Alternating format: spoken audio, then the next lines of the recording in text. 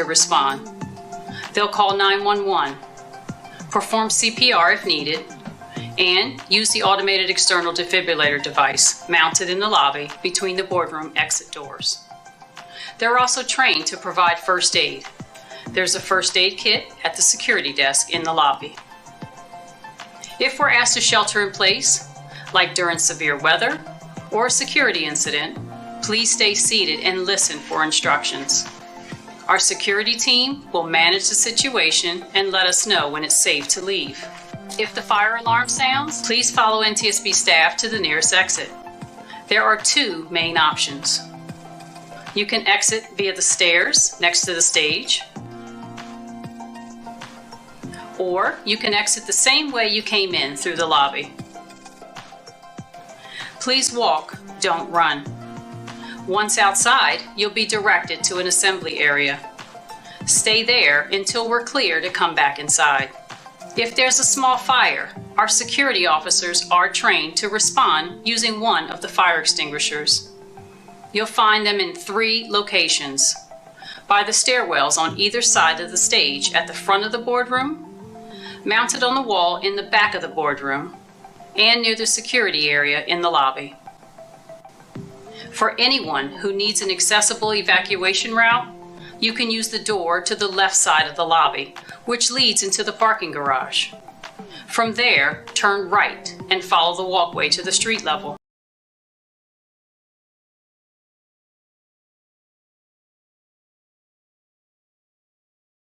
Thank you for helping us maintain a safe and secure space.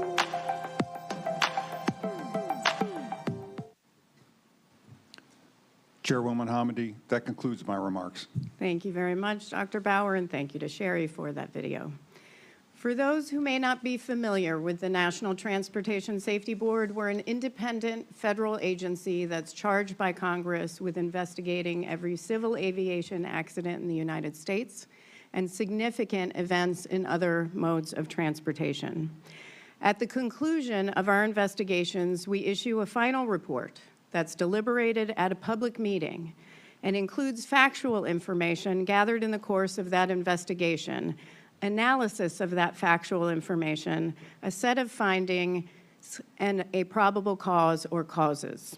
We also issue safety recommendations aimed at preventing recurrence of that accident or incident. The NTSB strives to identify and report accurately all relevant facts, conditions, and circumstances relating to each accident and incident we investigate. And when necessary, we hold investigative hearings. An investigative hearing allows the NTSB to gather sworn testimony from witnesses on issues identified by the investigative team for a specific event or systemic safety issues. Investigative hearings are fact-finding proceedings. The purpose is to receive testimony and evidence which may be of aid in determining the cause of an accident. This hearing is a critical part of our ongoing investigation of the fatal mid-air collision involving a Sikorsky UH-60 Lima operated by the U.S. Army under the call sign PAT-25. And PSA Airlines Flight 5342, a CRJ 700, that occurred over the Potomac River near Ronald Reagan Washington National Airport at about 8:48 p.m. Eastern Standard Time on January 29, 2025. As a result of that collision, the 2 pilots, 2 flight attendants, and 60 passengers aboard the airplane, and all 3 crew members aboard the helicopter were fatally injured. Both aircraft were destroyed by impact forces. I'd like to take a moment to address the families who lost loved ones in this tragedy. On behalf of the entire agency, we are so sorry for your loss. We wish we would have met you in different circumstances, but please know that we are working diligently to make sure we know what occurred, how it occurred, and to prevent it from ever happening again. On behalf of everyone at the NTSB, we also are providing a transportation disaster assistance team today to be here to provide support for each of you. Can our colleagues from TDA stand, just to make sure you know where they are in the audience? If you need anything, please don't hesitate to call upon them. I also want to thank the American Red Cross for being here. Volunteer mental health clinicians from the Red Cross will be here for the duration of this hearing to provide emotional support for anyone attending. Again, please know that your loved ones are why we fight so hard for safety. They are why we are meeting here today for this investigative hearing. Thank you. I do also want to commend each of you for your remarkable selflessness. In the wake of a tragedy, you have courageously spoken out and advocated for important reforms to save lives and improve aviation safety. I hope the information that we uncover during this hearing will support your efforts. Among those who perished on January 29th were 3 brave and highly respected soldiers who dedicated their lives to defending our nation. To their families, I say, you made their service possible. Alongside our condolences, please accept our enduring gratitude on behalf of a grateful nation. The contributions of military families like yours, through your love, your support, and your resilience, cannot be overstated.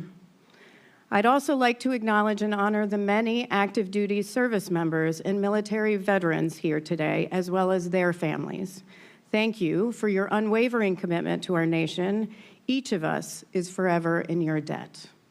I specifically want to thank Colonel Matthew Parker.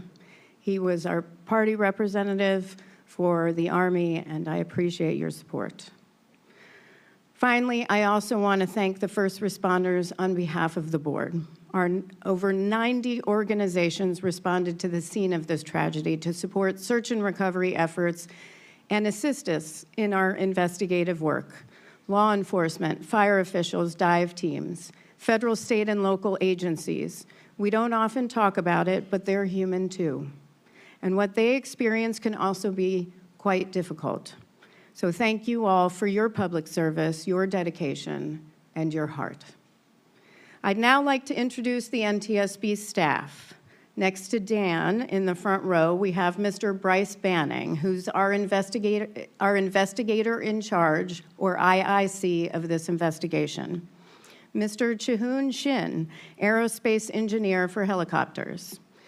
Ms. Marie Moeller, mechanical engineer for vehicle performance. Mr. Sean Payne, branch chief for vehicle recorders division. And Mr. Michael Portman, aerospace engineer, recorder specialist. In the middle row, we have Mr. Brian Soper, lead aviation accident investigator, air traffic control. We have Ms. Sarah Lewis, aviation accident investigator, air traffic control. Dr. Catherine Wilson, senior human performance investigator. Dr. William Bramble, national resource specialist, human performance. Captain Rocky Stone, aviation accident investigator, air carrier operations. And Captain Van McKinney, aerospace engineer, helicopters. In the back row, we have Mr. Brian Fuchs, materials engineer, who will operate the audio visuals. Mr. Anthony Lamb, transportation safety specialist, who will operate the timer. Dr. Jana Price, transportation safety specialist. Dr. Lauren Groff, chief data scientist. Mr. John Flynn, aerospace engineer, systems. And Mr. Tim LeBaron, director, Office of Aviation Safety. And behind me is Mr. Daniel Baranovsky, who will provide legal support. Now let's turn to the parties of the hearing. Thank you for all your cooperation with our investigation to date. Federal regulations guide how we designate parties to an NTSB investigative hearing. They are those persons and organizations whose participation in the hearing is deemed necessary in the public interest and whose special knowledge will contribute to the development of pertinent evidence. The parties to this hearing have been designated in accordance with these regulations and selected for their technical expertise in their respective fields. As I call the name of each party, I ask the designated spokesperson to identify themselves and then introduce others at their table. Please push the microphone button to talk and then push it again when finished. We'll start with the Airline Pilots Association. Good morning, and thank you, Madam Chair. I'm Captain Daniel Mullen, for the ALPA Party Coordinator and Spokesperson. With me today, Chris Heck, Captain Matt Gorshey, Shay Boehm, Captain Mike Palazzolo, and Captain Russell Page. Thank you. All right, thank you very much. And continuing in alphabetical order, Federal Aviation Administration. Thank you, Madam Chairwoman. I'm Todd Gentry with the manager of the FAA's Accident Investigation and Prevention Division. With me is my lead investigator and party coordinator, Patrick Lush. Beside him is our helicopter subject matter expert, Matt Rigsby, as well as our air certification helicopter expert, Andy Shaw, and my general counsel as well, Chris Stevenson. Great. National Air Traffic Controllers Association. Thank you, FAA. Good morning, Chairwoman. John Murdoch with the National Air Traffic Controllers Association, Safety Chair. To my right is Karina Marinas, ASI investigator, Natalie Moffett, NACA employee, Seth Myers, Air Safety investigator, Cher Oxenberg, voluntary reporting representative, and Sandy Fulmer, Eastern Service Safety Area representative. Thank you so much. PSA Airlines. Good morning. My name is Darren Hall. I'm the Vice President of Safety and Security and Development for PSA. On behalf of the entire PSA and American Airlines family, we continue to mourn the lives of our passengers and team members lost in the tragic accident involving Flight 5342. With me here at the table, Captain Lucas Bowden, PSA's Director of Flight Operations. Next to him is Chris Saylor, PSA Airlines Director of Safety and Regulatory Compliance. Next to him is Captain Grant Clow, PSA's Assistant Director of Flight Operations and Technical. And finally, our legal counsel, Ben Allen. Thank you. Thank you very much. Sikorsky. Morning, Chair Hamady. I'm Dave Blair, the Chief Pilot for Safety at Sikorsky Aircraft. And on behalf of Sikorsky Aircraft and all of Lockheed Martin, also want to express our sincere condolences to those affected by this tragedy. Behind me is Jill Browning, our Chief Air Safety Investigator. To my right is Paul Bowles, Counsel. And behind him is Kyle DeLong, our Director of Aviation Safety and Airworthiness for Sikorsky. Okay, and the U.S. Army. Thank you, Madam Chairwoman. First, I'd like to also provide my condolences to all the families of both aircraft involved in this accident as we get to the facts today. I'm joined here, I'm Brigadier General Matt Brayman. I'm the Director of Army Aviation. I'm joined here by my fellow colleagues, Colonel Matt Parker, who's the Army Party Coordinator, Colonel Kevin Easter, the Deputy Director of the Aviation Directorate, Colonel Noah Fontenez, our legal counsel. I've got Mr. Mike Osman, Technical Services from the Utility Helicopters Project Office, and Mr. Robert Braniff, also from the Utility Helicopters Project Office. Thank you so much, General Brayman. As a reminder, only the designated party spokesperson may question the witnesses on behalf of their respective organization. Parties are essential in helping us develop the facts around an investigation. We appreciate your valuable time and look forward to working with you further as the investigation proceeds. On behalf of the board, I'd like to thank the many witnesses testifying at this hearing in support of aviation safety. Witnesses will be questioned under oath. They will remain under oath until the conclusion of the hearing. We ask that all witnesses, and this is important, to be present for the entire hearing, all 3 days, unless you have coordinated in advance with the hearing officer, who will then coordinate with me, because you may be recalled later for further questioning on another panel. The witnesses have been selected based on their ability to provide the best available information on safety issues that are pertinent to this investigation. The witness list was reviewed by the parties to the hearing last week at the pre-hearing conference. In the interest of time, I'm not going to describe the witnesses' credentials. Instead, we have pre-qualified each witness by documenting their qualifications in writing. You may review each witness's biographical information in the public docket, which opened at 9 a.m. this morning. You can find that at ntsb.gov. I'd now like to provide a general overview of the hearing. You may wish to refer to the hearing agenda for more details.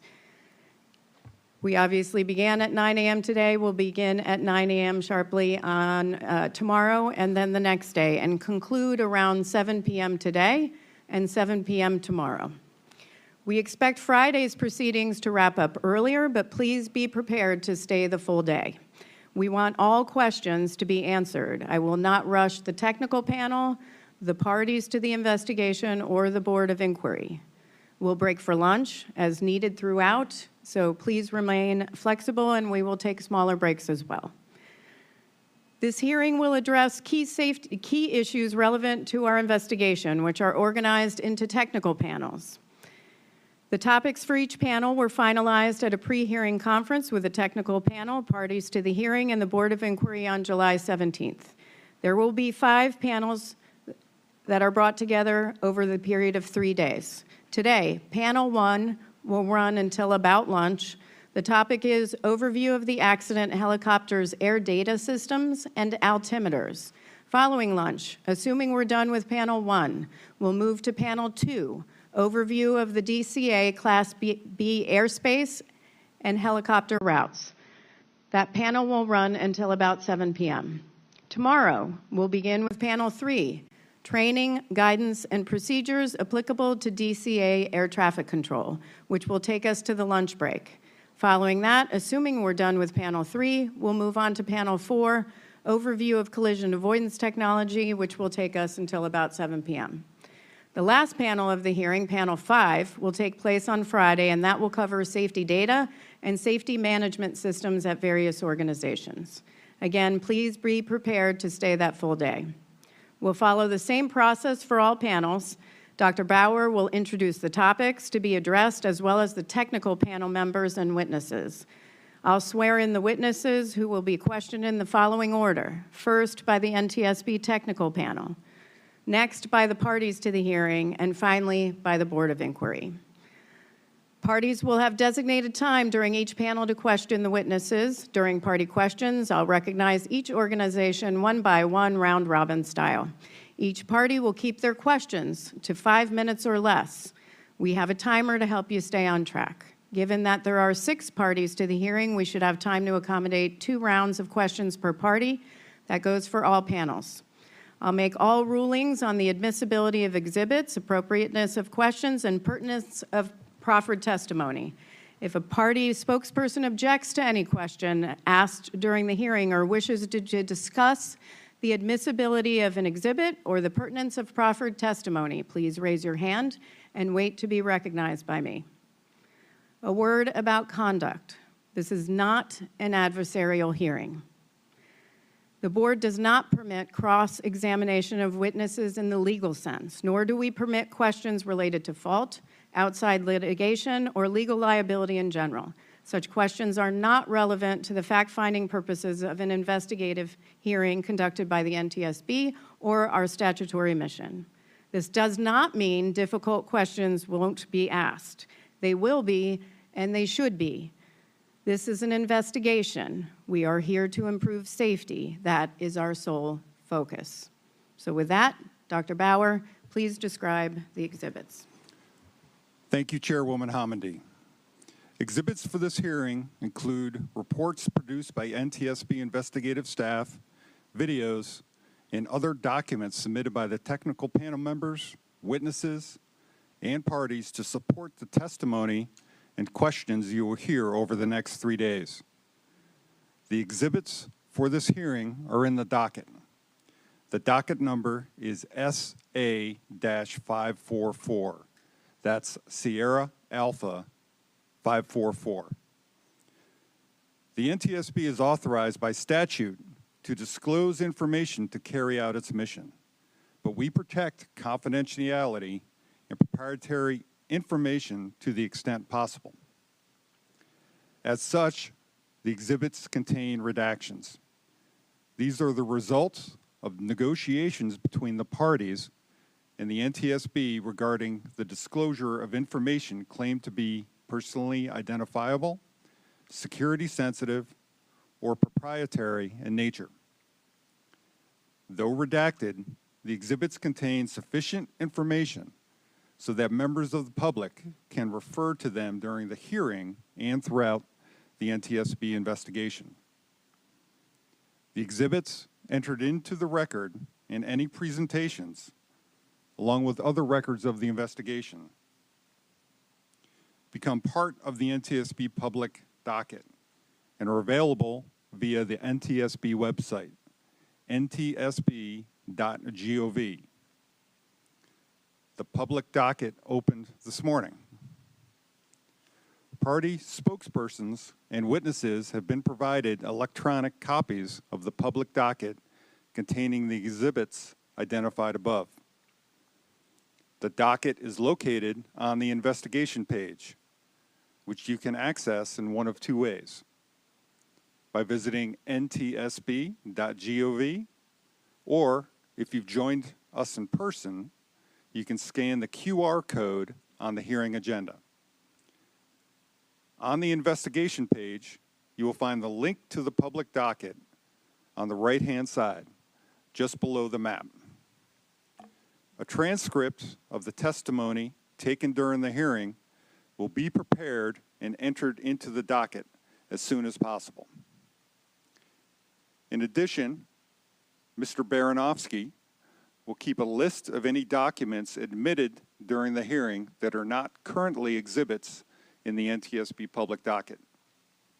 These documents will be submitted after the hearing and entered into the docket. As a reminder, if a party to the hearing has a new exhibit to propose in accordance with 49 CFR section 845.9, it will not be admitted unless the chairwoman determines that a good cause has been shown. While parties do not participate in the analysis of evidence, parties can submit written comments for our consideration. This is where parties can state their views for the record, such as the potential conclusions that may be drawn. We strongly encourage the parties to submit written comments, which are beneficial to our analysis. Our regulations provide two separate opportunities to do so. First, parties may submit comments on the hearing. Per 49 CFR section 845.13, following the investigative hearing, any party to the hearing may submit proposed findings to be drawn from the testimony and exhibits, a probable cause, and proposed safety recommendations designed to prevent future accidents or incidents.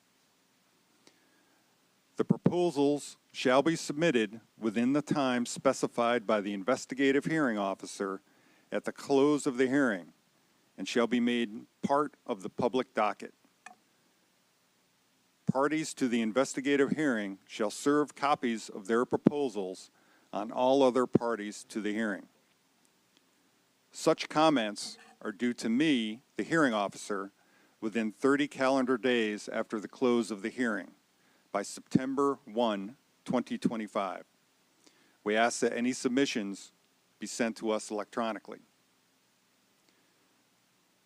The second opportunity to submit comments is through the traditional party submission process outlined in 49 CFR section 831.14. Any party to the investigation may submit to the NTSB written proposed findings to be drawn from the evidence produced during the course of the investigation, a probable cause, and/or proposed safety recommendations designed to prevent future accidents. A due date for this submission will be provided by the investigator in charge at a later time. Parties may avail themselves of one, both, or neither of these opportunities. If you do send comments at any point, they will be included in the public docket. As mentioned, we will consider party comments during the analysis phase of the investigation and in the preparation of the final report. Chairwoman Hamady, That concludes my remarks. Thank you. And just to reiterate, those comments for the hearing due 30 days from the close of this hearing, September 1st, 2025, by September 1st. Thank you so much, Dr. Bauer, for going through that. And I'm now going to turn it over to Bryce Banning, our investigator in charge, to provide an overview of the accident. Morning, Chairwoman Hamady and members Inman and Graham. I'll begin my presentation with an animation. The animation is about 11 minutes long and will cover a summary of the event, depict the flight tracks of the accident, aircraft, and show air traffic control communications as well as helicopter intercockpit communications. There will also be audio associated with the communications mentioned.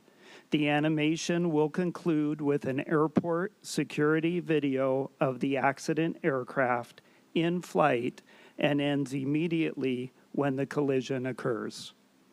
Events after the collision are not represented in the video. We realize that some attendees and remote viewers may find this animation and security video difficult to view and hear. We would like to take a moment to allow those currently in the boardroom to leave for the duration of the video, or turn away from your screens if viewing remotely. We will inform you when the animation and video are finished playing.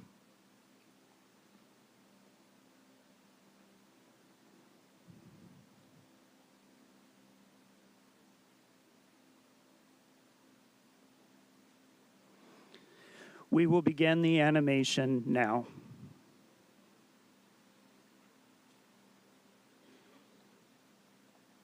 On January 29th, 2025, about 8:48 p.m. Eastern Standard Time, a Sikorsky UH-60 Lima helicopter operated by the United States Army and a PSA Airlines CRJ-700 collided in flight approximately 1/2 mile southeast of Ronald Reagan Washington National Airport, or DCA.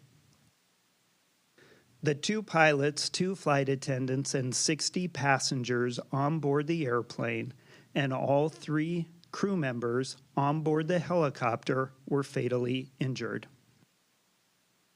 The military helicopter flight originated from Davison Army Airfield, Fort Belvoir, Virginia.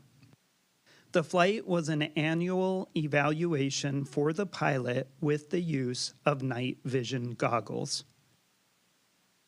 The airplane was operated by PSA Airlines, doing business as American Airlines Flight 5342, a scheduled domestic passenger flight under Title 14 of the Code of Federal Regulations, Part 121, from Wichita, Kansas to Washington, D.C.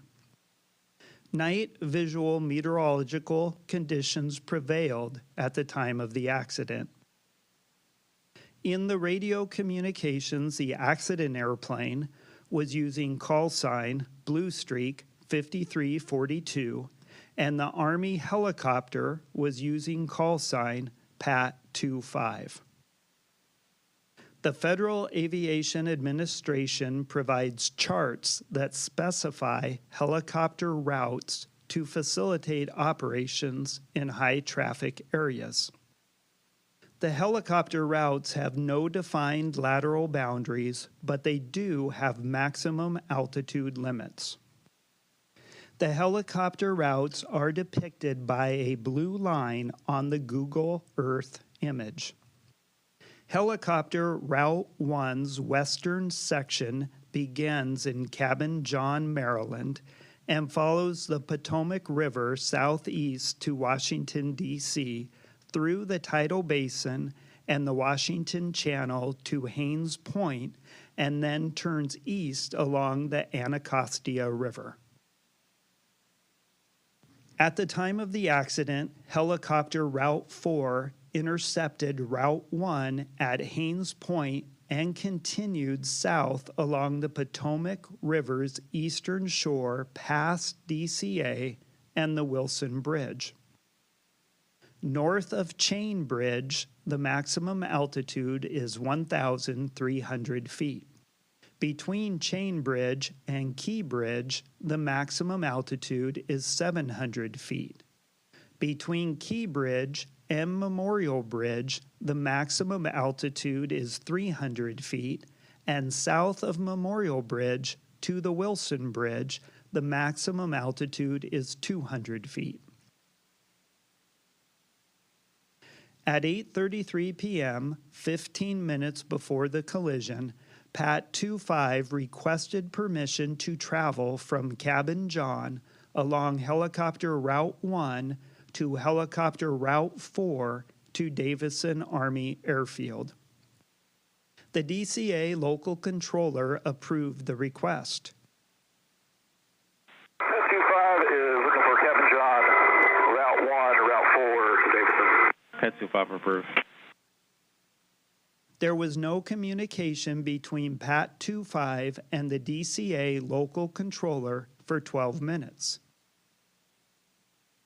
At 8:39 p.m., 9 minutes before the collision, Flight 5342 was cleared for the Mount Vernon Visual Runway 1 approach to DCA by Potomac Terminal Radar Approach Control.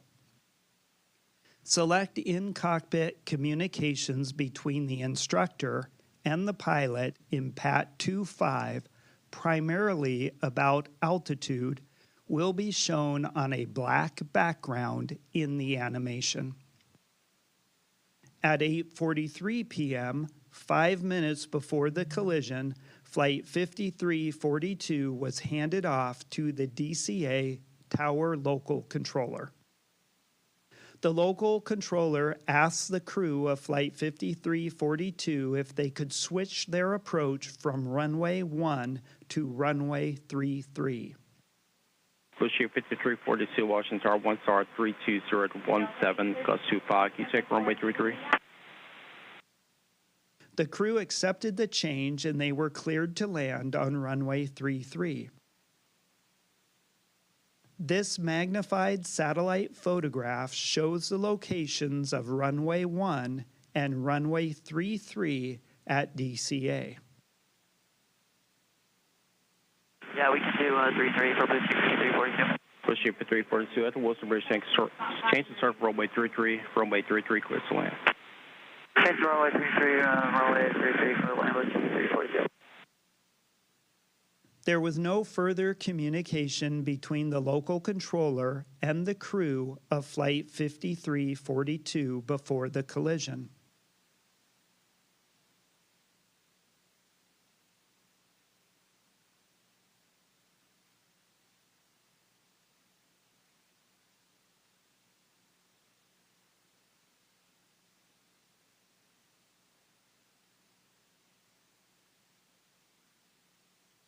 The following animation shows the positions and altitudes of the accident aircraft for the final 3 minutes before the collision. An altitude profile view of the two accident aircraft is also displayed. Audio of the air traffic control communications will be played during the animation. The local controller was operating on 2 channels. While all aircraft could hear the local controller, helicopter crews could only hear radio transmissions from other helicopters, and airplane crews could only hear transmissions from other airplanes. Only communications between the local controller and Pat 25 will be shown in text on the screen. The controller twice advised the crew of Pat 25 about the conflicting traffic on approach and circling to land for runway 33. Both times the crew of Pat 25 reported that they had the traffic in sight and requested to maintain visual separation. The controller approved the request both times. Pad 25, traffic just south of Wilson Bridge to CRJ at 1,200 feet, circle runway 33. This separation approved. American 1630 Tower, runway 1, lot 4, traffic throughout circle runway 33, this traffic on 6 mile funnel. Flight up runway 1, American 1630. Tower muscle 7, approaching Springfield, requesting route 3. Runway 1. Most 7, stand by. Wish you 5307. Keep rolling out to November, ground 47. Good day. November 307.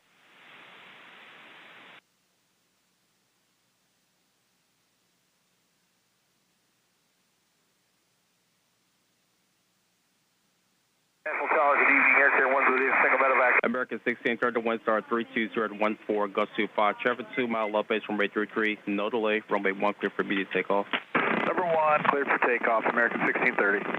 Muscle 7 0 request. And Muscle 7 request route 3 to zone 6. Most 7, you said route 3 to zone 6. Muscle 7 approved.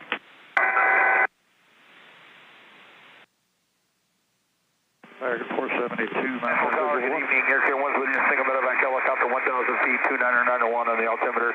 Requesting zone 6 for Fairfax. Medevac Air Carrier 1 Washington Tower, National Altimeter 29900. Approved through Washington class, Robert Space Portland, Sheridan, Fairfax. 29900 for Air Carrier 1, copy. Pad 25, get the CRJ in sight. Pad 25, pass behind the CRJ. This club has a aircraft inside precision separation. This separation.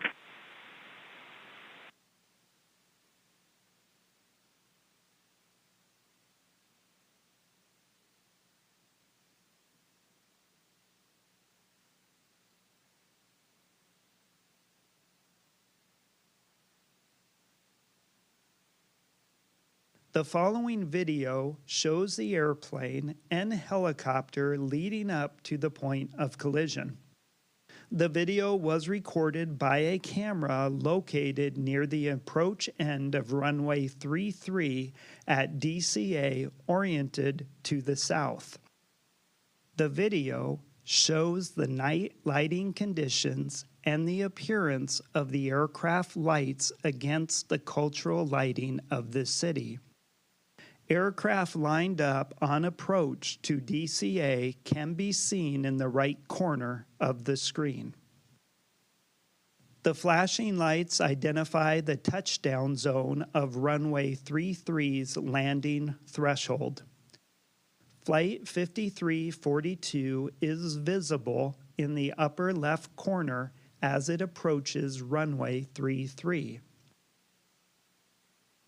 Pat 25 appears from the left side of the screen, moving to the right as the two aircraft cross flight paths. This concludes the animation. Thank you, Mr. Banning. We're going to turn to the first panel. So, Dr. Bauer, will you please provide an overview of the panel topics and introduce the technical panel and the witnesses? Chairwoman Hamady, the first panel is overview of the accident helicopters, air data systems, and altimeters. The panels will address helicopter static pressure and pressure altimeter systems, static system error and instrument error of the altimeter, total error effects on the accuracy of barometric altitude, military and civilian design requirements for helicopter air data systems and altimeters, design challenges for helicopter air data systems and altimeters, helicopter altimeter accuracy, standards, checks, and verification, and how accuracy of parametric data is verified and maintained for both civil and military flight data recorders. The NTSB technical panel, starting on my right, is composed of Mr. Chihoon Shin, aerospace engineer, helicopters; Ms. Marie Moeller, mechanical engineer, vehicle performance; Mr. Sean Payne, branch chief, vehicle recorder division; and Mr. Michael Portman, aerospace engineer, recorder specialist. Witnesses for panel 1 are composed of the following individuals, starting from my left, nearest the board members.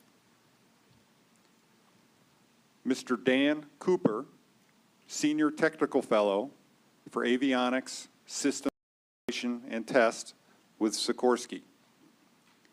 Mr. Lance Gant, Chief Scientist and Technical Advisor for Rotorcraft with the Federal Aviation Administration.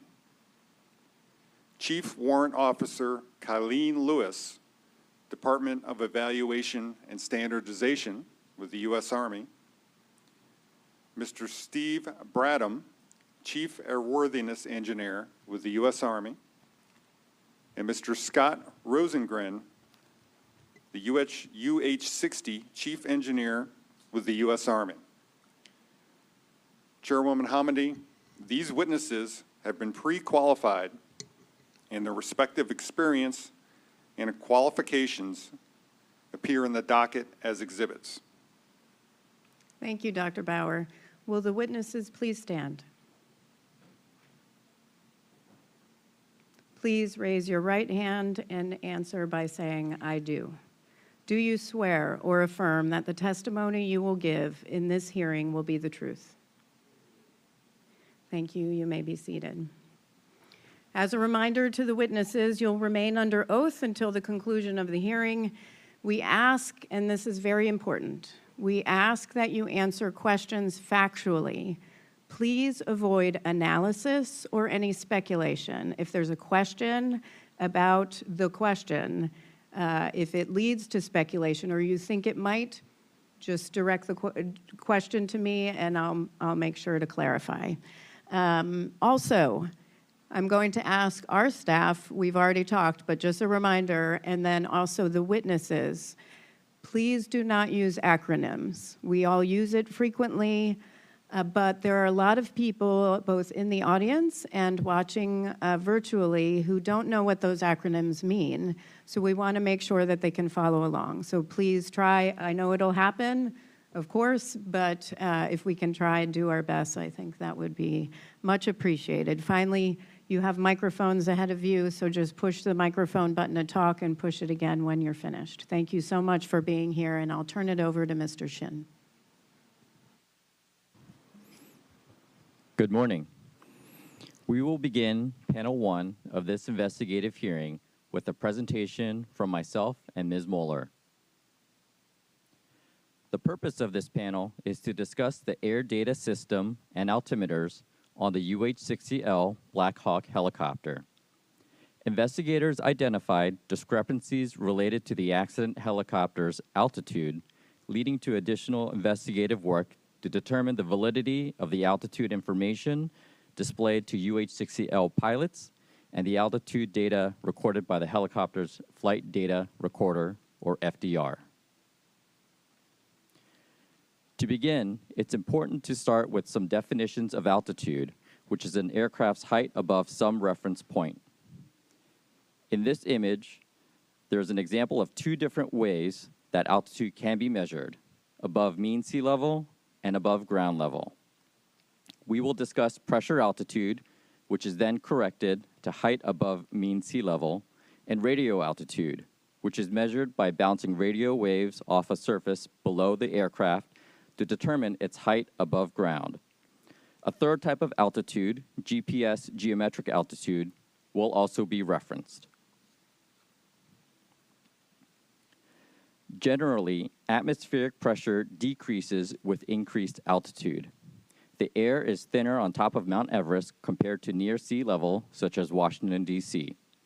The International Standard Atmosphere Model, or ISA model, defines an altitude for a baseline pressure of 29.92 inches of mercury at sea level. If you measure the static air pressure around an aircraft, it can be compared to the ISA model to determine how high the aircraft is. However, as you know from weather forecasts, atmospheric pressure can change, so a correction factor for local atmospheric conditions is needed to be applied to more accurately determine an aircraft's height above sea level. A barometric altimeter is essentially a barometer that measures static air pressure and displays an altitude in feet.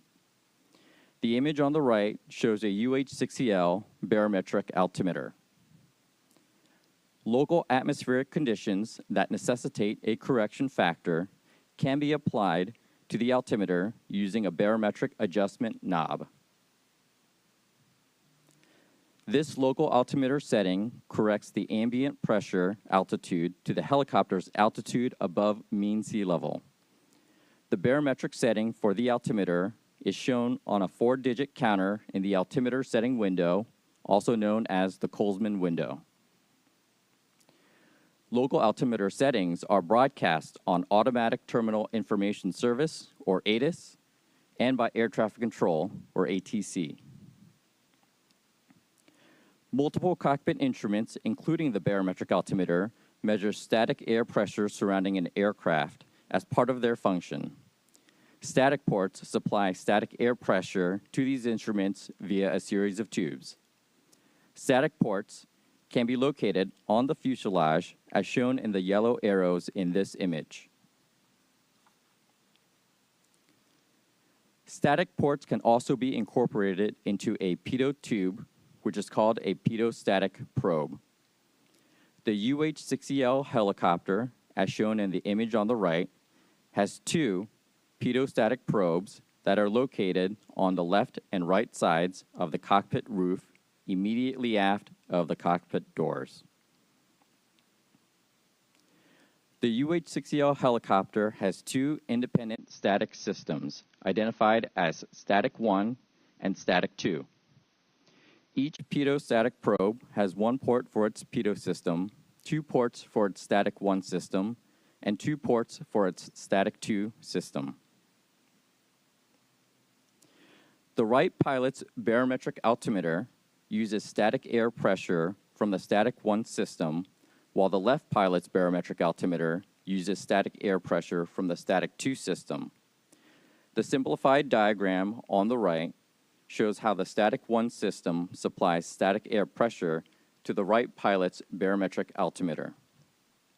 An air data transducer also uses static air pressure supplied by the Static 1 system. Outputs from the air data transducer are used by multiple helicopter systems. One of these systems is the remote data concentrator, which receives uncorrected pressure altitude data and supplies that data to the Integrated Vehicle Health Monitoring System, or IVHMS, which includes the Helicopter Flight Data Recorder, or FDR. Next, Ms. Moeller will discuss the pressure altitude data from the Black Hawk's FDR that was analyzed for this investigation. With that explanation of pressure altitude and barometric altimeters, I'm now going to discuss the altitudes recorded by the accident helicopter. This plot shows the FDR recorded pressure altitude in blue for a portion of the flight. The blue dotted line is the pressure altitude corrected for the local altimeter setting. The red line is what we determined to be the actual height above sea level of the helicopter based on radio altitude and terrain, which will be discussed further in the next slide. The Army crew was trained to fly the helicopter routes around DCA using the barometric altimeter. The triangles show 3 pilot altitude callouts recorded on the CVR during this portion of flight. Altitude callouts showed a possible lower than actual altitude understanding by the crew. To explain how we determined the helicopter's actual height above sea level, I'm going to start by walking through the altitudes recorded by the accident airplane. The CRJ recorded 3 types of altitude measurements: pressure, radio, and geometric. As discussed at the beginning of the presentation, radio altitude is measured by bouncing radio waves off the terrain below an aircraft, and geometric altitude is determined by GPS satellite triangulation. These three types of altitude are shown in this plot as recorded. Like pressure altitude, radio and geometric altitudes must be corrected for local effects. When these three independently measured altitudes were corrected for local conditions, they showed good agreement by being within 10 to 20 feet of each other, confirming they were reliable measurements of the airplane's height above sea level. After some additional checks at known ground locations, the CRJ's altitude was considered well validated.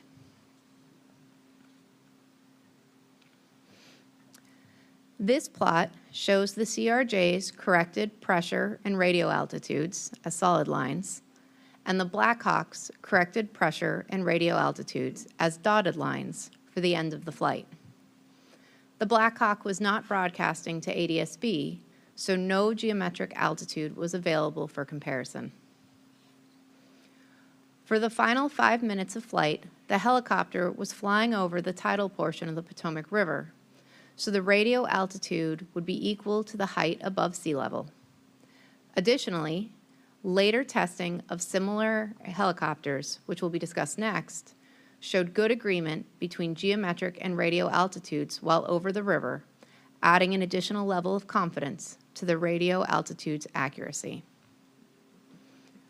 While the radio altitudes of the CRJ and the helicopter, which are shown as red lines, were within 10 feet at the approximate time of impact, the helicopter corrected pressure altitude was 100 feet lower than the CRJ's corrected pressure altitude.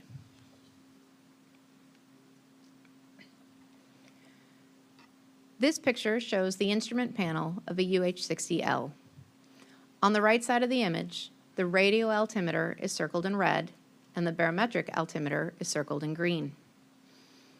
The discrepancies between the radio and pressure altitudes recorded on the accident flight data recorder and questions about what altitude was displayed to the crew based on their altitude callouts led to a series of altimeter tests. 3 UH-60L helicopters from the same battalion as the accident aircraft flew a formation flight where the right seat pilots wore cameras to record the instrument panel. After the flight, the data recorders for each helicopter were downloaded for comparison to the in-cockpit instrumentation videos. This led the lead helicopter was broadcasting to ADSB, so geometric altitude for that aircraft was also recorded. The altimeter testing found that on the ground, before the engines were started, the barometric altimeters of all 3 helicopters were within 20 to 45 feet of the field elevation, which would be considered within tolerance. Once the main rotor was producing enough lift to hover, the barometric altimeter readings dropped significantly and were lower than the helicopter's actual on-the-ground elevation or hover altitude. Notably, the barometric altimeters continued to be 80 to 130 feet lower than the helicopter's determined altitude above sea level when flying at speed over the tidal portion of the Potomac River later in the test. Additionally, the corrected pressure altitude recorded on the data recorders did not match the video captured barometric altimeter readings on the ground for any helicopter, but did show good agreement when flying over the Potomac for 2 of the helicopters. The results of the flight test led to on-ground tests of the pitot-static systems for each helicopter. For these checks, the pitot-static probes are connected to a test rig that simulates set altitudes by increasing or decreasing the pressure the probes see. The altimeters on 2 of the test helicopters performed well. On the 3rd helicopter, the altimeters still performed within or near the tolerance, but were less accurate. So, while the altimeters showed an 80 to 130 foot differences in flight, they were within 20 to 55 feet under a controlled test environment.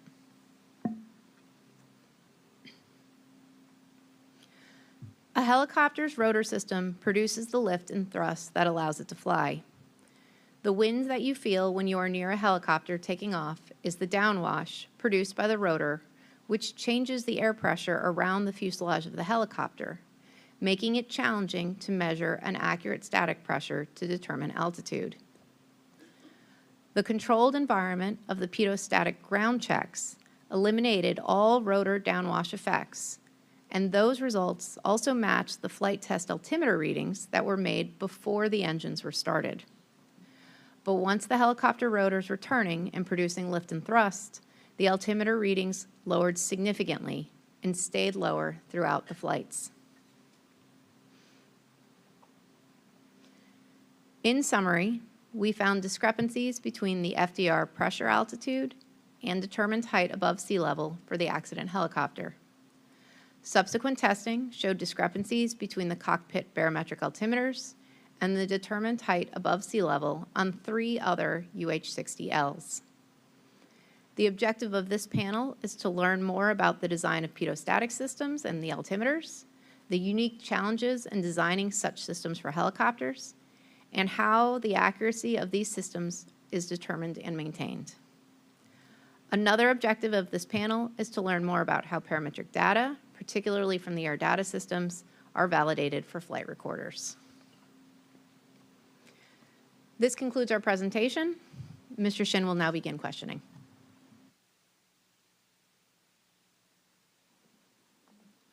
For the witnesses for this panel, we'll ask our questions in 3 distinct topic areas: air data system design, pilot operational considerations with the barometric altimeter, and air data accuracy for flight recorders. So we'll start with air data system design. Mr. Cooper, can you please describe some of the engineering considerations on the placement of static ports on a helicopter?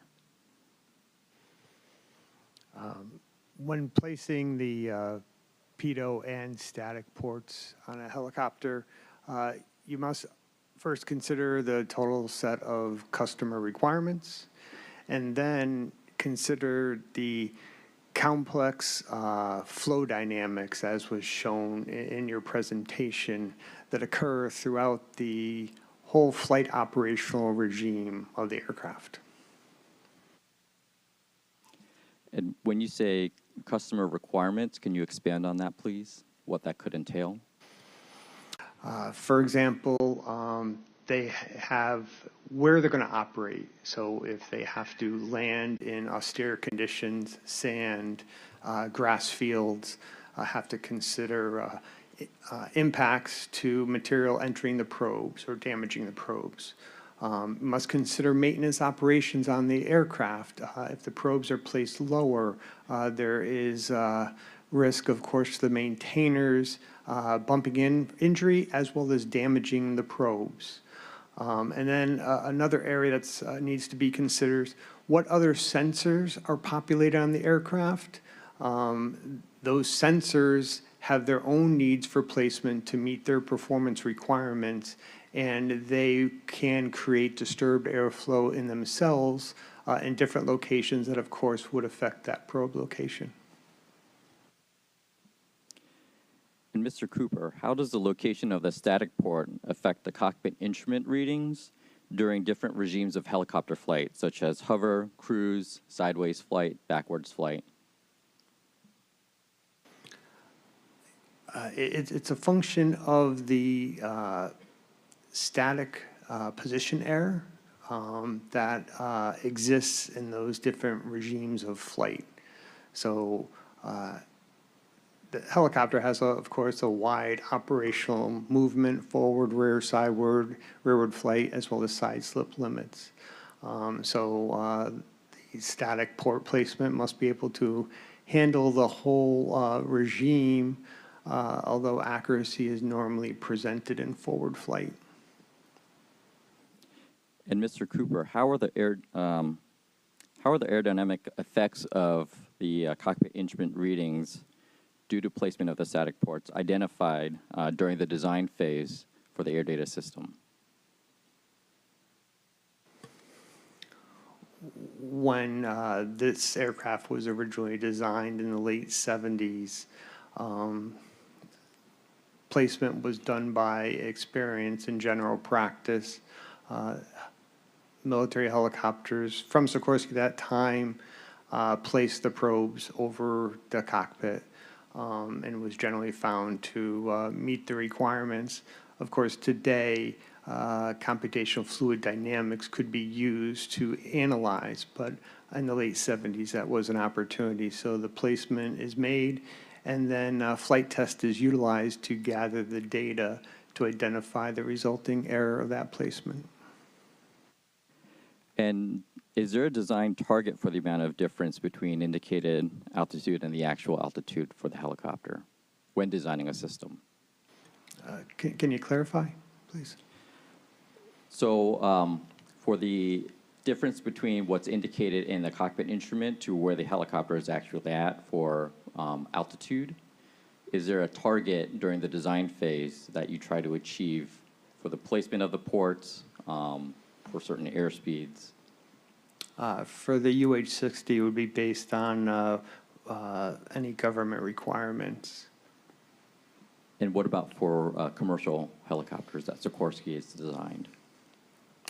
Again, it depends on the category it's being certified. FAR 291325, provides guidance for static position error, as well as it provides wording that you must use a certified altimeter.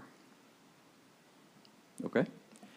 And with the complex flow environments that we've identified that are present with helicopters in designing these systems, can you please describe some of the mitigation strategies that may be used to account for these aerodynamic effects that you see in the indicated altitude? For the Black Hawk, at the time it was designed and with the government requirements that were provided, really probe geometry, placement, its installation angles is the primary tool. The UH-60 government requirements specified a specific altimeter to utilize. So that would not make the altimeter indication system an option to address any corrections. Present day, of course, with advanced equipment, air data computers give you more of an option. But again, 1970s, late 70s, that was not available, and the government requirements specifically called out the altimeter to be used, and it was provided as government furnished material property. And Mr. Bradham, how would the Army evaluate mitigation strategies developed by a manufacturer? Yeah, so typically in flight test, but if I could just back up for 1 second and just to clarify, so for a pedostatic system, we talk about instrument error, which is the actual calibration error in the physical altimeter itself, and that's what you're checking when you check on the ground without the rotors turning.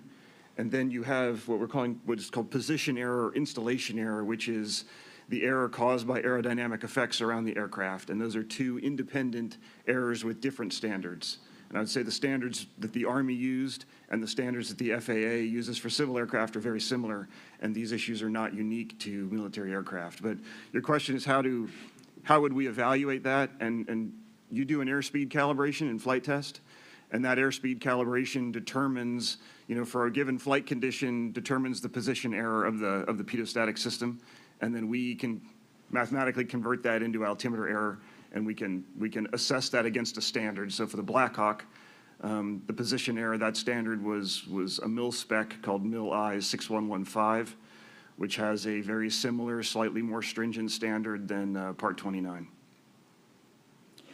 And if a helicopter did not meet that military standard, would there be a required redesign, or would there be a correction factor that gets applied that pilots have to utilize? This question is to Mr. Bradham. Yes, I think that would depend very much on the specific circumstances. There were looking back through the historical documents, there were cases where there were small out of spec issues, one knot over a standard in one place, and the decision is made, by the government and the contractor that there's no further action required there. They can provide a correction to the operator when that's necessary, but again, I think it would depend on the particular flight condition and the particular size of and the effect of the noncompliance.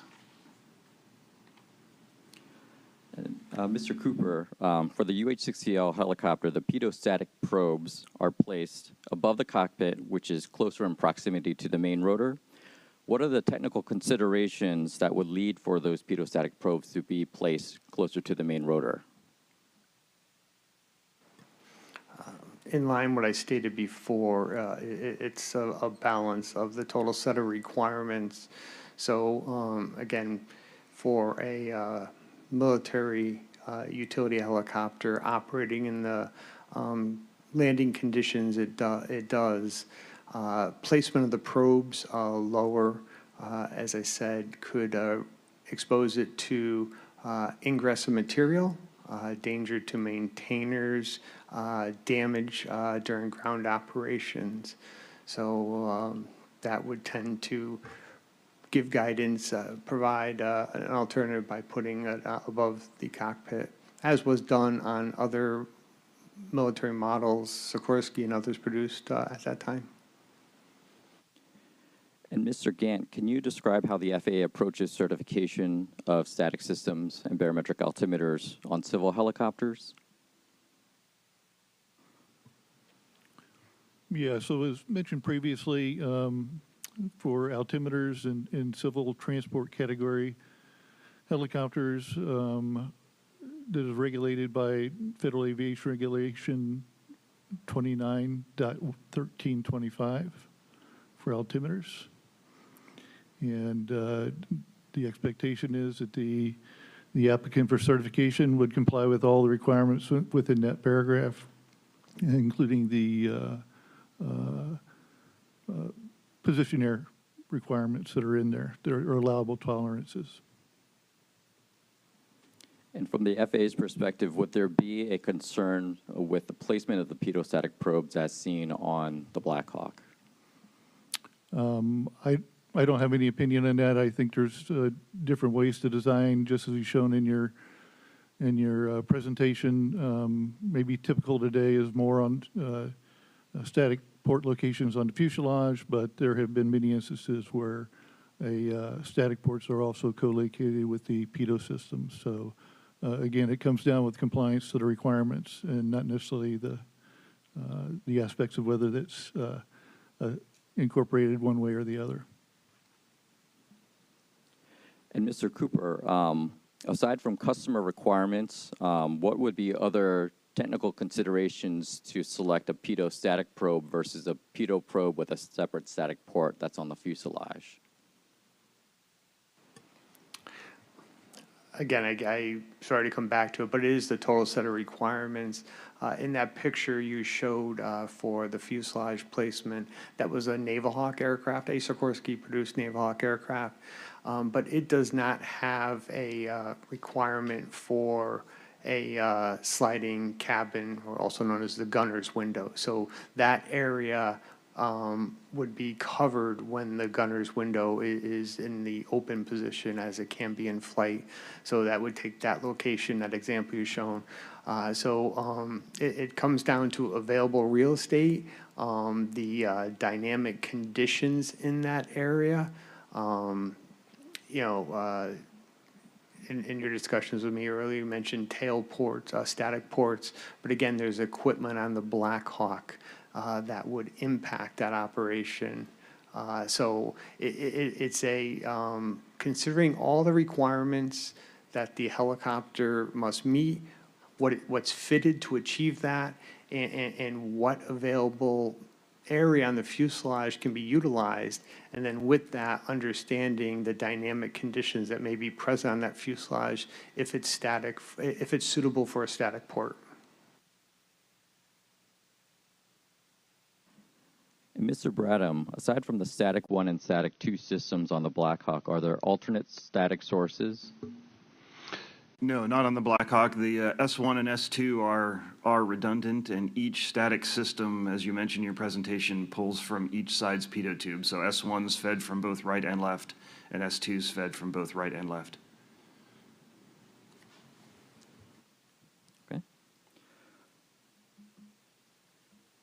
Can you please, Mr. Cooper, this question's for you. Can you please describe the types of errors that can add up to ultimately affect the indicated altitude on the barometric altimeter? As was stated by the other gentleman, there's two prime areas. One of them has several contributions, but there's the static source error, and then there is the instrument error. The instrument error for this altimeter has several factors that builds up to its estimated error. Instrument error, consider a tolerance. There's a plus and minus. So when you come up with that error, there could be in the plus direction or the minus. Static source error, which is identified, the resulting is identified during flight test. It's usually a number as a function of airspeed, and it is not constant, but I would not call it tolerance. There's not a plus or minus. There is a number that's identified during flight test as a function of airspeed. And Mr. Bradham, from the airworthiness perspective, how are the stack up of these errors managed by the Army? So for the, from an airworthiness perspective, right, we have standards for each of the individual errors as they occur. So instrument error, so for the altimeter itself was handled for the Black Hawk by mil spec. It was a mil spec, it was 81852 and 81851, and that lays out a number of individual tests under specific conditions for a number of specific errors. So for example, inside the altimeter, there's two separate calibration tests, one for the Colesman window gearing and one for the expanding aneroid capsules. And there's different standards for those, and those are independent errors. So we don't have a standard to roll all that together. We do it by each individual error that occurs to make sure it meets tolerance. And I believe that's how it's done, not just in the Army. But then you have position error, and as I said, that's a mil spec 6115 alpha, which has a standard for that. So and then, yeah, so that's how we manage it. Each one of the errors has its own tolerance defined. And there's corresponding civil standards. The FAA has a TSO, a technical standard order, that defines altimeter instrument error, and FAR Part 29 talks about altimeter position error, same as the mil specs used to.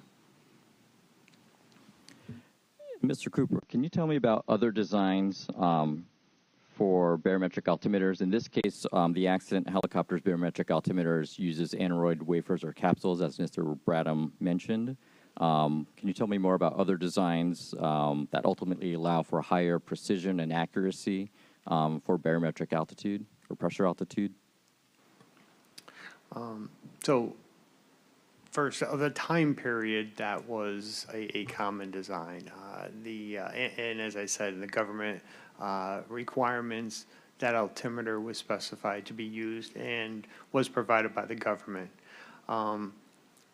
As time has gone on, and certainly current day, air data computers became available, which provided they did not have the mechanical wafers, the mechanical indicating dial. They did not have the mechanical correction for the Colesman window. So those errors could come out. So the implementation of air data computer, which requires a different display medium, allows you to achieve a lower error at the instrument error analogy.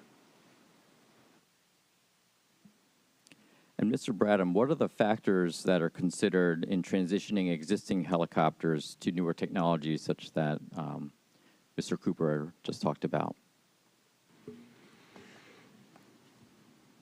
From an airworthiness perspective, we're just looking to see if it meets all the standard requirements. I would say that, the Army and DoD, we've moved away from the very prescriptive mil specs, and we use commercial standards more typically going forward.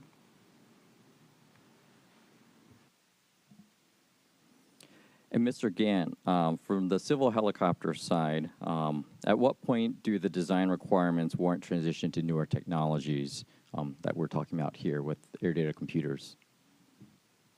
Well, we don't prescribe when a new technology has to be introduced unless it's one that we think would improve safety to the extent that we would go through the whole process of rulemaking to make that technology available, or a requirement, excuse me, in the federal regulations. And Mr. Gant, would changing operational requirements in the national airspace key into that decision of whether rulemaking is needed to require newer technologies? I would say it could factor into that.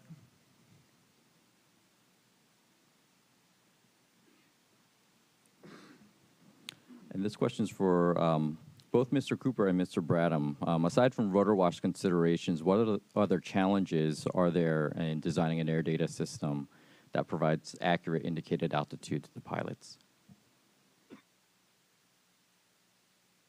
I go from my perspective, the main issue is low speed operation, right? And that's the influence of the rotor wake, which is what you talked about, right? It's why you see, when an aircraft picks up to a hover, why you see the altimeter decrease, right? It's the rotor wake coming down on the static system, and that's at low speeds, common to helicopters, that can be an issue. It's why the Black Hawk pressure instruments, really below 40 knots aren't used. So I think that's the primary issue, but the configuration of the aircraft can affect the static position error. Yeah, for low speed, it is obviously the rotor wash, but at more forward speeds, that rotor wash is not impinging on the probe, so that is not a factor at the higher speeds.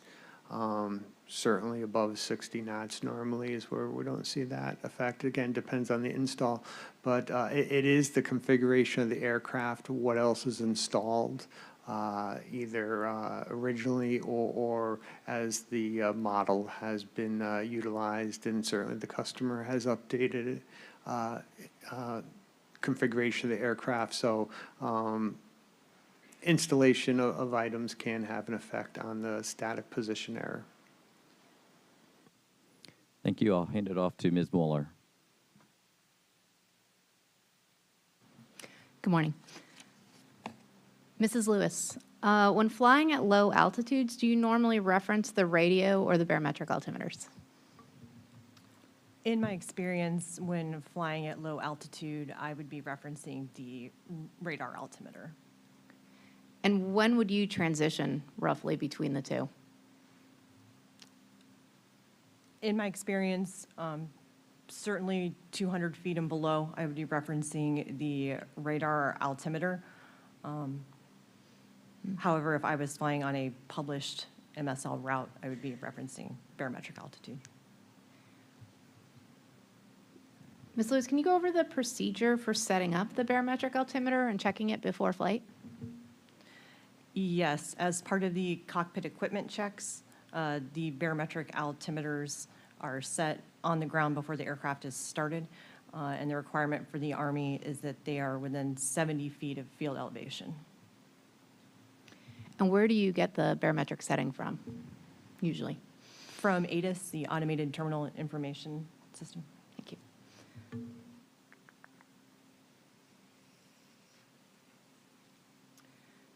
Mrs. Lewis, what reason might you flag your barometric altimeter as being inaccurate?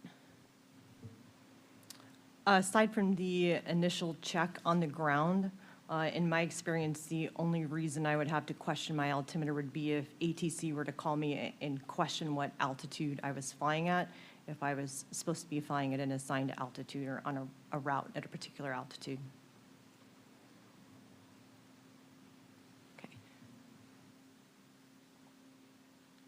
So moving gears a little, Ms. Lewis, what other helicopters have you flown? I have flown the Alpha, Lima, Mike, and Victor versions of the Black Hawk, and those are the only helicopters that I have flown. Okay, thank you.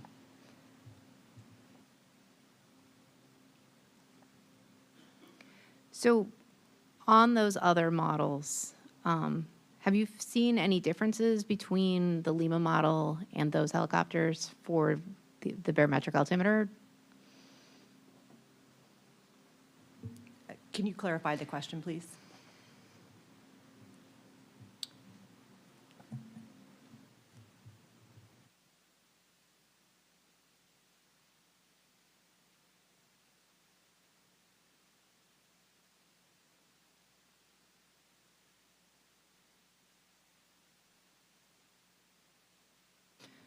Okay, so when you're at hover in that flight regime, have you seen between like the Alpha to the Victor and the Limas different, like do they feel different? Like what is being displayed on the barometric altimeter?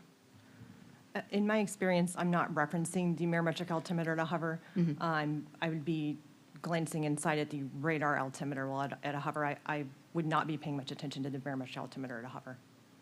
Okay, thank you.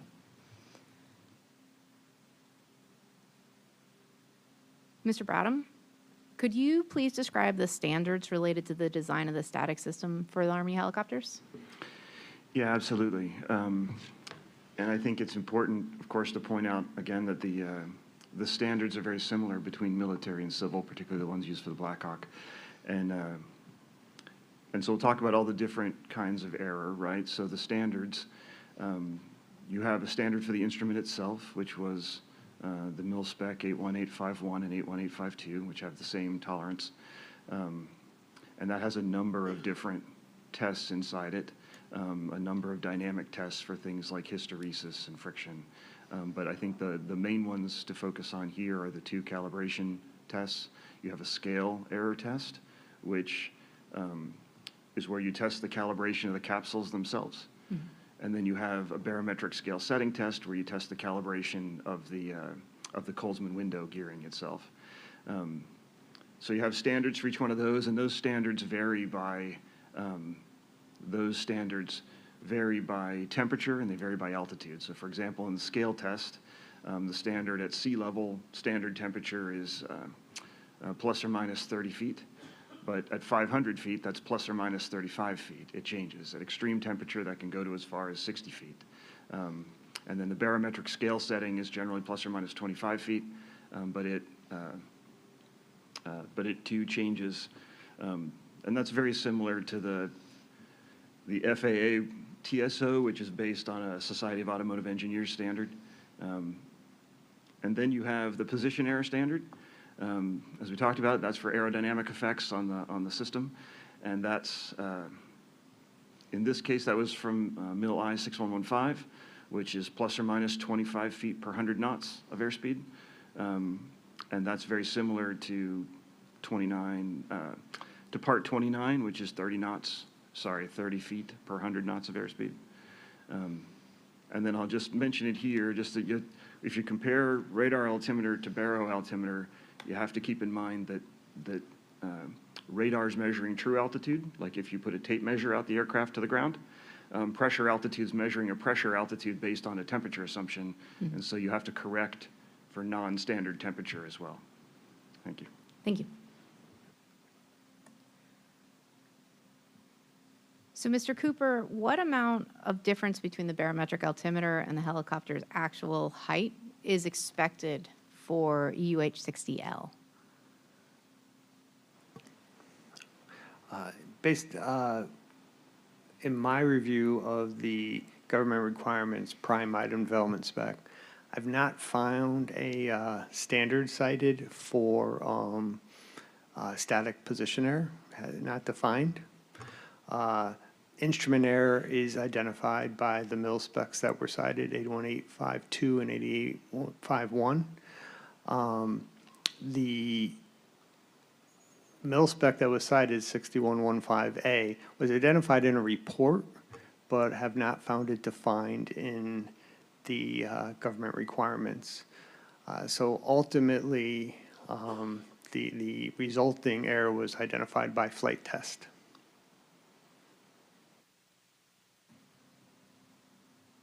So those identified by flight tests, and we've kind of already talked about this a little bit, but the error changes at different regimes and different flight regimes.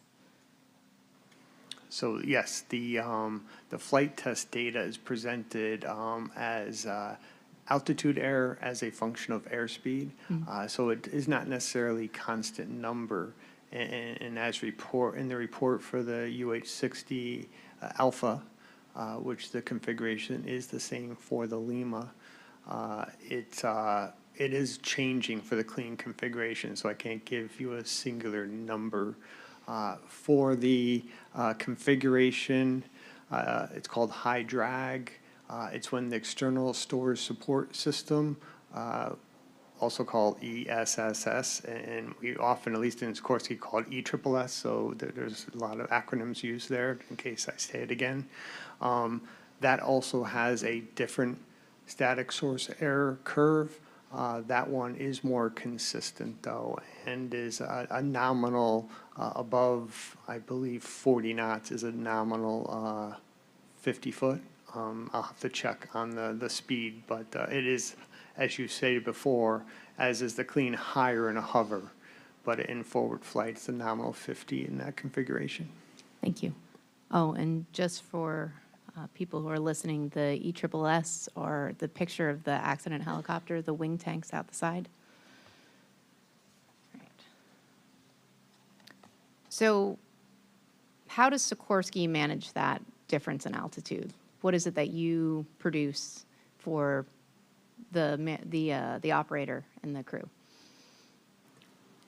So the flight manual is approved by the Army. Its content is that which is approved by the Army. In the report of the test I cited, in that document, it recommended that the curves for the altitude position error for the clean, as well as the high drag external storage support system, be included in the flight manual, but it ultimately was not included in the approved version. Thank you.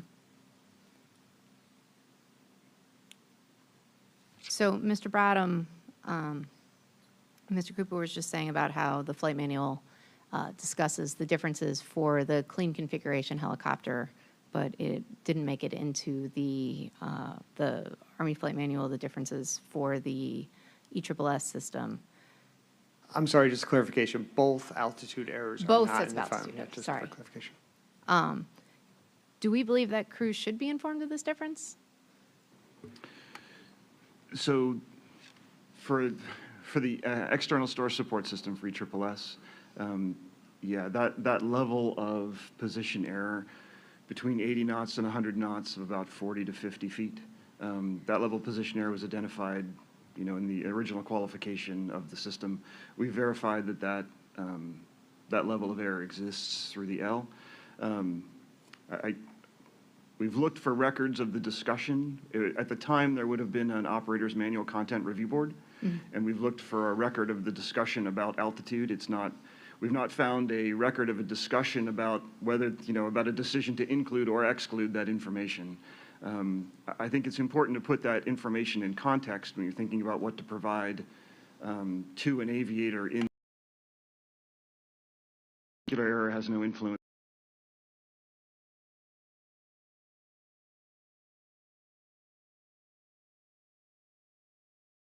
Spec, and you know, in my experience, typical aircraft separation distances are 500 feet or more. So it would be, I'd be speculating if I went to the reason of why put that in record.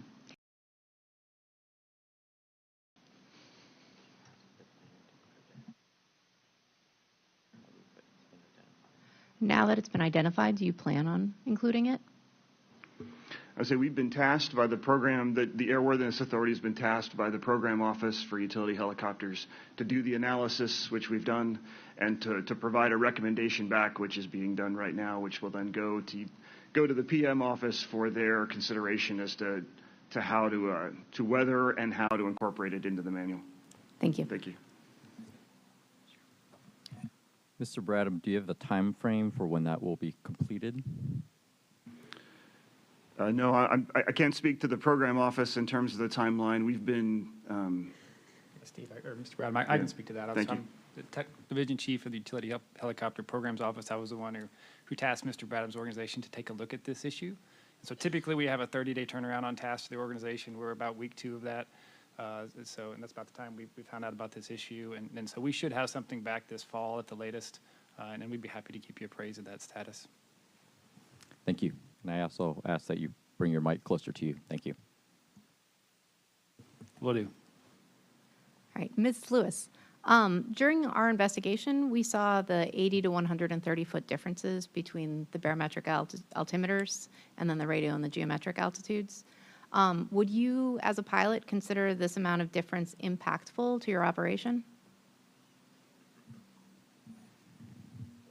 In my experience, a difference in 80 feet or so between the radar altitude and the barometric altitude would not be cause for alarm. Generally, I'm relying more heavily on one altitude instrument versus the other, depending on what I'm doing and what altitude I'm at. So I'm generally not looking at both and trying to figure out the difference between the two, depending on what I'm doing on that particular flight.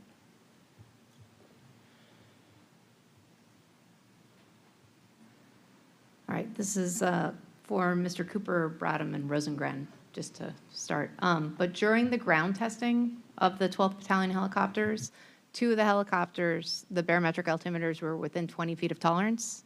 But once we were in forward flight, 100 with 100 knots of forward speed, the barometric altimeters showed errors of 80 to 130 feet. What types of errors do you believe could contribute to this 80 to 130 foot discrepancy? Yeah, I'll start with that one, please. So when you think about all the different errors that could contribute to that, one, you have to make sure the Colesman window is clearly set correctly, and that the Colesman window actually reflects the right barometric pressure. So the flight tests you're referring to are the ones on the 15th of May, that 1 unit flight. So backing up, it's important to point out that that's really an anecdotal event. It doesn't use the standard flight test methods that the military and the FAA would use in order to characterize a pedostatic system. So there's not an independent truth measurement of barometric pressure and some of the other things that we would use here. But so in terms of the errors, one is the Colesman window. Then you have the instrument error, which is what you saw on the ground. All 3 of those aircraft were registering altimeter low on the ground, but within spec, right, for the instrument error. Then you have the position error. So 2 of the aircraft were clean, and 1 of the aircraft was ESSS. So the clean aircraft at 100 knots, you're looking at about roughly 7 feet altimeter low and position error. For the ESSS aircraft, about 50 feet position altimeter low for position error. And then you also have to correct for non-standard temperature, because you're trying to compare radar altimeter to barometric altimeter. And so that wasn't a factor for the accident aircraft because the conditions were close to standard and you were low altitude. But on the 15th of May, those flights, you were flying at about 1,000 feet and about 9 degrees hotter than standard based on the aircraft OAT.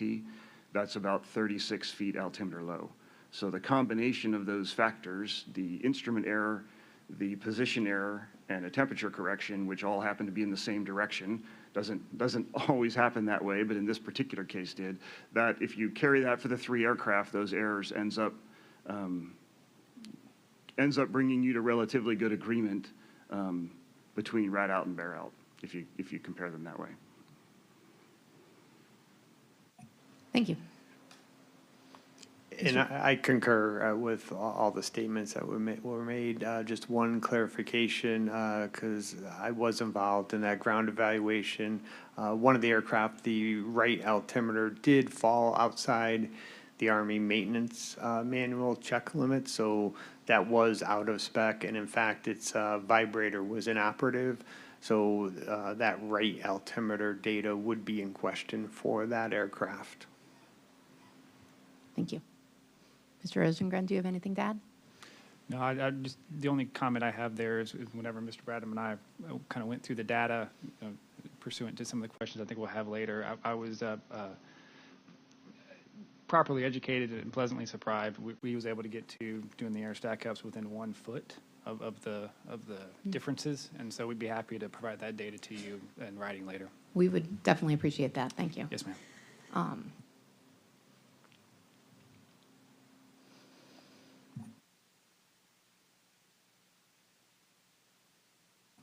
So continuing on that, and you were talking about how it is anecdotal, and we do recognize that 3 helicopters is quite a small data, is a very small sample set. But it did line up with the existence of a possible wider discrepancy. And you have looked into that, clearly. Is there additional testing planned between the Army and Sikorsky? So from an airworthiness perspective, we've gone back through the data, and we have airspeed calibration data for the Lima. We understand the static position error. So we don't have any flight testing planned. I'd leave that to the program office if they have other thoughts relative to that. Yeah, no, as I mentioned earlier, I was as initial receipt of the data from the flight test and adult flight test you mentioned, I wanted to look into it, and I asked Mr. Bradham's organization to please let's get together and try to understand what's going on here to see if there is an issue. And again, after stepping through all of the various sources of error, and again, it's a very piece part manner. Everything was within specification, minus the discrepancy we've tasked them to look into. And so I don't see any need from a safety or airworthiness perspective to do any changes for the Lima helicopter. From my perspective, I advise the colonel who advises the Army the safety of the aircraft. My perspective is this is a safe aircraft. Yeah, and we can, if you'd like, we can talk to the difference between the recorded pressure altitude in the recorder. Yeah. Oh, cool. Thank you.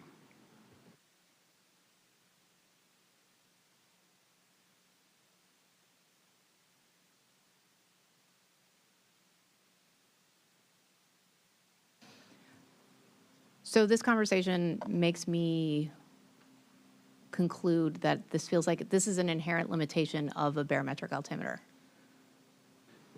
That based on all the information we've worked together and along with our Sikorsky friends, I believe this is the expected errors in an altimeter system. So when we provide that data to an air crew, there should be an expectation, as I believe they're trained to have that expectation, plus minus 100 feet or so.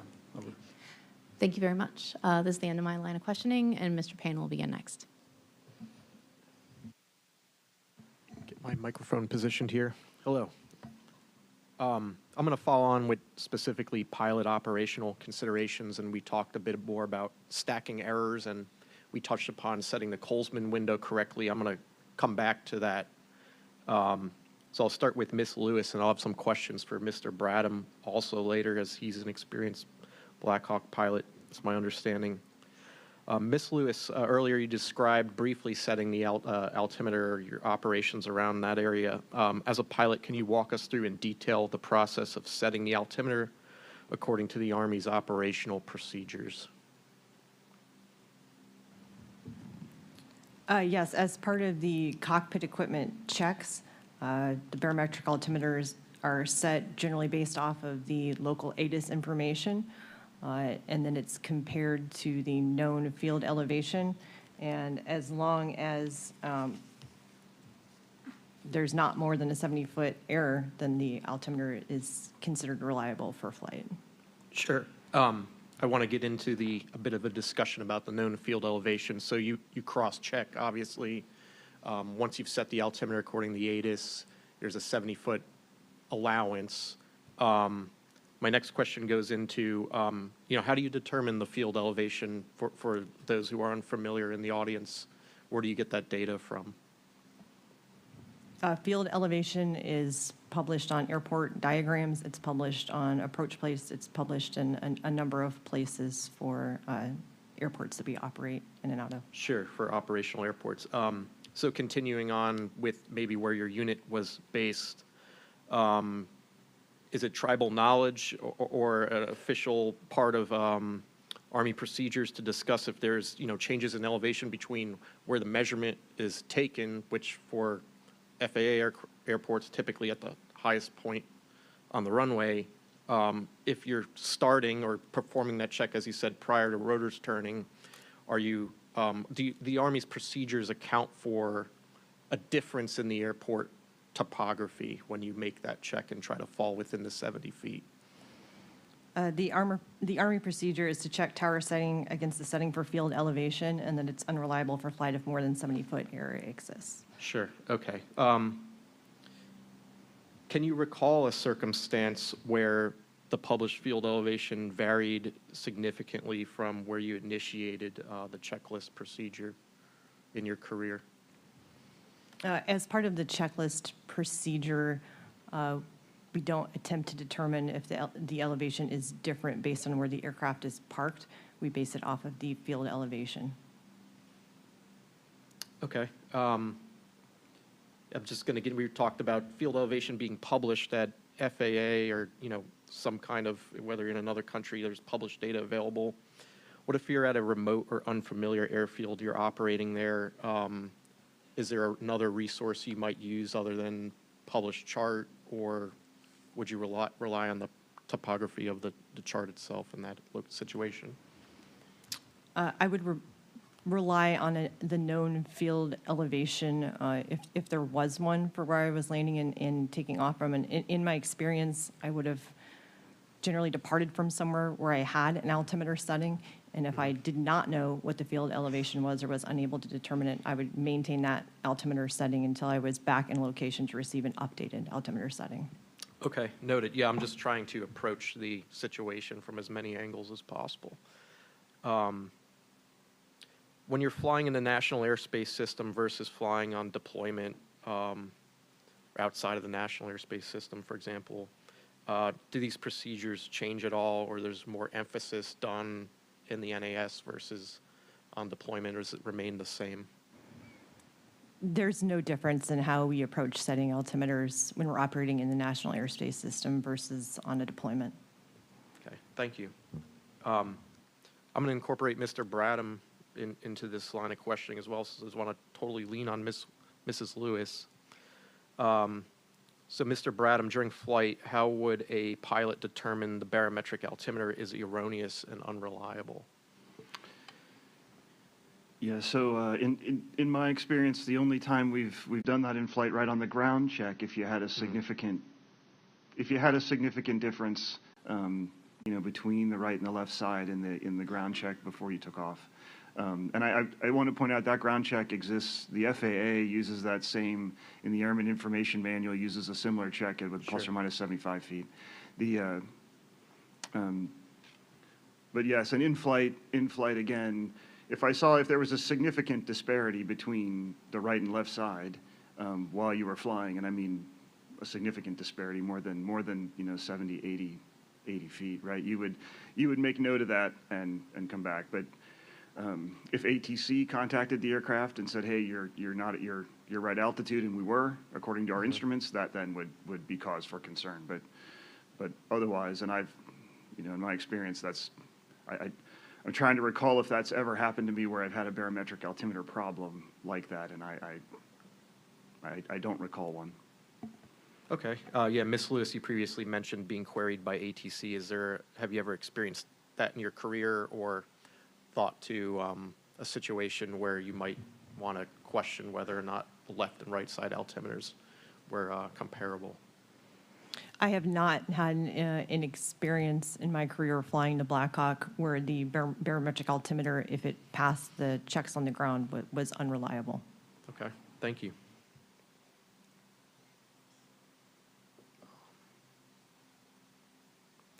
Let's say hypothetically you had a crew and the two pilots did detect an offset between the right and left baro altimeters. I'll start with Ms. Lewis. What would they do?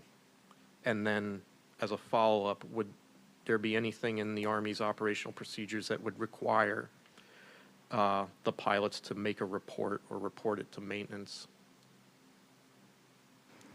If there was a discrepancy between the left and the right pilot's altimeter, Are you asking which altimeter we would use? Well, no, not which one you would use, but you've detected this discrepancy. It's more than 70 feet. Is there a requirement to report that then to maintenance, your command, make a note of it somewhere?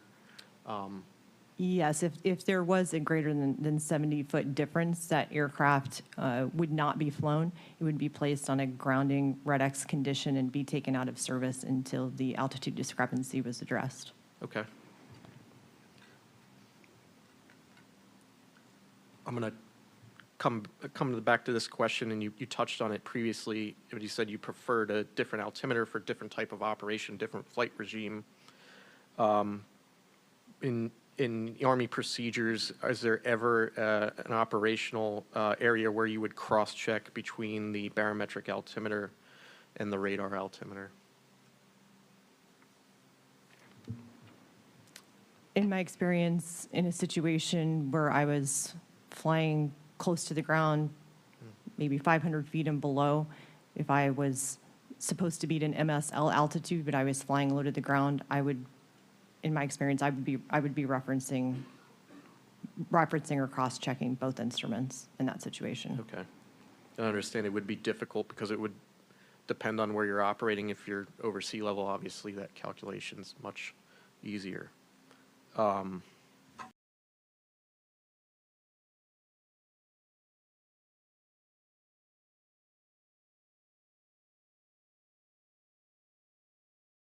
Getting more into a bit of an acuity discussion. So, it's discussed in our internal investigation. If you're flying in visual conditions during the day, what would the altitude visually that the pilot could recognize, would 100 feet difference be something that pilots are trained to know visually without reference to any instruments versus maybe 1,000 feet? Mr. Bradham or Ms. Lewis can take that. Yeah, I'll give my experience. Yeah. And when you're very low to the ground, that's true, right? To be able to tell the difference between 100 feet and 200 feet, I would say yes. But at a much higher altitude than the difference between 4,000 feet and 4,100 feet, no. Right. Yeah, exactly. If you're at higher altitude, also you can maybe tell difference of thousands versus lower. Let's see. Would this change at night? If you were, low level flight, you say, I can tell the difference between 100 and 200 feet at night. Would you expect that calculation to be the same? I'll ask Ms. Lewis. It's always more difficult to determine your altitude when flying at night, but I agree with what Mr. Bradham said, that if you're very low level, 200 feet and below, it's a little bit easier to determine, but even at 1,000 feet, 100 feet of difference is not something that in my experience, that I'd be able to accurately determine. Sure, and then a quick follow-up there. If you're wearing night vision goggles, I guess, can you expand on the possibility of doing that under NVG at low level? NVG's low level, if I have, it would help if there were known obstacles that I knew the height of as I was flying in the area out to the left and right of the aircraft. It really depends on what environment I'm flying in, what obstacles are there, buildings. It would really just depend on where you were flying out, how easy it was to determine a difference in 100 feet of altitude when looking outside the aircraft. Okay. Yeah. Yeah, go ahead. Just to follow up on Mr. Payne's question, for both Mrs. Lewis and Mr. Bradham, if you were flying in day visual conditions, could you notice a difference between flying at 200 feet versus 300 feet? That's a difficult question to answer. From my experience, I would have to say that would depend very much on the terrain that was around and how familiar I was with that terrain. I would agree with that statement. It would depend on where I was flying, and as I mentioned previously, if I knew the height of some of the obstacles or perhaps building or terrain in the area. So to clarify, if you were not familiar with the terrain that you were flying through, then what does the answer change? can you just restate the question once just to make sure I... If you're not familiar with the terrain you're flying through, could you pick up on a difference visually looking out the window between flying at 200 feet versus 300 feet? Is there enough of a difference at those altitudes? Yeah, that's a difficult question to answer. I'm not sure if you'd be able to resolve that difference. I agree. I don't know that I could 100% accurately determine the difference in altitude. And my question was for days, so just to confirm my understanding, at night and under NVGs, it would be even more difficult to make that distinction? Yes. Thank you. That was my kind of operations-related section. I'm going to shift gears slightly for my last few to Mr. Cooper, discussing some differences between the Mike and Lima model. So, Mr. Cooper, please describe the pedostatic system design on the Mike model.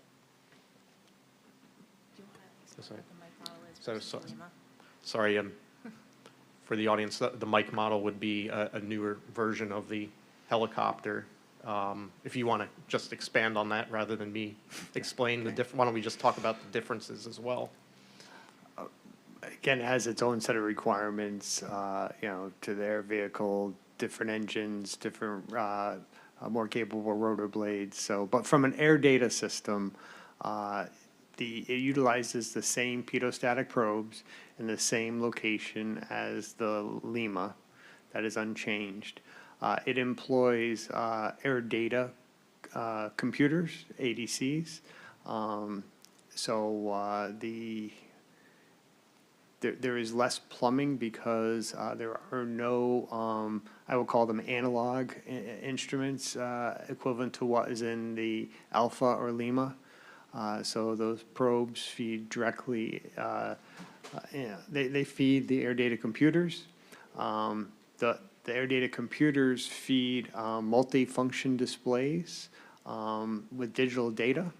And then those same ADCs through a redundant path provides air data information to the flight controls or any other subsystems within the aircraft which needs that information. There are two ADCs. Each go to their respective pedo probe, and the static, just as with the Alpha and Lima, is crossed. So there's the redundancy there. Okay, so in summary, you've replaced, you said, well, older analog digital systems, there's less tubing because you have two ADCs and a glass panel display. I guess my ultimate question would be, given the differences between the Lima and the Mike, would you expect more accuracy out of the Mike versus the Lima in terms of displayed altitude? Again, we talked about static source error and instrument error.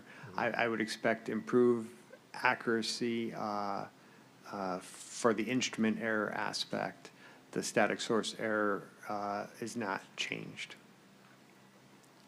Thank you.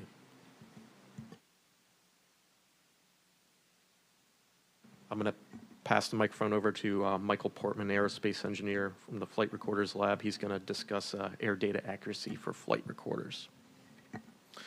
Thank you very much. All right, good morning. So yes, as Mr. Payne mentioned, I'm going to start my questions with some design requirement questions for flight recorders. So I'll start with Mr. Gant on the civil side. What requirements exist for flight recorders in civil helicopters? So for flight data recorders, there's a requirement in Part 91, which are the general operating rules, that if you are operating a multi-engine turbine-powered helicopter with a seating or passenger capacity of 10 or more, you must have a flight data recorder that records the parameters that are contained in an appendix. I think it's Appendix E, but of Part 91 that lists all the parameters as well as the accuracy requirements for those parameters. Okay, and that was for Part 91. Are there equivalents in other operating parts as well? Yeah, Part 135 has a very similar requirement for, again, multi-engine turbine air-powered helicopters with 10 or more passenger seating capacity. There's another break if you have a helicopter that carries 20 or more. There's a different FDR requirement, but still one. Okay. Can you expand for a moment on, you mentioned that included in these appendices, there's also standards for accuracy of the data. Can you expand on that a little bit, specifically if you know anything about the altitude data? Yeah, I think in the Part 91 Appendix E, I'll say the standards, as I read them, are fairly loose. I mean, for accuracy for the altimeter, I think it reads from anywhere from plus or minus 100 to up to plus or minus 750 feet with a resolution of, I can't remember, either 130 feet or 150 feet on readout. Thank you. One more question for you, Mr. Gant. What methods does the FAA require to ensure the continued accuracy of recorded flight data? Yeah, so there's no specific rule that says how often you need to be, I'll say, interrogating a installed FDR to see if it's still providing realistic data. However, in the technical standard order, as well as in our advisory material, it is incumbent upon either the manufacturer of the FDR or the installer to come up with a maintenance program.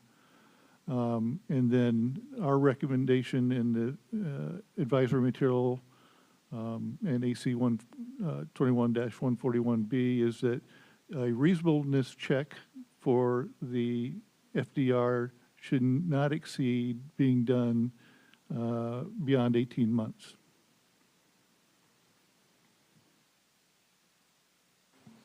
Okay, thank you very much.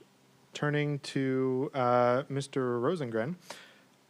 So looking at the design of the flight recorder system on the UH-60L, it's my understanding that this system was added after the initial production of the UH-60L. Can you just explain a little bit about when that occurred and what the motivation was for installing that system? Yes, sir. So it was we call it a commercial off-the-shelf or COTS solution that we bought for the Integrated Vehicle Health Monitoring System, IVHMS. It included both a health and usage monitoring system, so a PCMCA card that a data card, I can't tell you what PCMCA stands for, a data card that you could pull out and download the parametric data that's also sent to the flight data recorder that we used for accident investigation, such as this. And so that IVHMS, the Integrated Vehicle Health Monitoring System, produces COTS. It was around the mid-2000s. So in 2005 and 6 is when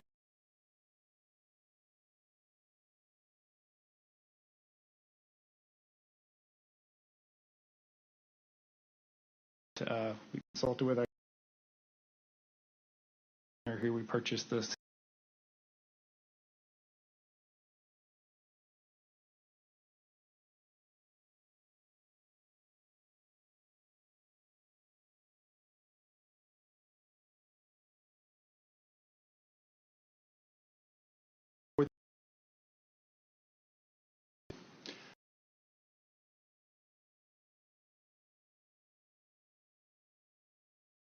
Component and DO-178 were considered to make sure that and so when we did the modification work, we got an airworthiness release from the Airworthiness Authority, the modification work order to and then before we went through the installation. Okay, and then I'll follow up specifically on the parametric data side of things. Did you have any standards or ideas that you had for what sort of things you wanted to be recorded or what accuracy you wanted those things to be recorded with?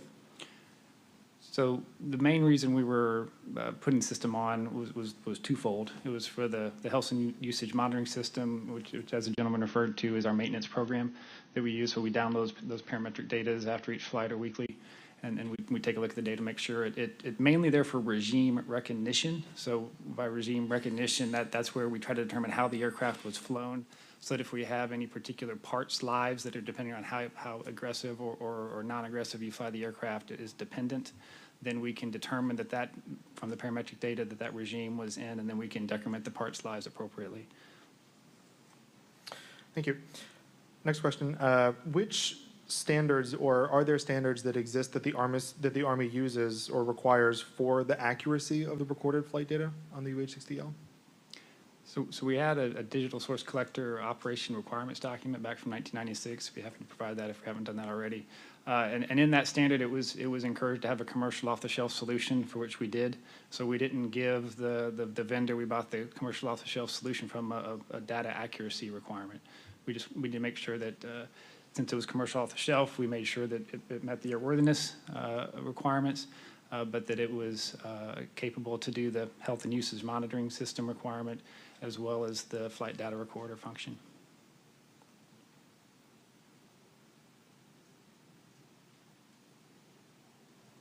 Thank you.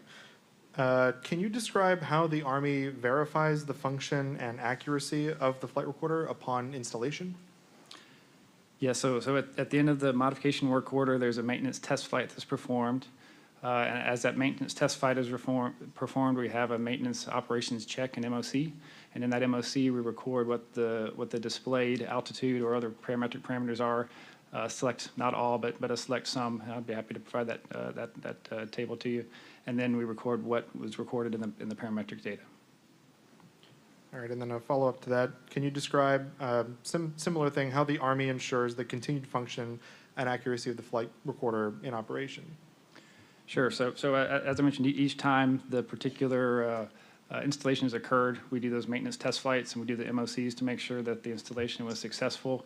As we improve the system over time, we went through a substantial upgrade back in 2008, where the original 2005 system did not have an integrated flight data recorder. So the 2008 version, we put the integrated flight data recorder, of which we have the configuration today. We've had several software upgrades. During each software upgrade, they do a system integration lab test at the factory to make sure that the software performs as designed. And then we go through a similar airworthiness analysis of the MWO with the updated software. And then that MWO is then updated. And again, each time it's installed, we do the maintenance test flight and then do the maintenance operation check at the end to make sure that the data is correct. And just to clarify, are there any requirements for downloads at certain times specifically to verify the function and accuracy of the recorded data itself? So we download the data at the end of each flight. It's available for download and put into our data warehouse that we monitor through artificial intelligence and other means to make sure that the data is reasonable. And so that's performed on a regular basis. And is that specifically for you mentioned for doing usage and vibration analysis and whatnot? Is that specifically for that, or is it to look at a broad spectrum of parameters? Yeah, there's three specific parameters we look at. I can get to those particular parts, but there's three specific parameters we look at to make sure that the vibration data is not over any exceedances. And if those particular parameters are over exceedances, then we do an on-condition change to those parts. All right, thank you. Moving on to some operational questions, although I am going to stick with you, Mr. Rosengren. Yes, how is the flight recorder data used within the Army? I know you'd mentioned that it's mostly used for this vibration analysis. Is there any other example of, or any times that you can think of where download of the FDR data or the flight recorder data of any type has been performed for reasons other than those you had mentioned? In the operational Army, there hasn't been. There has been programs over the years where we try to do a flight operations quality assurance type of effort. So those efforts have been done where we've used the downloaded data to do flight recreations, mission rehearsals, those sorts of things. But that never got out to the operational Army.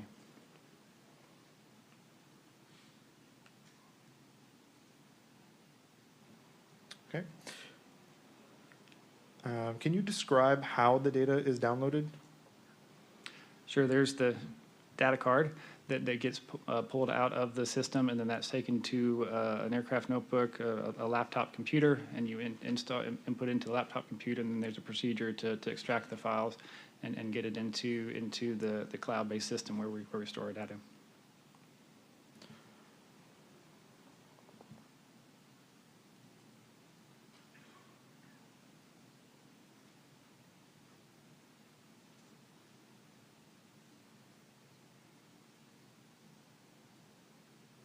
Another question for you. When looking through the data, we did notice that that there is no GPS global positioning system data that is recorded on the flight recorder. Can you just explain why that is? Yeah, as was mentioned before, the 60 Liam is an analog aircraft, and so when we did the modification work order and the installation to put the system on the aircraft, we got the signals that were available, and those signals were not available for incorporation into the integrated vehicle health monitoring system. Thank you. One last question as I'm wrapping up, this time for Mrs. Lewis. On the UH-60L, the air data transducer provides pressure altitude information to the heads-up display.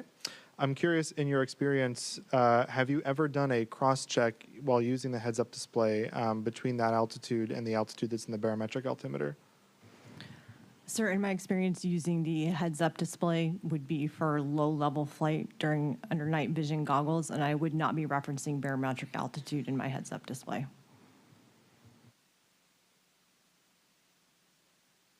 All right, thank you very much. I'll turn it back over to Mr. Shin.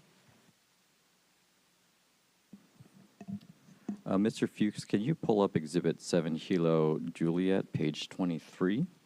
For the witnesses, that's the presentation backup slides that has the diagram for the right barometric altimeter and the uncorrected pressure altitude that it feeds to the helicopter's transponder for the UH-60L, and how that pressure altitude data gets transmitted to ATC ground radar and also out to ADSB.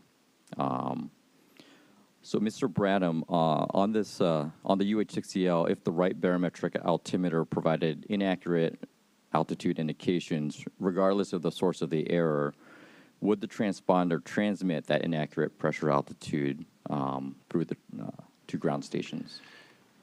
Yeah, so the transponder on the right side has an encoder, and the encoder sends a signal in 100-foot increments, and that signal is based on pressure altitude, so it's referenced to 2992 as the Colesman window. So if the pilot made a mistake and put the wrong Colesman window setting in, or the setting was not indicative of the true static pressure, that error would not be transmitted. But any other errors in the system would be transmitted. But the encoder is transmitted in, it's only in 100-foot increments. So, yeah. Cool. Thank you. And Mrs. Lewis, for the UH-60L, are there procedures for what pilots should do with the transponder's functions if they detect that the right barometric altimeter has become unreliable during flight? For the UH-60 Lima, the transponder is required for flight, so if there was an issue with the transponder, the aircraft would return to whatever station it departed from, and that issue would be addressed before flight was continued with that aircraft. I'm sorry, if I may, could I just add one point, that the encoder, it's sending in 100-foot increments.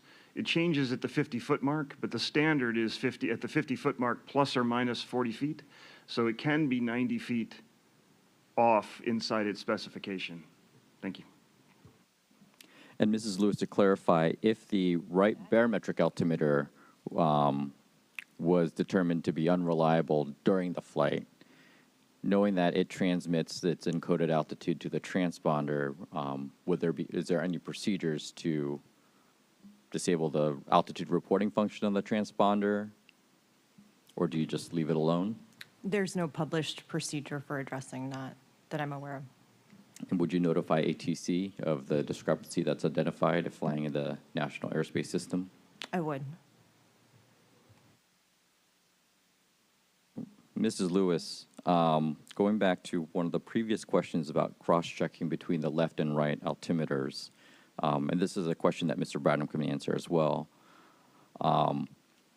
Is there a published procedure for pilots to cross-check between the left and right side for accuracy between the two altimeters?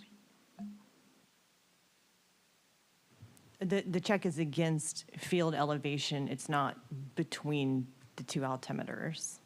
So the 70-foot error, if field elevation was 0 feet, one could be 70 feet and the other one could show minus 70 feet. So it's not an error between, it's not checking for error between the two, it's the setting against field elevation. Yeah, no, I concur.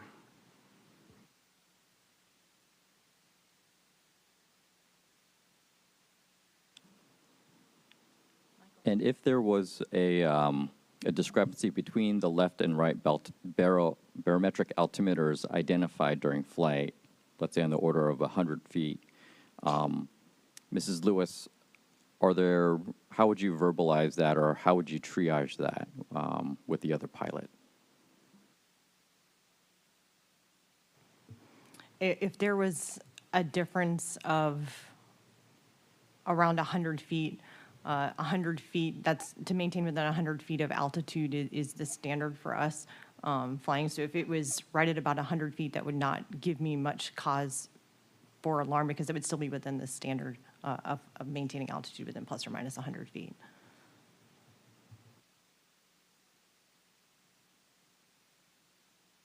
Mr. Bradham, when you were saying the additional 40-foot change on the transponder altitude, do you have documentation of that you could provide? So the encoder standards, it's mil-spec 81852, which was the mil-spec for the altimeter. When you in the encoder section, it says the standard is at the 50-foot mark plus or minus 40 feet from that. And so it's in mil-A 81852. It's paragraph 356, and under encoder it said the switching point shall be at altitudes 50 feet plus or minus 40 feet removed from the nominal indicated altitude. Thank you very much. Thank you. Michael Portman has another question. Sorry to circle back. Just one last question for Mr. Gant. In Part 135, Appendix E, you had mentioned that there were standards for accuracy, in this case for altitude, that can vary between plus or minus 100 feet to plus or minus 700 feet. Can you clarify that those standards are plus or minus 100 feet that is recorded on the FDR as compared to what? I would have to defer that question to get back with you folks. Okay, thank you. All right. Mr. Gant, the FAA has several restricted category UH-60L helicopters that are approved for civil use, including the Lima model. What are the static system and barometric altimeter design requirements for these restricted category helicopters? So the FAA regulations for bringing in surplus military aircraft that have been designed and manufactured for use by the U.S. military, given a satisfactory operating history, which usually is at least 10 years, if they are surplus and they are determined to be airworthy by the FAA, they can come into the system utilizing, I'll say, the military records as well as military flight manuals. There will be no additional showing to the FAA to bring those aircraft and put them under registry under restricted category. And under restricted category, that severely limits operations, mainly to agricultural, external load operations, and forest and wildlife management, which usually translates into firefighting operations.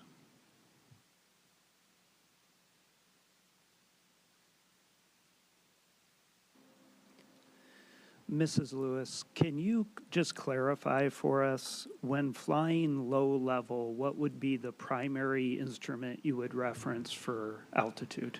The radar altimeter, in my experience. And would that change when flying on a helicopter route with a ceiling? If it's a published MSL route, I would still be referencing radar altitude, but I would also be taking barometric altitude into more consideration than what I normally would be if I was flying at a low altitude, if that makes sense. Okay. And is that If I understand you correctly, you'd be referencing low altitude on a MSL route with a ceiling. You'd be referencing both the rad out and the barometric altimeter. Yes. And is that trained or is that a personal technique? There's no standard for which instrument I would be looking at, but if I'm on an MSL route, I would have to be at some point referencing the barometric altitude to maintain the route altitude. Okay, thank you. Yeah, my question I think really was, is that a procedure that's trained in the Army to cross-reference those two instruments, one on a route of that nature, or is that more of a personal technique for you? I would say that's more of a personal experience-based technique for me, but also coming back to if I'm on a published MSL route, the only way for me to maintain the prescribed altitude for that route would be to utilize my barometric altimeter as well. Understood. Thank you.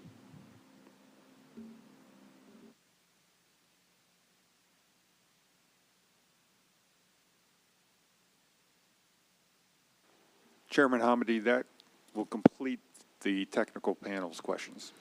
Thank you very much. We're going to take a 15-minute break. We'll be back and start promptly at 11:35.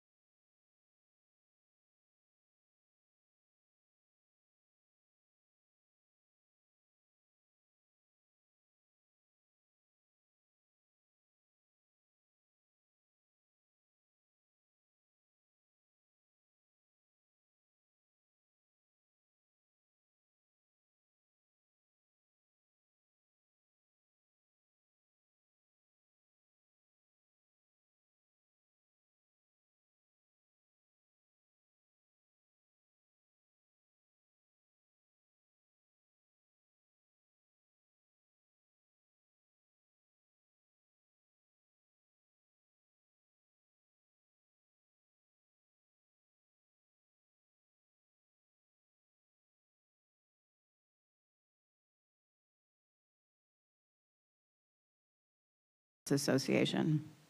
Thank you, Chairman. This first question is going to be for Chief Warrant Officer, Ms. Lewis. You spoke about referencing barometric altitude while flying an MSL or a mean sea level altitude route. If the maximum altitude for the route is 200 feet MSL, would an error of up to 130 feet affect your operation and ability to fly that altitude accurately? What's the 130-foot error that you're referencing? So that's the specific potential altitude deviation we saw from 100 to 135 or 130 feet of the exemplar aircraft that was flying. So it's the potential barometric altitude discrepancy that we saw between the exemplar helos. No, it would not affect my ability to fly that route as long as the aircraft altimeter setting is within 70 feet of field elevation for both the pilot and co-pilot altimeters. It would not affect my ability to fly that route. Okay. Second question is going to be for Mr. Gant. As previously discussed, the NTSB and the Collins, they calculate a conceptual static error between the two systems. The error was calculated as 135 to 193 feet, depending on the assumed speed deviation. How does this affect safety of flight for helicopter routes with a maximum ceiling of 200 feet? I'm not sure I fully understand the question. So there was a conceptual static error that was calculated based on the forward speed of the helicopters. It was between 135 feet and 193 feet. This is from the Airworthiness Factual Report on page 53. How do you think that error, that altitude error of 135 to 193 feet, can affect the safety of flight for helicopter routes that have a maximum ceiling of 200 feet MSL? Yeah, I'm going to defer an opinion on that.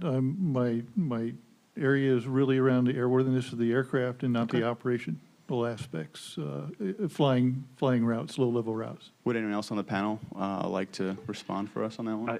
I believe you're referring to, Collins did an analysis to determine when the airspeed capsule light would come on in terms of a difference between the two sides, but that's not what the airspeed capsule light, I'm not aware the airspeed capsule light was actually illuminated. I think that was just an attempt by Collins. I'd be speculating to the intent, but I think that's what the analysis was trying to say, and I'm not sure. I just recall those numbers. Yeah. Yeah, I concur. Collins was trying to identify when an alert may be provided to the crew, what level of error. It did not mean that error was existing, and that alert is for something else. It's for flight path stabilization fault. It doesn't mean that error occurs. It's just they were trying to evaluate what could, at what limit would alert crew, and was that trying to scope the magnitude of the error that was present. Thank you, sir. The next question, that is for you also, Mr. Cooper. Considering the increased airspace congestion across our continental United States, should older aircraft like the UH-60 Lima model, which lack a bit of modern instrumentation and rely on legacy systems, be more aggressively phased out, given that there's an increased potential risk in operations with commercial traffic? I'm sorry, I think that's speculation, and my role is in engineering, design, and test, so I don't think I can comment on that area. Okay.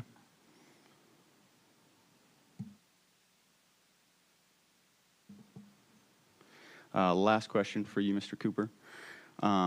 Given that operational data from the UH-60 aircraft shows the deviations, once again, I'm referencing the 80 to 130 feet in the exemplary aircraft, between the field elevation and indicated barometric altitude, does Sikorsky view this as an acceptable margin within their flight envelope?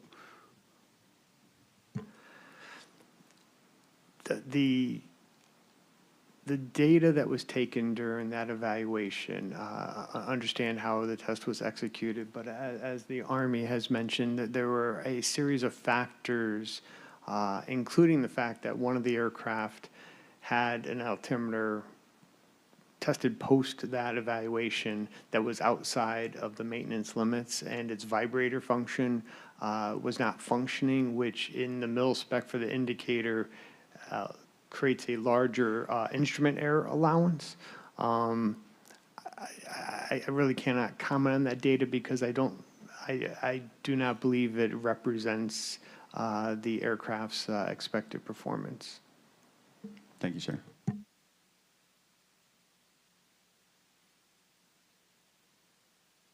No more questions at this time. Thank you. FAA. Thank you, Madam Chairwoman. Mr. Gant, I just want to clarify one thing with you.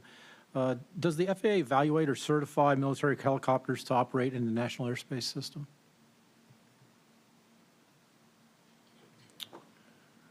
Yeah, well, there's two methodologies to get a military surplus aircraft into the system under 2125. I mentioned earlier, like a UH-1L designed and built for use by the U.S. military with satisfactory operating experience. If surplused out and can be determined to be airworthy, it can be accepted without further showing. There are other military helicopters that were derived from a commercial aircraft before it was militarized and went into military service. And in that case, if that aircraft was surplused, you could bring it back into the FAA system, if you will, either under restricted category, or you could return it to its original civilian configuration and get it, I'll say, recertified to the appropriate part that it was certified to originally to get a standard C of A, airworthiness certificate for that aircraft. So there's two paths. Both can lead to just restricted category operations, but either way, you're going to be operating in the NAS with with a restricted category airworthiness. Though you're very limited on what you're allowed to do.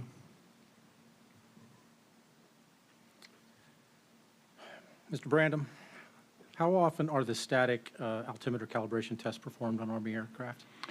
Yeah, so the maintenance, the maintenance that's required is the pedostatic test procedure, and that's done every 12 months, which is, I believe the civil requirement is every 24 months.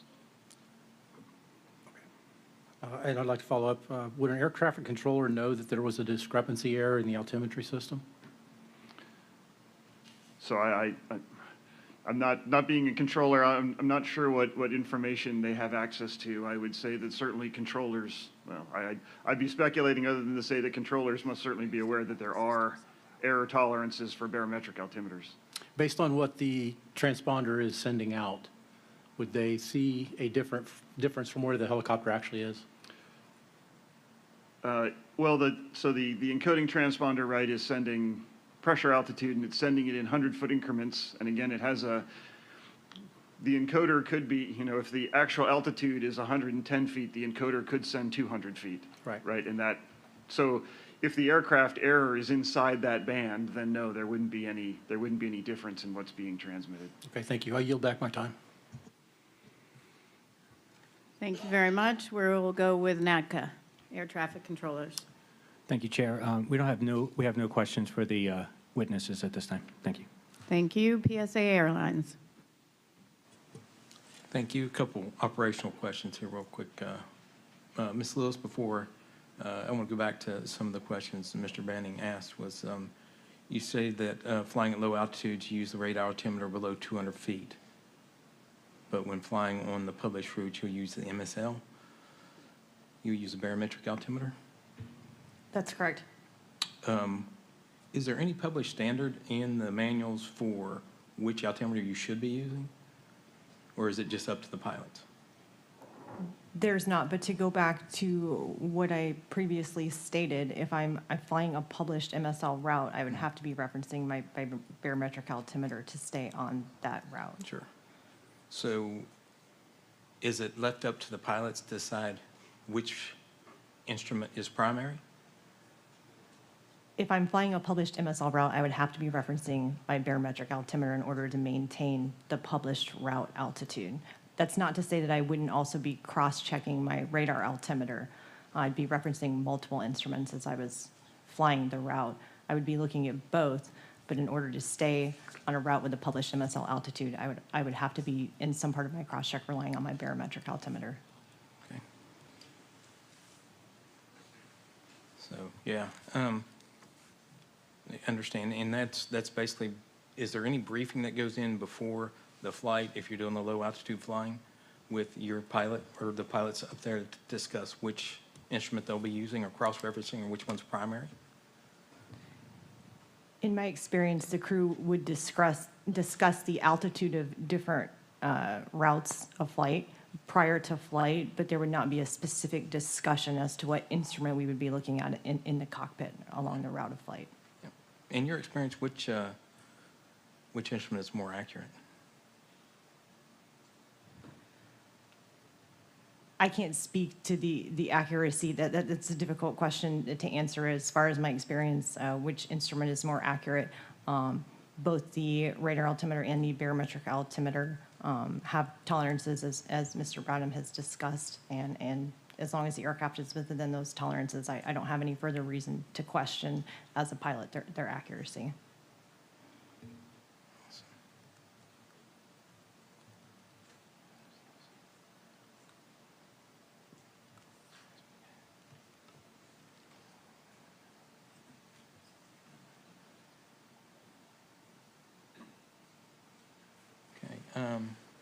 Step back to my mic here a little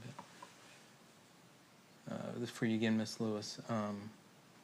You stated that at 100-foot discrepancy between the altimeters being used by each pilot would be within specs. Would your level of concern be raised where you are operating with a 200-foot ceiling? I didn't say within specification. I said it would be within standard, as Army pilots are expected to hold their altitude plus or minus 100 feet. And as far as along the route of flight, no, that would not raise my level of concern if I was on a 200-foot MSL flight. That's just in my experience.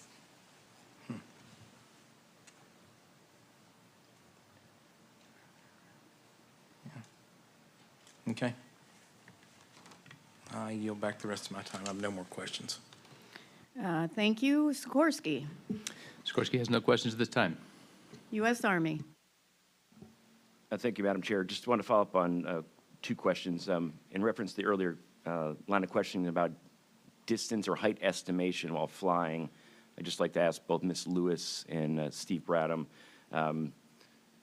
based in that same vein, based on your confidence, what would you have a higher confidence level at low altitudes at nighttime using night vision goggles for height estimation or being unaided?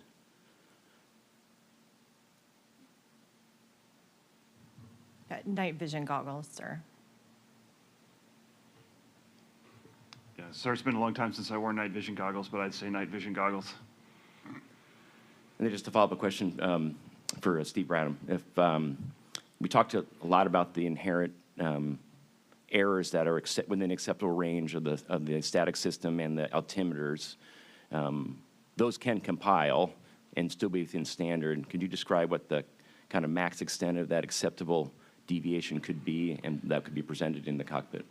Yes, sir. So as I said, the way we do, the way we qualify these systems is we look at each error individually. Instrument errors inside the altimeter, the static position error of the aircraft, based on the flight condition. We have standards for those individually. When we talk about a stack, they can combine, but I'm not aware of a definitive standard for the combination because you have to deal with different flight conditions and whatnot. But there's a couple of different ways to look at that. One way is just to say the maximum instrument error you could see and fly the aircraft would be 70 feet on an altimeter. And then you would add position error to that, which by the spec would be 25 feet. So that's 95 feet of error. That doesn't include a mistake in the Colesman window or not having the right barometric pressure in the altimeter setting. So that's a kind of a rough approximation of a maximum error that you might see, 95, roughly 100 feet. I think if you did that same math on the civil side, you'd see their altimeter check was 75 feet, and 129, or sorry, FAR Part 29 gives you 30 feet of position error, so that'd be 105 feet. Okay, thanks, Steve. Just to follow up with the FAA, and again, you probably can't answer this, but I'll put it on the record and we can come back to it in a later session. How does the FAA account for the known deviations within instrumentation errors that are acceptable? pretty much is already described. Again, the Airman's Information Manual, I think even in the IFR Flying Handbook, talks about setting your barometric altimeter on the ground and verifying with you're within 75 feet of field elevation, and then the periodic checks every 24 months to do the ground tests of the altimeter system.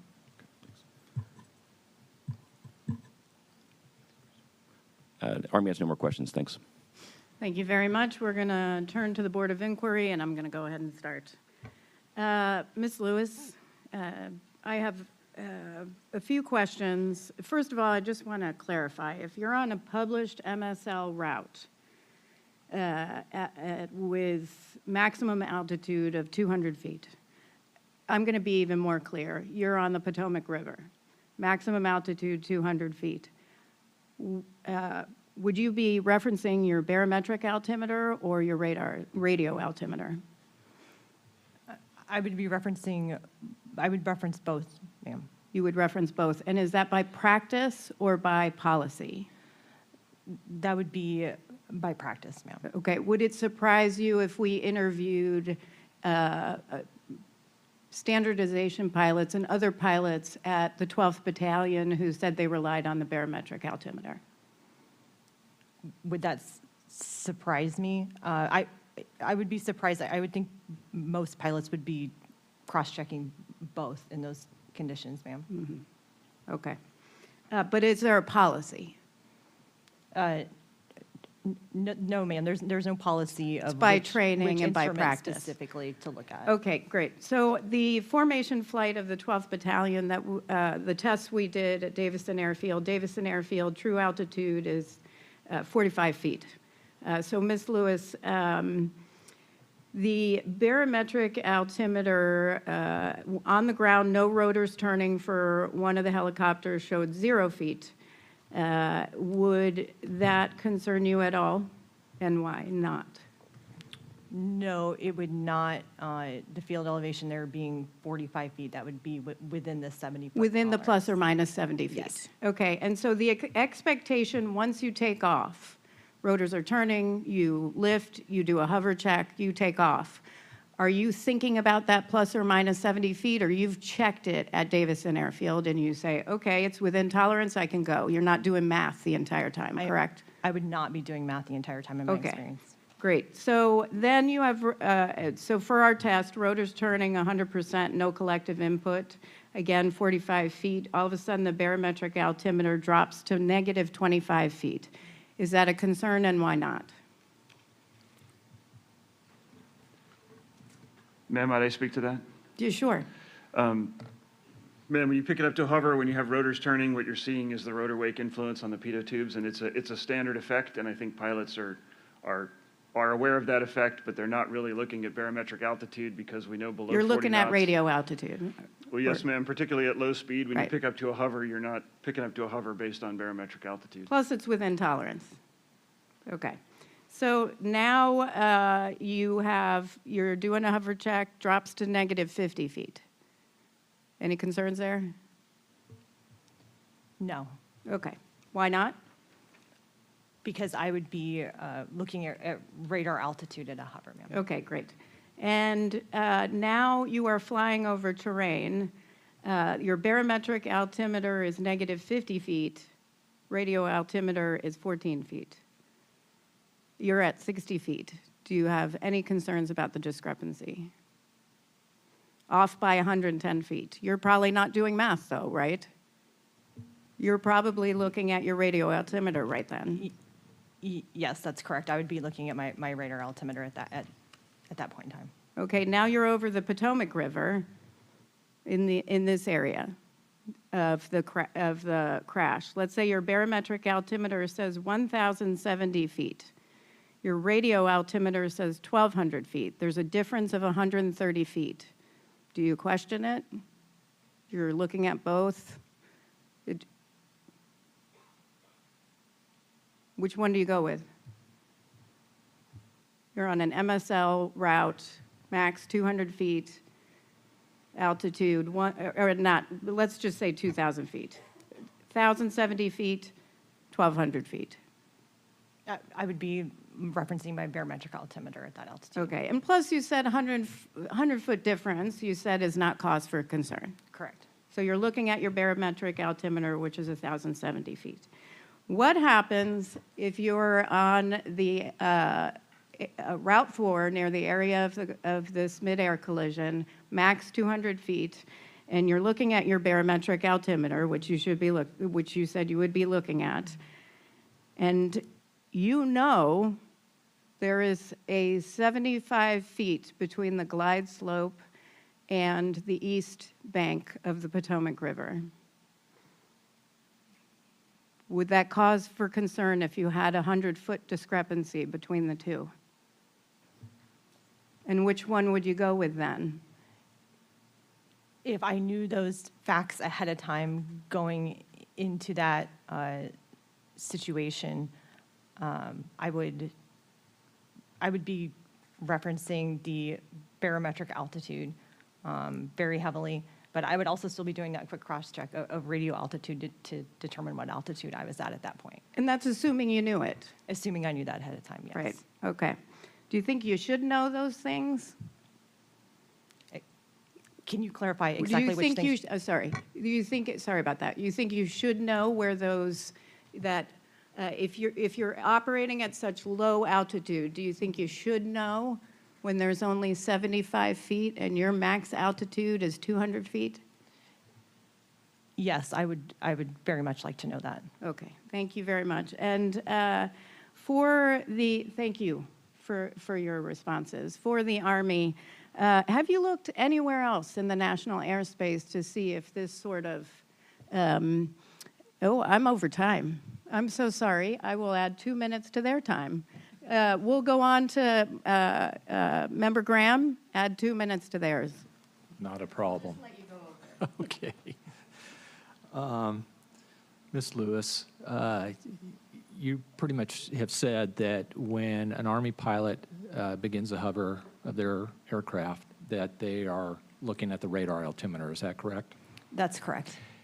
Is there an altitude after the hover as you depart the field or where you take off from that you transition to barometric altimeter?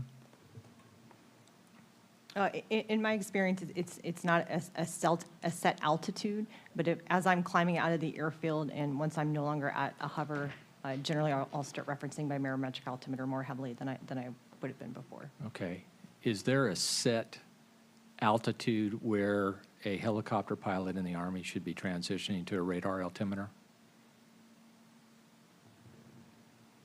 There's no exact set altitude, but anytime I'm conducting, say, terrain flight 200 feet or below, I would generally be referencing my radar altimeter. 200 feet or below would, yes. Yeah, okay. And that's just in my experience. Your experience, okay.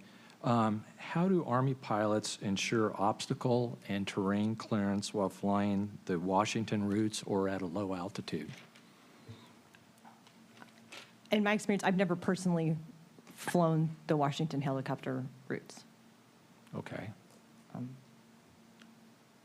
Mr. Bradham, have you flown the routes?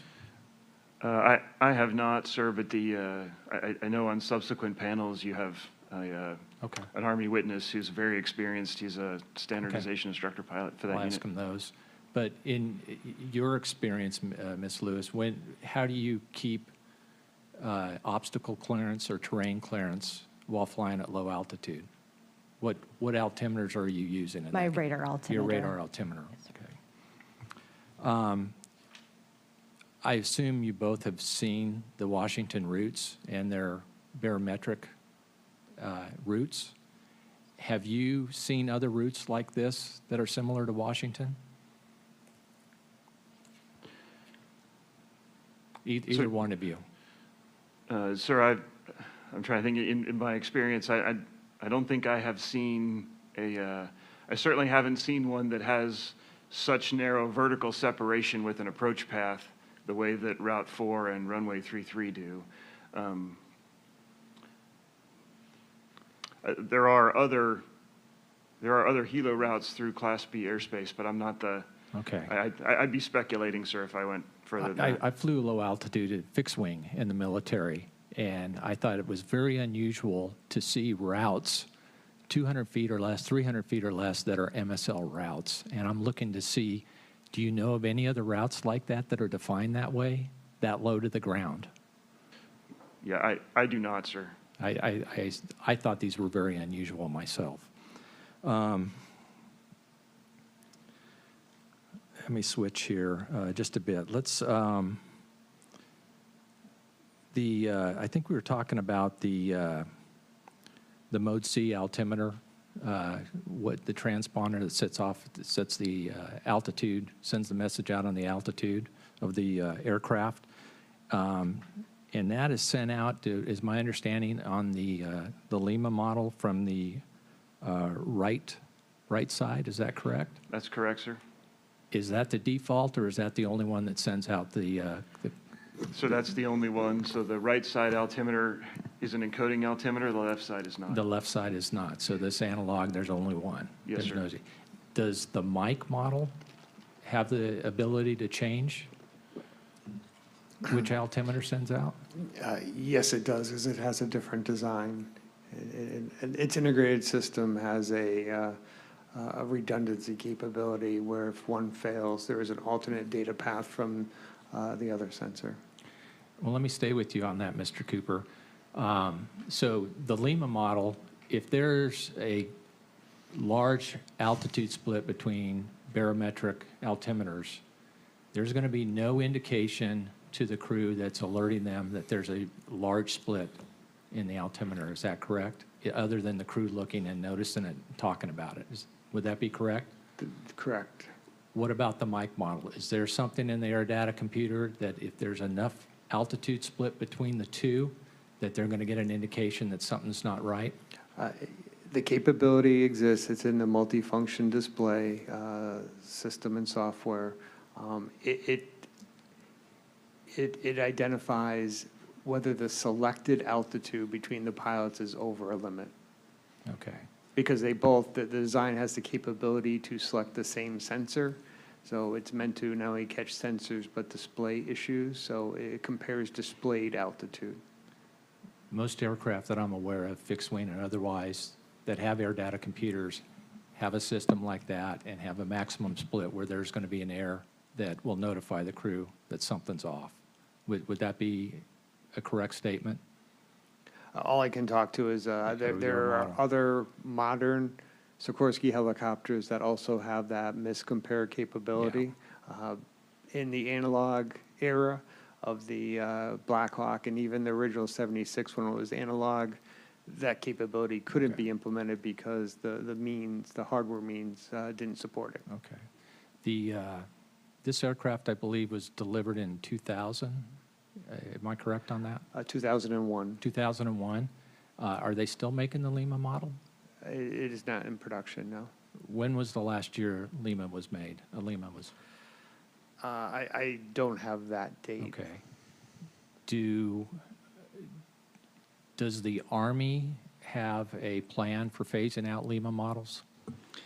Yes, sir. We have a divestiture plan for the Limas that's currently ongoing, and so the plan is to replace the Limas with the mics because they are much more capable, as you've alluded to. What's the average life of a Lima model? Since they came into service 1989 or so, right? Yeah, the first Lima was delivered in October of 1989. And do you know what the average life that the Army is getting out of the Lima? I can provide that data. The specific data is post this investment. I don't have it in front of me now. Okay, that'd be great. Thank you very much. I see my time's up. Member Inman. Thank you, Chair. And Mr. Rosengren, I'm going to start with you.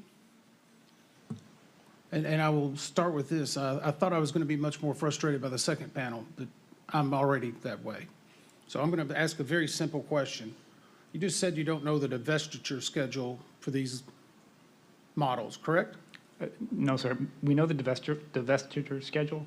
What we don't have, I don't have the data in front of me, is the average life of the Limas. We can get that down to you by tail number. But earlier you said your only plan right now, based on the the work that these experts have done and the research, your plan is that you hope in 2 weeks is to update something in a manual for them to tell them about this discrepancy? That's the only update you plan?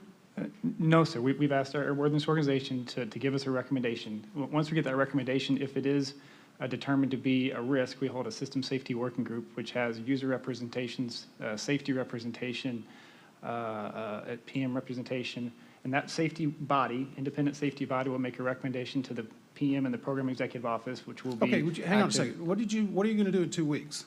In 2 weeks, we'll get back the analysis from our airworthiness organization, the System Requirements Directorate. So you don't even know if you're going to make any changes based upon the research we've already done? So when we get the data back, then we will take that recommendation from our independent airworthiness organization, and then we will take appropriate steps. Who is your independent airworthiness organization? The System Requirements Directorate is the independent airworthiness organization that Mr. Bradham works for under the Aviation and Missile Command, which is a separate command, a separate four-star command that ultimately reports up to different change. So I guess the bigger question is, are you telling me right now then, from what you've seen already, these Lima models are safe to operate in the national airspace? So based on the specifications of operating the national airspace, we do meet the specifications of operating the national airspace. So with Okay, that, then I'll stop you then. The next question is, are the specifications wrong? so that's something I cannot speak to because I'm not necessarily an expert of flying in the national airspace. But when we receive the requirements, we make sure we comply with the requirements. Okay, who can speak to that? So the FAA provides the requirements for flying in the national airspace. And then the military describes, or basically sets the parameters for how to design the airplane or the helicopter? So when for a military aircraft to fly in the national airspace, we have to go through the same qualifications as any commercial aircraft. So we don't own those requirements for flying in the national airspace. We only comply with them. FAA, would you like to comment on that? Well, again, the civil aircraft flying in the NAS, if they're under a standard certificate of airworthiness, have met all the design standards at the time that they were certified.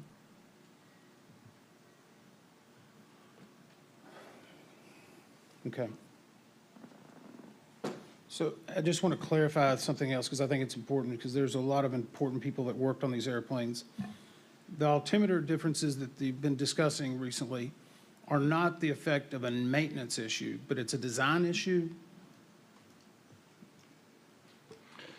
Sir, I think what the discrepancies that have been seen can be explained by a stack of the different errors between instrument and static position error, and, for example, the temperature effects on the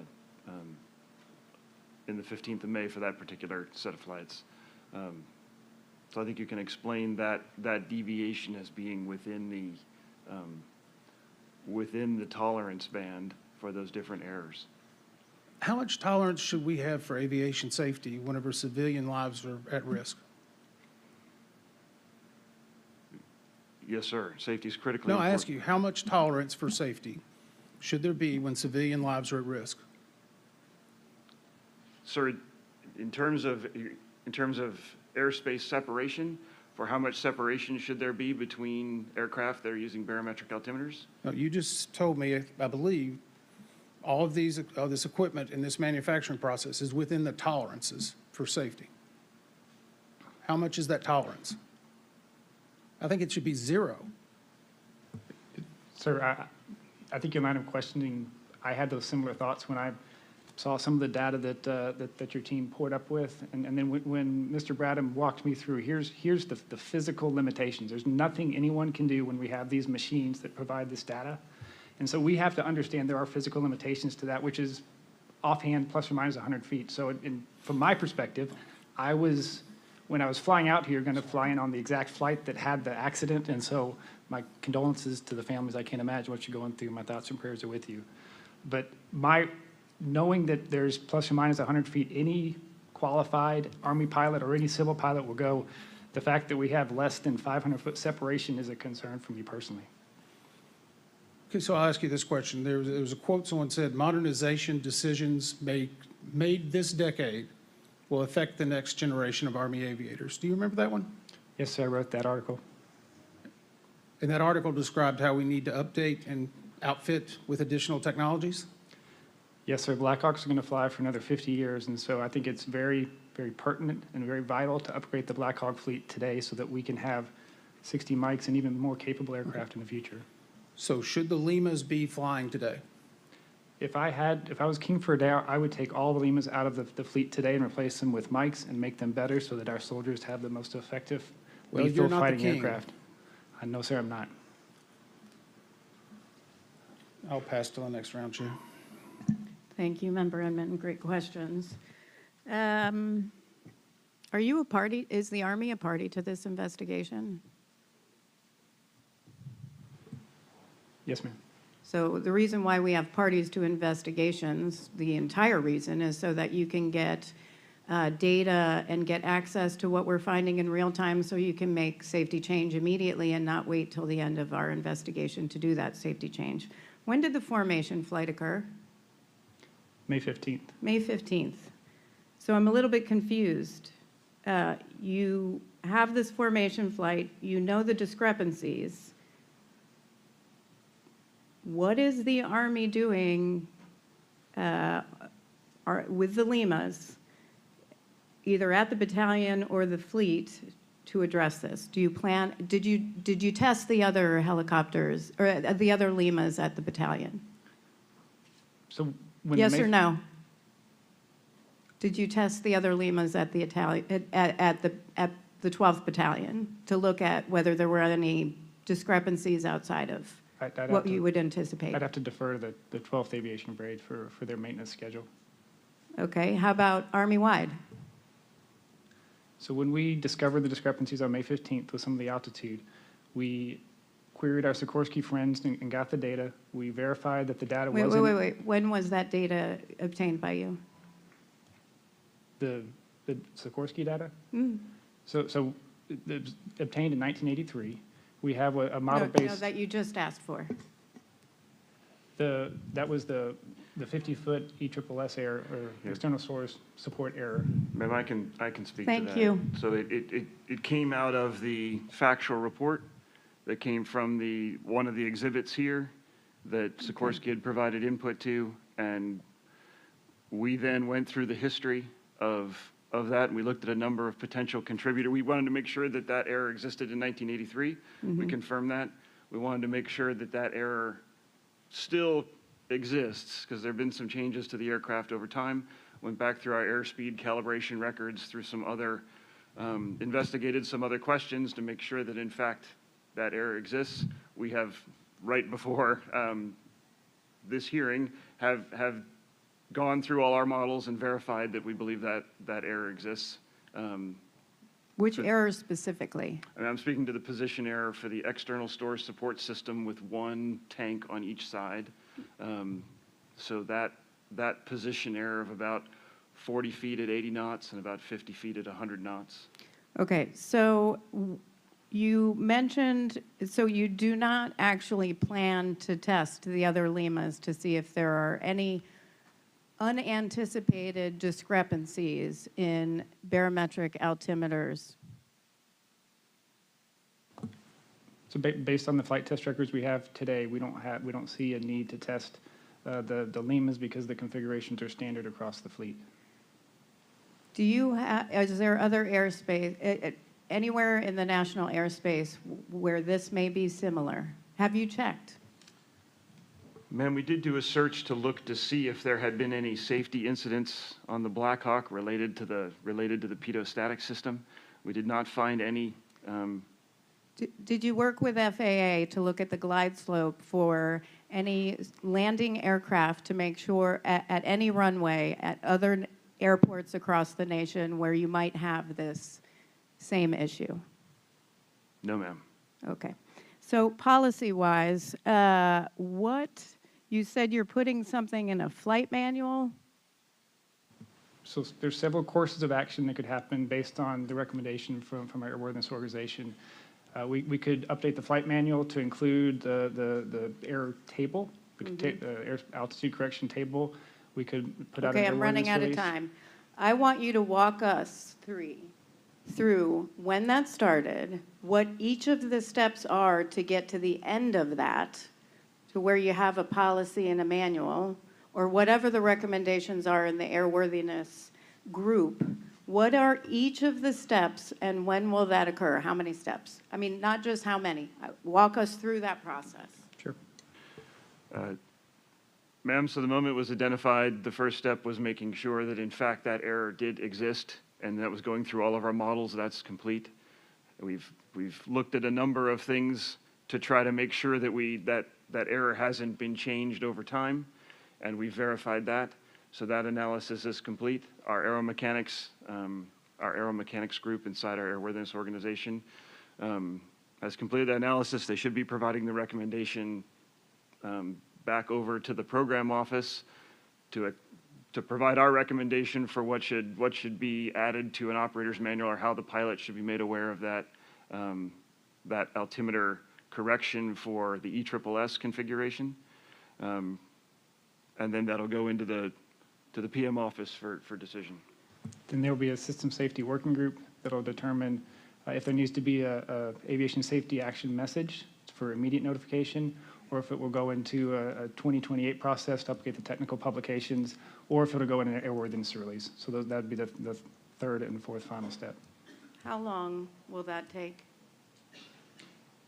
Once we get the memo back, so the recommendation, we can convene within a week, and then following the SysWig, we can determine, if it's an aviation safety action message, and that's coordinated through our Aviation and Missile Command, and that can go happen within days. And if it's updated into a manual, we'd first put it in the AWR. Again, that's within days to weeks. If it goes into the manual, the 2028 process, there's a little bit longer, but we would put it in the AWR first so it's notified, and then the manual change would come out following that. Okay. I need, how long do you believe this entire process will be? So from today, being, let's say, July, the end of July, so by the end of August, the SysWig should have met, and so early September, we should have the direction that'll come out of the System Safety Working Group, and then that'll determine the ASAM, the AWR, and/or the manual path. Okay. So September 15th, ballpark. And that's just the recommendation? No, that's for the final action. That is for the final action? With the caveat that if it is determined to update the manual, that would take a longer process. The AWR would go out in lieu in the interim until the operator's manual is updated. Thank you. I got a couple questions on the flight data recorder. As part of our investigation up this point, radio keying was supposed to be recorded per the recorder documentation, but that data was not present. Do we know why?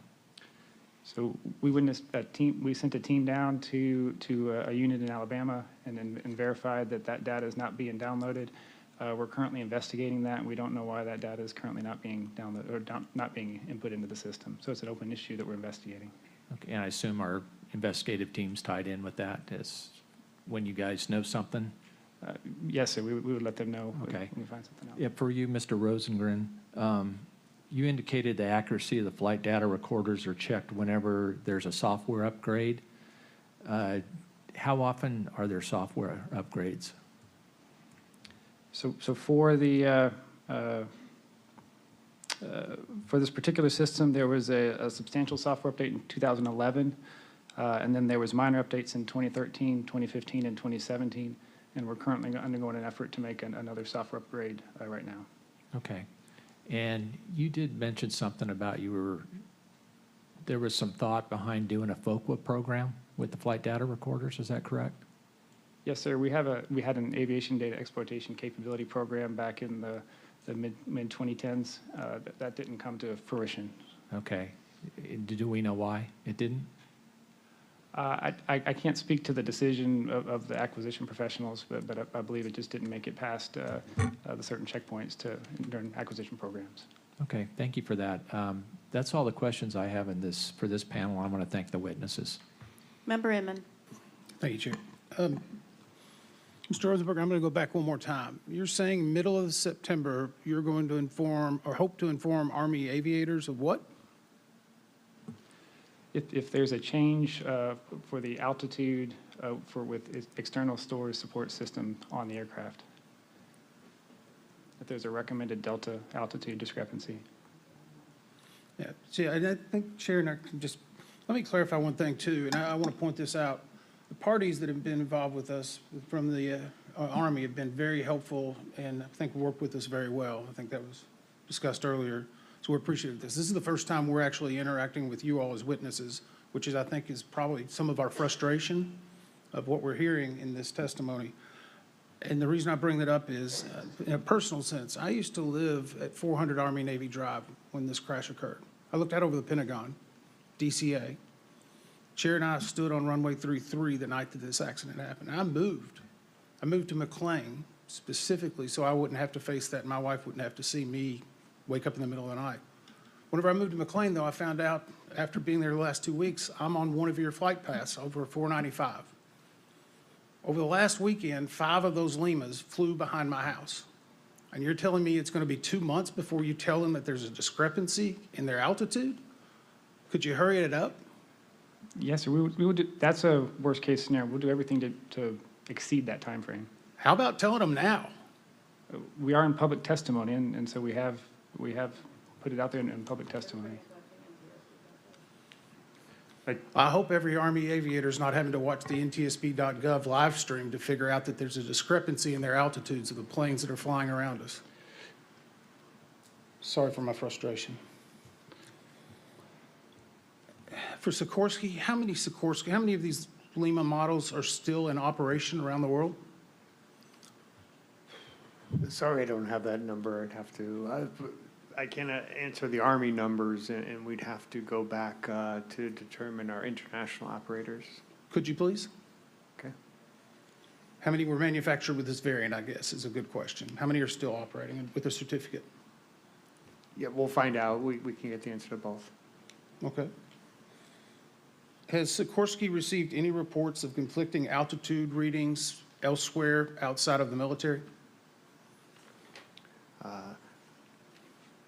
No, the answer is no. I requested information from our database and went through it, and I did not see any reports as such. How much does a Lima model, how much did you sell a Lima model for? I'm sorry, I'm engineering. I don't know the cost data. Okay, can someone from the Army say how much you paid for a Lima model? I don't have that data either, but we'd be happy to provide that for you. That and how much the Mike model cost? Yes, sir. We also noted that I believe it's in the chairman's or the group chairman's report, and I'm going to just cite it a little bit, if I can pull it up here.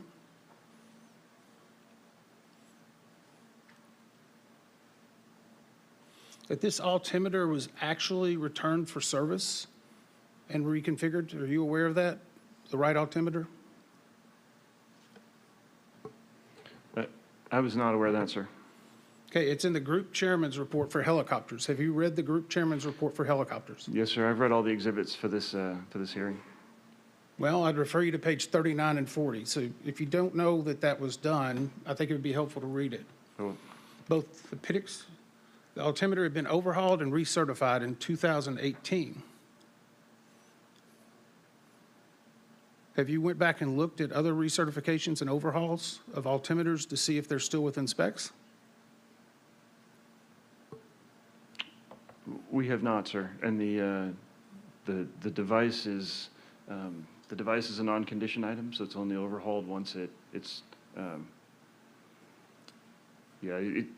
doesn't get pulled and overhauled in a regular interval. It only comes out when it no longer passes its checks.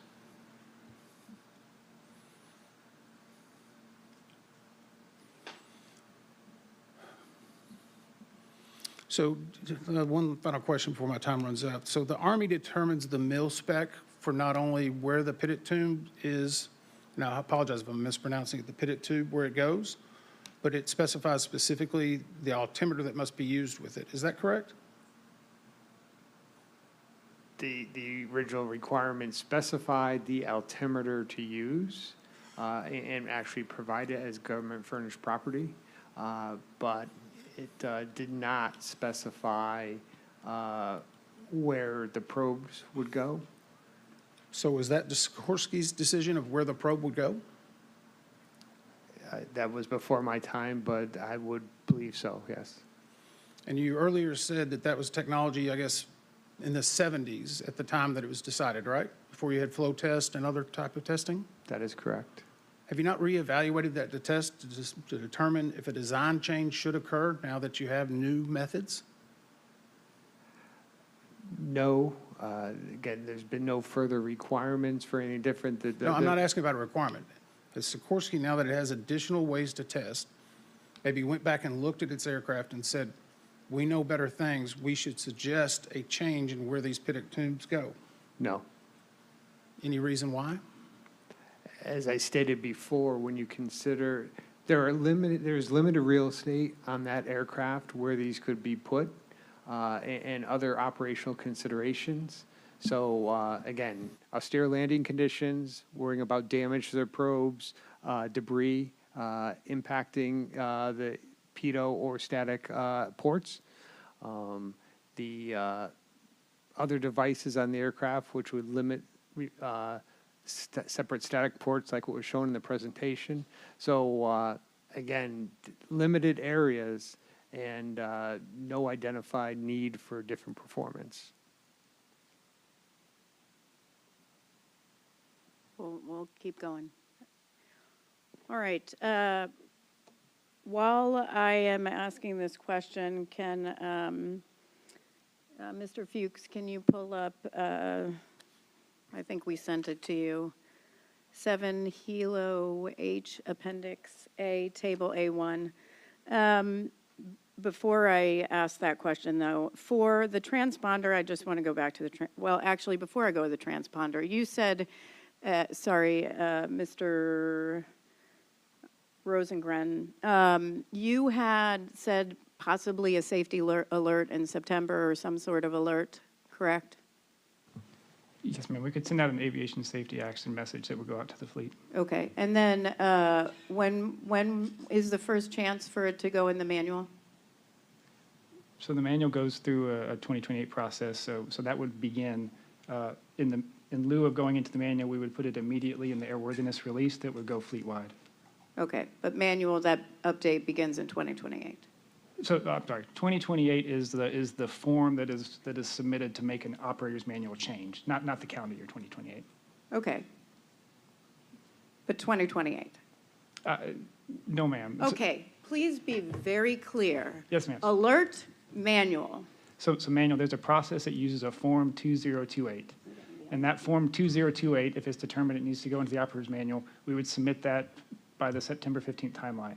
When it goes into the process of upgrading an operator's manual, that I can't speak to the specifics. I can get you the specific timelines of how when an operator's manual would be updated. Thank you very much. I apologize for the confusion. No, that's okay. Transponder, let's say you're at 260 or 270 feet. What would DCA tower see? So, ma'am, at 260 feet, the tower should see 300. Great. But they get pressure altitude as opposed to what the pilot sees. And 230 or 240? It should be 200. Okay. But there's a plus or minus 40 around the midpoint. Right. Yes, ma'am. Okay, thank you. Appendix A, Brian, if you can pull that up real quick. So we have a compilation of essentially error allowances.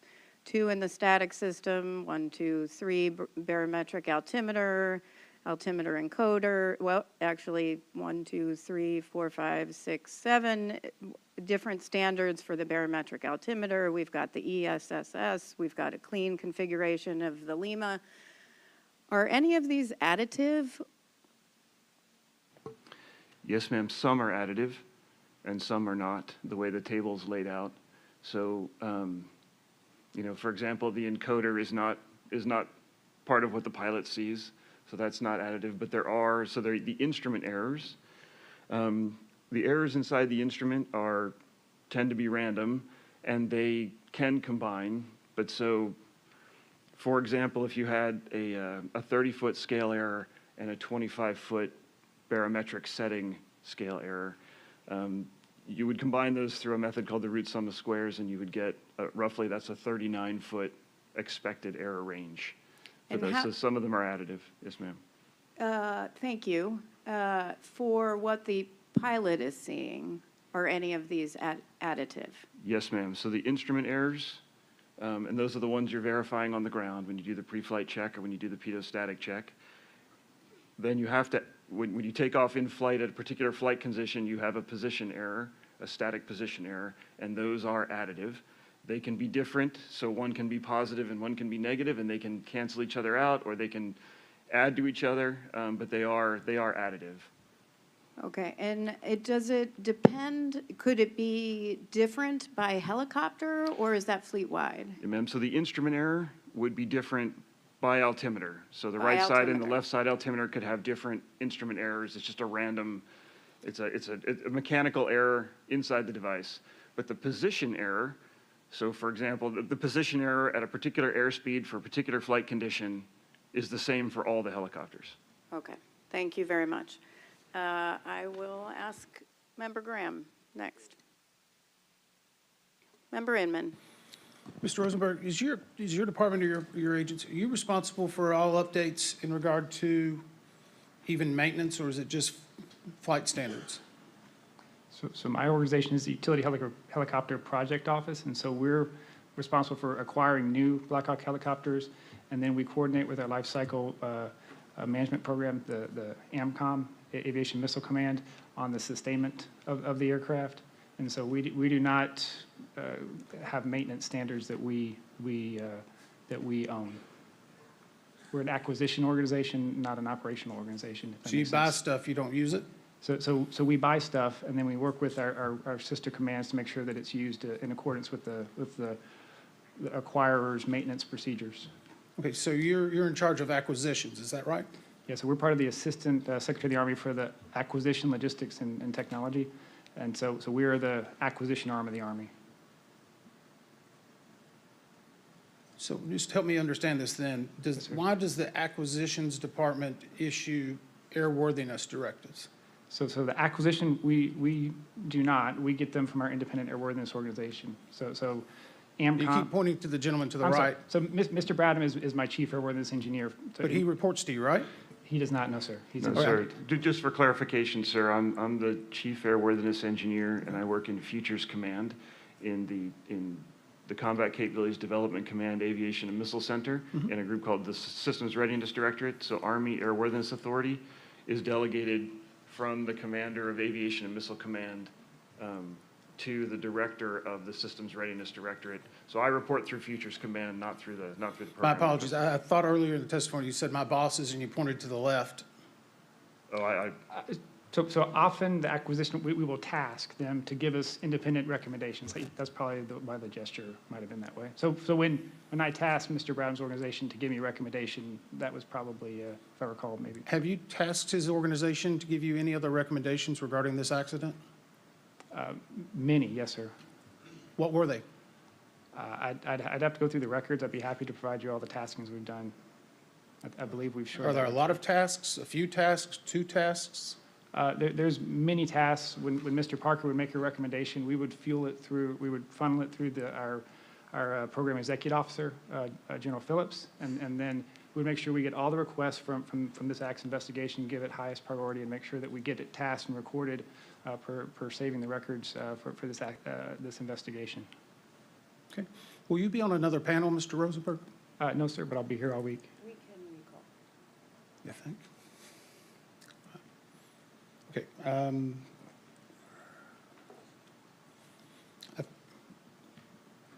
going to be done for. Well, okay. I have a few just that I want to make sure I get back to. For Sikorsky, what's the prime item developments? What is a prime item development specification? That is the document which, with the government, conveyed its requirements to us. Okay, and when you're doing testing and you you certify your, it goes through design and certification, correct? Your helicopters? It's designed, and then we provide the reports. Ultimately, the Okay. Army has airworthiness ownership. And so the documents you provided, does it include all these allowable allowances for errors? The report that we've cited to the investigative team identifies the error curves for altitude, yes. The report, and that was provided to the Army? To the best of my knowledge, yes. Okay. So my question is, was FAA aware of any of this? Or the testing that was done, was that a surprise to the FAA of what was done and what the outcome was? I do not know. Oh, I'm not asking Oh, you. sorry. I'm actually asking the FAA. Which You should not answer that question. which testing are you referring to? The tests that were done on May 15th on the formation flight. And I'm sorry, let me clear. The report I was talking about was from Yeah, 1983. I know. Okay. I'm not, this is a totally different question. I'm getting a few of my straggler questions here. Yeah, so I'm familiar with those reports that came out of the May 15th battalion flight tests. I did not have access to any of the, I'll say, the original Sikorsky data to form any opinion on the results. Okay, thank you. Member Graham. Member Inman. Yeah, I'd just like to go back to Mrs. Lewis. I think all the board members were offered, and I believe we all took the opportunity to do a simulation in the Lima or the Mike model and to wear night vision goggles. And it was very apparent as we were doing that, the instructor pilots next to us were talking us through what they would see. So we've actually seen the entire route, which is pretty disturbing whenever you look at it that way. My question to you is, as they were talking to us and we're looking through night vision goggles, you have to look out of the night vision goggles, if I'm correct, to be able to check your altitude? Yes, that would be correct. And earlier you said that you'd be checking your radar altimeter and your baro altimeter if you're at an MSL of 200? Yes. Is it a complicated task to be looking at two separate altimeter readings while at the same time using night vision goggles that prohibit your view by 40 degrees? And an iPad, sorry, that has ForeFlight along with the ADSB receiver that's remote? Sir, in that situation at that low altitude, I would not be referencing an iPad. I would have that put away, but I mean, it does take some practice, some experience to get used to cross-checking the instruments while flying goggles at a low altitude. How much practice and experience would you need? I think it would vary by the individual.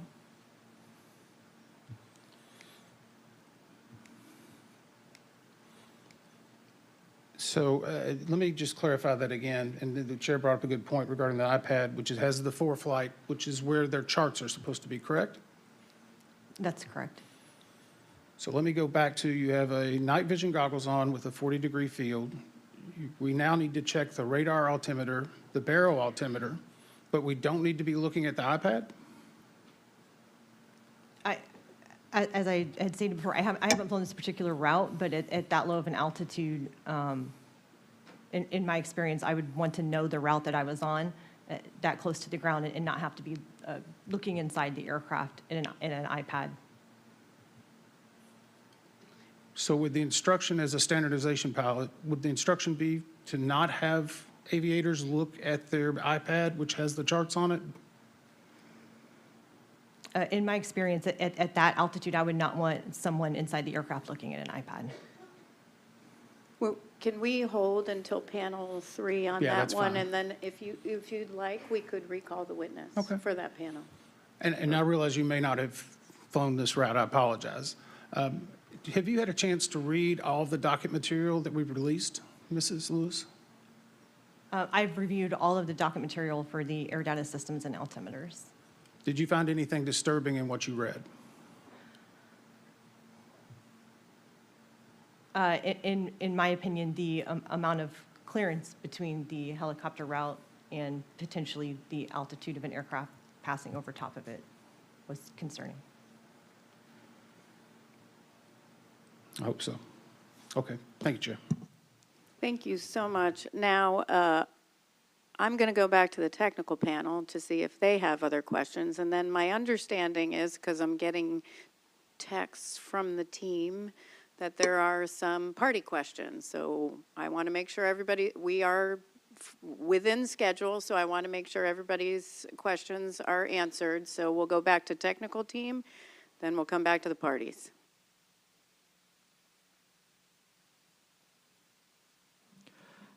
This question's for Mr. Rosengren. Previously with the flight data recorder, you had mentioned that when the data is downloaded, it's looked for reasonableness. Is there a standard for reasonableness with the FDR data? So just for clarification, we don't download the FDR data. We download the HUMS data, which is in the data card, but they come from the same remote data concentrator, so we're confident that they're similar, minus a few recording rate differences in hertz. So we download the HUMS data. I'm not aware of any standards. I can get back to you if I find anything different.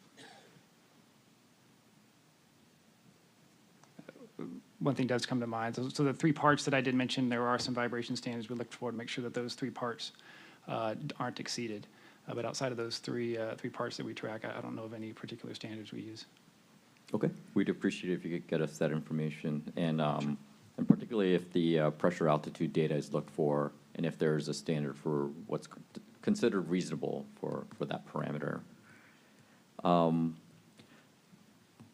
Jumping a bit, my next question is for Mrs. Lewis. This is a scenario-based one, based on what the chairwoman asked about flying over the Potomac River route.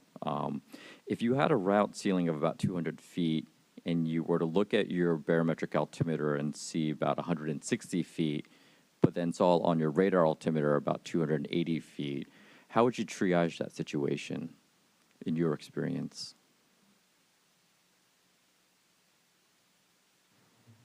In my experience, so if the barometric altimeter is reading 160 feet, you're saying, and the radar altimeter is reading significantly higher than that, I would still, my primary concern on the MSL route would be staying below the 200 feet.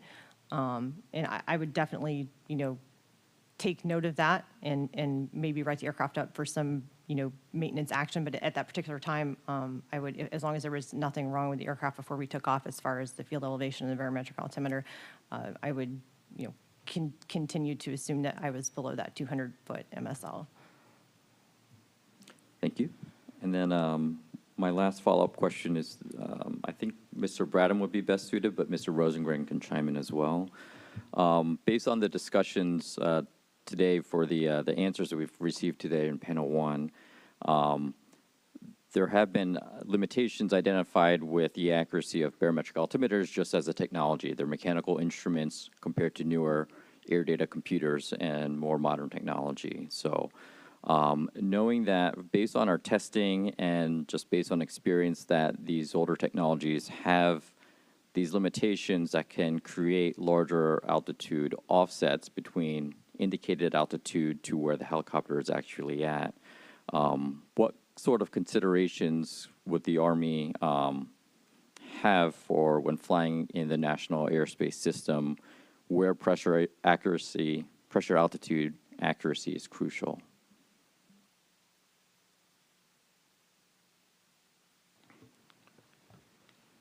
So I think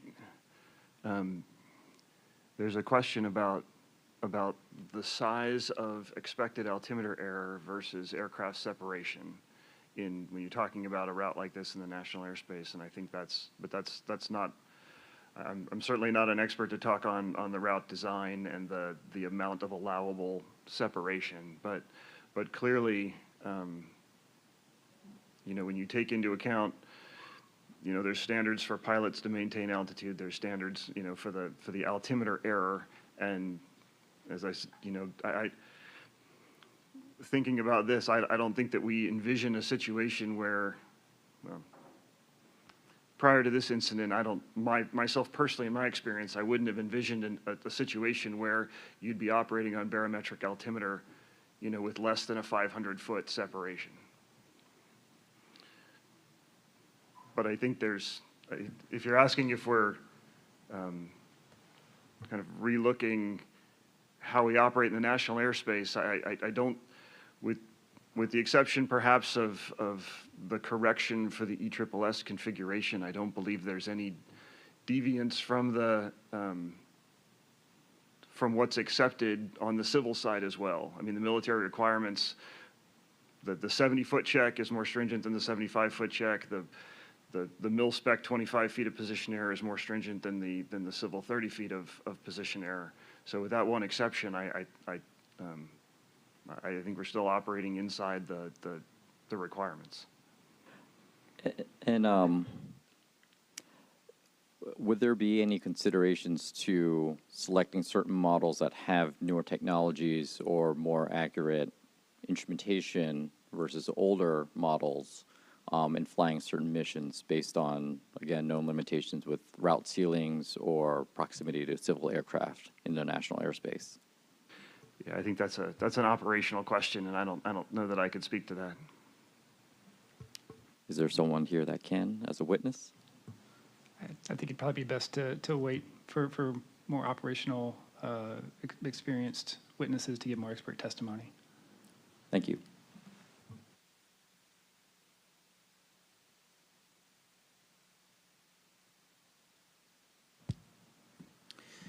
Yes, just one follow-up question.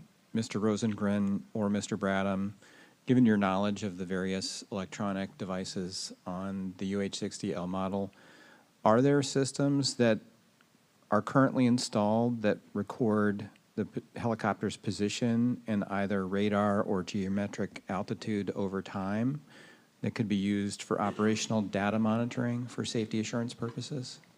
So we do include the radar altitude in our parameter data and the flight data recorder and the HUMS data, so that can be used. We don't record the GPS data. Okay, and does that, where do those data go? So that data goes to the same places as the flight data recorder and the health and usage monitoring system. I'll call it a card, PCMCA card. So those are downloaded to the integrated vehicle health monitoring system. Okay, but who receives those data? So those are downloaded after mission day, as I mentioned before, by the operational units, and then they're uploaded to the cloud so that we can access it as an Army enterprise.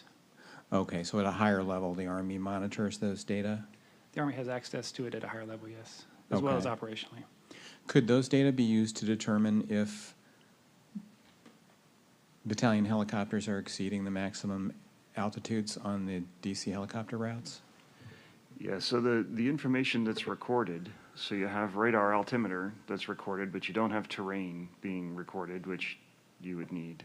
The recorded pressure altitude out of the system, it's very difficult to map the recorded pressure altitude to the pilot's barometric, what the pilot's actually physically seeing. So the recording in the HUMS system is not recording from the pilot's altimeter the way the transponder is. You're recording from a transducer that's on the same static line, but not connected to that instrument. So although they have some of the same errors, the instrument error that's in the pilot's instrument and the error that's in the transducer recorder path, those are different sets of errors. Yeah, and so in some cases, when those errors are close to each other, you get good agreement. And in some cases, when those errors are not close to each other, you get significant disagreement. But unless you have a reference measurement, you can't parse that out. Yeah, I'm not asking about comparing the two types. What I'm asking is, does it contain, it sounds like it does record radar altitude.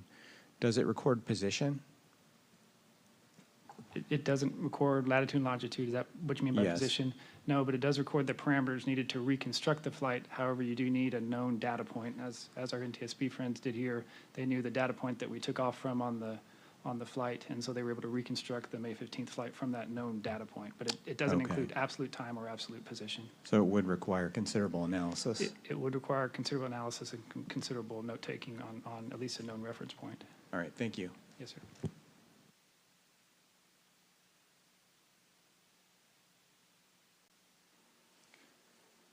No more from the technical panel.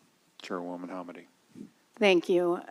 We're going to go in the same order. Alpa. Thank you, Chairman. The first question we have is for Mr. Cooper. If barometric tolerances were tightened, would Sikorsky be able to support modification to these systems used in rotorcraft, even if it required retrofits or redesigns to the pedostatic systems? For which model?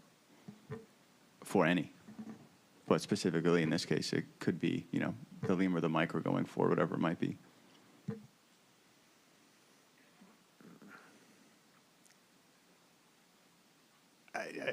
Tighten to what limits? If they were just tightened, say, we'll give you a number, say, plus minus 50 feet or something for field elevation barometric altimeter checks. For the Lima, some, again, because it's a compilation of errors, as has been stated, it would require changing out of the government furnished provided indicator. So with that indicator, there's some limitations as to where you can tighten tolerances. For the others, it is plausible that we could analyze requirements and determine alterations to the probes. So plausible, but again, we would need the exact requirements. It's kind of hard to provide an answer, you know, for just a broad. Of course, but so you're saying it would be possible, but it would have to be analyzed. Yes, and the configuration, like I said, the external storage support system configuration has a larger error, and you know, need to understand how that applies also. Thank you. Next question for Chief Warrant Officer Lewis. In your opinion, should any considerations be given to using different helicopter model types and low altitude routes located in congested areas? As I stated before, I've flown the different variations that the Army has of the Black Hawk. I have not flown in the DC route structure. I have flown both the Mike and the Lima in low altitude, and based on my experience and not having flown here, I don't want to make a recommendation. I feel it's outside of my experience of which one's best suited to fly here. Okay, understood. Thank you. That's all from ALPA. Thank you, FAA.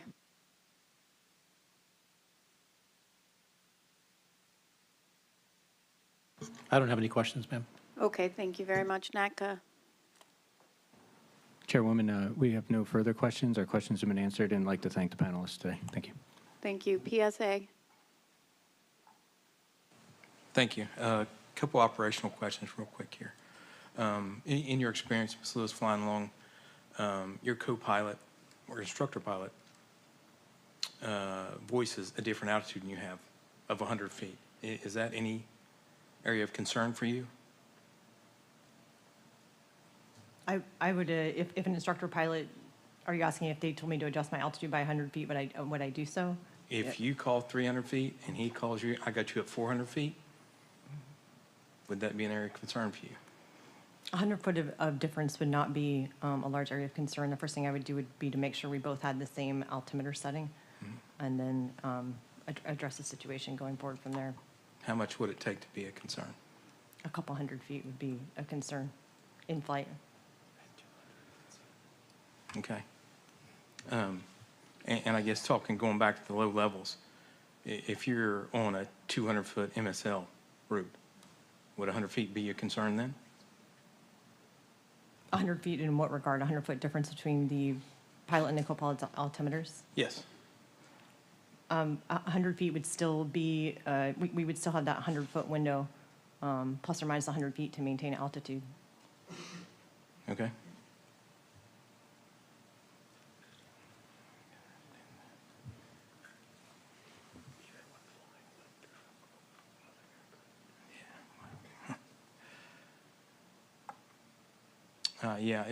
Sorry, my next question. An example you were given by the tech panel, you said if the baro altimeter was 160, radar altimeter displayed significantly higher, over 200 feet, you would continue to rely on the baro altimeter to conclude you were below 200 feet.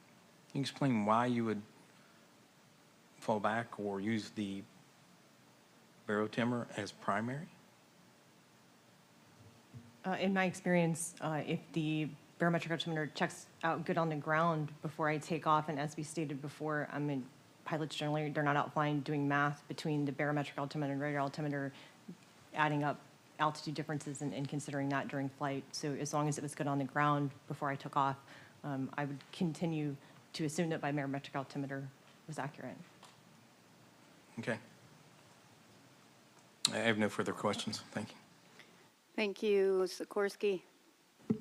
One quick follow-up question. Mr. Cooper, just to clarify, you said that the pitot probe location on the Black Hawk was determined primarily by Army operational and performance requirements for the Black Hawk. Is that correct? No, I said that those feed into the consideration of its location, right? You know, the available real estate on the aircraft, the required operational envelope of the aircraft, and what other equipment and considerations would normally feed into that selection. You know, I honestly have to say in the late 1970s, I don't know why they picked the exact location, other than various other military products of that time, including those delivered to the Army from Sikorsky, had their probes in an above cabin location. So I think you're also saying that other military aircraft at that time had probes in that location as well.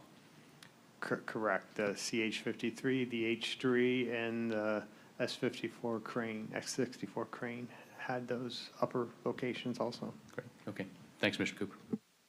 U.S. Army. Just one follow-up question, Madam Chairman. For Mr. Gant, we've talked a lot about altimeter errors and the deviations that are within the acceptable ranges. Are these unique to the UH-60 Lima, or is this consistent in commercial and general aviation across the national airspace? It's across all fleet types. The physics doesn't change, although between the FAA and the military, we might have slightly different requirements. You know, maybe just by way of background, for transport category airplanes, the position air requirement is the same, plus or minus 30 feet per thousand, or per 100 knots, excuse me. And that's been in place since 1958. No further questions. Thank you. Can you pull up that chart again, Brian? Okay, so I will ask this question, Mr. Cooper. The model of helicopter that was involved in the collision, understanding that there are different requirements when you're ordering, is this model generally sold to other branches of the military? There's UH-60 derivatives to the other branches of the military, yes. How about outside the military? There are international customers. They're international. Okay, thank you very much. And is there a difference on where the pitot probes are for the mic? No, there's not. Okay, thank you. Can I ask I don't know if it's for Mr. Bradham or for Mr. Rosengren. I just wanted to go back to what you're working on for the flight manual and the safety alert. Did I hear you right that you are focused on the Lima with the ESSS and the outboard fuel tanks? So, ma'am, it applies to the mic as well. So it applies to the... With the outboard fuel tanks? Yes, ma'am. With the ESSS wings and one tank on each side is the configuration that has been tested historically, and that's where we have good data on that particular configuration. And that's what you're focused on for the policy change? Yes, ma'am. For the ESSS Or for the configuration. alert? Yeah. Yes, And ma'am. any sort of change to the flight manual? Yes, ma'am. The reason why I'm asking is if I'm looking back at the formation flight, for the 12th Battalion, I mentioned the numbers, the difference between the barometric altimeter was 1,070 feet and the radio altimeter was 1,200 feet, off by 130 feet. That was for the ESSS. The lead helicopter and the third, I believe, were the clean ones, correct? Yes, ma'am. Correct. Okay. So they don't have the outboard fuel tanks. Correct. My question is, the barometric altimeter on the lead helicopter showed 1,090 feet, radio altimeter 1,180 feet with a difference of 90 feet.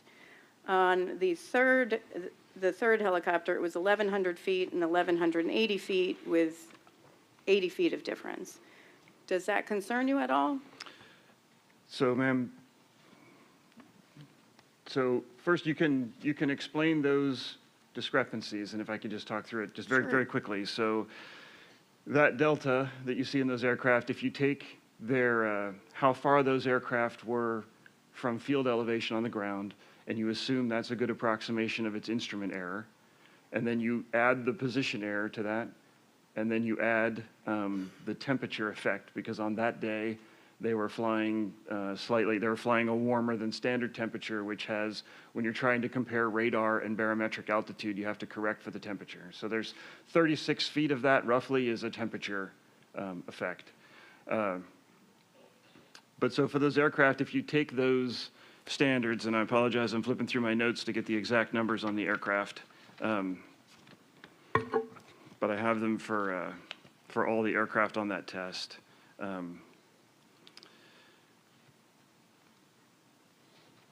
So for example, ma'am, so for aircraft number 1, it was 45 feet low on the ground. The position error adds 7 feet low, and then the temperature adds 36 feet low, which is 88 feet, which is close. So what you have is a case where you have 3 different effects all in the same direction. Correct. And then for aircraft, for the second aircraft, the one that was ESSS. Those are the ones I went through before. A lot of those I went through before. Yes, ma'am. And then there are differences, obviously, from this chart in the allowable errors in the instruments, or in different components, correct? I'm sorry, ma'am, say that again? The chart. Some of those stack up, too. Yes, ma'am. So some of those do. So the static system, the first 2 you see there are position error. Yep. One is military, one is civil. And then in the barometric, so for example, the scale error is the aneroid capsule error. Okay, Oh, can sorry. I don't need to go through all these. Yes, ma'am. We've already gone through all of these. The question I'm asking is you have a difference of 80, difference of 90. I understand there's temperature fluctuations. I understand there's allowable instrument error. What I'm getting at is, would you be concerned if this mid-air collision didn't happen and you knew, you had 75 feet of separation between the glide slope and the east bank of the Potomac? Yes, ma'am. I'd say prior to this incident, that would not, I don't believe, have concerned me significantly. Understanding the vertical separation that existed in this case, yes, that would concern me. Can I ask one more question? Was there at any, does anyone, and I'm going to ask everyone to answer this question, were there any efforts by the Department of Defense or Army to get helicopter Route 4 back in place after the Secretary did the work, thank you, of taking it off the map? I'm sorry, ma'am, I don't know. That's not a Does anyone else area of my know? expertise. I don't know either, ma'am. I don't know, ma'am. FAA, Sikorsky.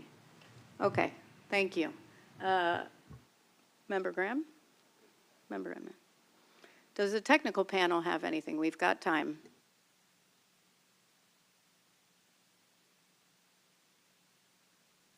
No, ma'am, we're good. Okay, then we're going to go ahead and break for lunch. We will be back at 2:15. And just a reminder for the staff, lunch is served upstairs for all you all involved with this hearing. Thank you so much.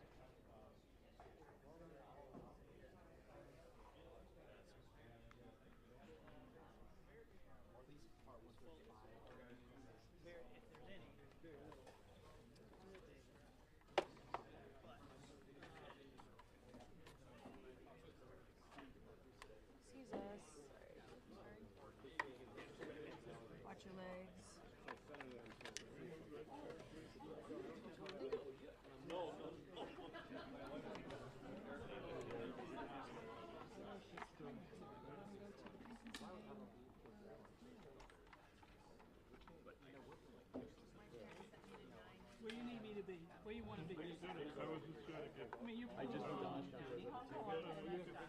Well, I did the work. You ready? Give us a 1 minute. 1 minute. I should have gone to Dr.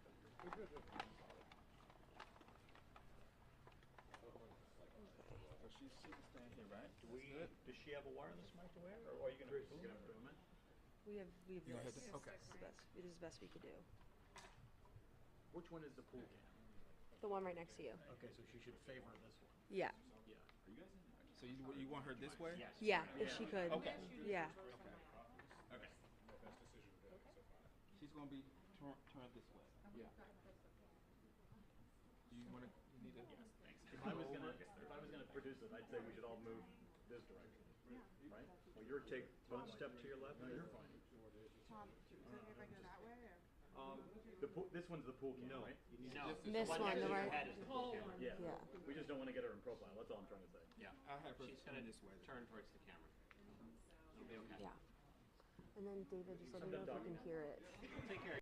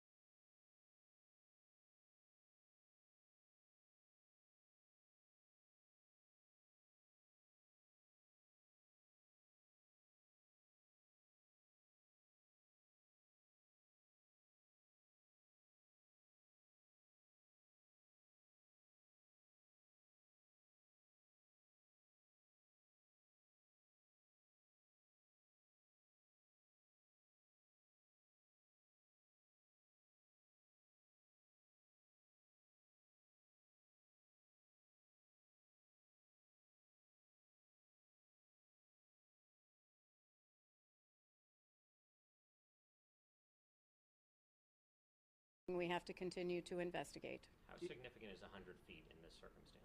By the way, you don't have to look at the camera. Okay, thank you. He told me to. No, I don't know where that guy came from. We've never heard of that guy. Okay, thank God. How Okay. significant is 100 feet if the helicopter was telling them with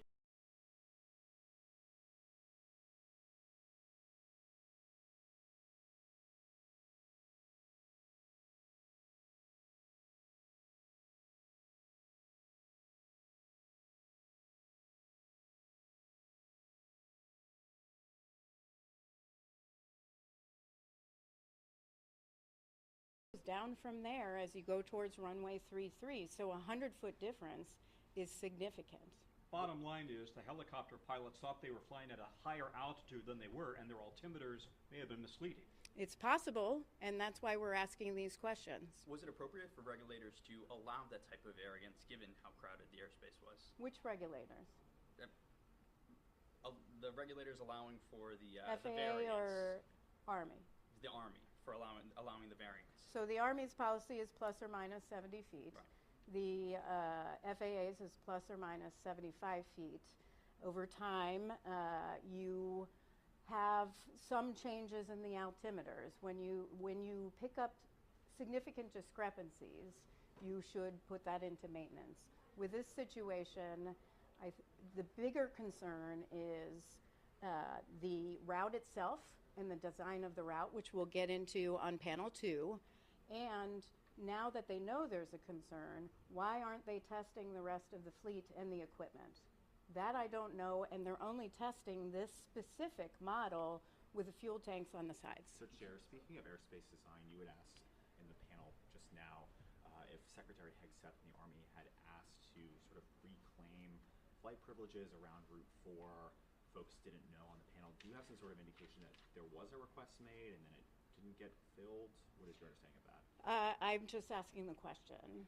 Yeah, just asking the question. Name and affiliation and raise your hand. Pete.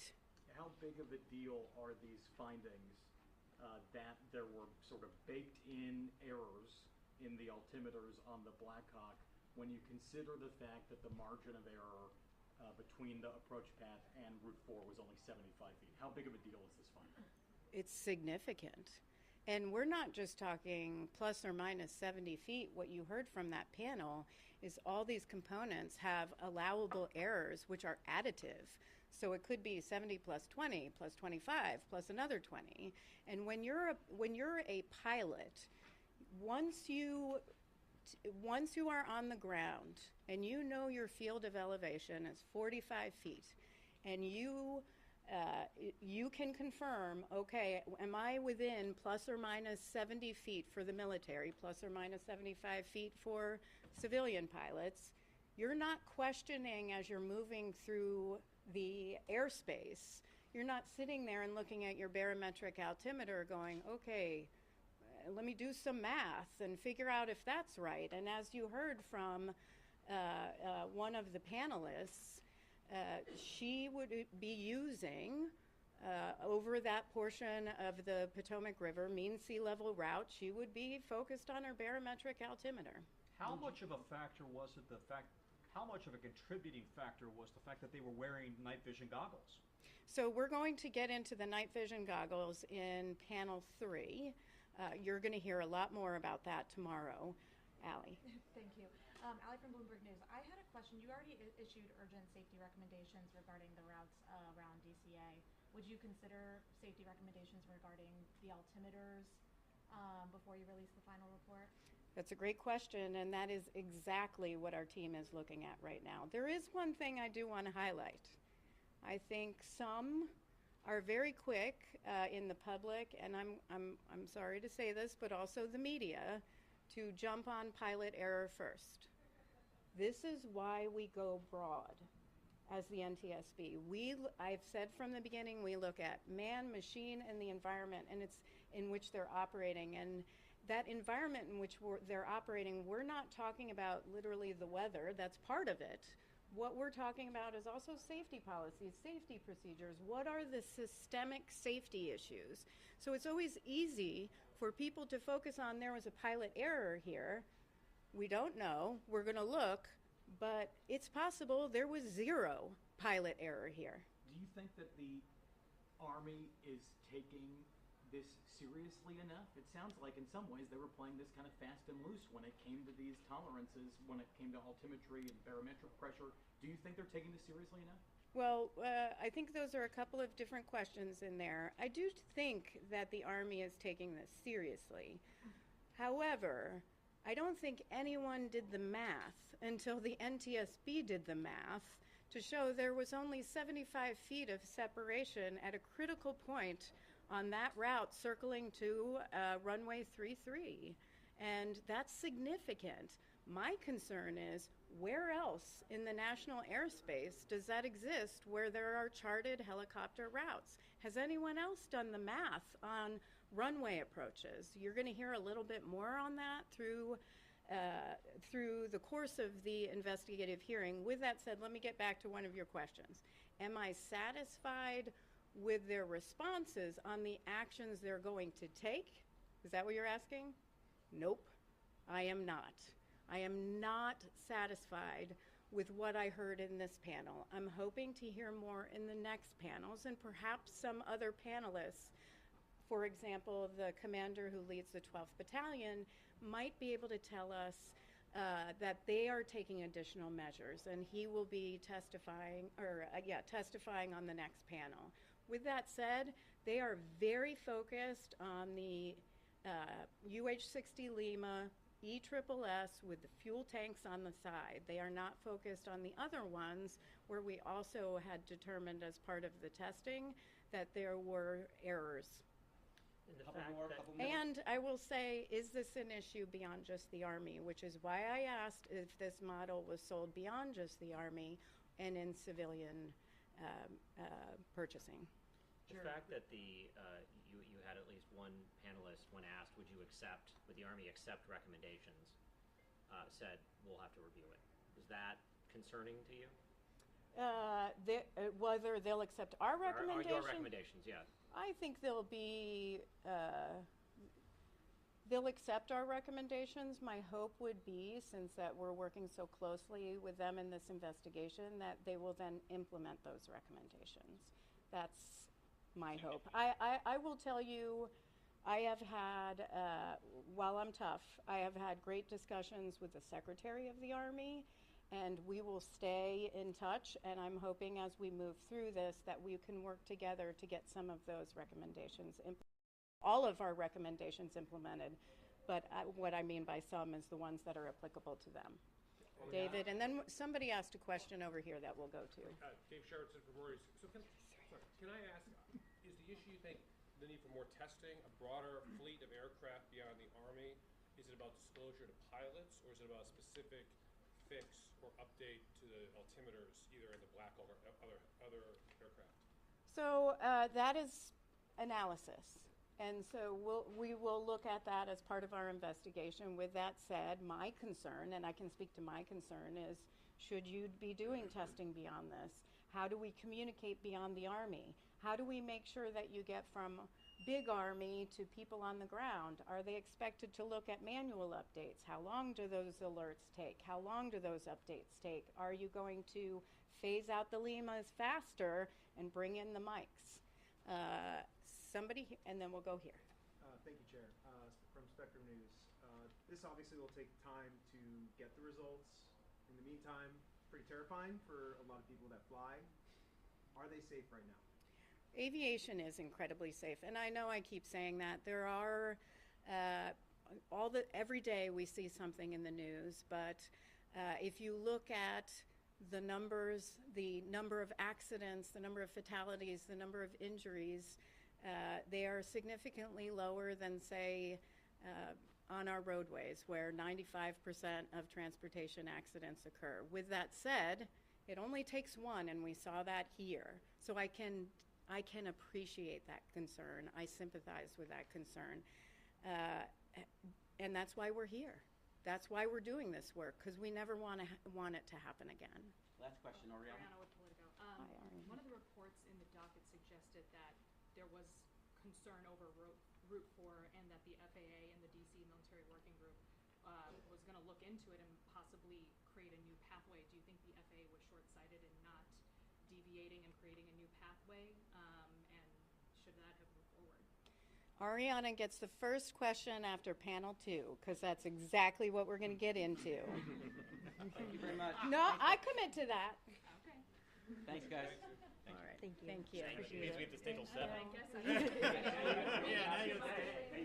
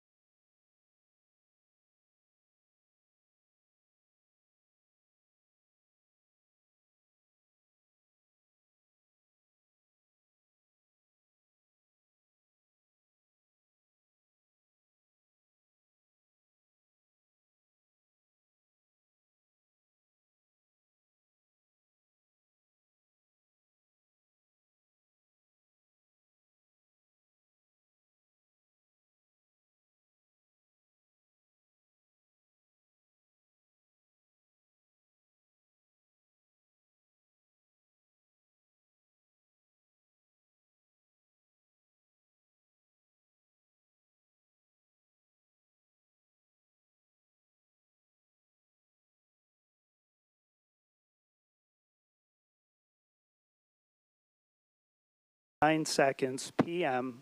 Eastern Standard Time. At the time of the accident, one controller at DCA Tower was managing both airplane and helicopter traffic. During the final 2 minutes of the accident flight, the controller spoke to 6 different aircraft, including Pat 25. As mentioned in the animation, all aircraft could hear the controller, but helicopters could only hear other helicopters on their frequency, and airplanes only other airplanes. Air traffic control procedures will be discussed as part of Panel 3. At the time of the collision, Pat 25 was in a near level attitude at an altitude of 278 feet and a ground speed of 90 knots. Flight 5342 was lined up with runway 33 and descending at a ground speed of 110 knots. At the time of the collision, the airplane was in a slight left roll and the elevators were deflected to near their maximum nose-up travel. The helicopter's air data systems and altimeters were discussed in Panel 1.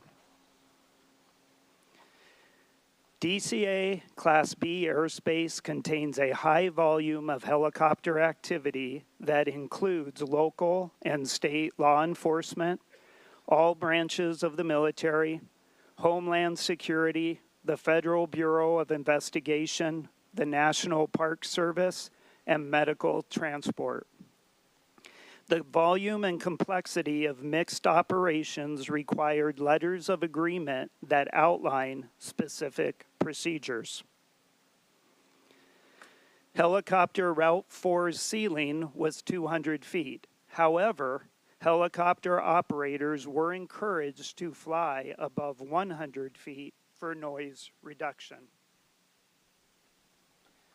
Route 4 ran along the eastern shore of the Potomac River, but did not have defined horizontal edges. The runway 33 approach path was located over the Potomac River for a distance of about 4,100 feet. Runway 33 has a 4-light precision approach path indicator, or PAPI, that provides a 3-degree glide slope to the runway.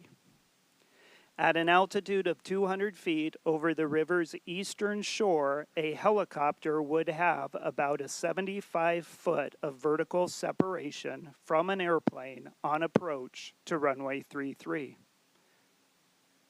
Panel 2 will discuss the airspace surrounding DCA and the helicopter routes. Flight 5342 was equipped with Traffic Alert and Collision Avoidance System, or TCAS. The flight crew of Pat 25 was equipped with iPads with the ForeFlight application installed, which had the capability of displaying aircraft that were radiating Automatic Dependent Surveillance Broadcast, or ADSB, out. ADSB is a method of aircraft surveillance that can be used by air traffic control and other ADSB-in equipped aircraft. Pat 25 was not transmitting ADSB data at the time of the collision. However, both aircraft were equipped with transponders and tracked by radar. Collision avoidance technologies will be discussed in Panel 4. Multiple data sources were used to create the following images that depict the aircraft flight tracks from various views. None of the images depict the nighttime conditions that existed at the time of the accident. This image depicts a flight track of both aircraft. The yellow line is the helicopter track, and the green is the airplane track. The yellow circle is the location of the collision. This view looks south along the helicopter's flight track. This image is looking northwest along the airplane's flight path as it approached runway 33. The yellow line is the helicopter's track, and the green is the airplane's track. The yellow circle is the location of the collision. This image looks southeast from the DCA Air Traffic Control Tower. The control tower is located in the bottom middle of the image, highlighted by the red circle.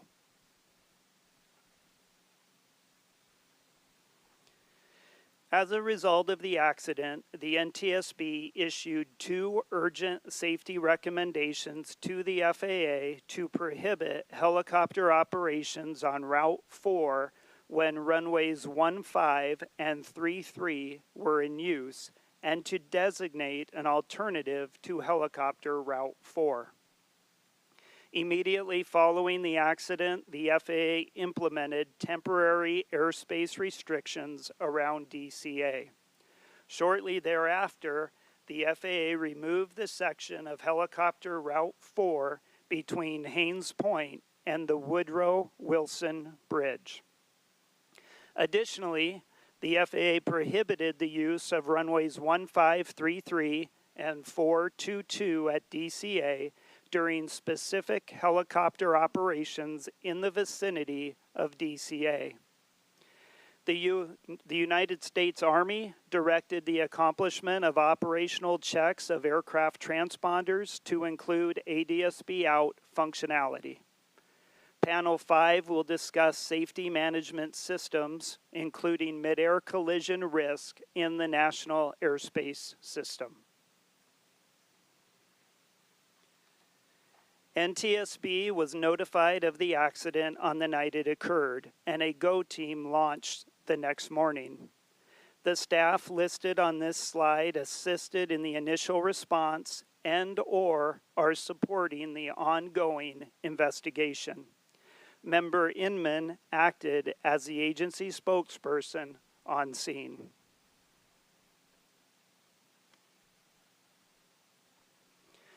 Parties to the investigation are Aerosonic, the Airline Pilots Association, the Association of Flight Attendants, BAE Systems, Collins Aerospace, the Federal Aviation Administration, GE Aerospace, International Association of Machinists and Airspace Workers, Metropolitan Washington Airports Authority, National Air Traffic Controllers Association, PSA Airlines, Sikorsky, and the United States Army. In accordance with the provisions of Annex 13 to the Convention on International Civil Aviation, the Transportation Safety Board of Canada participated in the investigation as the representative of the state of design and manufacture of the airplane. The accredited representative was assisted by technical advisors from Mitsubishi Heavy Industries and Transport Canada. Chairwoman Hamady, this concludes my presentation. Thank you, Mr. Banning. And now we'll go to Dr. Bauer to please provide an overview of the panel topics and introduce the technical panel and witnesses. Thank you, Chairwoman Hamady. The second panel will provide an overview of the DCA Class B airspace and helicopter routes. The panel will address understanding the airspace surrounding DCA Airport, both the ATC perspective and the operator perspective. FAA standards governing design of Class B airspace separation standards. History of the helicopter routes to include the requests, development, and approval process of the Baltimore-Washington helicopter routes with special focus on Route 4. Description of the Army's mission and tasking in the National Capital Region and their use of helicopter routes. Complexities of fleet mix and history of safety issues involving helicopters, both the ATC perspective and the operator perspective. History and activities of the DCA Helicopter Working Group and ADSB out. The NTSB technical panel, starting on my right, is composed of Mr. Brian Soper, lead aviation accident investigator for air traffic control. Ms. Sarah Lewis, aviation accident investigator for air traffic control. Dr. Catherine Wilson, senior human performance investigator.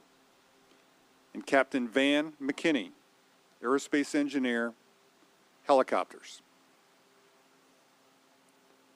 Witnesses for this panel are composed of the following individuals.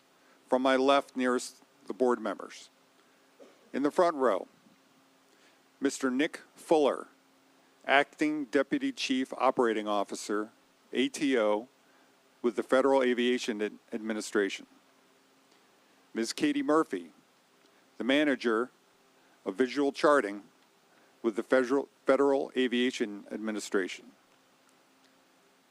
Mr. John Stowe, the Acting Director for Policy and the Mission Support Services of the ATO with the Federal Aviation Administration. Colonel Andy DeForest, Commander of the Army Aviation Brigade with the U.S. Army. Mr. Clark Allen, Operations Manager of the DCA Airport Traffic Control Tower at the time of the accident with the Federal Aviation Administration. And Dr. Steve Kasner, an aviation human factors researcher and author and retired NASA Ames employee. In the second row, we have Mr. Rick Dressler. He's an aviation site manager with MedStar Transport of Metro Aviation Incorporated. Lieutenant Colonel Paul Flanagan, the product manager of Assured Airspace Access Systems with the U.S. Army. And Command Chief Warrant Officer David Van Vechten, who is a former standardization instructor pilot with the Army Aviation Brigade of the U.S. Army. Chairwoman Hamady, these witnesses have been pre-qualified and their respective experience and qualifications appear in the docket as exhibits. Thank you. Thank you, Dr. Bauer. I'll now ask the witnesses to please stand.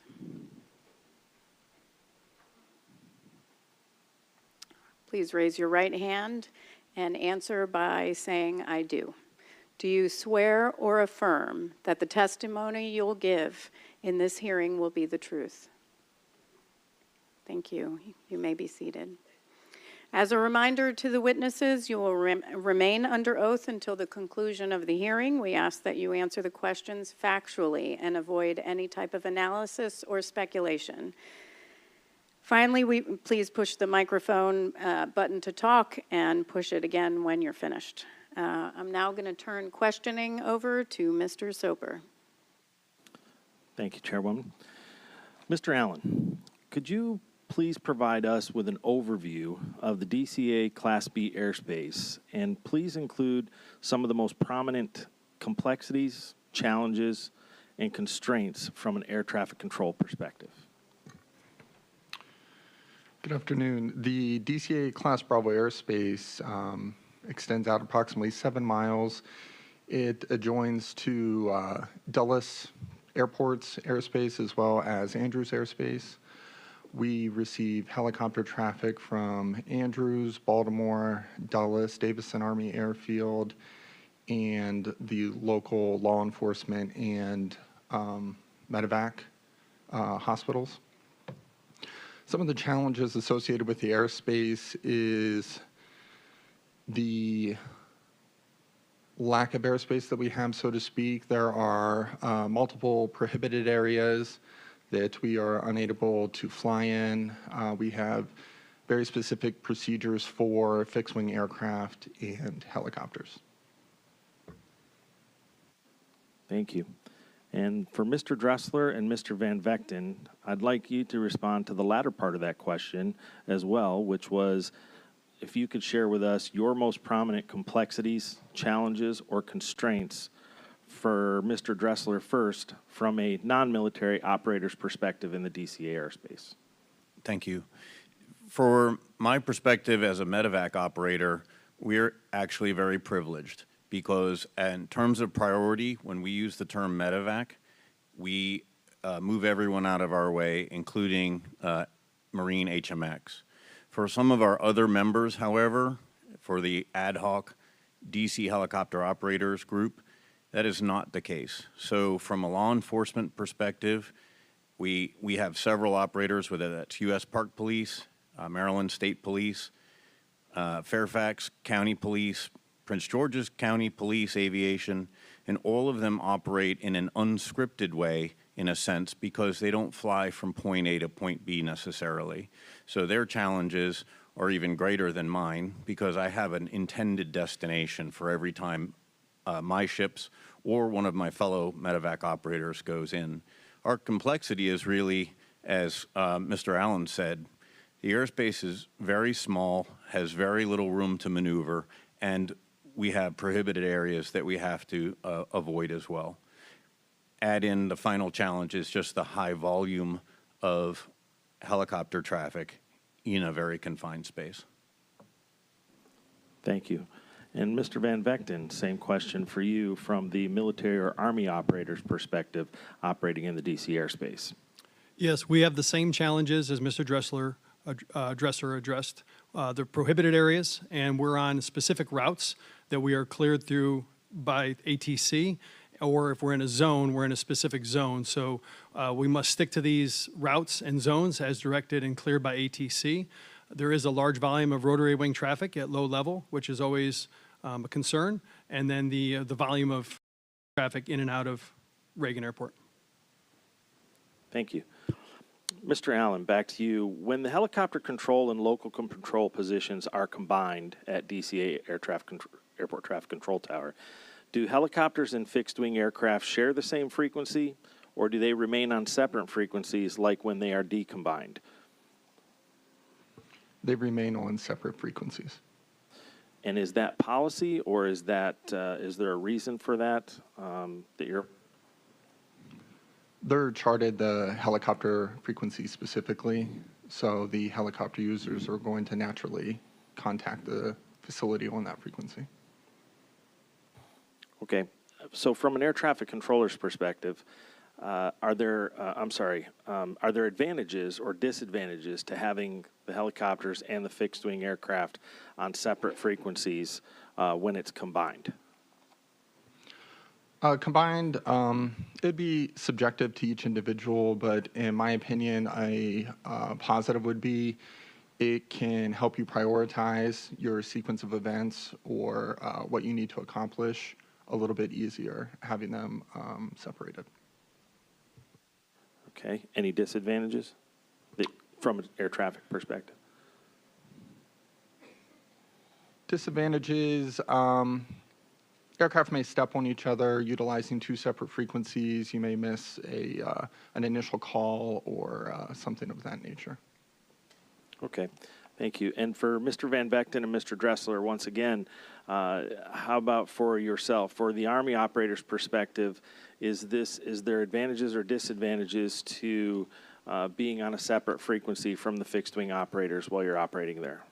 Yes, sir, both. First, the advantages. I don't have to continuously hear all the fixed-wing traffic, which would tie up communication between the pilots in the cockpit. The disadvantage was it leads to somewhat of a lack of situational awareness because I'm only hearing half of the conversation. So, for example, when I hear tower transmit and they say Brickyard 1234, clear to land runway 19, I have to anticipate and wait for that fixed-wing traffic to say, Roger, clear to land runway 19, or else I could end up stepping on him. So as you initially enter the airspace, you have to pause for a few seconds to see if there's anybody talking that you may not hear on a separate frequency. Thank you. And Mr. Dressler, for you. So we are split among our community. All of the civilian aircraft carry 2 sets of VHF radios. And in that case, you could be listening to 2 frequencies at the same time. So many of our members dial up the regular tower frequency on one and monitor it, and on the other, we'll be up on the helicopter frequency. That depends on the pilot choice. The disadvantage to that is we also have a helicopter air-to-air frequency that we can communicate and deconflict amongst ourselves. And if you take that one out of play, you have no way to talk to anyone else. I prefer the simulcast same frequency model because I do like to hear all of the commercial traffic at the same time, so I can formulate my plan around that as well.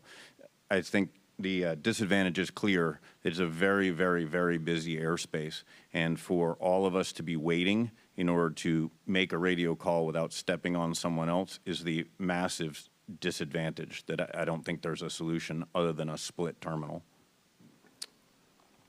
Excellent. So I'm glad both of you mentioned stepping on, and just for context, when we say stepping on, that's I'm assuming, and you can correct me if I'm wrong, but when 2 people are transmitting at the same time simultaneously, and one essentially steps on the other, and one person or both people's transmission might be partially or wholly blocked out, correct? That's exactly correct. Okay.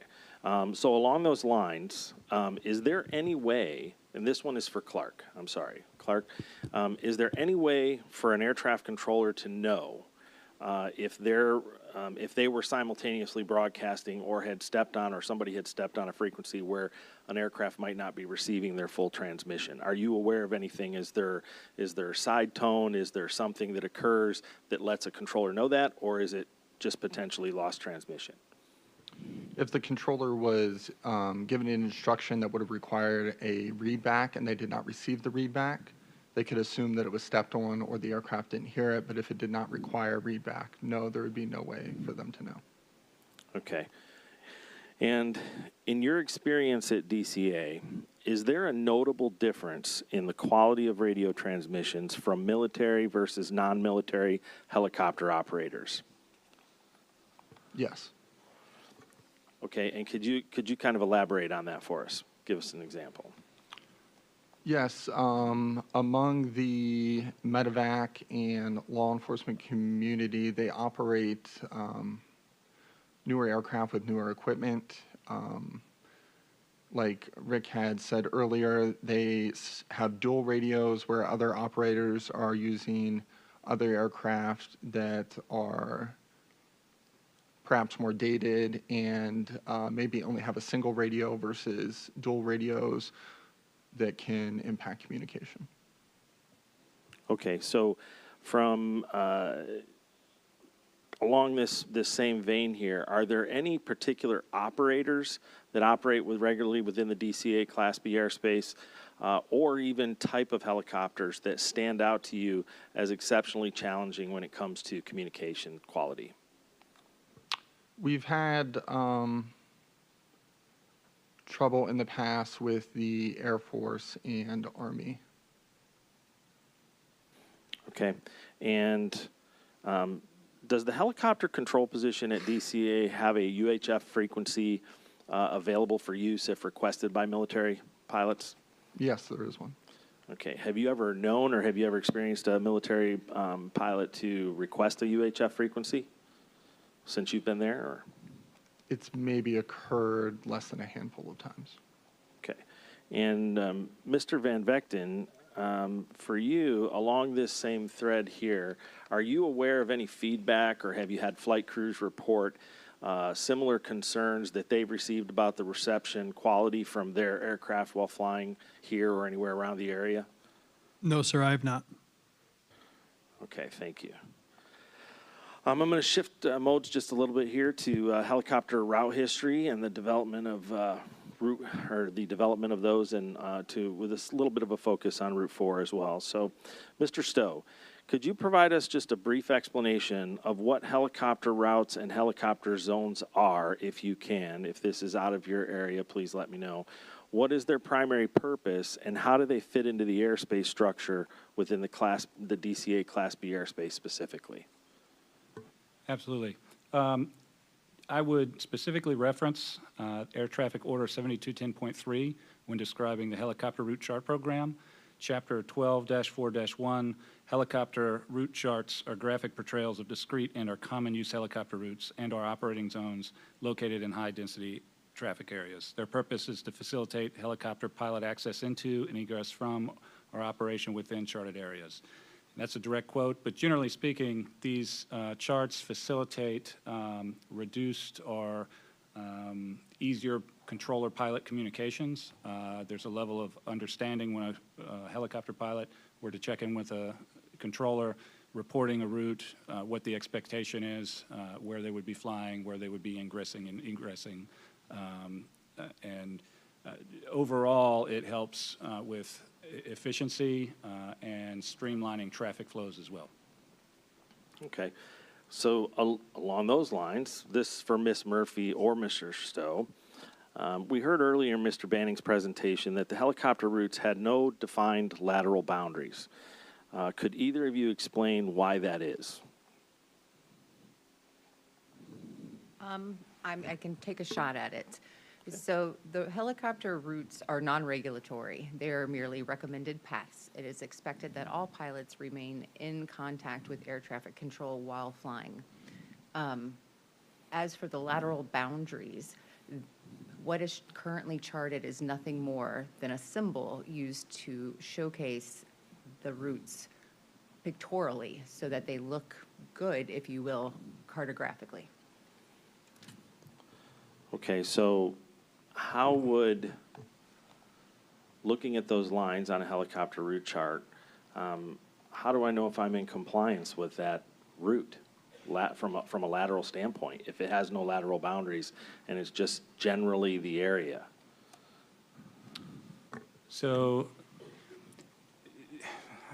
I guess to build on her response, and I think to lead into the question, the charts are recommended for the purpose of streamlining pilot controller communication and expectation, so the controller doesn't have to continuously assign a route. Knowing that there's no prescribed lateral boundaries and there's general recommended altitudes unless the controller specifically assigns via clearance or operating instruction to maintain an altitude or comply with the published altitude, it would be incumbent on the controller to ensure that they're monitoring the route of flight and address any conflicts and maintain or ensure a proper separation. Okay. Mr. Stowe, continuing with you, would your office have been consulted in a request for establishment of helicopter routes that transition the DC airspace? So the local air traffic manager is responsible for initiating updates, changes, or initiating new helicopter route chart establishment. They would generally work with the Mission Support Services service centers who would support establishing a local work group or task force, as it's referred to in the 7210.3, which would be comprised of local operators, and then a lot of local coordination work would be done, and then that would ultimately be passed off to the charting office to actually publish the charts. Great. Mr. Fuller can thank you later because you just answered his question. Mr. Allen, are you aware of DCA air traffic control tower management and or the bargaining unit if they had any input or involvement in the development of the route structure at DCA Airport Traffic Control Tower? Now, I think it's been in place for quite some time, so you may not have been working there when it was, but do you have any awareness if the facility did have input on that? Whenever we made helicopter route and zone changes in 2023, I believe it was, it was facility driven between the bargaining unit and management. Okay. Mr. Fuller, is there a requirement for the Baltimore-Washington helicopter route chart to be reviewed at any specific periodicity by any entity? Not that I'm aware of. Okay. Ms. Murphy or Mr. Stowe, are you aware of any periodicity requirement that he might not be aware of for a review of those charts? I would refer, since I have it in front of me, to the 72.2.3, again, same paragraph, that would require annual review as the responsibility from the air traffic manager for reviewing helicopter route charts. Okay, so what would be the expectation of that review? Would that be documented in some form other than we conducted a review and everything remained the same, or would it be, would they fill out a report or some sort of correspondence through their hierarchy chain of command? I don't know of I'm not aware of a specific requirement. I would generally only be speculating or assuming that they would document it in some manner. So, Ms. Murphy, would your office receive confirmation, let's say that facilities have conducted their annual review of their charts, their applicable charts, and then you would monitor that, or not monitor it, but you would see that or not? No, Aeronautical Information Services only receives communication if and when a change to the chart is requested. Okay. Mr. Allen, were you ever involved in conducting any of these reviews, assisting the air traffic manager potentially of the Baltimore helicopter route chart? When I was a member of the helicopter work group, we did routinely review it, and that's how we came up with the changes that were implemented in 2023. Okay. So I have to ask, I think I had it for later, but we're right at a point where it's probably a good point to ask this. Helicopter Route 4, the helicopter route in question in this event, do you recall either as part of the helicopter working group, as part of annual reviews conducted, or part of local safety council, anything that identified Route 4 as being problematic or conflicting with regard to your traffic flow at DCA Airport Traffic Control Tower? Yes, we had those discussions. Can you elaborate on that just a little bit?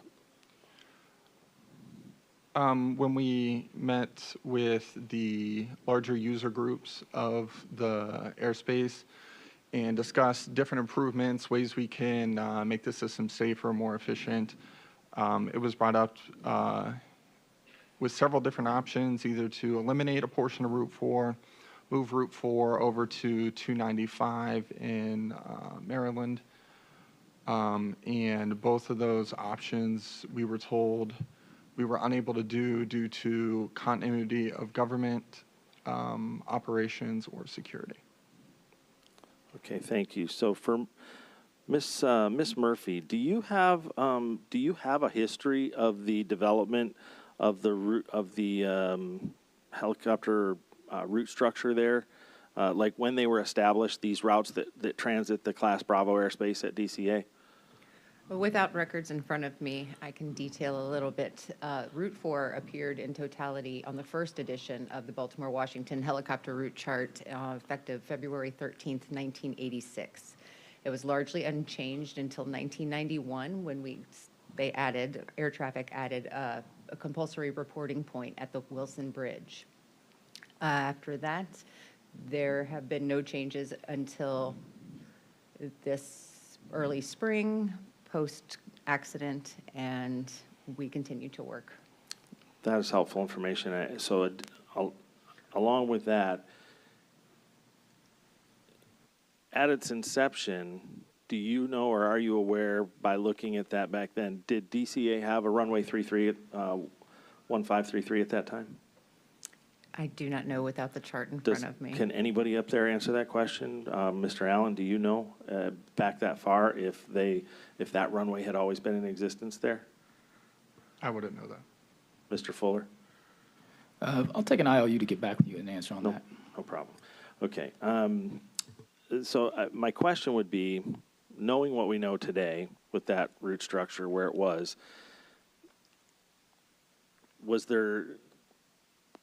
would there have been an expectation that there would be consideration given to its proximity of the approach corridor to 3-3 and the departure corridor to 1-5 in this case? I could take a shot at it.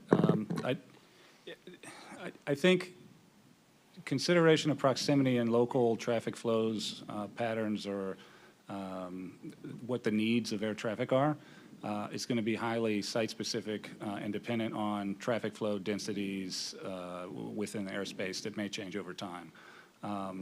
Not having specific knowledge of DCA, but broadly, the helicopter charts aren't specifically established to maintain separation. That would still rely on air traffic control to actively separate aircraft.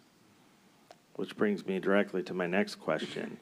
Was Route 4 procedurally separated from the approach path to runway 33 or the departure corridor from runway 15?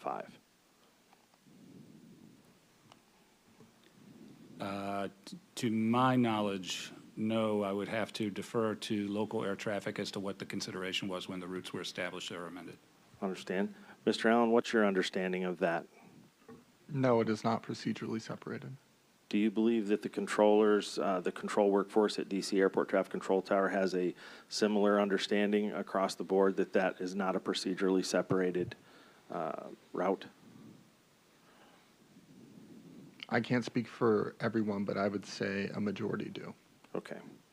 Mr. Dressler, did you or any of the other helicopter operators that you've been working with in the group there have an expectation that Route 4 was procedurally separated from fixed-wing aircraft there? No, we did not have an expectation it was procedurally separated, but our group rules of the road are pretty explicit in saying that we would never fly underneath an aircraft on final.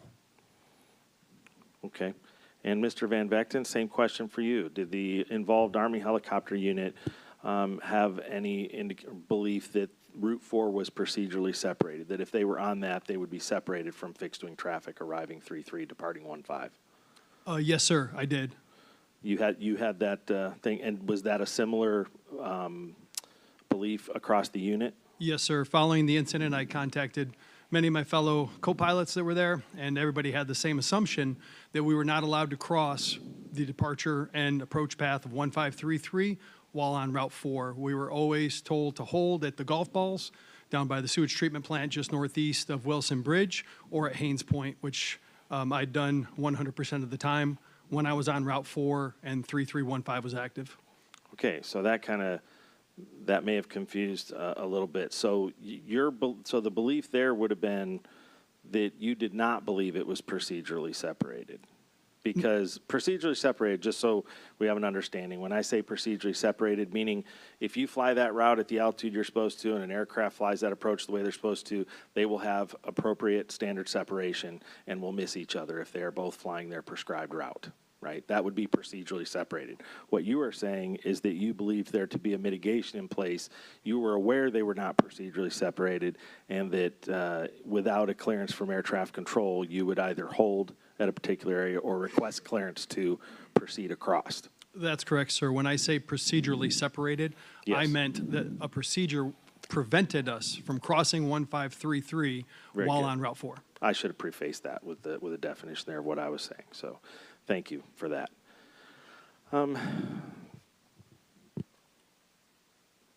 Mr. Allen, do you know if consideration was ever given or there was ever a request made or a proposal made, I should say, for an alternate north-south routing to either replace Route 4 or alter Route 4 to help alleviate the conflict of where it crosses the Route 33 approach corridor?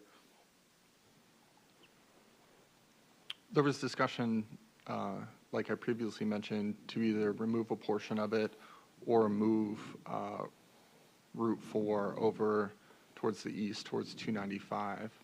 But the zones also allow for north-south flow. Do you know how high that proposal made it in the request chain at all? Did you receive any feedback or disposition of that proposed? I don't know how high it went. Okay. Mr. Fuller, do you have any awareness from your office? Did that ever reach your level? No proposals to remove Route 4 ever reached my level. I looked back through the system service reviews and the corrective action plans developed for the facility, and there were no records of a request to remove Route 4. Okay, thank you.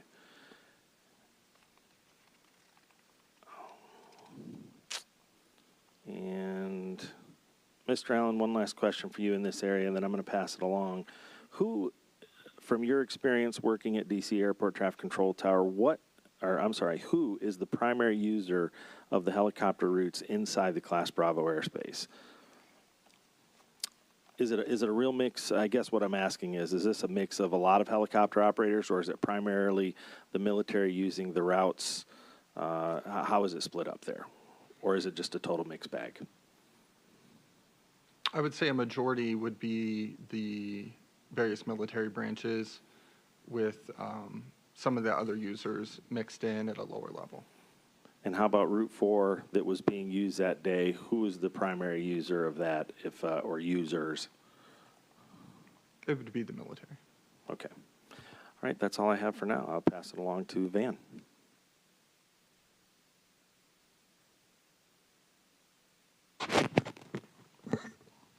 Okay, I'll be asking questions about helicopter operations in and around the national capital region.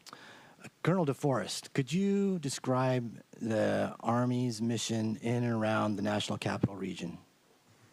Absolutely. And before I do, Chairwoman Homendy, Member Graham, Member Inman, families in the room, and those watching online, on behalf of the Army Aviation Brigade, as a husband and a father, I want to express my deepest condolences. This is something we think about every day, and your memory of the loved ones we lost are forever in my heart. The Army Aviation Brigade, specifically 12th Aviation Battalion, provides continuous, responsive rotary wing support to senior military and government leaders in the National Capital Region to enable continuity of government and continuity of operations missions. On America's worst day, our nation's leaders trust the 12th Aviation Battalion will respond on a very short notice. It's a no-fail mission that requires regular, realistic training within the national airspace system, and that's to maintain unit readiness for when the unit is called upon. Today, right now, 47% of our aircrew members in 12th Aviation Battalion are on mission lines waiting for that call. We're privileged to operate in the national airspace system in the national capital region. We have a very unique mission. We attract some of the very best across Army aviation, and we hold ourselves to a very high standard. Our mission involves both the zones and the majority of the helicopter routes in vicinity of DCA. And we see the routes and the zones as a risk reduction tool. They provide known altitudes and locations to deconflict with other aircraft. And I just want to be clear, there's others that perform a similar mission. So we view the helicopter route structure as a risk reduction tool.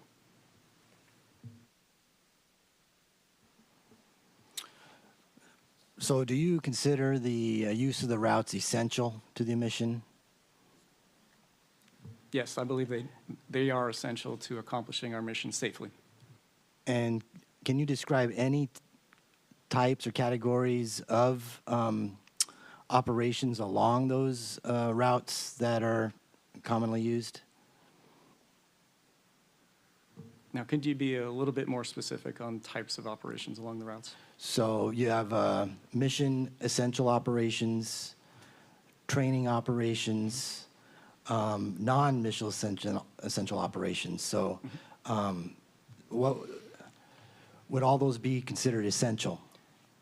And for the training, so the mission rehearsals that we do conduct, and I think we understand familiarity, aircrew familiarity of the region, so knowing the altitudes, the terrain, the buildings, the hazards, that is absolutely essential. And those routes provide predictability to our aircrews. So for our mission rehearsals, yes.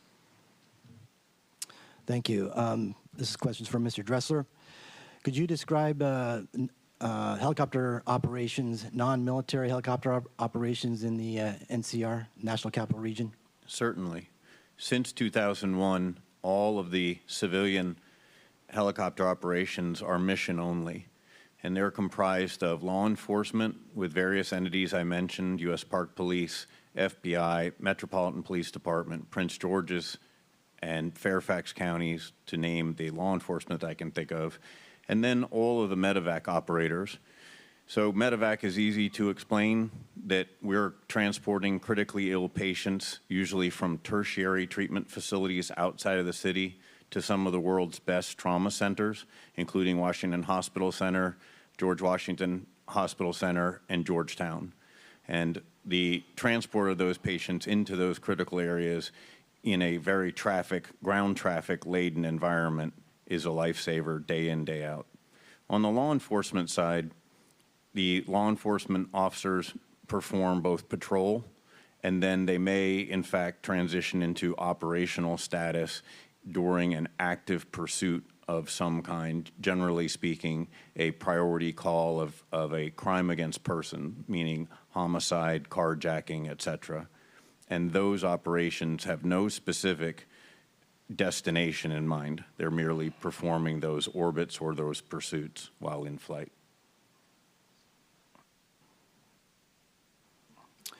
So for those common non-military operations, is it considered the helo routes as essential for completion of those operations?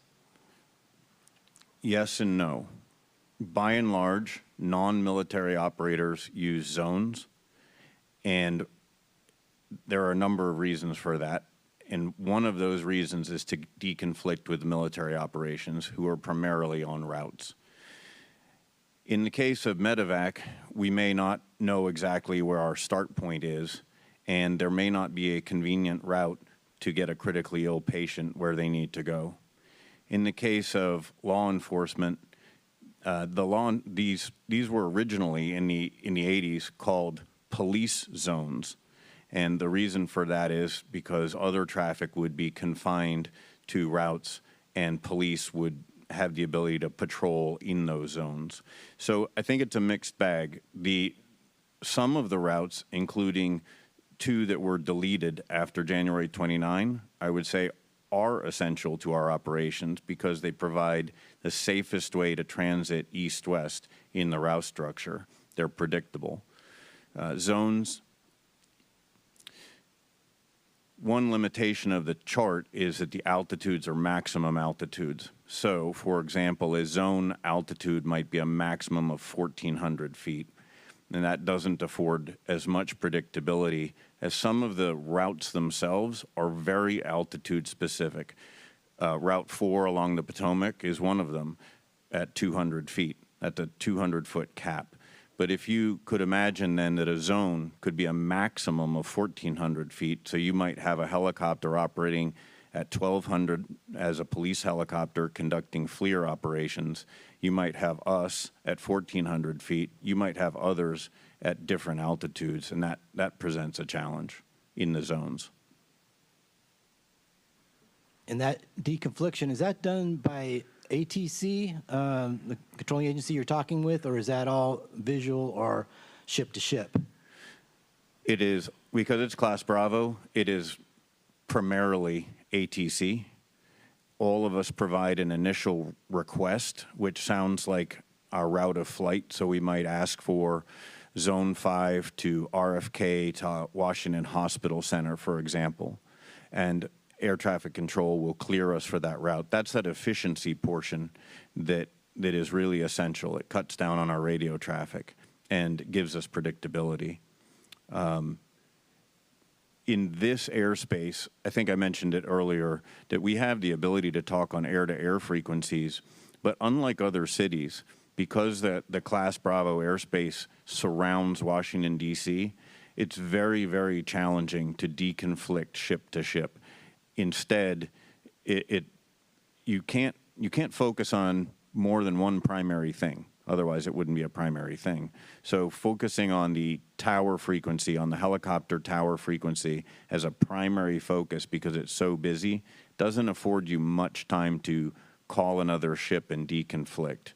That is different than other cities, including Baltimore, and where you might very well say, hey, I'm MedStar 2 and I'm lifting off of shock trauma, and then other people in the area will be able to deconflict with you. So greater than 99% air traffic control.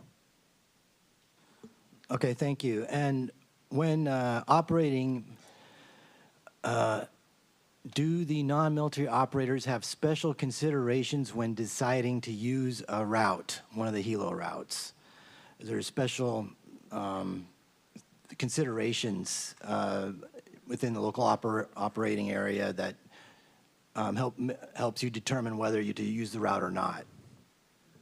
I don't know of any other than individual company policies. So my company's policy, after a near miss, unfortunately in 2017 with Black Hawk helicopters, my company restricted our ability to use anything between Key Bridge and the Woodrow Wilson Bridge. So we cannot use Route 1 or Route 4 because of the helicopter volume.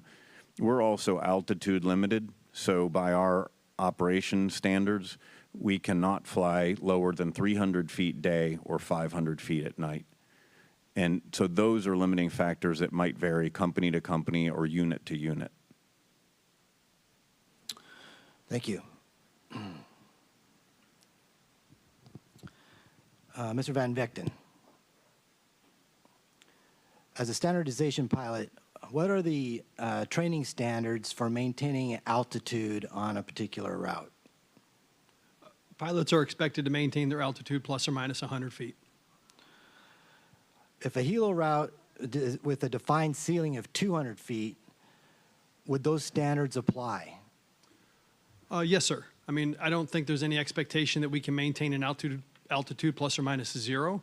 There's too many limiting factors. So again, talking to other pilots, I think the reasonable expectation is that being off on altitude by 50 or 70 feet, one way or the other, would not lead to a catastrophic event.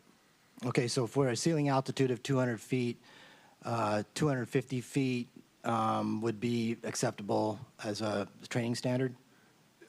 No, sir. I mean, if a pilot is continuously above the altitude, they're going to try to correct. I'm going to make them correct. It's where they stay above it where it's a problem. But we call it bracketing, so a kind of above and below the altitude while you're trying to maintain a constant altitude. Okay, thank you.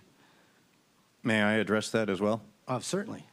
I hate to disagree, but at least on the civilian side, that is a hard altitude for us. We do not accept a plus or minus of 100 feet in the DCA route structure.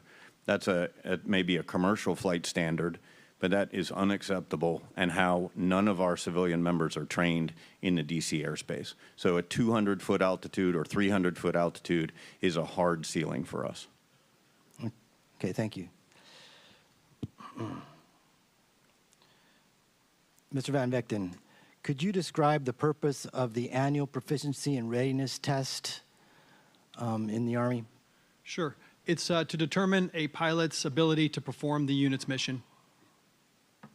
And what could you go into a little more detail on what all that involves?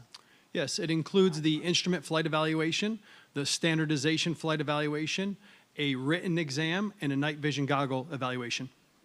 Okay. And is it common to conduct this evaluation at night on MVGs? Yes, it is. The standardization flight evaluation does not give a mode of flight. The NVG, night vision goggle evaluation, obviously must be conducted under night vision goggles. The standardization flight evaluation, if conducted under the most demanding mode of flight, which is NVGs, will count for both evaluations, so you don't have to waste the blade time doing a daytime standardization flight evaluation and then going back out at night to do the same task under goggles. You can accomplish both at the same time. Okay. Since we're talking about MVGs, can you estimate the percentage of night Army operations where NVGs are utilized? Can you clarify, please, what Just you mean? like, are MVGs normally utilized during almost all Army night operations? Yes, ideally that would be the case. I would much rather be aided with night vision goggles than unaided, of course. And is NVG crew proficiency important? Yes, it's extremely important. Night vision goggles is the most demanding mode of flight, and so that's what we would train to the most rigorous standards. Can you recall what the requirements are for that? As far as annual, yes. It's 9 hours semi-annual per semi-annual period, 18 hours total, and you must fly 1 hour of NVGs every 60 days to be considered current. Okay, thank you. And for to help everybody understand the benefits and limitations of MVGs, could you describe what some of those advantages and disadvantages of using MVGs are as from an operator perspective? Sure. First, the advantages, the quite obvious ones. Best visual acuity while unaided is 2200. So where 20/20 would be like good vision, your best visual acuity you're going to get while you're night unaided is 2200. So the ability to see is the number one advantage with night vision goggles. It amplifies light, allows us to see in darker environments, and provides better acuity for the pilots. The negatives, depth perception, obviously is much more difficult to judge because we have monocular vision, whereas right now I'm using binocular vision, so it's much harder to judge depth perception. It was mentioned earlier, the limited field of view, so approximately 40 degrees compared to roughly 180 degrees, what I have right now. But it's also, it's easy to confuse ground lights with aircraft lights. You can see through haze, which is an advantage initially until you're fully engulfed in poor weather, and then it becomes a disadvantage. So those are some of the advantages and disadvantages. And what about being able to see aircraft silhouettes? Do you just see point lights, or can you actually make out the shape of the aircraft? Well, it really depends on the distance from the aircraft. Normally, I'm not close enough to make out the silhouette of an aircraft. So they mentioned earlier about looking underneath your goggles. So as you're flying night vision goggles and you see a light that is potentially a hazard, it's common practice to look underneath the goggles to verify what it is, because you could very easily confuse, say, a vehicle passing on Wilson Bridge as an anti-collision light as it goes across, or a vehicle on elevated terrain making a turn. It flashes into your eyes, so you must visually acquire what it is. So you really can't see the silhouette. Our goggles have trouble seeing blue and green lights, so the right side of an aircraft would be much more difficult to see. A red light is much brighter, and then white lights obviously are bright as well. And how are the crews trained to compensate for the more narrow field of view? By scanning. Could you explain that a little bit more, please? Yes. So we have a saying: we cannot increase our field of view, but we can increase our view of the field. So as I scan my head from left to right, I kind of move my eyeballs from left to right inside the goggles, increasing my view of the field. We try not to get tunnel vision or get fascination fixation on an object. So we're constantly scanning to pick up different reference points to pick out objects in the distance. And that's a common training technique? Yes. Okay. So this question's for Mr. Allen. From what you've heard... Mr. McKinney, yes. Can you hold for a second? Certainly. I would ask that witnesses put away their electronic devices. If you are communicating with your party tables, you should not be doing that. Please put them away. If your party wants to ask a question or get information to you, you can ask it during the Q&A period. Thank you. Okay, this question's for Mr. Allen. From what you've heard regarding the use of night vision goggles by flight crews, would it benefit air traffic controllers to be trained on the advantages and limitations of NVGs?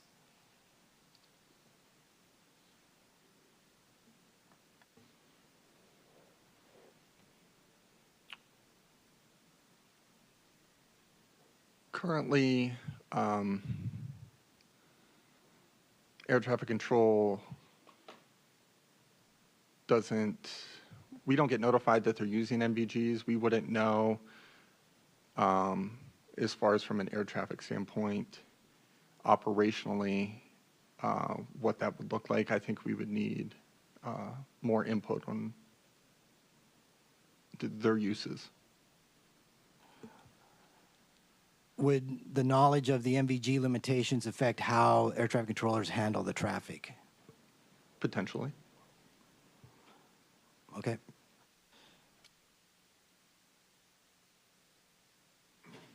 Can I add to that? Certainly. So it would generally be the expectation for air traffic that for Class B operations, all aircraft receive traffic advisory safety alerts and air traffic provides separation services to all aircraft. We're also heavily dependent on see and avoid and relying on 91.113. I would refer to the 7110.65 Class B separation criteria for helicopter to helicopter would be that IFR or VFR helicopters are not separated from other helicopters. So it would be dependent on pilot see and avoid, independent of the use of night vision goggles. Okay, thank you.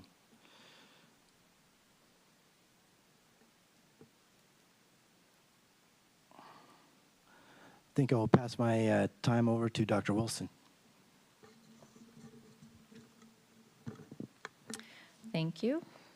I want to go back to something that Mr. Allen said. When we asked about moving Route 4, if there had been any discussions about changes to Route 4, you said that the response you got was something to the effect of continuity of government operations and security. And then it piqued my interest, Colonel DeForest, because in the mission statement that you said, you mentioned continuity of government operations. And it made me think, was the Army, you or the Army, aware, or did you see any proposals that you were able to provide feedback on regarding changes to Route 4? It piqued my interest that the wording was very similar to what the response to DCA Tower was, and then the Army's mission.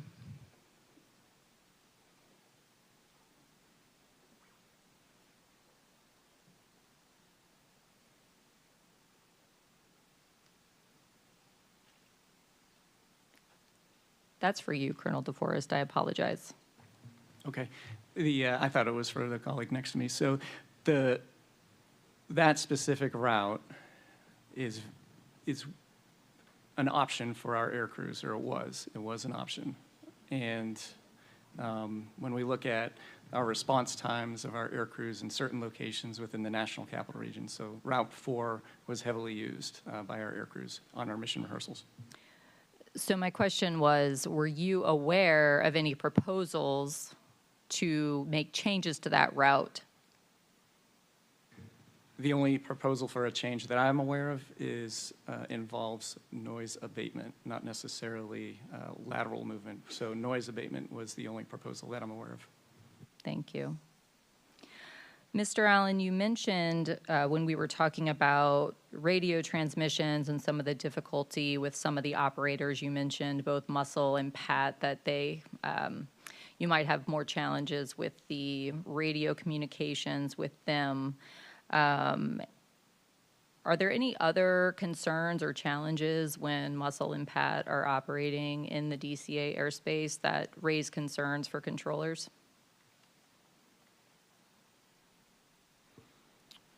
I think additional concerns are they do conduct a fair amount of training missions. New folks arrive on base or maybe come up from a National Guard unit or something that aren't as familiar with the airspace. So being unfamiliar in a high volume, high complexity airspace naturally has its own challenges.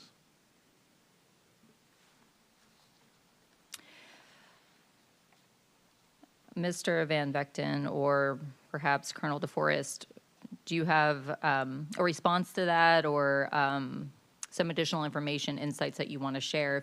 Does that surprise you that there might be more concerns when particularly Pat is operating in the DCA airspace? What I would add is our participation in specifically the DC Rotary Wing working groups. That has not been raised to our, at least the unit level, that there was a concern with the Pat call sign. And I'll hand it over to Mr. Van Vechten. Yes, I was a member of the DC Helo Route User Working Group. Some of the concerns that were brought up were noise abatement was the main one.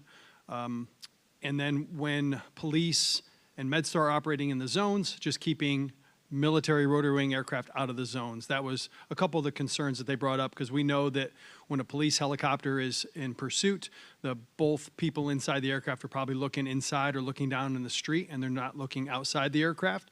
So we avoided the zones that were active, And anytime Falcon, which is the DC Metro, was active in a zone, we would avoid those zones.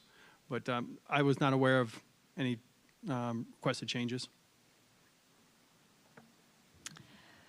Mr. Allen, going back to the proposal to make changes to Route 4, do you recall when that proposal was made? We had attempted it when I was part of the helicopter working group in the 2021-2022 timeframe. Okay, thank you. And was there a documented proposal that you recall?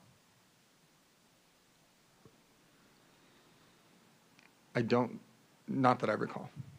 Okay.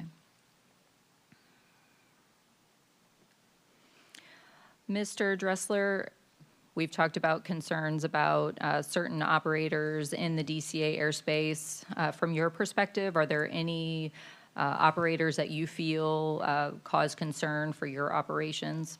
Unfortunately, yes. And I don't take any pleasure. I'm a former Army aviator, and I'm a retired Air Force officer.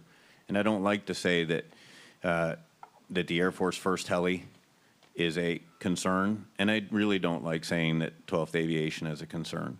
But it was a widespread concern, and it was noted to the battalion commander previous to the current one in about 2022 or 2021 by a member of our group that there was a significant issue with both training and attitude toward operations within the DC airspace. And could you expand, so how did that affect your operation? Well, when you combine that with our 2017 near miss, my company and the other operators in the area either curtail operations or there's not much we can do when we have a medevac patient and we're trying to get a critically ill patient where we need them to go. But our best answer is to maintain extra vigilance. It's an extreme challenge, especially when those aircraft are not usually transmitting on ADSB, and I can't see them on my traffic system, and all kinds of challenge inherent there. I think our best answer is extreme vigilance. I know in our company policy we fly as high as possible, so we'll take the maximum of any of the zone or route altitudes. And the air traffic controllers, we have a fantastic relationship with them and have always had that, where we can ask for something different. So if I need to ask for a deviation, and the same with all of our members, we're not bound by that, and they'll grant those requests whenever possible. The best answer I have for you is see and avoid, which is the basic tenet of every aviator on the planet. Thank you. I'm going to jump to a different question because that's twice now that I've heard see and avoid being used. So, Dr. Kastner, if you could talk about see and avoid, what are some of the benefits of it from a pilot's and an air traffic control perspective, but also what are some of the limitations of see and avoid? Well, see and avoid is one of our most basic, familiar cognitive perceptual faculties. Is when we use our eyes, ears, and attentive minds to look out for hazards, anything that might get in our way. The advantages is we have a lifetime of experience of using it. So we don't need the user's manual. And then comes the problems associated with it in that our ability to pay attention is very narrow. Even our focused vision, if you hold your thumb out at arm's length, that's about how much you can see in focus at any one time. You could hold a book or a page behind it, and if you stare right at your thumbnail, you find that you can't read the words even beside them. So that's quite limited right there. So we get good at knowing where to point it, and we also benefit greatly from any kind of clues, hints, tips, where to point our eyes in a complex situation. And the more we know, the more information we get, the better we get at it.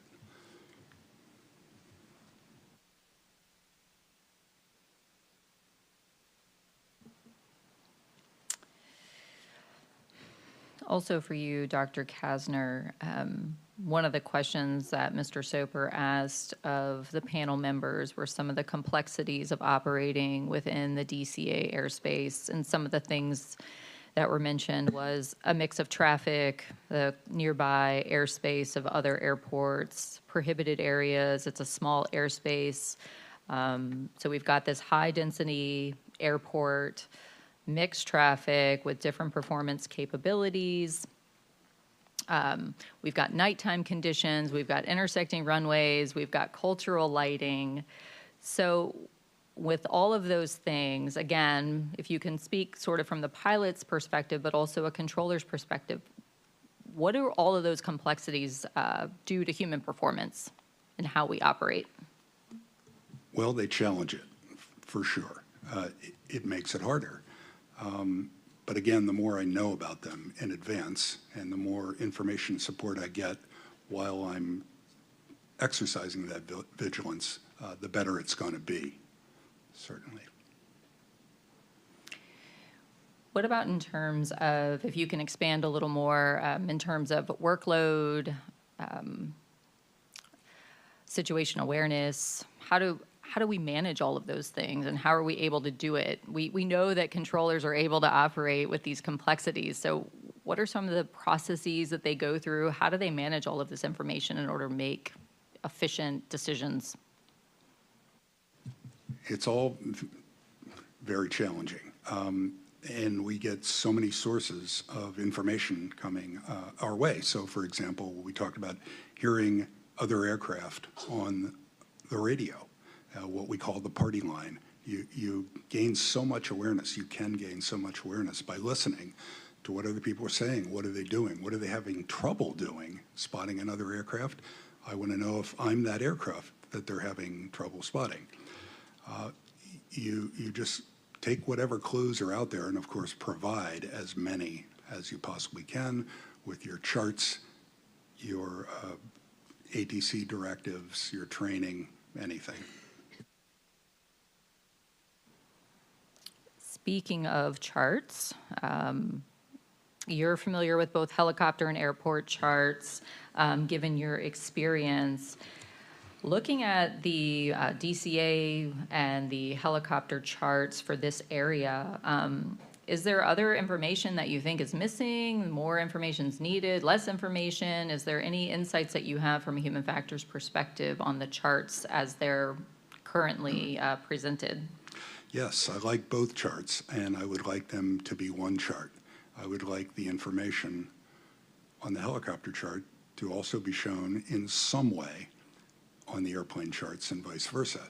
If there are helicopters operating in the vicinity of my approach course, my glide path, I at least want to know about that. And we spoke a bit about airport familiarity. That's just the kind of thing that I'd like to know when I'm coming to DC for the first time or the second time. The experienced pilot probably already knows about it, but for me coming in there the first time, it's the first thing I want to hear. Some might argue that these charts are already full of information, and is there a risk that by putting more information, we're just cluttering the chart, and that information is just going to get lost? Yeah, you really have to weigh the costs and the benefits there. Certainly more symbology on the chart is going to make it more complicated, but then what's the cost of not knowing about it at all? It's a tough needle to thread, but I think this one, there should be something there.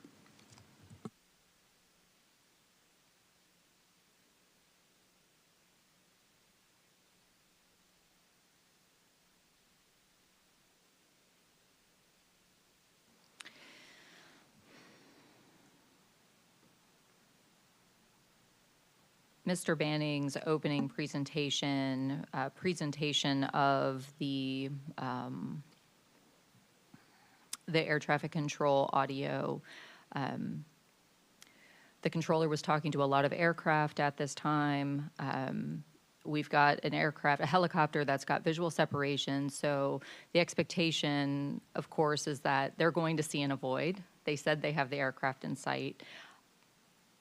what does that do to, from a controller's perspective, how does a controller, from the human factors perspective, so I'm talking to another aircraft, and how do I switch gears from this primary task that I've got aircraft calling me, I need to talk to them, now I need to shift gears and say, wait a minute, this guy who I thought was maintaining visual separation is now on a conflicting path with another aircraft. And so how does that information processing work, and how do we shift gears in order to, from that primary task to another primary task?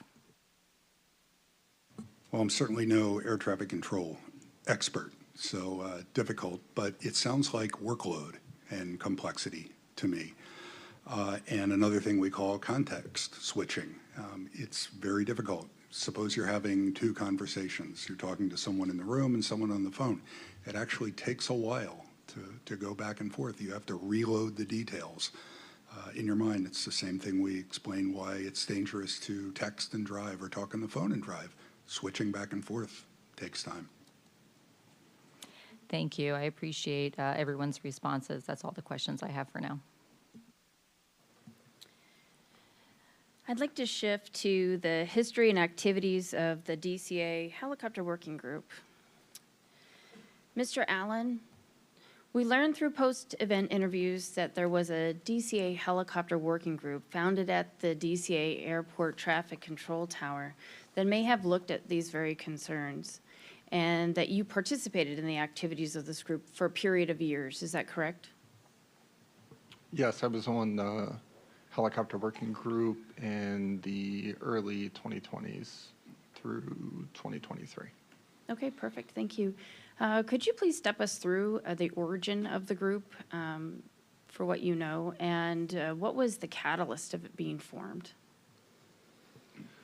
The helicopter working group, prior to me joining it, had always, as long as I had been at DCA since 2013, there was always some version of it. And as time went on, the panel members may have changed over the years, but it would consist of management personnel and NACA bargaining unit employees, and their level of involvement as they saw fit for the group.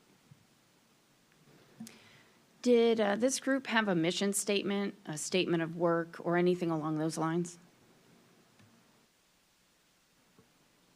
I don't recall specifically. That's fine. What organizations or personnel were represented on this group? The group itself was contained within the facility. Like I said, it consisted of management personnel and air traffic controllers, bargaining unit employees. Could you tell us a little bit about the activities of this group? Yeah, the group would, they would meet, discuss any challenges, any operational challenges that they had seen, if there was any safety reports or data that was available, they would discuss that. We would provide, when I was on it, we looked at the mandatory occurrence reporting data as a driver for some of the changes that we were able to implement, and we would provide outreach to all the various user groups. What were some of the participating user groups? I can't recall specifically, but there was always multiple law enforcement agencies available, multiple medevac, and multiple branches of the military would be present. What are some of the advantages to speak with the users and show them your operation? Would they also perhaps speak to their concerns with you guys? Yeah, so it's a great tool to provide that outreach to the user group that you're servicing, providing services for every day as our customers, and vice versa, what we can do better for them.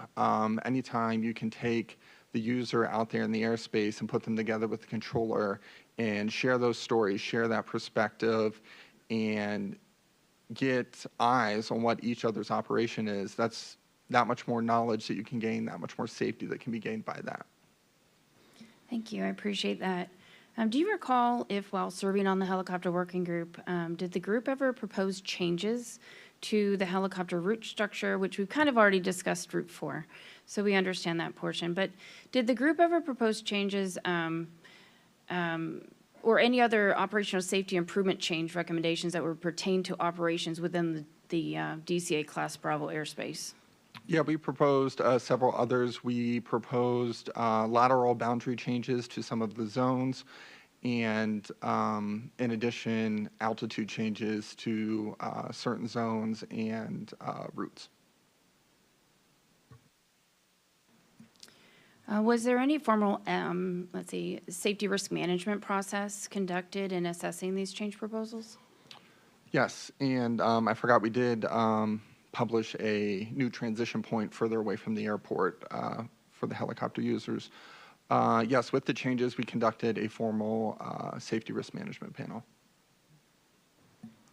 Do you recall the response provided or the disposition of any of the group's recommendations?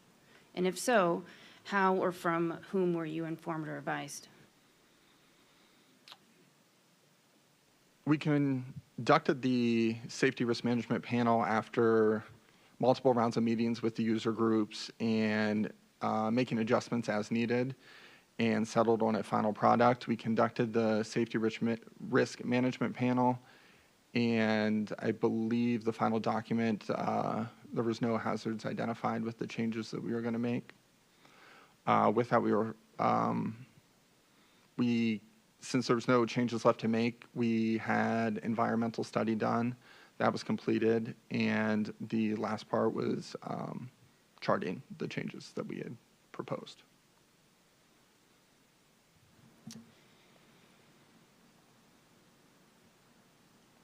I'd like to get back to that Government Accountability Office proposal about the noise abatement in just a minute. But Mr. Fuller, having heard this information, do you recall ever being made aware of these proposals or having advised management at the district or facility level in responding to these proposals? I believe the specific proposal he's discussing was in 2022, 2023, sometime around that frame. And those helicopter chart changes were made and weren't effectuated. Okay, in 2019, this is what we were talking about just a minute ago, the Government Accountability Office was tasked with conducting a study into the problem of helicopter noise over the Washington, D.C. area after a spike in community noise complaints. It is our understanding that the DCA Helicopter Work Group reviewed these findings from the study and developed a series of recommended changes to the Baltimore-Washington helicopter route chart, which were presented at a helicopter symposium held in November of 2022. What are some of the changes that were presented at that specific symposium, Mr. Allen? After the completion of the GAO study of helicopter noise impacts to, I believe it was out to a 30 nautical mile range from DCA,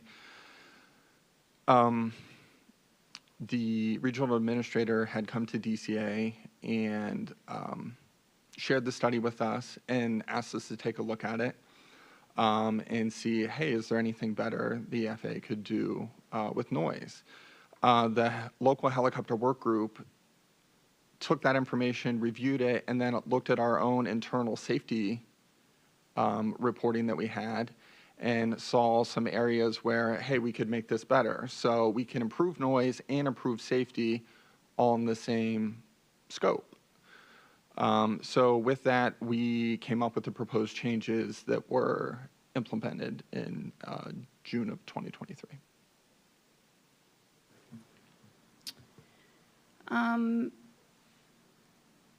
Upon reviewing your proposal during the helicopter symposium, I noticed that you had, Mr. Allen, your facility had hoped to chart hotspots on the Baltimore-Washington helicopter chart. Can you speak a little bit about what are the hotspots? What are hotspots, first of all? And what were you trying to do by requesting them to be put onto the helicopter chart? So hotspots are a airport diagram depiction to show areas of concern on an airfield map. We were attempting to, since we were not able to change Route 4 and the proximity of some of the other routes or heliports or hospitals, we, if we weren't able to change them or, we can't move a hospital, then let's at least draw attention to it for the users. So our attempt was to take something similar on an airport diagram, apply it to the VFR helicopter chart, and draw attention to it since we weren't able to change the location of helipads or, in this instance, also a route. Mr. Allen, what was the feedback received by, from some of the attending helicopter users about the proposal to add hotspots to the Baltimore-Washington helicopter route chart? From my recollection, everybody was satisfied with, adding an additional layer of safety to the helicopter map.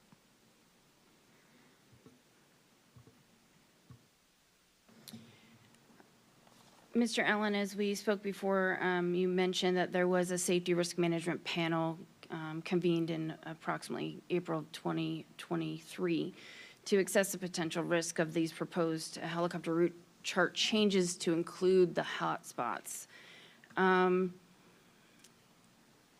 You already kind of summarized.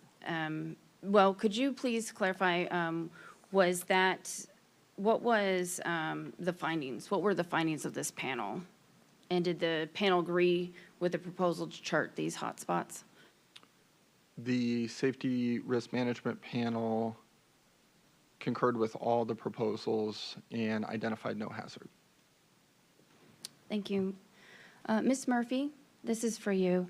FAA order, Joint Order 7210.3 outlines the procedures for requesting changes to aeronautical charting. What steps did your office take to address the request to chart the hotspots on the Baltimore-Washington helicopter route chart? And was there a formal response to the request? Yeah, thank you. So Aeronautical Information Services did receive a request for multiple chart changes to the Baltimore-Washington helicopter route chart in June of 2023. We implemented all of the changes, as Mr. Fuller mentioned, with the exception of the addition of hotspots. Hotspots are associated with ground or surface movement and are not within the VFR aeronautical chart specification.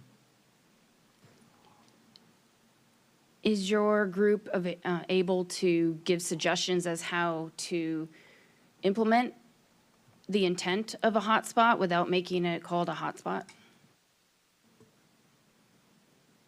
Could you clarify the question? So I understand that hotspots were normally used for surface areas of confliction maybe, and that they want to bring attention to it. So it seems to us that this is something that maybe is this a new idea to try to highlight an area that is airborne, that is a potential for a conflict? Is there a way or a process that it could be put on the chart without calling it a hotspot? Absolutely. Aeronautical Information Services hosts a biannual aeronautical charting meeting. Anyone, public, industry, is welcome to come and submit a recommendation document. It's discussed amongst our aviation peers, stakeholders, the military, the FAA, and ultimately it's decided whether or not to implement the recommended change. So that would be one way of having a new charting symbol or something, some new feature charted. Do you know if that information was passed back to the facility? I don't have evidence to confirm it. However, it is the standard operating procedure to always suggest that as a conduit to have a chart change. Okay, thank you.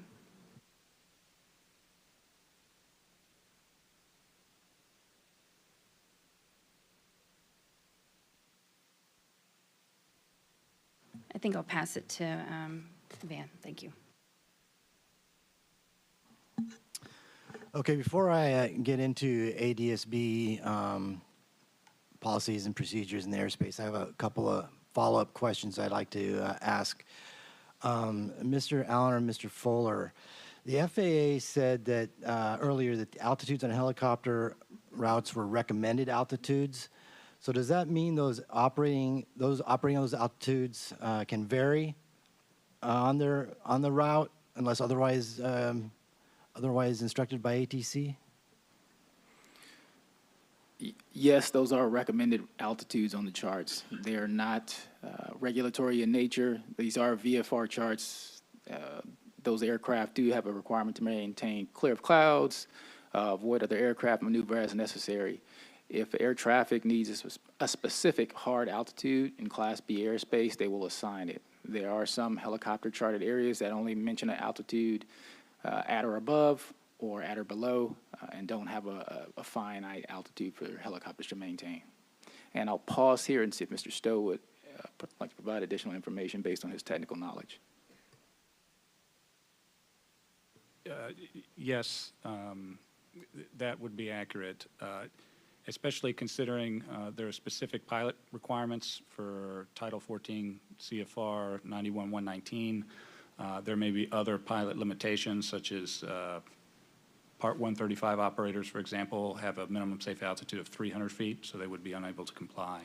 It would be the expectation of air traffic that if, in the event, a pilot would require a different altitude than one that's specifically assigned, that they're cleared on or assigned, that they would advise air traffic.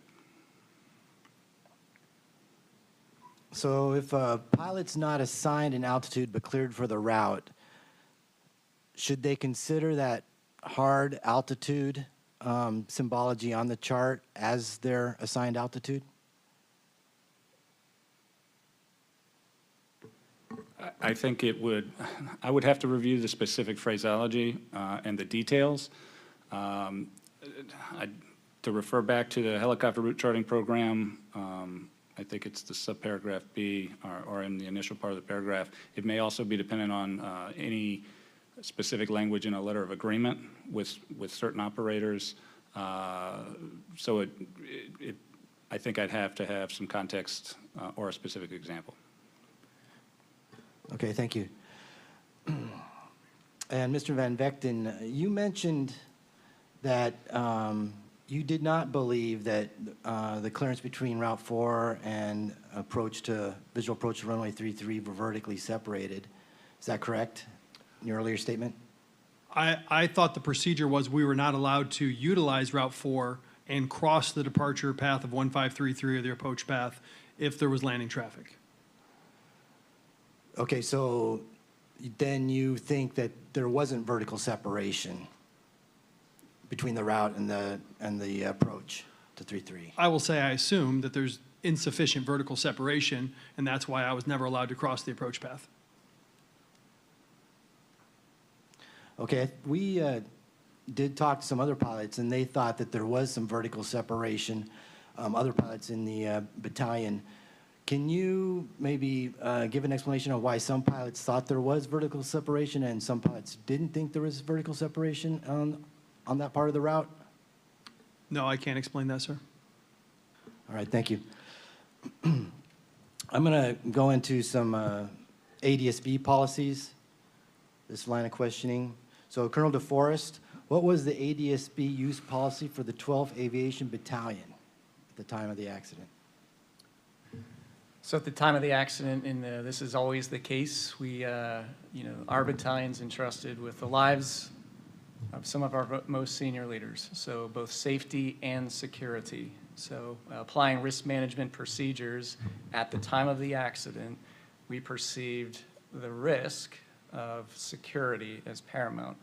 Knowing ADSB out, what that the signals it sends out, we assessed that was a risk that could be mitigated. So the policy the day of the accident was to have ADSB out, off, anytime you are conducting anything related to the mission, i.e. flying near a mission route or location.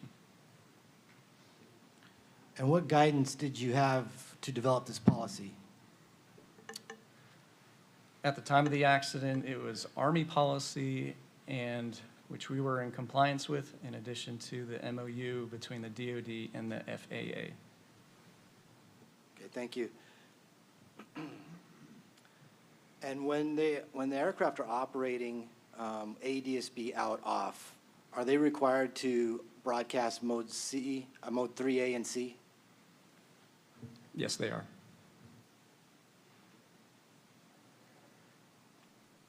And one part of the SOP states that the air crews are not to change transponder modes in flight.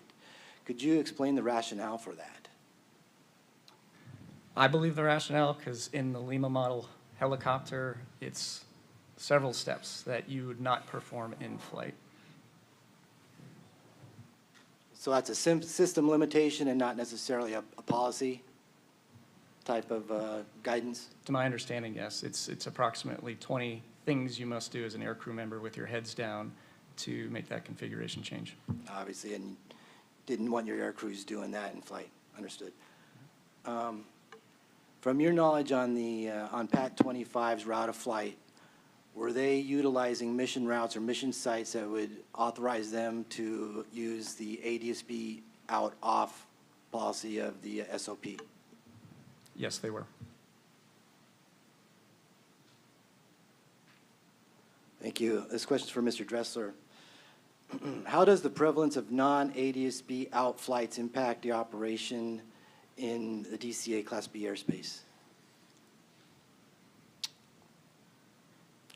It adds an unacceptable layer of complexity and risk to this system. So when you look at the flight profiles, and if we talk specific to night NVG operations, and we've heard how stressful and how demanding those flight regimes are, then when you are being given traffic information from ATC, which you may or may not, most likely, be unable to see, it's remarkably difficult to see an aircraft at distance, and it becomes obviously quite easy within 2 miles or a mile. So in the way that all of the civilian helicopter operators are configured, including law enforcement, is we have a traffic avoidance system. It's not TCAS, but it's TCAD, and it is ADSB dependent. So when you are scanning, goggles or no goggles, looking around your goggles, and you can or cannot identify an aircraft, your next step in your situation analysis is to scan your traffic system. Well, that's completely useless if aircraft don't show up because they're not broadcasting. So it adds an enormous risk that, in fact, having talked with other DoD units, I do believe there is a specific use case, limited specific use case, and I think that the other units that we've spoken with, which I don't think I should name publicly, but the other DoD units, with their national security mission in very specific circumstances, I think your question, I hope your question is more about the general application or lack of use of ADSB, and the user group finds that to be an enormous risk. Thank you. How often do you observe helicopters within the DCA Class B airspace operating with ADSB out-off? Every day. Every day. Including to this day.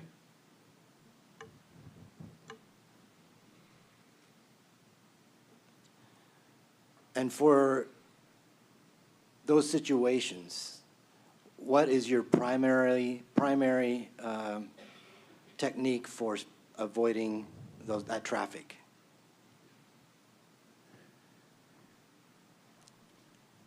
We rely upon air traffic control for Class B separation.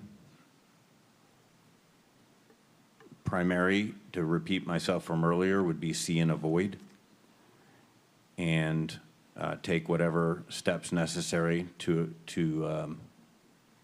change our route, our altitude, our airspeed to avoid, and further try and emphasize on frequency, make a call that might restate that we're operational. So a law enforcement member might have notified air traffic control that they are on an orbit, on a mission orbit, and perhaps the air crew of the other aircraft, specifically DoD aircraft, may not have heard that. Maybe they were coming off of another frequency, transitioning, say, from Andrews into DCA. So my third answer to your question is we'll restate our mission profile in hopes that that other aircraft is now alerted to the fact that there's an operational aircraft in the way. Thank you. This question is for Mr. Allen. How does the prevalence of non-ADSB out flights impact air traffic operation within the DCA Class B airspace? With our STARS radar that we use with fusion mode, the ADSB out off has no impact. Would an air traffic controller know if an aircraft was or was not transmitting ADSB then? No, we're not required to have that capability turned on the radar screen. Does having aircraft with with ADSB out off, does that impact any of the ATC services that you can provide? No. From an ATC perspective, is there any safety or operational benefit to aircraft that are operating with ADSB out on?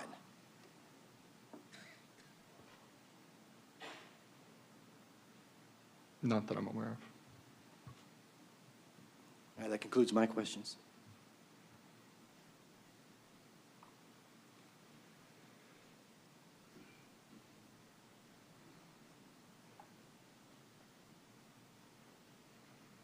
I actually have one follow-up question here that we were discussing. I hate to go back to this one same area again.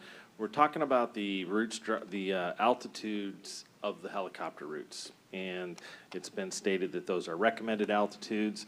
And we heard Mr. Fuller explain how, I don't remember if it was Mr. Fuller, but explain how, they have a whole lot of other things they got to do, remaining clear clouds and remaining clear of obstructions. They're flying VFR, CNBC, and all that stuff. So some variance on that route.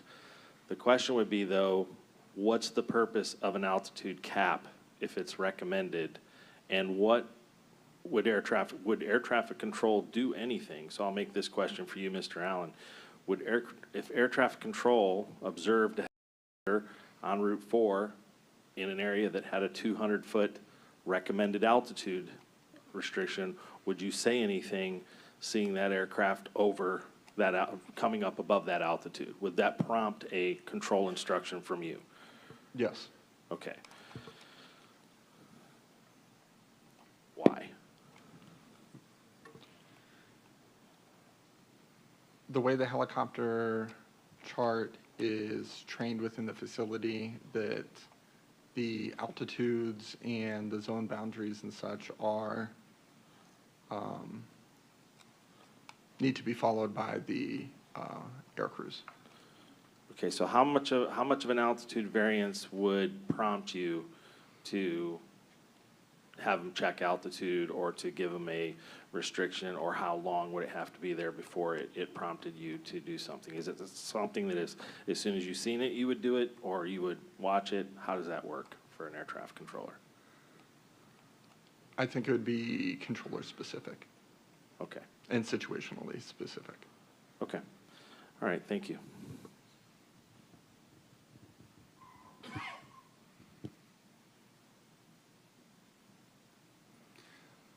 One follow-up with that same line of questioning from Mr. Soper. So you just said it was controller specific. So is there any FAA guidance in terms of altitude deviation when you should start talking to a flight? Well, this is a VFR chart with suggested altitudes. The facility within itself trains that the helicopters need to be at those altitudes. So a controller If they notice them leaving it, maybe they'll wait a second and see that it comes back down, or maybe they take action immediately. It's situational and controller dependent. Okay, so no set FAA policies, just up to the controllers to take care of it. Mr. Fuller, did you have a comment? Yes, sir, Dr. Bauer, if I may add in, ultimately, the controller is responsible for ensuring positive control and preventing a collision. And so if that altitude was needed to ensure separation, our expectation would be that controller would assign that altitude specifically to maintain, if that was the only barrier they had for separation. If they were going to allow that aircraft to go up or down, they have other tools they could use, like radar vectors, to do 1.5 mile separation in lieu of the 500-foot vertical separation requirement. If they're solely just relying on altitude, our expectation is the controller would maintain positive separation as required in Class B airspace. Thank you very much. That completes the technical panel's questions for the moment. Thank you very much, Dr. Bauer. Normally, I'd say we could take a break, but I actually don't know if the restrooms are working. So if you have to go to the restroom, I'd say go ahead, but we're not going to take a break. We're going to go right to parties. So we are going to go ahead and start with the U.S. Army in reverse alphabetical order. Thanks, Madam Chairwoman. Just clarification for the FAA. We talked about within the Army conducting, on the night of the 29th, conducting what we would call an annual proficiency evaluation test. Do commercial carriers and other activities conduct similar tests within Class B airspace?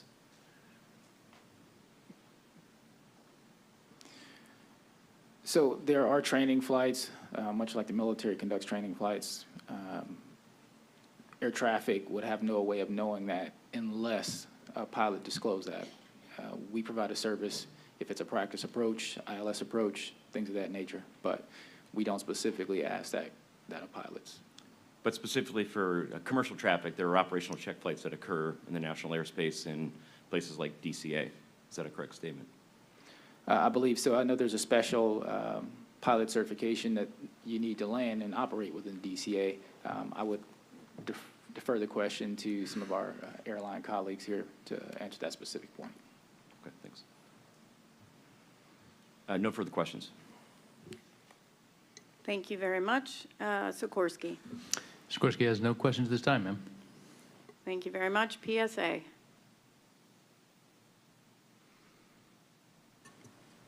Thank you.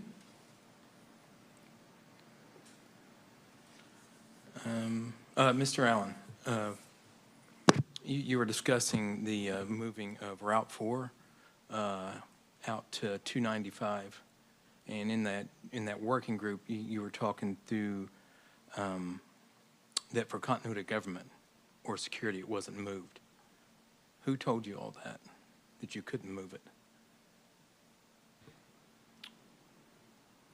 Those discussions occurred with the user groups and management within the facility. So you don't know who did it? Was it documented in the SRM? I mean, obviously a risk or a hazard was identified. Was that not documented? The SRM was for the proposed changes to go into effect. We never got to that stage with Route 4. So it wasn't part of the panel. Okay. I don't understand if there was a risk or a hazard that was identified. It wasn't documented, is what you're saying of Route 4. Somebody wanted it moved, right? Correct. And they wanted it moved for a reason, that there was a risk or a hazard. Correct. But there's no documentation of that in the SRM? Mr. Poole? Sir, if I may just clarify. So SRMs are primarily used for changes to the NAS.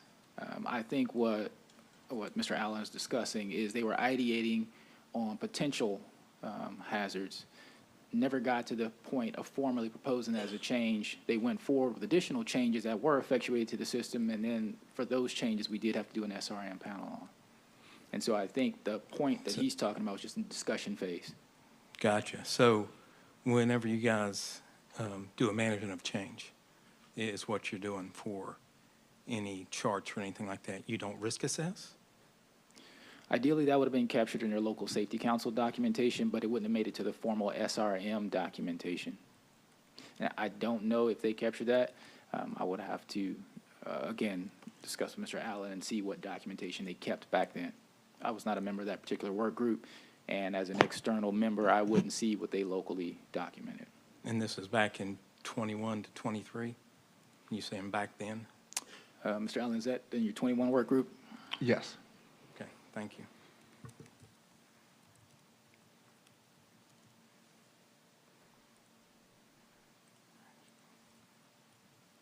Okay, sorry, I'm trying to. During this working group, Mr. Allen, was there any consideration to establishing lateral boundaries for the routes, particularly Route 4? No, there was not. Not at all. Thank you.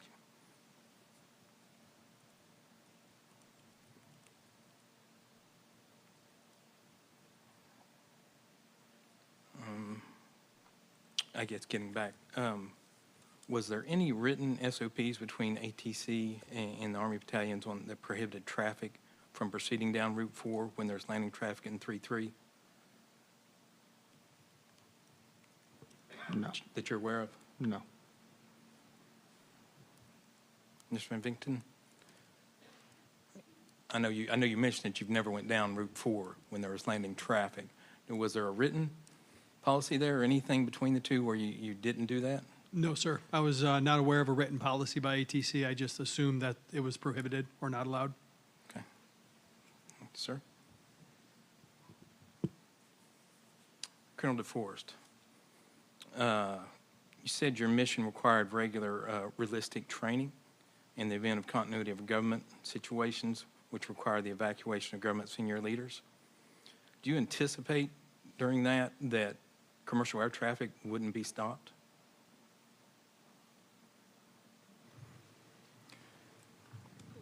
Tough, realistic training has to, if you think of the different scenarios, our response times are very quick. And I'll use 9/11 as an example, the amount of time it took for commercial traffic to land. It probably was minutes, less than an hour across the entire country. So we have to factor in there will be commercial traffic in this airspace.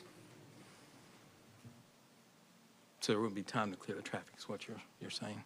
Sorry. That is correct. Yeah, okay. Just curious.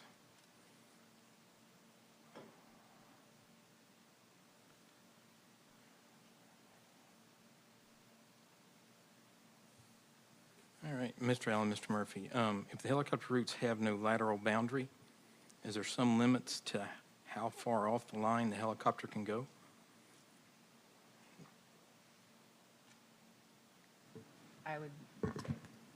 It's an air traffic control decision. There's no charted limits. So, as you know, in this accident, they were not on the left bank. Obviously, they were coming towards the center of the Potomac there. How far over do you let them go? There's no lateral boundary. As Mr. Fuller stated earlier, it is a VFR chart. The altitudes are recommended. There is a key that describes the route of flight for the helicopters, but it is incumbent upon the helicopter to report locations and air traffic control to provide the Class Bravo services. And sir, we are working, our current helicopter working group that is active at this time is working with our users to establish lateral widths to those helicopter charts, and along with compulsory GPS reporting points. So yes, we didn't in the time have those in effect, and we currently don't at this time, but the long-term goal is to have defined widths and reporting points. Thank you. I see I'm out of time. Thank you, Chair. Thank you very much. And we will go to NADCA. Thank you, Chairwoman. First question is for the U.S. Army. Mr. Van Vetchen, Could you let us know, or could you advise if the pilots or the flight crews are able to monitor multiple frequencies while operating the helicopter? Yes, you can. Most of the UH-60 Limas in 12th Aviation Battalion are outfitted with ARC 231 multiband radios, so I can have 2 VHF radios and 2 FM radios. But there are some legacy aircraft where it's 1 VH, 1 UH, and 2 FM radios, so we could monitor multiple radios at the same time. Thank you. Was it common practice or recommended for the air crews to monitor both local frequencies when operating on any of the helicopter routes? No, it was not. Okay, thank you. And then just going back to your time operating, and you spoke of operating on Route 4 with, but not with aircraft landing runway 33, thought that was prohibited. Were you ever operating on Route 4 with aircraft arriving or departing National Airport? The airport in general, yes, sir. Thank you. Just over Mr. Stowe or Ms. Murphy, just regarding the charted helicopter routes, are they considered ATC instructions? No, they are not. They're recommended paths. Okay. And then if the paths are only recommended, how does one know when to use the recommendation or not? What is the expectation? To follow air traffic control guidance. So they would be cleared on the recommended route? That is my understanding. Okay, thank you. And then just with the design of the route, is the intent of the route to be separated from other routes or other obstacles, aircraft, anything along those lines? I don't know the answer to that. I can add that it's probably very situationally dependent locally on what the, I guess, the needs are of the facility. It probably depends, or I would suggest it depends heavily on complexity, need to standardize, or, I guess, standardize the traffic flow for the purpose of ensuring separation. And would defer to DCA locally as to whether or not that's something they desired or had built in. Thank you. Mr. Allen, did you believe Route 4 was separated from the runway 33 arrivals? No. Thank you. And then Route 4, the helicopter Route 4, do you believe it provided a benefit to the operation? It provided a benefit to expedite the movement of helicopters. Thank you. And then, Mr. Fuller, just a follow-on question from earlier. Air traffic, I think you stated something along the lines of air traffic is required to separate the aircraft operating on Route 4 from other aircraft. Could you explain the tools or the methods that air traffic control can use to separate helicopters, for example, from aircraft? Absolutely. They can assign altitudes. They have a certified tower radar display, and they're trained on providing suggested headings, altitudes, courses to deconflict those aircraft. In addition to visual holding is another tool. They can instruct the helicopter to hold at a prominent obstruction like Haynes Point, like was previously mentioned. There's a myriad of options for controllers in Class B to provide positive control there. And thank you. And I should have mentioned pre-accident in the rules. Is there any rules in place that can transfer the separation responsibility from air traffic? Yes. Prior to the accident in the DCA Class Bravo airspace, if the pilot reports traffic in sight and advise they will maintain separation from it, the controller only need to approve it, the operation, or they could issue the traffic and then instruct the pilot to maintain visual separation from that aircraft. They are still required to maintain Class B separation before and after the application of visual separation. And in that particular case, in this operation, they would normally advise the other aircraft that traffic hazard inside is maintaining visual separation. Thank you. No further questions. Thank you very much. FAA. Thank you, ma'am. Chief Warrant Officer Van Vechten, can NVG be qualified in a simulator? No, you cannot. Okay. Mr. Stowe, if routes are not procedurally separated, what's required to maintain legal separation in Class B airspace? In Class B airspace, it would be dependent on a number of the tools previously mentioned by Mr. Fuller. The radar separation requirement would be 1.5 miles and 500 feet for a VFR target from a IFR, VFR, or fixed-wing aircraft weighing 19,000 pounds or more, or target resolution are 500 feet for aircraft if it involves aircraft weighing less than 19,000 pounds. There's also tower-provided visual separation, that's an option, as well as visual, as was previously described. Thank you. Mr. Allen, for visual separation, once approved, who's responsible for maintaining that visual separation? Are you referring to pilot or tower applied? Pilot. Pilot applied, it is incumbent on the pilot. Thank you. That's all I have. Thank you, ma'am. Thank you very much. Alpa. Thank you, Chair. First question is from Command Chief Officer Van Vechten. How often are routes 1 and 4 used for night vision goggle check rides? I would say more often than not. It was one of our primary routes, and in my opinion, I saw it as one of the safest routes because 96% of traffic utilizes runway 119, so 96% of the time you're parallel with traffic, and it's not a factor. So that would be the why then for this case is why it was used. Correct, yes, sir. Just to follow up, so you say that it's 96% is mainly going to runway 1, but even so, this is a complex airspace. Do you think it is an airspace where potentially we could limit NVG check rides and do those someplace else, where it would be potentially more beneficial to get away from the congestion? Because of the unit's mission, I do not think it would be more beneficial to move the annual check ride from there. You must be familiar with your airspace that you're expected to operate in when conditions are not ideal. So on a check ride is when we would train those pilots to fly there. Is it possible to do something more in lines of a familiar, like a FAM flight versus an actual check ride in that space? Because check rides, at least in my experience and understanding of it, it's a bit more of a high-pressure situation for a pilot being evaluated. Sure. Local area orientations are always conducted prior to the check ride. You would never take your initial flight in the DC Helo routes as your check ride. The DC Helo routes, Route 1, 3, 5, and 1, 3, 4, 5, and 7 are part of the local area orientation checklist. So you must have seen those routes prior to taking a check ride. Okay. Was there any Army guidance to maintain a minimum lateral distance from the shoreline? No. Okay, so there was no internal of, hey, we fly right over the shore or hug the shore, maybe not written anywhere, but sort of procedural or technique only? Yes, sir. We'll call that tribal knowledge is hug the shoreline while traveling south or northbound, unless you have opposing traffic and you have to utilize rules of the road. Of course.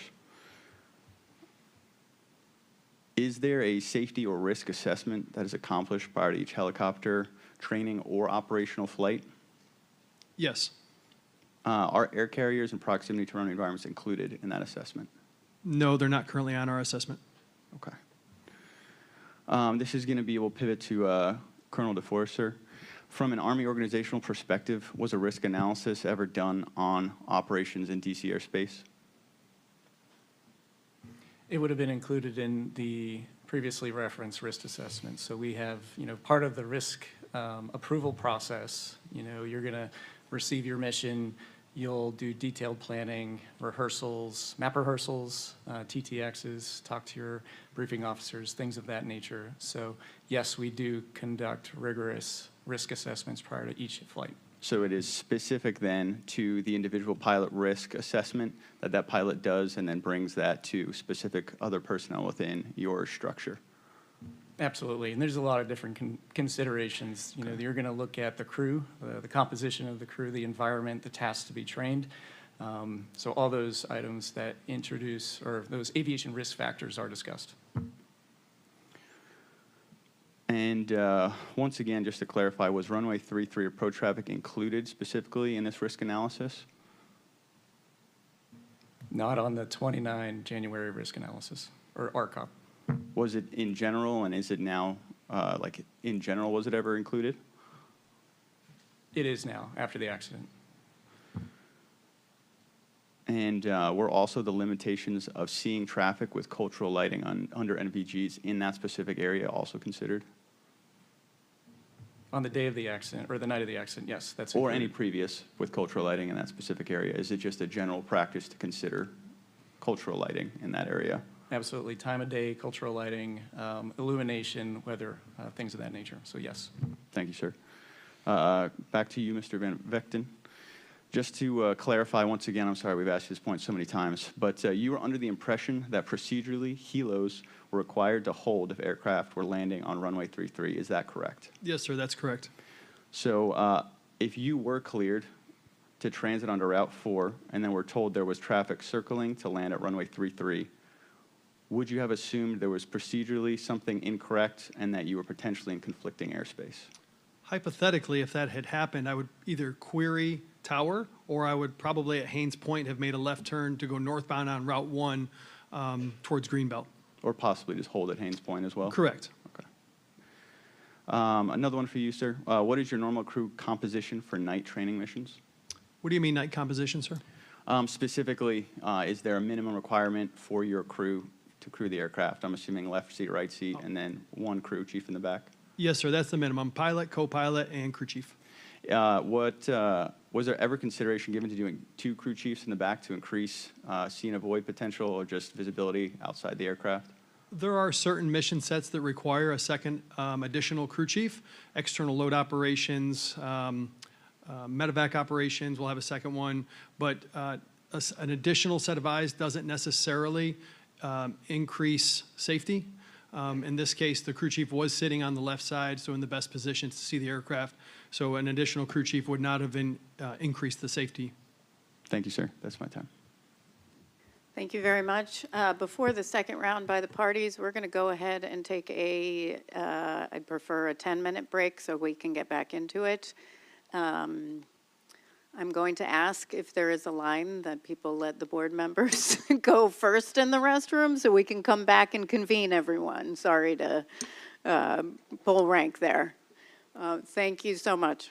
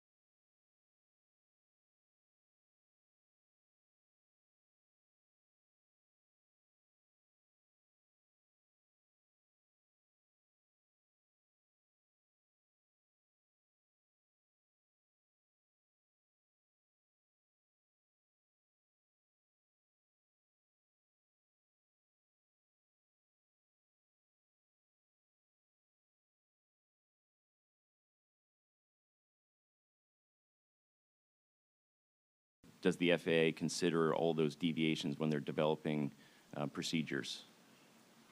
So I think what we do is we consider the potential conflictions when we make those recommended altitudes. But again, if that's the reliance for separation, then our training to our controllers is to make sure you assign it. There are some facilities where there are helicopter routes at 2,000 feet and they have departures climbing to 1,500. They ensure that they instruct those helicopters on that particular route to maintain 2,000 feet because they're dependent on that as their form of separation. Okay. I think I got that you take that into account. That is a standard practice that the FAA uses that there are deviations in instrumentation that allow us that are in use when you develop charts. Correct. Thanks. The Army has no further questions. And Dan and I Dr. Bauer and I conferred, and we'll include that. Thank you very much. And next is Sikorsky. No questions, ma'am. All right, moving on to PSA. Thank you, ma'am. Ms. Murphy, when the suggestions to add hotspots on the charts was made, you said the proposal was not adopted because hotspots are related to ground operation. You later said anyone can propose changes to the chart. Is the case that the facility suggested the change, but the change was rejected because concerns about terminology? No, the change was rejected because it's not within the standard or specification to show on a VFR aeronautical chart. In order to do so, that governing body would need to adjust. And to do that, we would have to implement a requirements document. For a hotspot that's... Or, I think as Ms. Lewis mentioned, I mean, it could be called anything. Hotspot, whoever the proponent is would suggest the name. Is there any action on that now? Is there any talk of that now to do that since this event? No, there's not. So we have not specifically added the term hotspot on there, but Mr. Stowe, I believe, can provide some information on what we have placed on the charts in those particular areas around caution alert areas. So what we did since January 29th, was added a graphic to the back of the chart supplement. We added several caution notes and labeled what would have been the hotspot areas as high traffic density areas. And so again, this is a supplement. It's a supplement to the VFR aeronautical chart. Moving forward, I imagine there will be other caution notes and pilot callouts for the actual aeronautical chart. And post-accident, we've put procedures in place where the aircraft and fixed-wing aircraft and helicopters are not allowed to interact in that area. And so if we do have a priority medevac helicopter that needs to transit that area, we don't allow arrivals and departures, particularly at runway 15 or 33 at all. They're not allowed to interact. Is that on IFR charts too, the cautions? And you mentioned on VFR charts. Caution notes are shown on both IFR and VFR charts. However, the ones that are associated with helicopter activity are solely shown on the VFR charts and, as I mentioned earlier, within the chart supplement. So not on IFR charts then? Correct.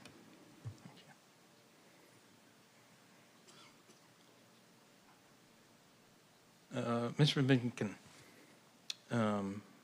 is there any written policy about procedures not to cross the approach path of landing aircraft? No, sir. Nothing there from Route 4 or anything like that No, whatsoever? sir, not that I'm aware of, no. Thanks, sir. And then back to Ms. Murphy. You say the routes are suggestions, but if ATC clears a helicopter to follow a route, isn't ATC actually instructing the helicopter to comply with the chartered route, which makes the following the route mandatory? I guess this can be for anyone up there in the FAA, too. I think in the cited example where there's an actual ATC clearance or operating instruction, so that would fall under compliance with 91-123 and Title 14 CFR. So that's why I think earlier I suggested that it may be very situationally dependent on the phraseology and specific instruction or what may otherwise be contained in an LOA. So if you're cleared down Route 4, cleared, that's not a suggestion, that's a required route. Yes, in the case of VFR operations down a VFR helicopter route, it would still be or should be expected that they are going to deviate as necessary to maintain clear of clouds, maintain obstruction clearance, and minimum safe altitude requirements. Okay, and that's without any request to ATC? They can deviate as necessary? If they're assigned a specific altitude and would be unable to comply, the expectation would be that they notify air traffic. Well, they're assigned a specific route. So yeah, I guess we get back to the same thing. You've been cleared for a specific route. How do you know if you're on that route if there's no lateral boundaries? Correct. So, and again, this goes back, I think, to the general intent of a charted helicopter route. I guess to go in a little bit more description, there's only 8 charted or published helicopter route charts. There's plenty of facilities that don't have helicopter route charts, and a helicopter may check in requesting ingress or egress or transition along any route of flight, and it would require air traffic to provide an instruction if it's necessary for separation of aircraft. So if that's part of that local interaction and engagement with industry would be to understand where the standard traffic flows are. So these could be charted so that a helicopter checking in on a route, there's an expectation for air traffic as a general expectation as to where they're going to operate that air traffic could use for general flow. And if it's needed or necessary for specific separation criteria, air traffic would still be responsible for applying either lateral radar, tower visual, or visual separation. I think you said it. They're expected to be on the route. Generally, yes. Thank you. I think we're going to have to go to the next. Okay, great. Thank you very much. And it's NADCA next. Thank you. For Mr. Stowe, going back to the 75-foot discussion regarding the top of Route 4 and the bottom of the glide path, the runway 33, that is not is it correct that that is not intended to be a form of separation? Correct. There is not a required vertical or lateral separation between those routes, no. Okay, so then is it correct to say that some form of separation must be provided by either air traffic or the pilot? Correct. Thank you. No further. Thank you very much. Moving to FAA. No further questions, ma'am. Alba. Thank you, Chairwoman. First question for Mr. Allen. How often does the conflict alert go off in the tower at DCA?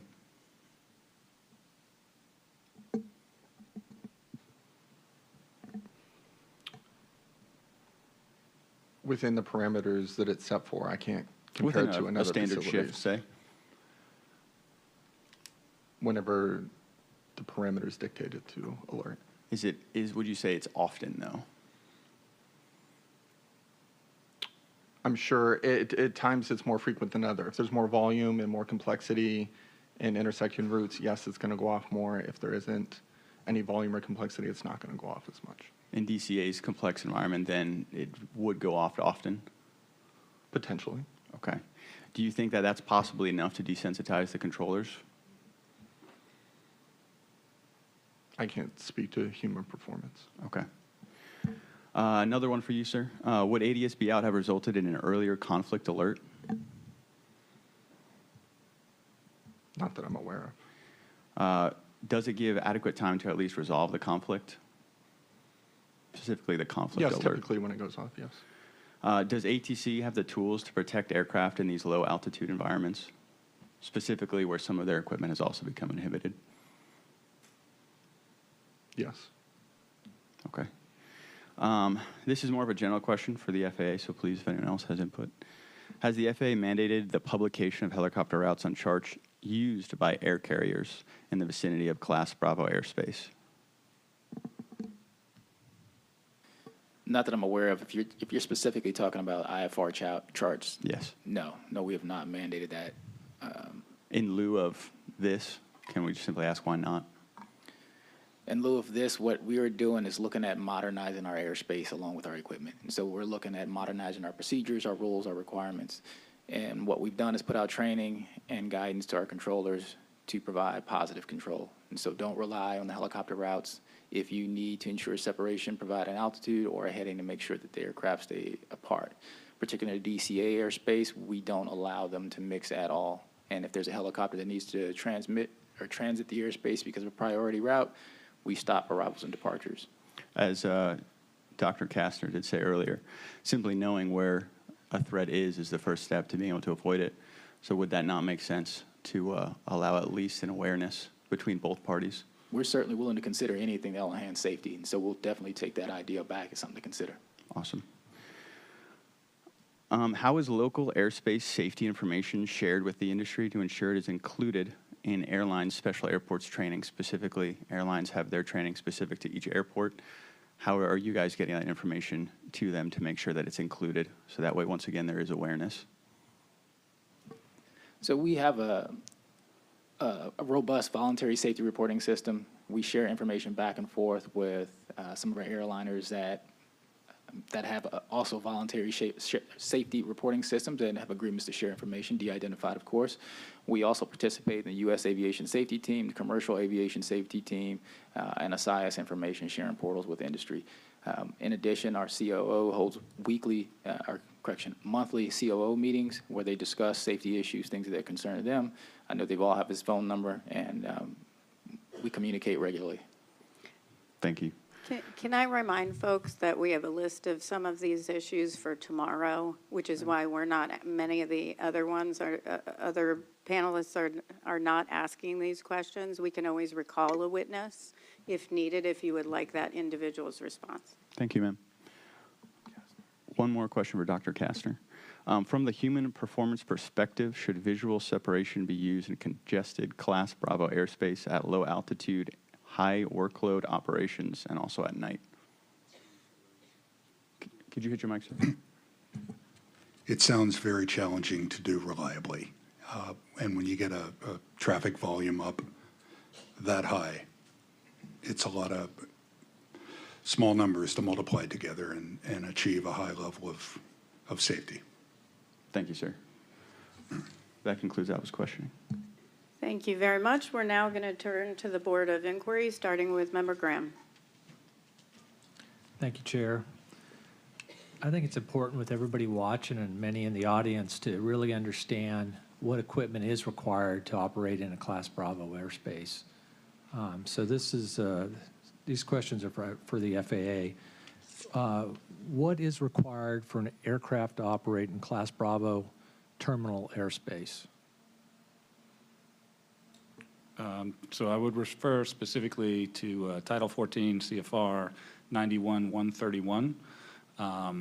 There's some equipment listed, such as an operable, I think, VOR, attack and receiver, and or a appropriate RNAV system, as well as a requirement to comply with 91-215 transponder and altitude reporting equipment, as well as ADSB out requirements contained in 91-225.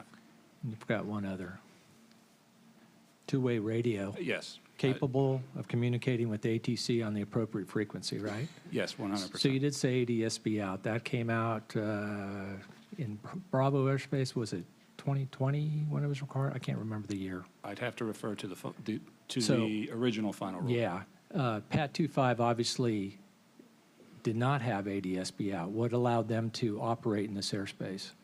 So I would refer to the 2019 publication of the interim final rule amending 91-225 to allow for certain exceptions of operations within airspace where it would otherwise be required. So they had a waiver to operate without, so to speak.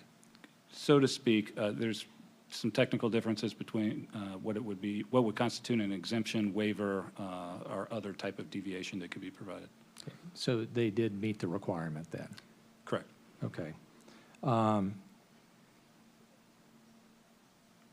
So obviously, VFR, visual flight rule aircraft, can operate inside Class Bravo airspace. What is required for them to operate in that Class Bravo airspace? And I don't know, maybe Mr. Allen knows that too. I can jump in as well. Okay. It would be the same as for any other aircraft, minus the pilot training requirements in 91-131 that might not be appropriate for that For Army pilot, that type of flight. But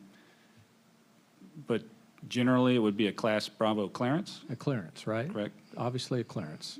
Okay. And, yep, two-way radio communication. And they obviously had clearance listening to our presentation at the beginning. They had received clearance in. So we talked about the ADSB was required, but they didn't. They had a exemption or whatever you want to call it to do that. Mr. Allen, was Pat 25 being tracked by the radar at DCA on the night of the accident? Yes. Okay. Is sequencing and separation for visual flight rules aircraft inside the Class B airspace dependent upon radar? You can utilize radar or scanning out the windows. Okay. Thank you for that. I think I'll move on to the Army, either Colonel DeForest or Mr. Van Vechten. How familiar are Army flight crews with DCA approach and departure procedures for commercial aircraft at any of the DCA 6 runways? I'll speak to that. We are aware of the departure paths, but we're not aware of the departure procedures for the fixed-wing Okay. aircraft. And how is this information covered in the special flight rules area and flight restricted zone training for new Army pilots and the DCA airspace? Are you talking about the FAA CIFRA training that must be completed prior to flight into the Yeah. CIFRA? Yes. It's covered in the CIFRA training. And how often are Army pilots refreshed with that training? There's no refresher requirement required. It's just the initial qualification, obtaining your certificate, and then you're qualified. Okay. Does this training include reviews of the Jeppesen Airport qualification charts for DCA, including the runway by runway charts? No, it does not. It does not. Okay. So are all the Army pilots operating out of Davison Army Airfield, they should be familiar with the landing pattern at runway 33?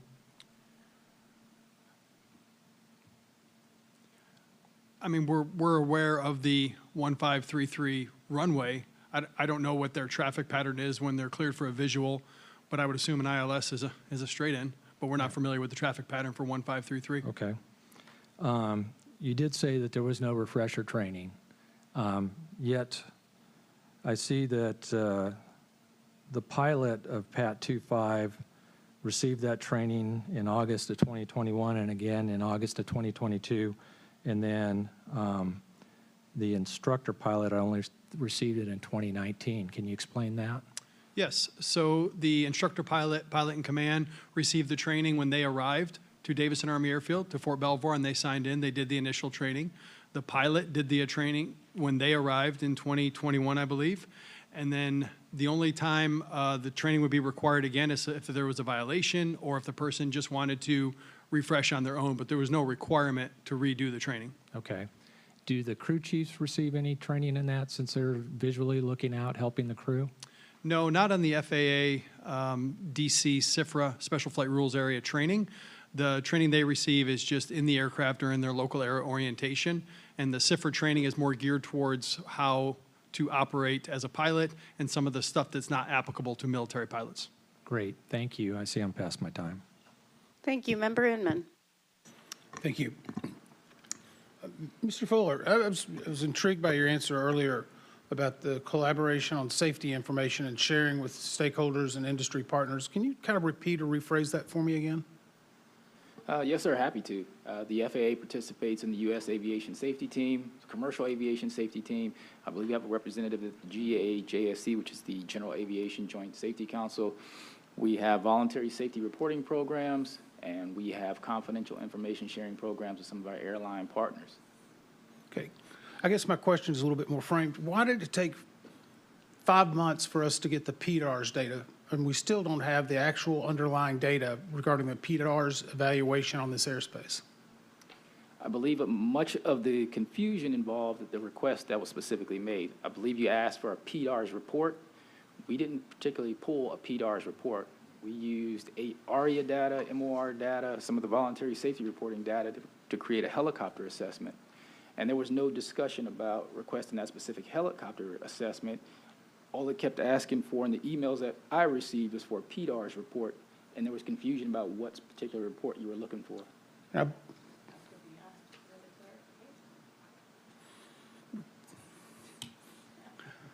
okay, I'll go back to this collaborative environment, I guess. At any point, did anyone at the ATO organization or ATC organization say that we were going beyond our scope and what the NTSB was looking at in regard to helicopter operations?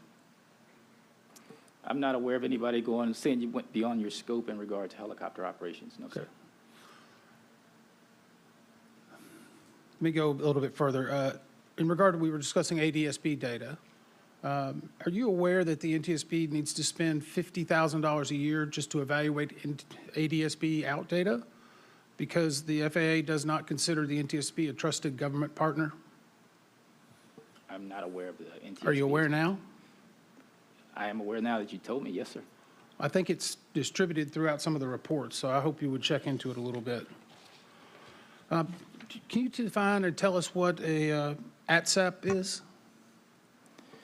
ADSAP is an air traffic safety action report. It's a voluntary safety report that a controller or supervisor, quite honestly, anyone that observes an operation in an air traffic field can report voluntarily. Okay, and what happens to that report? It goes into a system. We have analysts that de-identify it. We have an event review committee that looks at those reports. They bucketize them into different categories. If they require corrective action or information requests, the ERC can submit those and demand, and they go to the various lines of business within the air traffic organization for adjudication or risk acceptance. What about an ASRS? What is that? It's a NASA aviation safety reporting system. Those also, controllers can submit those as well, and they can also submit an ADSAP report and click a box if they would like to share it with the NASA aviation safety reporting system as well. Okay. Are either one of those report databases available to the public or to, say, members of the aviation community that are not employed by either one of those organizations? ADSAP data is not readily available to the public. NASA ASRS data, I am not certain if it's de-identified and available to the public. To be quite honest, I'm not sure about. What do you define as readily available? I know NASA shares data with industry, but I don't know. No, I'm talking about the ADSAP report, sorry. You said it's not readily available to the public. Yes, it's not available to the public, but we do share with other groups like ASIAS, things of that nature. It's de-identified information. Have you ever shared any ADSAP reports with the NTSB? Are you talking about me personally or? Your organization, you're the deputy director. I'm the deputy COO, sir. And Okay. yes, we share information with ASIAS. And I said with the believe NTSB, sir. I believe the NTSB has access to ASIAS data.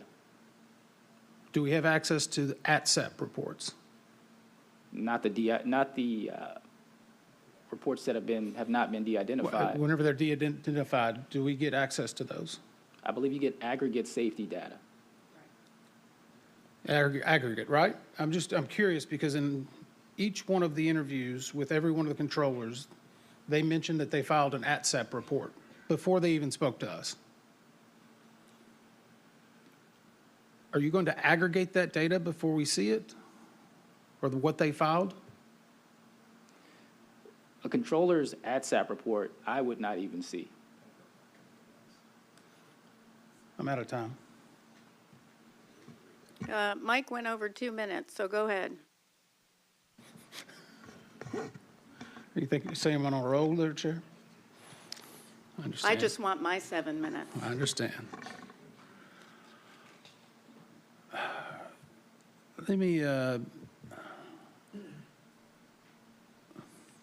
Let Let me move into just a little bit of a different line, and I'm going to actually go to Colonel DeForest. Can you break down your mission critical versus training mission versus moving people from one position to another as far as operations prior to this accident? I'm just trying to get an idea of how much volume you do in each one of those different buckets. Absolutely, board member. So for, I'll break it down. From all the flights that we do, 60% are during the day, 40% are at night. Of those, 43% are what we called mission practice. So anything involving a mission-related task. Is that out of the full 100%? Yes, sir. Okay. 29% are proficiency requirements. So these are Army aviation regulatory. What percentage, I'm sorry? 29%. 29%? Okay. So those are your instrument check rides, your A parts, things of that nature. 10% are mission validation, so that includes full dress rehearsals, envision a multi-ship into one of the areas that we operate into. 9% are going to be your senior leader movement missions. And then the other 9% of our maintenance test flights of a 6,000-hour annual flying hour program for 12th Aviation Battalion. And how many flights a year would that be, roughly? Or if you don't have the numbers, somewhere in the general area? Prior to 29 January, we have a monthly average of 226 launches per month. So close to over 2,500 per year? And it's dependent on time of year. So, historically in the winter, weather conditions, drive down the number of flights, and then in the spring, summertime, you'll see an increase in those mission rehearsals. Okay, I'm to my 7 minutes now. Great, thank you very much. Mr. Fuller, you're Deputy COO of ATO, the Air Traffic Office at FAA.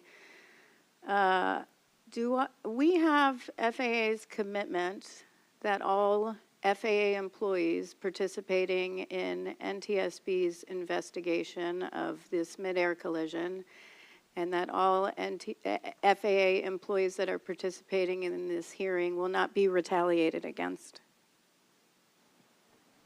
Yeah, the FAA has a zero tolerance policy for whistleblower protection. Great, thank you very much. Mr. Allen, Mr. Soper had asked earlier about the discussion to move or eliminate helicopter Route 4. And Dr. Wilson had asked you when that was, and you said 2021, 2022 timeframe. Is that correct? Correct. I'm not 100% sure of the time Around that frame, time. but around that area. And then Mr. Soper had asked you, Mr. Fuller, were you ever made aware of those proposals or were you advised by management about those proposals? And you said you were not aware of any. Is that correct? That's correct, ma'am. Where were you in 2021 and 2022? In 2021, I was a deputy director of the Central Service Area. And in June of 2022, I transitioned here to Washington, D.C. as a deputy vice president of safety technical training. And you're the deputy director for Central Service Area, which is, and I'm just looking at your bio here, where is that located? Where were you located? I was located in Fort Worth, Texas. There are 128 facilities that fall under my purview. They stretch from New York down to Arizona and through generally the Midwest and Southwest. Would you be made aware of such a proposal? No, I would not. Okay. So I just want to remind everyone that you were sworn to provide truthful testimony, and that while that is the truth, I give you that, it's half-truth. You did not provide that you weren't there when asked about whether you had received those proposals, because you would not normally receive those proposals at that time in 2021 and 2022 when they were considered.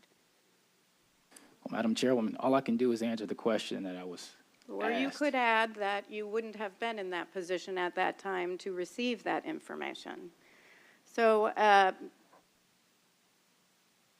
Mr. Allen, well, actually, Ms. Murphy or Mr. Stowe, were you made aware? I would not have been made aware at that time. Okay, so Mr. Allen, I am guessing by your responses to Mr. Hall with PSA that it never made it to the SRMP. Do you know why? From my recollection, the removal or the potential of moving Route 4 never even made it into the full proposal document or PowerPoint discussions, further discussions we had with the users, because it never left the verbal conversations. Okay, but verbal conversations were done with who? It was done with the user groups and the management within the facility. Okay, so management within the facility, did it ever, how high?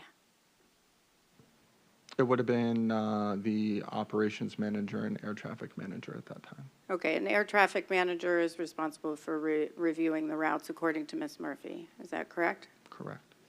Okay, so would you normally expect, and just to go back to Mr. Fuller, you had talked about when an SRMP is pulled together. What did you say on what were the standards for, you said change, right?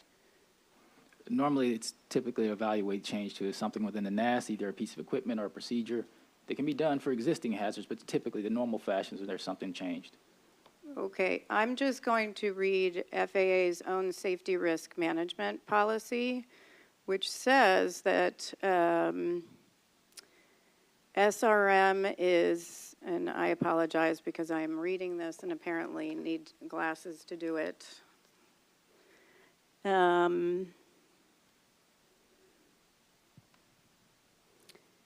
If you need, if hazards are identified, it's not just if a change, but if any hazards are identified to control a safety risk. Is that a safety risk if the tower says, hey, with the DC helicopter working group that we have some safety concerns here with helicopter Route 4 and think it should be eliminated or moved? Do you think it should have gone to an SRM? That's safety risk management panel for those who in the audience to be evaluated?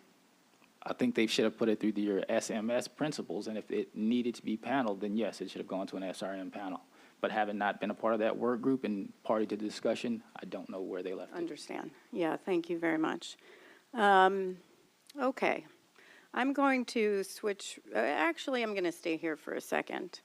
Mr. Allen, how many air traffic managers have been moved through DCA Tower in the past 2 years? Air traffic managers in the past 2 years, there have been 3. 3. How about 5 years? In the past 5 years. To the best of your knowledge. There would have been 5. 5. And how long have you worked, how long did you work in the tower?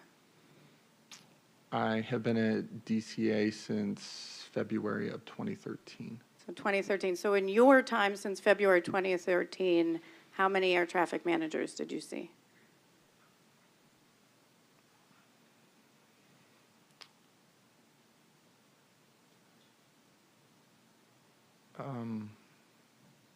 Approximately 10. 10 air traffic. Yep, that's fine. I mean, if you don't have to be totally exact. If it's 9, it's 9. Yeah. So 10 since 2013. Ms. Murphy, you said the air traffic managers, and I know I'm out of time. If you wouldn't mind me finishing. Air traffic managers are responsible for considering any sort of changes to routes, any sort of changes, amendments, evaluation of routes annually. You've had 10 air traffic managers in a pretty small amount of time. You've had 5 in the past 5 years, 3 in the past 2 years. How are they supposed to know to do that if you keep switching air traffic managers? My only response to that is that it is defined in the FAA Order 7210.3. Oh, hold on.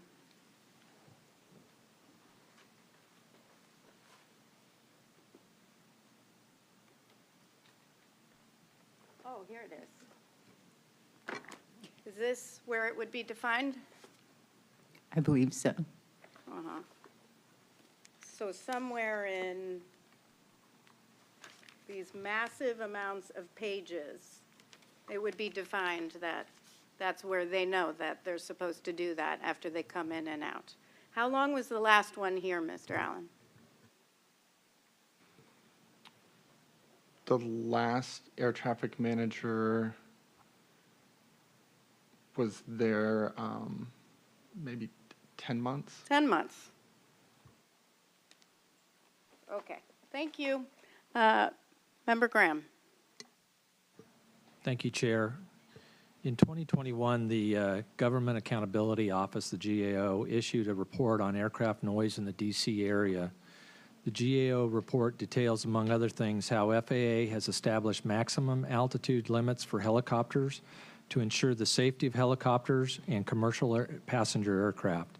It also found that military helicopters make up the plurality of helicopter traffic in the DCA airspace. For the FAA, the report also notes that FAA officials said existing minimum and maximum altitudes for helicopters were set to maintain safe separation for helicopters between commercial passenger airplanes and ground structures. And any change to minimum or maximum helicopter altitudes would require higher altitudes and steeper approaches and descents of commercial passenger aircraft coming into DCA, reducing safety for all aircraft operating in the airspace. For the FAA, would you continue to agree with this statement that any changes to the min or maximum helicopter altitudes reduces safety for all aircraft operating in the DCA airspace?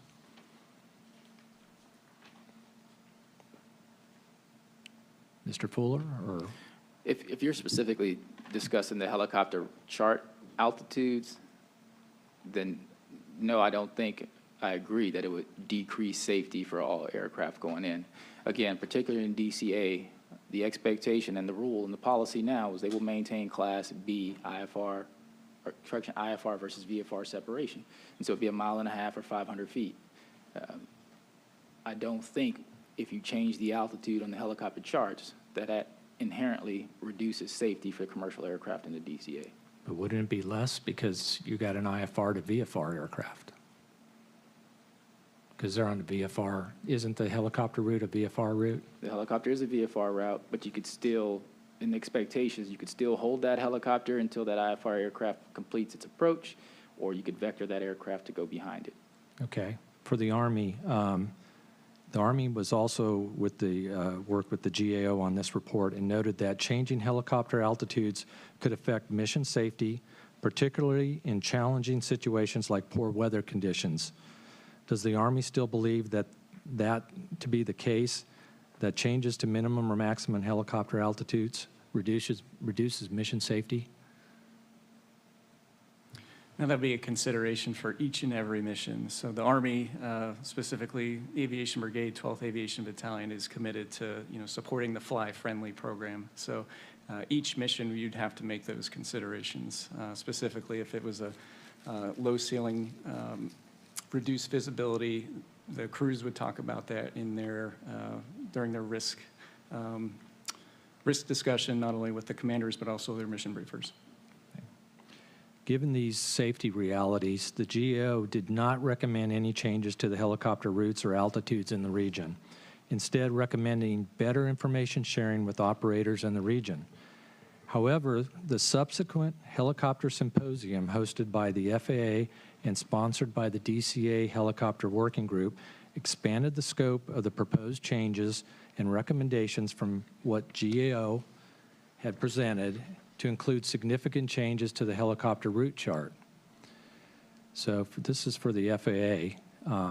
Why was the decision made to expand the scope of the symposium and subsequent changes beyond information sharing. So I can speak to the changes that were made. The increase in altitude, we did those in locations that were further away from fixed wing traffic. They were not along the final of either runway or the departure corridor of either runway. In fact, the departure corridor for runway 1 or the arrival corridor for runway 19, we reduced the zone footprint and pulled the boundary of the zone further away from the final to increase safety. Okay. Despite the FAA's own assertion in the 2021 GAO report, which we reiterated here, changes to minimum and maximum helicopter altitudes would reduce safety for all operating in the DCA airspace. In 2023, the FAA finalized revisions to the Baltimore-Washington helicopter route chart, including raising maximum altitudes on routes 2, 3, 5, 6, and 7, and in zones 2, 3, and 5. What changed from the FAA's own analysis presented in the GAO report in 2021 to these finalized altitude revisions in 2023 that showed FAA changes to maximum helicopter altitude would not reduce safety for all aircraft in the area?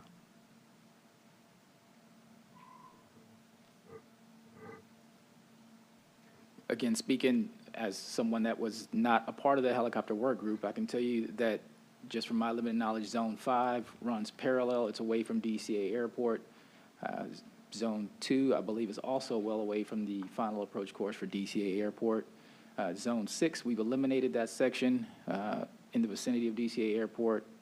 And I think he said Zone 7, if I'm correct? Correct. Again, Zone 7, there's no particular confliction point immediately within the vicinity of DCA Airport for arrivals and departures. Okay, I noticed that the FAA final safety risk management document revising the helicopter routes, the FAA noted that the safety benefits of increasing altitude separation between helicopters and DCA fixed-wing aircraft as part of the justification for establishing the new chain bridge transition. Was increasing altitude separation between helicopters and fixed-wing aircraft discussed for any other routes or zones or locations in the DCA Class B airspace? So the helicopter revisions we still have are ongoing. We have not completed that work. We have additional charting changes that are going to be posted August 12th to routes within the DCA and the National Capital Region. This is not a one-time fix, and the FAA is committed to maintaining our standards of modifying helicopter routes around the country. So I don't have a deadline of when that work will be completed, but there are continuous changes. Thank you. My time's up. Thank you. I'm going to turn to Member Inman, but I know he asked on the last. Do you intend to ask, or you want me to clarify it now? I think you should clarify it. It'd be Okay, helpful. just Go to ahead. clarify on ASIAS, Mr. Fuller, you mentioned that we have access to ASIAS data. We only have access to ASIAS data if we ask you for it. Member Inman. I'll go back on that question, I guess. Is having to ask for it, having it available, or does it mean coming to you and asking for it? Because I would go back to, we asked for the overtime records of the DCA Tower Group. They were run on January 30th, and they were not given to us until Friday. So Friday of last week. I think part of the fog of war, and particularly in the DCA accident, is there were a lot of requests being made outside of our normal processes and procedures. In the ATO, we alone processed over 300 data requests for the NTSB. For the particular overtime request, I don't recall seeing that on the list. Even on the emails I received from Madam Chairman Hamandi last week, I don't recall overtime being one of the data requests that was still outstanding. Sir, were you prepped on the materials that were in the docket for today's hearing? Yes, I was. It's in the group chairman report from air traffic control. As far as the Not having the overtime request. It's in the group chairman report, which was agreed to and coordinated by all the parties. Again, the data request in the group chairman report is not saying that it came through our normal channels. I don't know who made that request and to who that request was made. It did not come through our normal EIM that exchanges data information back and forth with the NTSB. Just to clarify, because I know we have some limited time, but Chair, is it okay if I ask somebody, Mr. Soper? Could you Yes. clarify that for us? We're trying to catch up right now where we made the Sorry, we know we're- we made the request verbally with the EIM for sure. We I think- absolutely did that. Yeah, that's fine. I think what Member Inman is asking is, did you follow the channels prescribed to you to ask for information? Yes, because when we're on site or conducting an investigation, we can put it into KSN or we can go directly to the EIM and make the request, and then we back that up in KSN afterwards. Correct. In most cases, yes. And then when we didn't get the information, I had to come in with an email 3 different times. Yet you were requesting that information since April. Around there. We're trying to find the exact date where we requested the overtime. Yeah, I agree. Mr. Fuller, let me ask you this. Do you think the FAA has been totally forthcoming in providing all of the information that we have asked in this investigation to date? The FAA has been totally transparent in this forthcoming. investigation. Absolutely. We've been totally transparent and forthcoming with everything we've had in this investigation. Did you read the group chairman's reports? Yes, I did read the group chairman's report. Did you indicate where there were multiple data points that we had not received the information, and these were written over a month and a half ago? The group's chairman report does not indicate who made the request or to whom they made the request, and so it's difficult for us to follow up. All the group chairman's report said is an overtime request was made. No, It I'm did talking not about data in general. There were other group chairman report data requests that still had not been received. And again, I don't think that was totally accurate in what was in the group chairman's report. It was agreed to by the FAA as a party for the group chairman report. Again, some of that information in that group chairman's report was misrepresented a little bit as far as who the request was made to and to when. What was misrepresented? So one of the things was about a PDAR study on TCAS data that we only provided versions 1 and 7 and not the versions in between. And the versions in between were just format changes. And so when it was saying that the FAA was not being forthcoming with data, we gave you the final version with all the PDAR's information rather than go back and give you all the data with the typos and misspellings. It made it appear as if the FAA was hiding some information, and in fact, we just gave you the latest and greatest.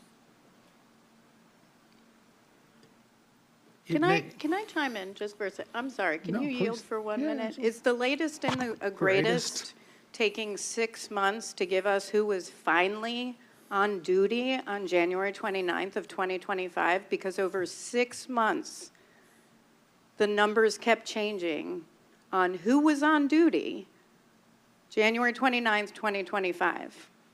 6 months. And this is outlined actually in the group chair's report where you actually, and we have quotes on the group chair's report. You sign off on the group chair's report. I'd ask Brian to chime in on. Yes, so we did. We received multiple revisions on the staffing numbers on the day of the event. Oh, I which mean on included- member Inman's. We already know Oh. that. And member Emmons, I think I got mixed up there. There was a lot that came out, and I was looking up the one thing.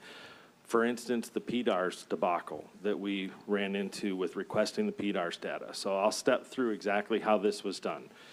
We were making a request from PDARS with ATAC. We met with ATAC and with the FAA, AJI, Karen Seals, who I believe was the deputy director at the time of AJI. Of safety and technical training or whatever. Anyway, she sat in that meeting with us while we requested our PDAR study. A few days after we left that, they had told us it would take them a week or two to do the study and they would get it to us. But the following week, they came to us and said, we are going to be delayed because we have had a priority PDARS request made by AJI for the helicopter routes in more of a NAS-wide format. So we said, great. We would also like a copy of that PDAR study that they were requesting. That went through the chain. We never received it. We asked for it again. That repeat went around and around a few different times.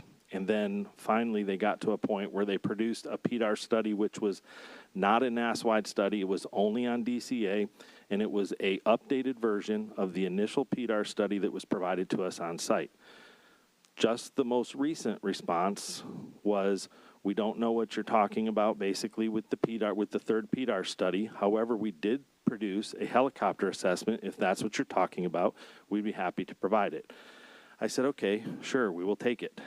It was just mentioned that ASIAS data and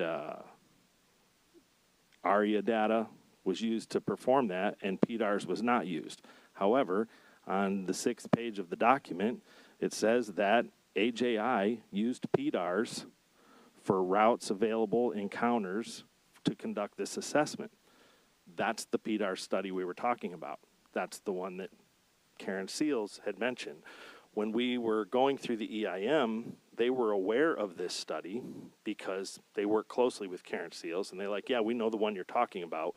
We'll make sure you get it, until it all came to all those things. So that was the study we were trying to get the data from, and that's so that we could utilize that data for the very same purpose, to understand the risk in more of a NAS-wide and make comparative assessments to other like-type situations or potentially like-type situations. So that's right there in the document they provided us.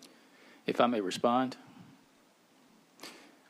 I have been on multiple NTSB investigations as an SME and as a party status. Even in this particular investigation, when there was confusion about data, I called Brian on his phone, asked him what he needed. He gave me the answer. I provided the data. On any particular time, I've told the NTSB members, if they need anything and they're not getting it from the EIM, to reach out directly to me, call me, and I will make sure that they get the information. So the PDAR study, the data, all those different things, I can't say who prioritized our study over the NTSB study. I can't say. It's not a decision I made for ATAC. I will just tell you that we have been fully transparent, and we've shared over 10,000 pages of information, over 320 documents, and countless hours of voice and radar, including making our tech center available and the DCA tower for any studies that the NTSB has needed to perform. Do better. The fact that I had to get involved on July 2nd, no response to my email. July 14th, barely a response to email. And then the administrator's office and the secretary's office had to get involved so we could get the data. And then what you guys did is dump it on us, thousands of pages, on a Friday, right before this hearing. That's not acceptable. They were asking for it for 6 months. I expect, as part of an investigation, that we're going to get the information. Member Inman, you get another 5 minutes. Thank you.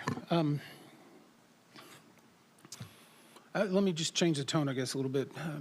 Dr. Cesar, you mentioned earlier that you would think that maybe initially people that were coming into this airspace the first or second time that a commercial airline pilot was flying it would not know about helicopter routes. But after that, they probably would. Is that a correct assumption of what you said?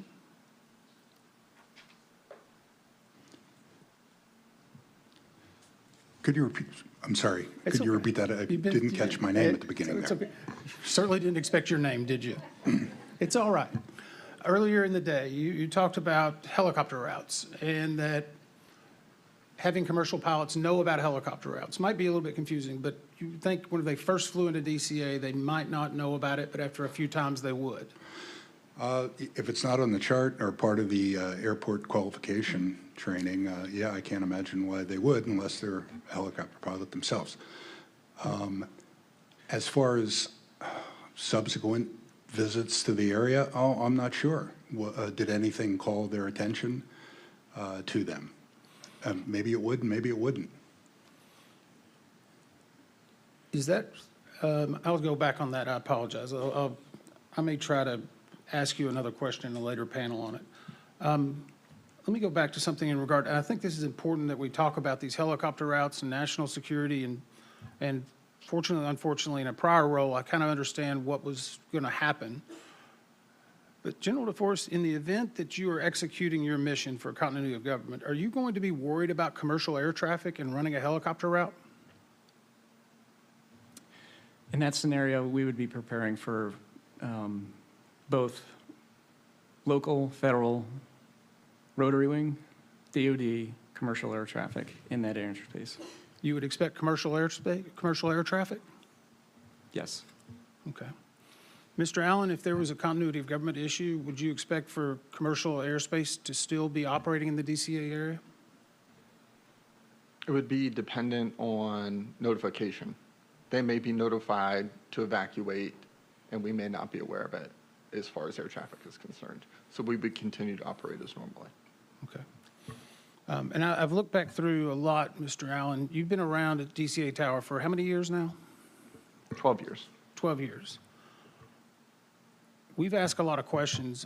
I'm just asking you for your opinion. Are there things that we're not asking you that you would like to tell us that are important for the safety of the people that operate in and out of DCA?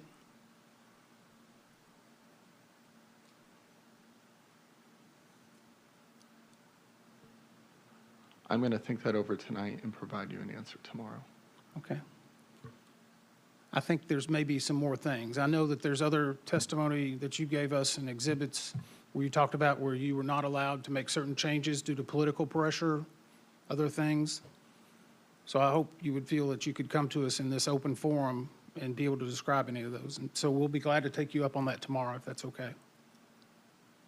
Thank you.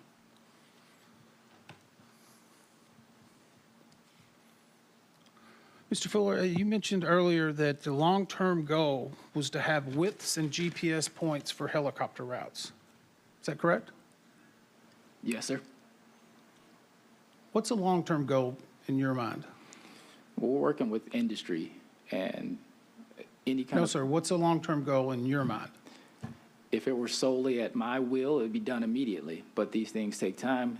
And if we're working with industry and we want everybody invested and have a say-so, these things take months. Does industry get to decide what the GPS points and widths would be when regards to aviation safety? No, but they certainly have some input, and their compliance and things that maybe we hadn't considered, or some equipment capabilities that we're unaware of. We need industry partners with us to share that information. What group is working on this GPS widths or GPS points and widths? Who is leading that effort? We have a national helicopter work group. Okay, who's leading the National Helicopter Work Group? It's a gentleman by the name of Steve Zukala. Okay. And how long has he been with the organization?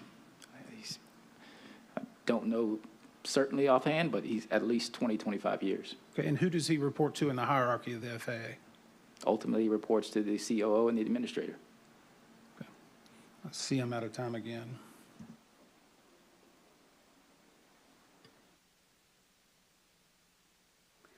Mr. Allen, the DCA helicopter group was something that the tower put together, right? Because you wanted to have some communication with the users of the airspace, the helicopter users. Correct. Operators. Correct. There are significant volume of traffic. How long did you participate in the working group? I was in the working group approximately 2 to 3 years before I moved into another role. Okay, so you moved into a different role. That's why you're not on, didn't continue on that. Correct. I had become operations manager. Okay, great. Thank you for that clarification. Colonel DeForest, on the map of the helicopter routes prior to the accident, once helicopters got to the Memorial Bridge, they should be at a maximum of 200 feet. Are you aware of an Army policy allowing pilots to go as low as 100 feet? I'm not aware of a policy, procedure within the battalion allowing to go below 100 feet. It's procedure. Okay, thank you very much. Is there a policy, Colonel DeForest, outlined anywhere, either Army or maybe it's FAA, prohibiting helicopters from going underneath aircraft, landing at, or departing from DCA on any runway? To my knowledge, there's no written procedure policy within the battalion prohibiting flight underneath a commercial aircraft at those distances. How would you be made aware of that occurring?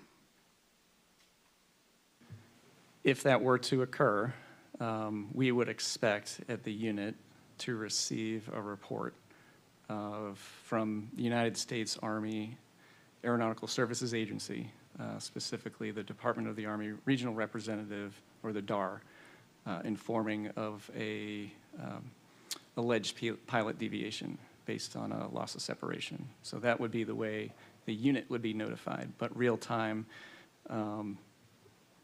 in this area, since we're operating on different frequencies, I guess the for example is if there was a traffic resolution advisory based on a TCAS occurrence, we would not know unless it was reported after the fact through our regional representative with the FAA. FAA would have to report it to you. Either through the DAR or through ATC. What's the DAR? The Department of the Army Regional Representative. So is this, maybe not by policy, but procedure, is it prohibited to go underneath aircraft landing or departing from any runway at DCA? Do you discourage it? Back to Mr. Van Vechten's comment, it would be very unusual, and that's not what we're used to. We'd be holding at Haynes Point or the golf balls. So this was a very unusual that this occurred, that we were allowed to go underneath an aircraft. Mr. Dressler, are you aware of any such instances? Could you say that one more time, please? If any helicopters going underneath aircraft landing or departing, do you have a policy? We do not have a policy. We have, I've heard the phrase used several times here of tribal knowledge. So all of the civilian and law enforcement operators in the area do not do that. Yeah, Prince George's County Police actually have a policy, a standard operating procedure to prohibit going underneath aircraft landing or departing from DCA. And the reason I raise this is the chief warrant officer at the 12th Battalion in interviews responded to the same question as follows. And the question was, have you ever flown underneath aircraft landing or departing from a runway at DCA? I have, yes. I have flown directly under landing aircraft that were landing 19. In order to do that, ATC apparently points out the traffic landing to them, and they tell ATC they see it and request visual separation. One of your standardization, and that was, are you aware? One of your standardization officers, while he had not done it himself, was aware of pilots descending to go underneath aircraft. A PSA pilot, in an interview commenting on when he got a traffic alert, said, well, in that instance, at least one of them I can remember, it was called out to us. Traffic was called out to us by Tower. Tower said the helicopters had us in sight, and we had them in sight at one point. But then we lost them because they went underneath us. And that was a TA off of that, and you just keep monitoring. They're supposed to have us in sight. I can remember one for sure, that an RA, where we had to level off and actually just punched it out of there and went around. Do you think maybe, because of the interviews and what's being said, that it does happen, you should consider a policy to prohibit going underneath aircraft, civilian aircraft, landing or departing from DCA? For me, the answer is no, yes. No, it's yes for, thank you, Mr. Dressler. I wasn't even asking you, but did you say yes? I love it. Colonel DeForest. Chairwoman Hamidi, yes, I would agree with that statement. Okay, wonderful. Thank you very much. I'm going to now call on Member Graham. Thank you for allowing me a little bit more time. You bet. Just a couple questions. You talked about procedure along the routes. The minimum altitude for Army helicopter is 100 feet. Is that correct? That is correct. That's correct. So for the chief warrant officer, if you've got a pilot where you're supposed to be 200 feet or below, would you expect that pilot to be somewhere between 100 and 200 feet in that section? Yes, that's correct. Even though I know we've kind of determined that these routes are advisory in nature only, it seems like? Yes, we strive to fly the altitude as charted, as close to the height as possible. Okay. And then you said that you would expect if there was traffic landing on 3-3 that either if you were coming from the south to be held at the golf balls or coming from the north to be held at Haynes Point. And that would be air traffic control directed? Yes, that's correct. Mr. Allen, is that a normal procedure for the tower? It's not a written procedure, but it is technique that has been taught. To keep separation of aircraft? Yeah, to allow them to pass behind. Okay.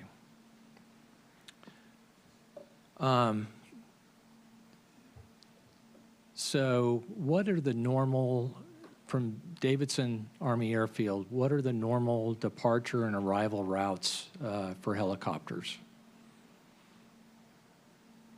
Yes, sir. Depending on where my destination is, I will depart to the north, Springfield, Route 5.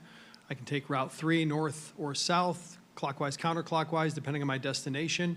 If I'm going to the south, I can depart direct to Fort Washington, pick up Route 4 northbound, and then again, pick up Route 3, depending on which direction I want it to go. So why would somebody be using Route 4 on the evening of the 29th to go to Davidson? Route 4 is typically the most utilized route because, in my opinion, it was the safest because it's parallel with 96% of the traffic. It keeps you as low as possible, so it keeps you below the approach and departure paths of runway 1 and 19. And it's quicker. One of the hot spots that were identified back in the working group was the Pentagon transition because it's such a narrow margin between the Pentagon itself and Arlington National Cemetery. So we would not utilize that much. Route 1 to 4, 4 to 1 was the primarily used route. Okay. Are there more restrictions on 3 and 5?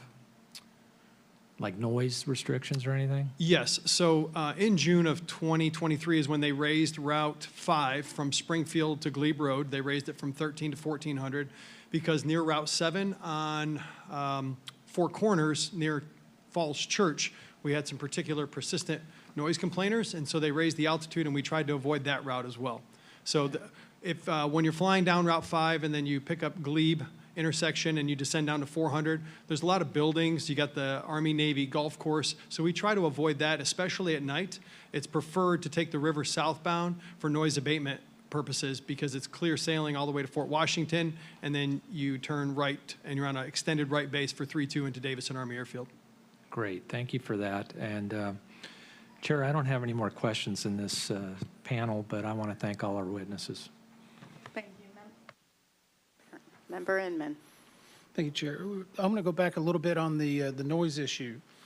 In regard to on Route 4, is there a problem with hovering due to noise mitigation or noise concerns? There's not a problem, sir, but that's not something typically you would do, especially under goggles over water. It would be very difficult to determine drift and position. So we would slow our airspeed, but I can't really think of a situation where I would come to a hover for traffic. But if you're asked to hold, is that a hover? No, sir. It'd be an orbit. I may slow back to 40 or 50 knots and pick up an orbit. If I was at golf balls proceeding northbound, it's typically a right orbit to stay over. And I apologize, sir. Sure. I'm not an aviator. Okay. What is golf balls? Golf balls is the sewage treatment plant just north of Wilson Bridge on the right side of the river or the east side. It's 6 to 8 giant white domes that look like golf balls. Thank you, sir. Yes. Just trying to be familiar for those who may not. Mr. Dressler, you mentioned earlier, you said that attitude was an issue with the military operating in the DCA. Can you expand a little bit on that? I can. Unfortunately, around 2021, one of our members, that chief pilot of PG County, reported Prince George's, it reported that there were frequent issues with the pad aircraft. And then, of course, I've talked to you about the near miss that we had with MedStar Metro-operated aircraft in 2017. And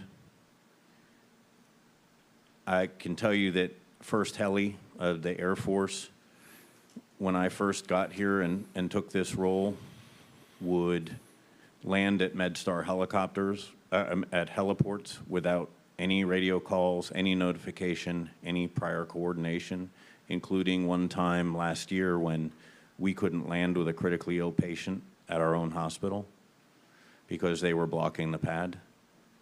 Let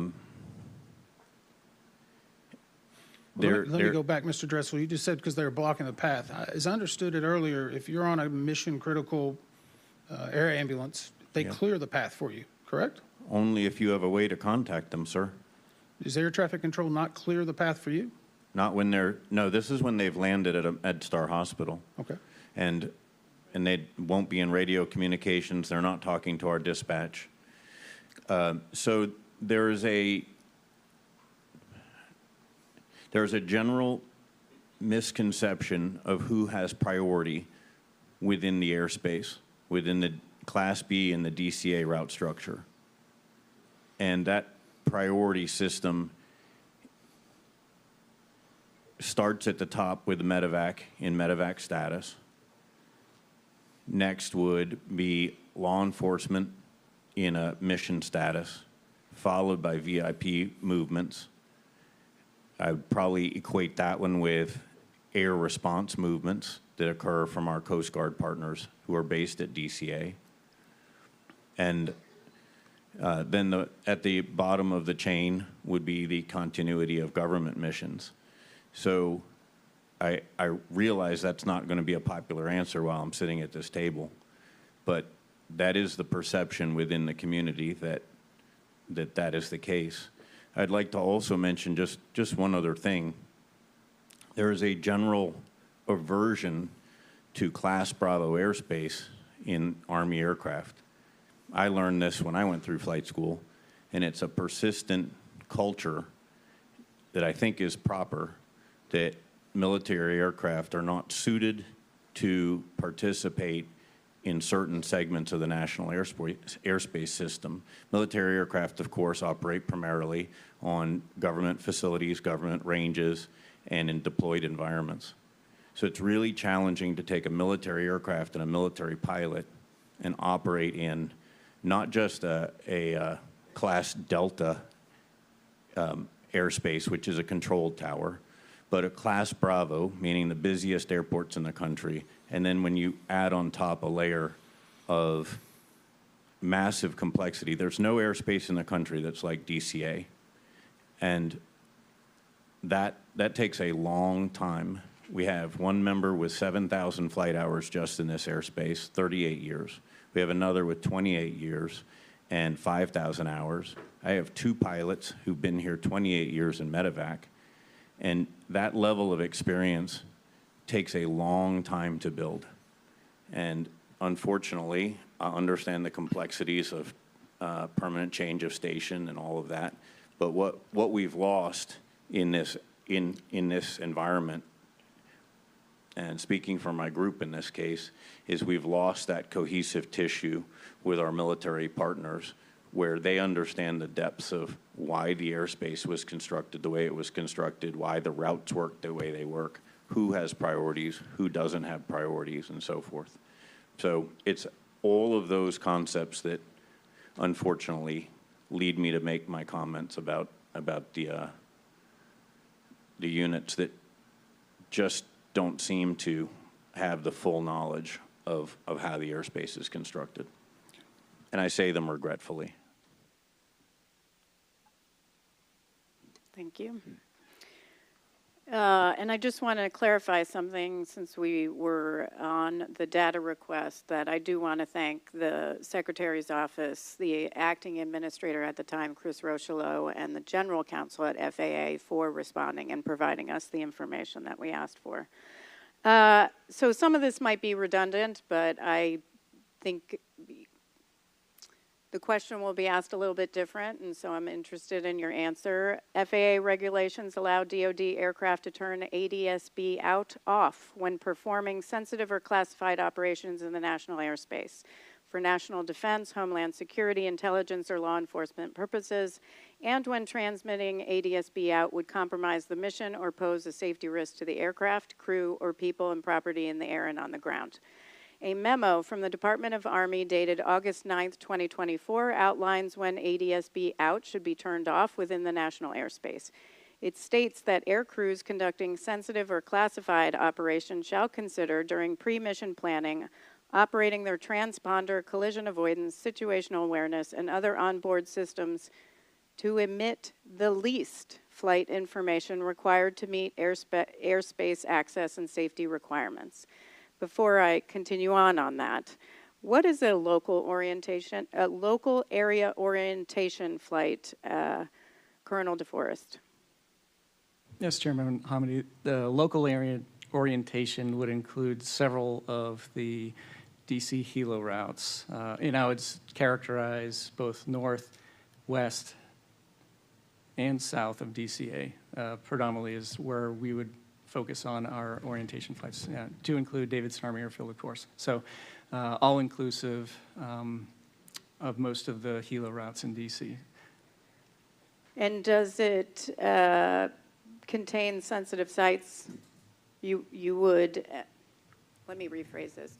The local area orientation flight would be for a new pilot or a pilot that's going to fly this route? That is correct. Okay, and I do want to say if there's something you can't answer here, you should just tell me. For the local orientation flight, well, actually, let me go to how do you define training flight? So training flights are referenced. So there could be many different types of flights. One could be a proficiency flight, those base tasks. Can you, maintain heading, airspeed, altitude, traffic pattern? The next would be a mission training flight, which would include locations that are, mission specific. So many different types of flights. So if it got near an actual location, that would be characterized as a mission training flight. Okay, so this was basically a check ride and an NVG annual check, correct? That is correct. On this evening. So, and that's considered a training flight? Yes, that would be considered a training flight. Okay, under the Army's policy, are all local area orientation and training flights defined as sensitive or classified operations? For this specific training flight, it included, because it was an annual proficiency, readiness examination. So we would want to include some aspect of the mission in that evaluation, and that's what the instructor pilot did.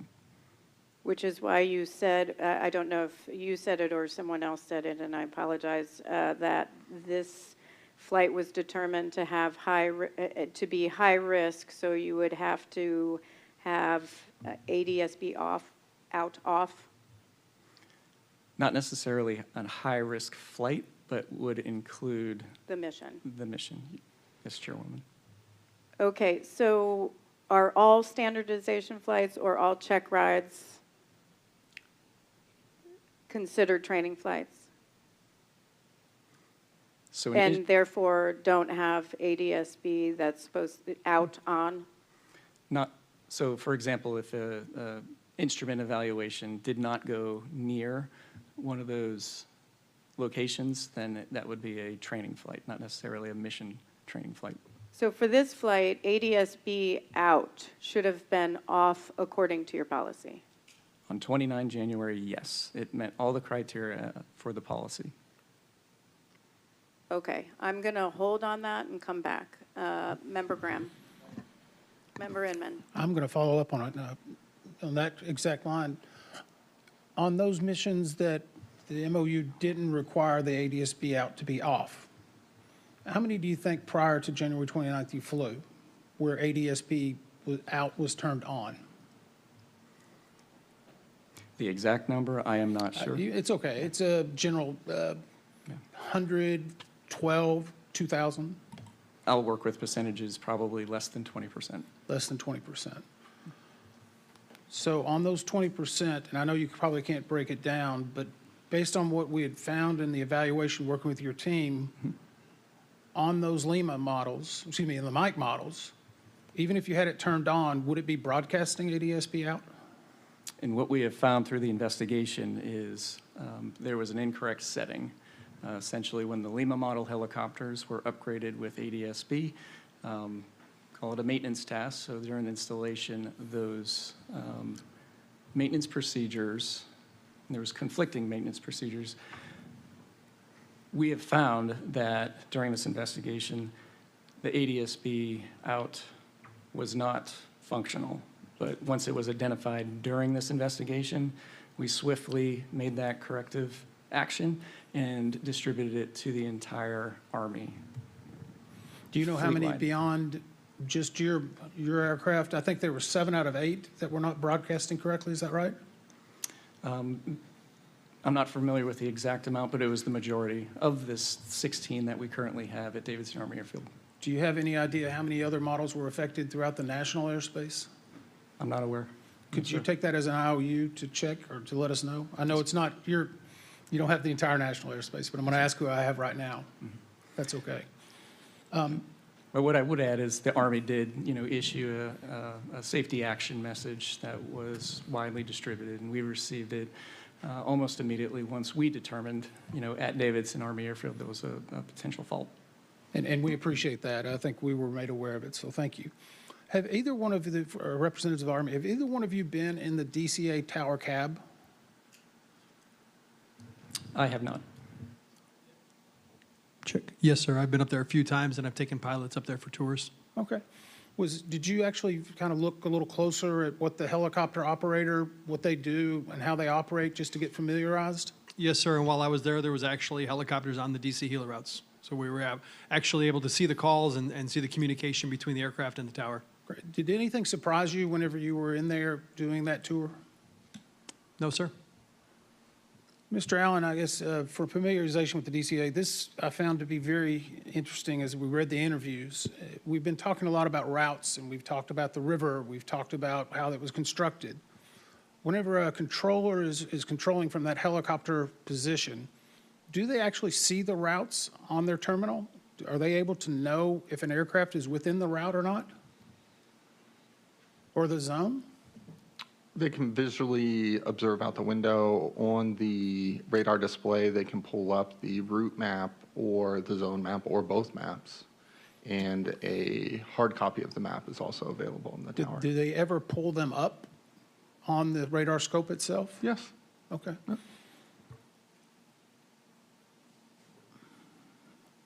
I'll go back on that one then. I apologize. It seemed like in reading a number of the interviews with the controlling staff that they spoke or talked to us about that they did not usually see or have the river indicated, nor the route overlaid on top of it. Does that seem correct, or is that just a misperception in reading the documents? It would be controller preference to overlay the entire helicopter map if you wanted to do the routes and the zones with the items that are already depicted on there. And then in addition to that, all the data tags and stuff, it can become very cluttering. You can turn it on, turn it off, you can dim it, you can make it brighter. You can really customize it to what each controller would like to see and how they want to see it. So it would be a controller's prerogative. What if the controller was operating in a combined environment when they were doing not only local control but helicopter control? Would they have both up at that time? They could if they chose to. Okay. See, I'm over. We're close. You weren't over. Okay, I'm going to go back to ADSB. Colonel DeForest, so the accident helicopter was capable of transmitting ADSB out. And what it was not transmitting ADSB out on the accident flight, you just talked about why. And we found, though, that the accident helicopter's transponder began to respond to Mode S interrogations near Cabin John and continued until the mid-air collision occurred. However, the actual data wasn't transmitting. In fact, the accident helicopter had not been transmitting ADSB data for 730 days. Under your policy, are aircrew permitted to switch between transponder mode or to turn on ADSB out during operations while in flight? No, they're not. Have you ever heard of a situation where the transponder would just start spontaneously responding to Mode S interrogations? I'm going to stop right there. I'm not aware of any. So I'm not asking you to speculate. Have you ever been aware of a crew member to turn it on in flight, of a crew member turning on ADSB out during flight in violation of your policy? I'm not aware of that in flight, per the policy. Would the only way that would be come on be that somebody would have turned it on? Or is there some other way? I believe it would probably take human interaction to turn ADSB out on in a Lima model, because it's several steps. That's what I'm going to ask you. What's the process for turning it on? Having never flown a Lima model, I'll defer to Mr. Van Vechten behind me of what that procedure is. Yes, turning on the ADSB out. In a Lima model, you have to go through several different pages. Mode S is 2 button pushes, though. So you would have to you would have to go through several menus. Yes, ma'am, that's correct. That. Okay. What would have occurred in this flight had the time setting been correct and had the ADSB out been on, because it was on, just not transmitting? Colonel DeForest or Mr. Van Vechten, whoever wants to answer. For ADSB, I'm not aware of a crew member cockpit indication that ADSB. No, I mean, what information would have been provided? In this case, if it was transmitting ADSB out, what would have been provided? What would have occurred in this situation if, in fact, it was operational and didn't have this setting error? Sir, I can take that. Yep. In your blind spot. Hello. So if ADSB out was working, you would have had, in addition to the Mode S identification, you would have had the position, the barometric altitude, the geo altitude. You would have had a velocity vector. Is that what you're asking for, ma'am? Yes. So in this situation, had the setting been correct, because it was on, that's what it would have been provided. Yes, ma'am. Thank you. Who was responsible for installing the transponders? What organization or entity, not person? If you don't know, you can get back to me. Yeah, we'll get back to you, but it was a fielding team, just like we do all of our modification work orders for new equipment to aircraft, ma'am.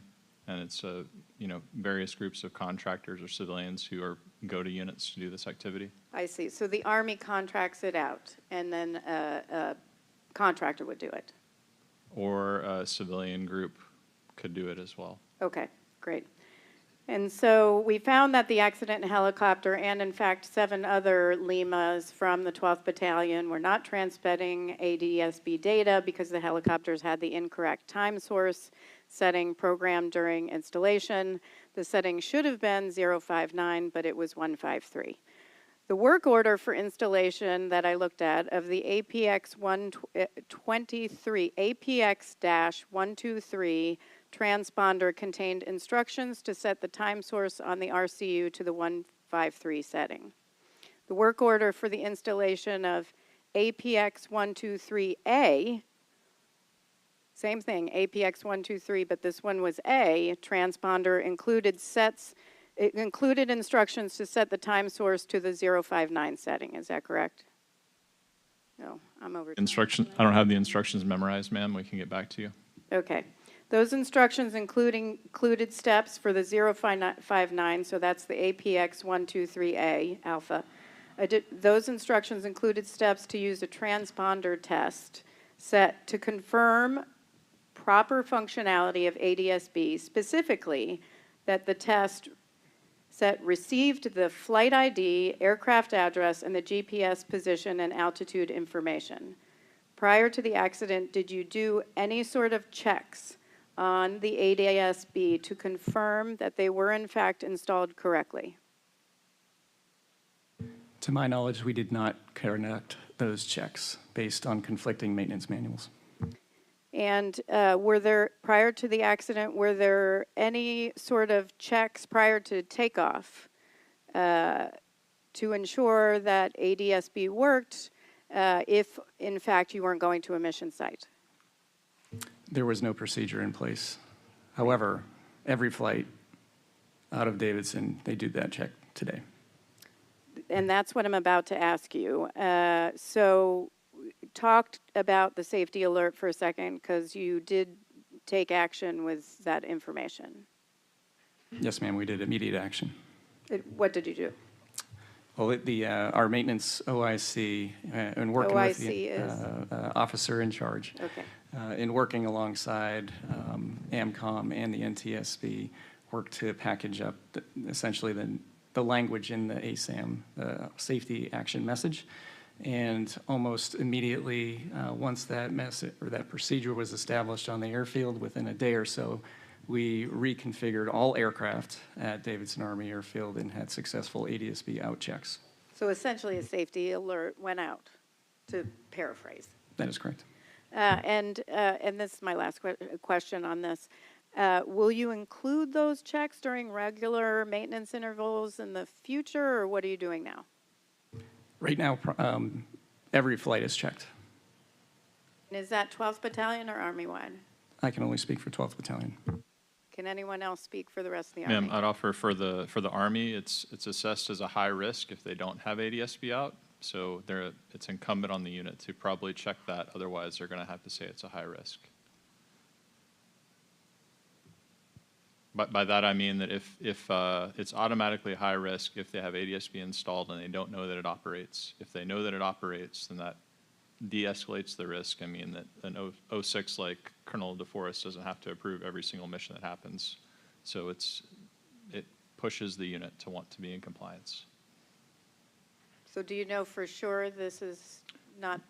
So we're tracking the field's compliance with ADSB out. We know it's over 95% now. The number's probably changed since I looked at it. The checking ADSB out? Yes, sir. Okay. Or yes, ma'am.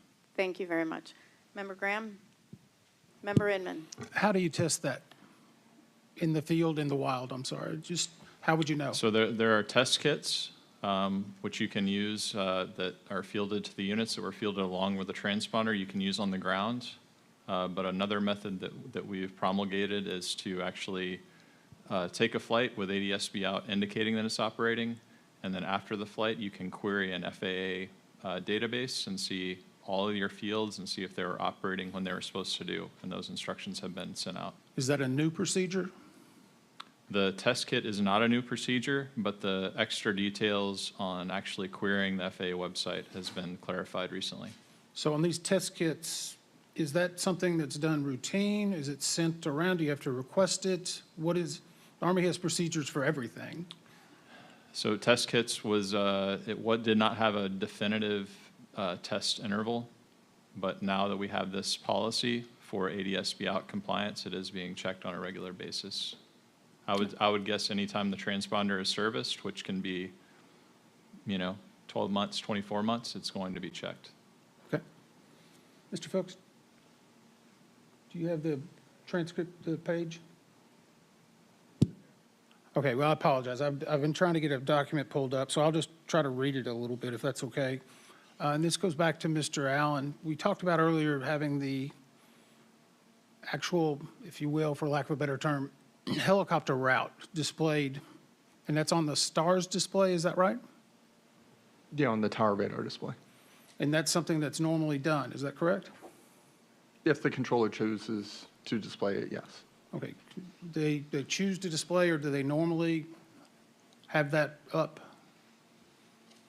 It's controller dependent. If somebody's new in training, they're going to have all the maps up and have them displayed so they can continue to learn and orient themselves with the arrivals and departures and the other items that are associated on the radar map.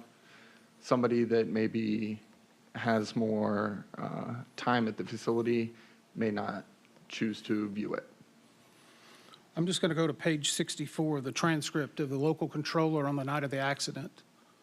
The question was, do you have an overlay of helo routes on your tower display? The answer, yes. Or sorry.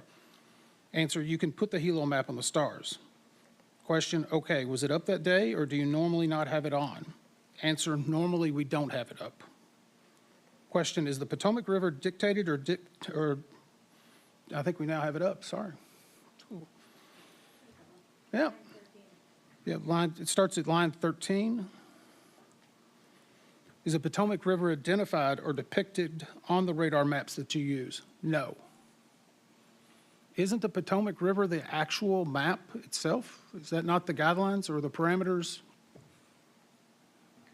You can depict the map, or depict the river, I'm sorry.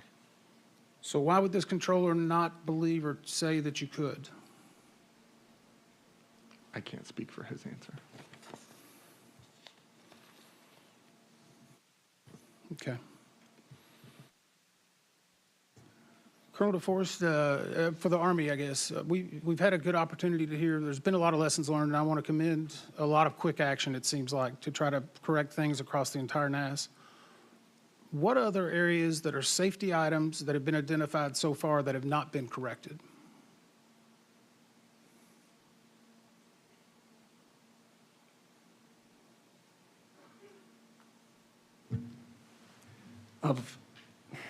When we look at our, risk management within the organization, you always looking to ID those hazards, come up with a corrective plan, and then assess them.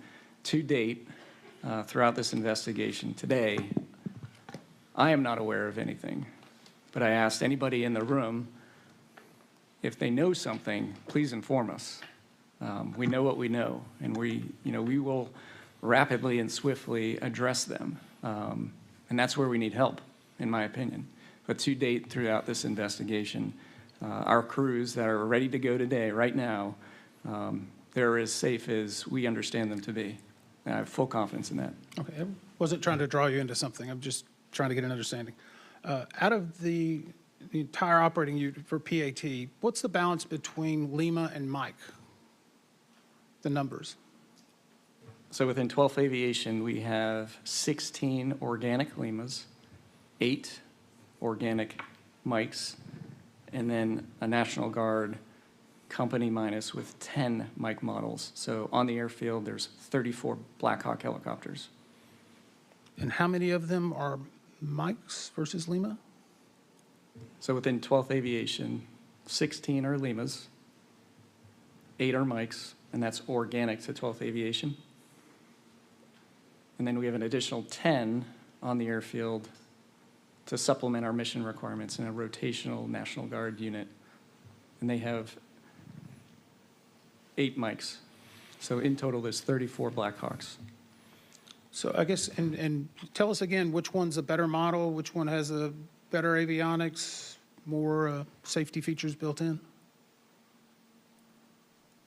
This would be, in my opinion, both the Lima and Mike are adequate for our mission. No, sir, that wasn't the question. Which one's a better aircraft? I've got to ask for a clarification on objection. We're talking about other airplanes not assigned to this accident, why we're discussing Mike models in this forum. Happy to discuss it in another forum, but the relevance to the accident of the 29th, the relevance to which. Okay, that's fair, Brigadier General. That's fair. I'll tell you what, I'll reframe the question. PAT 25, who determined or decided it would be a Lima model or a Mike model? That would be based on the approval level of the weekly flight schedule, and that's the battalion commander, so Army Lieutenant Colonel. So is there any deliberation of whether or not it's a mission-critical flight to determine whether it's a Lima or a Mike model flying? And I'll defer to Mr. Van Vechten on that one. The flights chosen for the aircraft chosen for the flights is based on the crew currency and qualification. So if you're assigned to one of the two Lima companies, you maintain currency in a UH-60 Lima, and your evaluation will be done in a Lima, and vice versa with the Mike. There was only a few of us who maintained dual currency because we didn't want the interference going back and forth between the two aircrafts because they are significantly different. Okay. See, I'm out of time, Chair. Don't worry, we have several more rounds. 7 o'clock is not going to happen. Okay, Section 1046 of the 2019 National Defense Authorization Act prohibits the Secretary of Transportation from requiring the installation of ADSB on fighter aircraft, bomber aircraft, or other special mission aircraft owned or operated by the DoD. 2, denying or reducing air traffic control services in U.S. or international airspace to such aircraft on the basis that they are not equipped with ADSB, or 3, restricting or limiting airspace access for such aircraft on the basis of the aircraft are not equipped with ADSB. This is outlined in a memorandum of agreement between DoD and the FAA.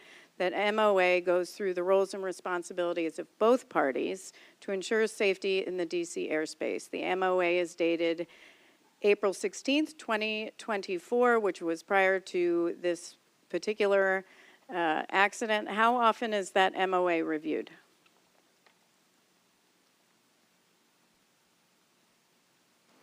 I don't know the normal periodicity. I'm having a fumble here. Yes. Need a little more water. But we are currently have a work group reviewing that MOA as we speak. Okay. Okay. Do you guys need more water? You're good. Okay. So is that codified or written anywhere on the how often that MOA is evaluated or other MOA? I don't know at this time. I would have to check back with the administrator's office to find out how often that's changed. Understood. So you said the MOA is being updated now. Is that right?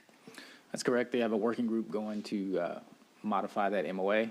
In the meantime, the administrator has put out strict guidance on the National Capital Region. Yes, thank you, and thank you for that. Excellent work. So generally, how do, and I'm going to ask you maybe Mr. Van Vechten, maybe, I'm not sure, I might get that wrong, and Mr. Fuller, could you talk about how DoD and FAA coordinate to ensure operational safety in the DCA region and more broadly in the national airspace? So we have military liaisons in all of our field offices. In addition, we have what they call liaisons for certain areas. And so I know that we have a lieutenant colonel based here in headquarters that I meet periodically with to discuss changes. We have a CIS operations security team that meets with the military to discuss potential missions or changes to the letter of agreements, things of that nature. At our command center, we have DoD assets embedded within our command center out in, and they coordinate mission-specific requirements or airspace challenges to alleviate weather concerns, but we are in continuous and constant contact with our DoD partners. Okay. So I'm going to switch gears a little bit. The volume and complexity of mixed traffic requires so that's an MOA. So letters of agreement that outline specific procedures for conducting operations within the DCA Class Bravo airspace. By my count, it's 15 different sets of letters of agreement, so 15 different letters of agreement that provide different procedures for DCA Tower. There's Andrews, there's Virginia State Police, DC Metro, FBI, MedStar, Air Force, Army, 12th Aviation Battalion, DC Army, National Guard, Air Force, aerial events, Potomac Tracon and DCA Tower, National Capital Region Air Defense Facility. I could go on. How often are any of those letters of agreement revisited? I would I would have to specifically reference the letter of agreement requirements within the 7210.3. I believe it's either an annual or every 2-year requirement, but I'll have to get back to you. And what's the process for that? It would be a local facility review. Any updates, changes would be required to be reviewed by the Mission Support Service Center and also coordinated for environmental. So DCA Tower would do it? Yes, correct. And do they bump it up or they just decide? Can you clarify? Do they make recommendations and someone higher up decides? No. Makes the final decision? The air traffic manager would be signatory to the LOA. Okay. How does having 15 LOAs, and I'm just going to, you've got 15 LOAs. We've got, I'm just going to take a current. Air traffic control procedures. I mean, it's pretty lengthy. How does this affect workload?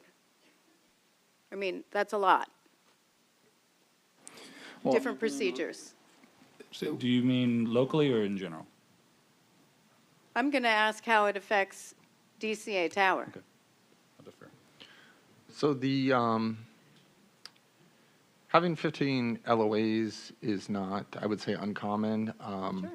Prior, pre-accident, the majority of the LOAs with the helicopter users were just in reference to special VFR operations. There is several of them that do include additional items, mission requirements that they may have, but the majority of them had the same language for the special VFR requirements. There were some differences. Yeah, So there are some differences for specific units or missions. And how do controllers, I mean, and I'm asking, and you know what, I'll ask during training tomorrow. I'll ask that during training tomorrow. Okay, Member Inman. Thank you, Chair. I'm assuming you Okay. Colonel Force, in regard to the PAT 25, the mission on that night, I'm going to get a little bit into your tasking in the National Capital Region. Had the crash not have occurred, what would have been the continuation of this flight? Can you walk me through to the end whenever it's finished and over? Yeah, based on the RCOP and what we know is they were continuing Route 14 to return to Davidson Army Airfield. And they would have been finished at that time? To my knowledge, yes. Okay, during the initial week of I believe in our response, the initial week, and I don't know if this is entirely factual, so please, I'm just curious. There was a discussion that you had to do evasive maneuvers as part of this checklist or check ride. Is that correct?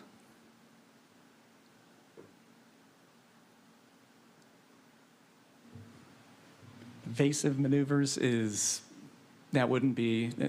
that's not a mission task. Okay, that's not part of the proficiency or the check ride? In other Army aviation units, they can be considered, but that is not a mission task. There's no reason why we would practice, navigating a radar environment, like when we look at threat radars or surface-to-air threats, things of that nature, like a deploying unit overseas would do. But for evasive maneuvers, that's not a mission task within 12th Aviation. Okay. I'm going to go back to the PAT 25 flight again. Was there anything that prohibited or required this flight to occur while commercial operations were occurring at DCA? There was nothing commercial related that would prohibit this flight along their planned flight route. My question, I guess, could they have done it at 2 a.m.? Yes, I think I know where you're going on this. Okay, I'm trying to draw you to somewhere. I'm just saying, in The, these check rides and in other flights, do they have to be done while there's a push going on at DCA or while commercial activity is going on? the broader context is our mission crews, they have to look at their duty cycle. So if the instructor pilot is on a duty line the next day, he has to be on the ground by a certain time. I don't know if he was, scheduled against a duty line the following day, but there's very finite window where we can, based on our duty schedule, conduct training both day and night. Is that a complicated task for your battalion? It's a challenge, but it's sustainable. We are resourced to sustain that type of level of scheduling. Had that flight not have occurred, let's say a weather caused that flight to delay, does it automatically get moved to the 2 days later, 1 day later? Does it fall into another cycle? It would be based on instructor, the person being evaluated, and then aircraft availability. So I wouldn't anticipate more than a 7-day delay. And at the time of that flight, were all your pilots still staying current, I guess is the best way to describe it?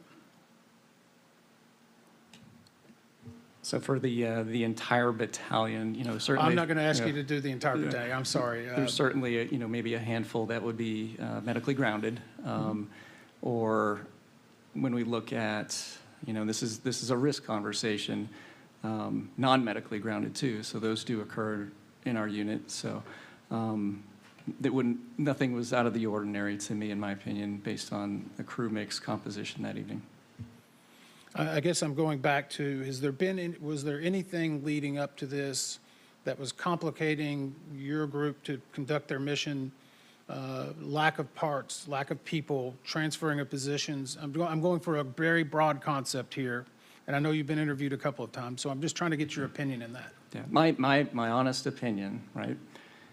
Month of January was significant, as in our greater mission. When we look at what we support with not only Joint Tasks National Capital Region, which is our contingency missions, COG and COOP, but also United States Army Military District of Washington.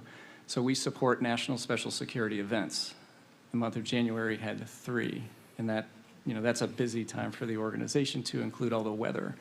So the lead up, when we look, my assessment across the formation was we had essentially executed 3 large events for the organization. That's not just specific to 12th Aviation Battalion. So I don't have that assessment that we were a fatigued organization.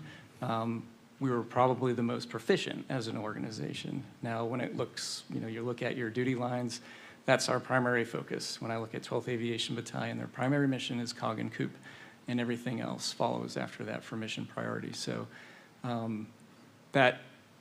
we were, at that time, on the 29th, a very ready formation. Certainly with the loss of 3 crew members, there's a readiness impact, and we're still recovering from that. Do you feel comfortable telling a pilot or telling a crew not to fly? Do you feel that you've got the power to say, don't go? Absolutely, 100%. Does your entire organization, do they carry that? And I'm looking behind you, actually. I believe so. Sir, that's a true statement. Is there any pressure from above you to say you need to be able to execute certain missions that you feel like you don't have either the equipment or the resources for? I can't think of any specific instances where I felt pressure to execute a mission. I'll use an example today. We requested, so Bravo Company, 12th Aviation Battalion. We have a lot of people watching right now, and we gave them the opportunity to do that. So there's others maintaining our line right now, and we know that's important. So that would be an example of knowing your people and reducing risk to the greatest extent possible. Great, thank you. I'm going to go back to Ms. Murphy and Mr. Stowe.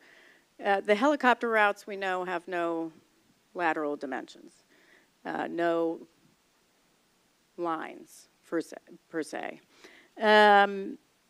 Mr. Stowe, I just want to make sure I have this right. Did you say that controllers are responsible for monitoring flights to ensure they stay on the route? I just want to make sure I have it right. I think the context would have been they would be responsible for monitoring the flight to ensure they have the appropriate separation. So whether they Appropriate deviate- separation, but not deviating outside of that. Because there's no lines. Correct. They're not responsible for figuring out, oh, they're a little bit over in the Potomac River than where they should be. If it impacted separation, I would expect that they would absolutely inquire as to why they may be further east or west than would be expected.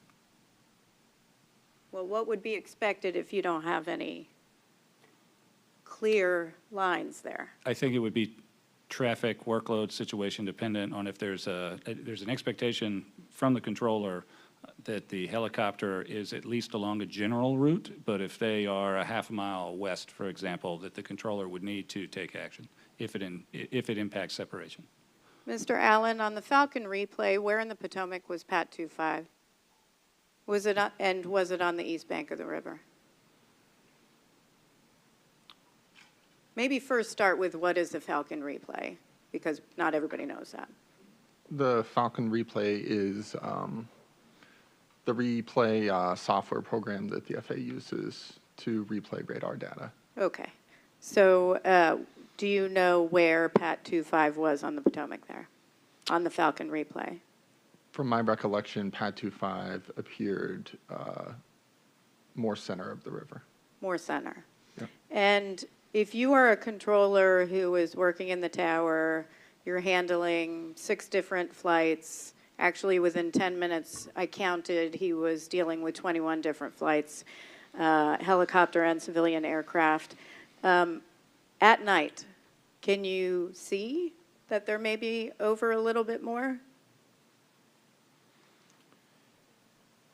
It's difficult due to the altitude there. They can blend in with the cityscape behind them, as well as the helicopters do not operate all of their lighting systems that are available. So if it was a little bit over, you might not know the difference if you were looking out. You may not. It's nighttime. Right. So I'm going to ask again, whose responsibility is it to ensure you're on the east bank of the Potomac River?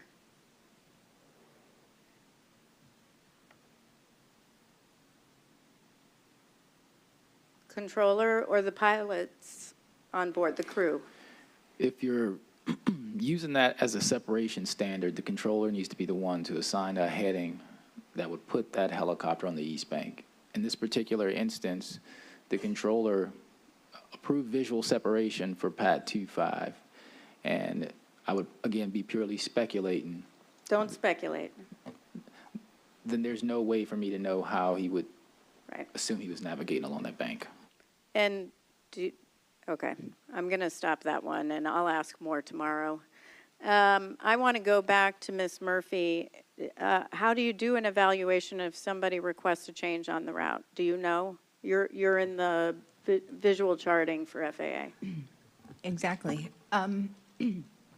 So Aeronautical Information Services, my visual charting team, is not responsible for evaluating what air traffic control submits.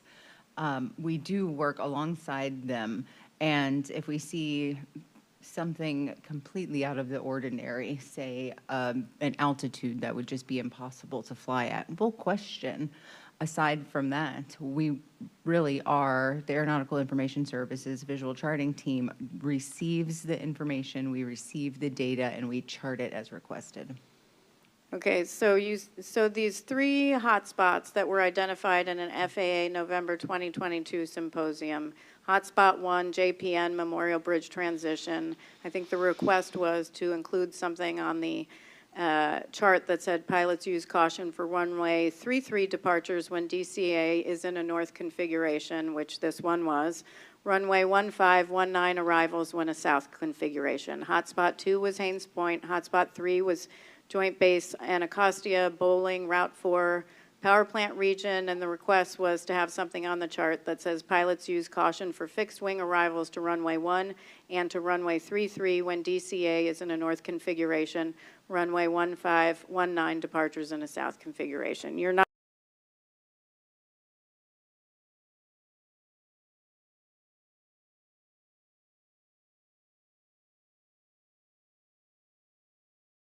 helicopter working group, and I believe though that's where those recommendations were made. Again, we implemented all of them with the exception of the addition of hotspots due to the fact that they are not within the VFR aeronautical charting standard. Did you offer an alternative? I have no evidence of offering the alternative at the time. However, it is our standard operating procedure to work with air traffic whenever possible to solve problems and make the NAS safer through charting. Okay, because I know you said they had some other route they could bring this up. Yeah, it was the aeronautical charting meeting that Aeronautical Information Services hosts twice a year. It's our outward-facing outreach so that stakeholders and aviation industry can make recommendations for the aeronautical charts. It just sounds very bureaucratic to me. You can just go seek it somewhere else, rather than perhaps you might come back and say, well, we can't do this, but we can do that. Oh, we do, absolutely. So what we do is we'll work with them, and I think as a result of the working back and forth, we added a caution note. I don't want to misspeak and say something that I don't know about for sure, but we work with the air traffic control offices to solve and address any issues that they might have. Can I just ask, the request for, and I'm sorry, I'll be done. The request for language that said, pilots use caution for fixed wing arrivals to runway 1 and to runway 33, you did that? When in a north configuration? I cannot confirm without it in front of me. Can I take an IOU? Yeah, I don't think you did that. Okay. I know that we added several caution notes at that time and also modified others. I just don't recall exactly which ones they were. I'm just going to say that this is the very event that would have been the cautionary note for. North configuration, fixed wing aircraft landing on runway 33.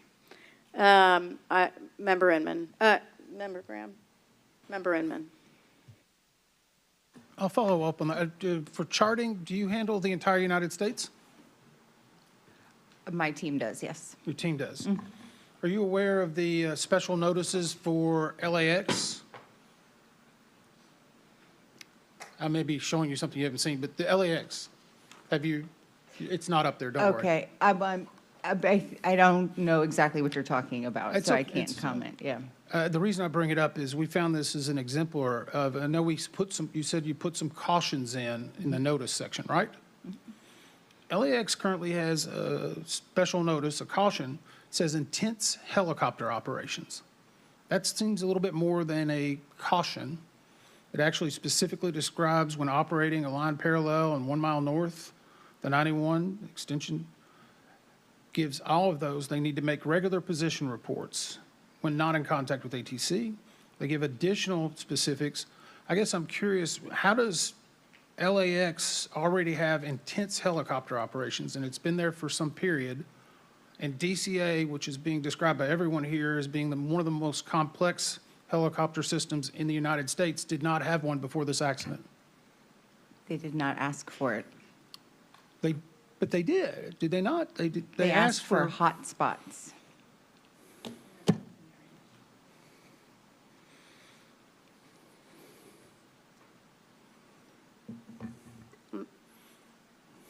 Can I? Yeah, please. Can I? On March 15th, 2023, the working group formed for a safety risk management panel focused on exactly that. Let me just quote what it said. These routes and zones, referring to the Baltimore-Washington helicopter route chart in the Ronald Reagan Washington National Airport ATC Tower airspace, that's what it said. These routes and zones are heavily traveled by medevac, military, law enforcement, photo missions, VIP movements, and support other special operations. In conjunction with the helicopter routes and zones, there is a high volume of fixed-wing aircraft that operate in the immediate vicinity of the published routes and zones. The current helicopter routes and zones have changed very little since 1999, while airlines, aircraft types, approaches, volume, complexity, crews, and many other factors have evolved. The Baltimore-Washington helicopter route structure has not. With the current route zone structure, helicopter operations are occurring in a proximity that has triggered safety events. These events have been trending in the wrong direction and increasing year over year. And then they recommended action. But are we really going to say, well, they didn't do enough? I'm not looking for an answer right now because honestly, I don't get it. Every sign was there that there was a safety risk, and the tower was telling you that. Yet you know what FAA did? After the accident occurred, you transferred out the air traffic manager, two assistant general managers, and the support, staff support manager or support person. I'm sorry, I don't know the exact title, but what you did is you transferred people out instead of taking ownership over the fact that everybody in FAA in the tower was saying there was a problem. But you guys are pointing out, welp, our bureaucratic process, somebody should have brought it up at some other symposium. Are you kidding me? 67 people are dead. How do you explain that? Our bureaucratic process? Do you know we actually added up how many steps it takes to get from the tower to headquarters to figure out, and we ran all sorts of scenarios, how many steps it takes to get a policy change. 21 steps. Fix it. Do better. Member Inman. I don't know if that was my time or yours, but I don't think it doesn't matter. We're here for a different reason. I'm going to go back to, actually, I'm going to read something. As part of this process from the FAA, did you go back and look at the ASRS reports around DCA? We did do an evaluation of the ADSB safety reports and the ASRS reports around DCA, correct? For the ASRS, was anything troubling for you in looking through those reviews? We noticed there were a few indications of helicopter conflicts with fixed-wing aircraft. They weren't in the vicinity of helicopter Route 4 and runway 33 primarily. This one was an oldie but a goodie, but it just tells you, I think it came from 2013. It's number 1127815. This is where an actual controller agreed and said he was describing a conflict event involving a helicopter awaiting a photo mission and an air carrier arrival. The reporter suggesting improved and standardized procedures for handling helicopter photo operations. But in the narrative, one of your own air traffic controllers says, our helicopter operation is an abomination of the picture of safe aircraft movement. Do those trouble you? Any report that mentions an aberration of safety is going to trouble me. So what action gets taken after something like that? I can't speak to what happened in 2013, but I'm saying anytime. I'm just using this one as probably the best example because it's not like this problem just popped up. so if it's an internal report at the facility, they have a local safety council that can take immediate action within their facility. It's a management and union representation. If they need additional support from external, you have district resources, QC managers, support specialists. If it's something that requires more, we've got director level support and service centers for it. DCA would be Atlanta. For the other areas, it'd be in Fort Worth or Seattle. But we do have support to make sure that any immediate concerns we adjudicate and address. What was, you said you looked at the ATSAP in regard to this incident. Since we have not seen that, what trends did you find in the ATSAP data? Because that's held internally and hasn't been shared with us on this. Again, what did you see in that you can disclose? We didn't find any additional trends that will report in the specific operations around helicopter Route 4 and runway 33. There was just no data, no reports that suggested this was something we missed. Again, I think some of our military counterparts have indicated we don't utilize runway 33 very much for our operations, And so we just did not have enough safety data that indicated that was an outlier. You don't use, so if I understand it correctly, you don't use runway 33 very often, is that right? That's correct. It's about 5% of the operations at DCA and North Flow. And why is runway 33 then used? It is an available runway, and sometimes the controllers may use it to resolve an overtake situation on runway 11 just to offload some traffic. So as traffic increases, they need an exhaust way to clear traffic out, is that right? It may not be an increase in traffic, it may just be a slower aircraft in front. Okay, I'm gonna pause on that. I think I may go back to it tomorrow. Go ahead. Well, well, before I go on to the totally different topic, Colonel DeForest, and we're going to go into this in the panel 5, but I don't even know if you're in panel 5. Today's Wednesday. That's 2 days from now. I am. You are? Okay. Well, I'm just going to ask while we're here. Do you, in order for you to get this information of ATC has raised concerns, apparently several times, you'd have to ask FAA, correct? Or FAA would have to notify you? That is correct. And we have an agency, the United States Army Aeronautical Services Agency, that would provide that to us. And Were you, go ahead. I'm and sorry. we do receive what we call updates to the field. So within our brigade, we have an airfield division that does regular and routine interaction with the FAA. These types of reports that we're discussing right now, they're not pushed to us. Let's just call it that. And I know I saw you in some of the minutes, and not you, the battalion in 2019, 2020. The hotspots and the like that were put forward by Tower. Was this investigation the first time you learned of that? For me, since being in this unit since August, yes, this is the first time. How about anybody else in your unit? Were they aware?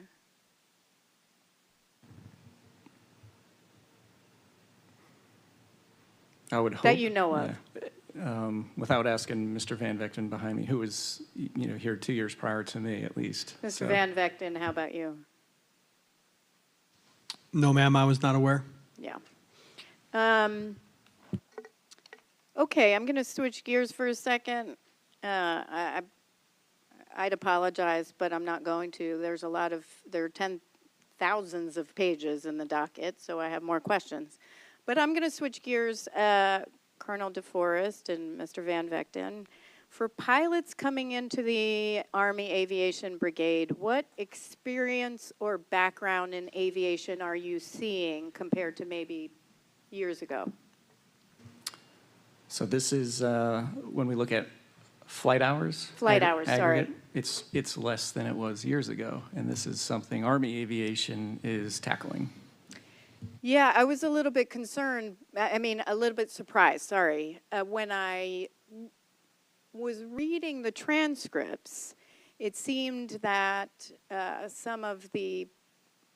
would have expected the people we interviewed would have had more hours than they currently have.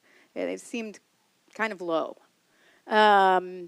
In fact, Colonel DeForest, you mentioned in your interview that you asked Mr. Van Vechten, sorry, talking about you, what the greatest challenge is.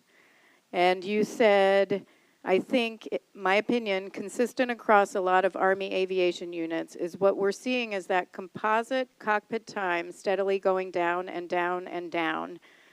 So he meaning Mr. Van Vechten, used the example about 5 years ago, we would have had thousands and thousands of hours cockpit. Now we have hundreds and hundreds of hours cockpit, and that is usually I've heard that before in other organizations. I experienced it when I was in USA PAT as a battalion commander, same, very similar challenge. It's the aggregate flight hour experience across aviation formations is steadily decreasing. Is that your biggest, one of your biggest challenges, I would think? Absolutely. Just like the airlines are probably experiencing now. So I want to talk about currency. Numerous 12th Battalion personnel said that we interviewed, that they are pushing to get flight hours every year. Is it 60 hours every year? I'm sorry. It's 48 hours every 48. semi-annual, so 96 annually, ma'am. 96 annually. And is that something you're seeing? I mean, numerous personnel said that they were pushing to get the minimum hours. Are you aware of that? I will comment on that, ma'am. It depends on the individual. The more qualifications you have, the more opportunity you have to fly. So if you're an instructor pilot, you're probably going to fly more than your typical basic co-pilot because you can do evaluations, you can do proficiency flight evaluations, and you can also do missions. How about staff officers?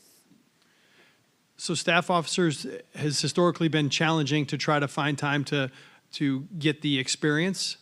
Sometimes they'll get their currency, but currency doesn't always equal proficiency.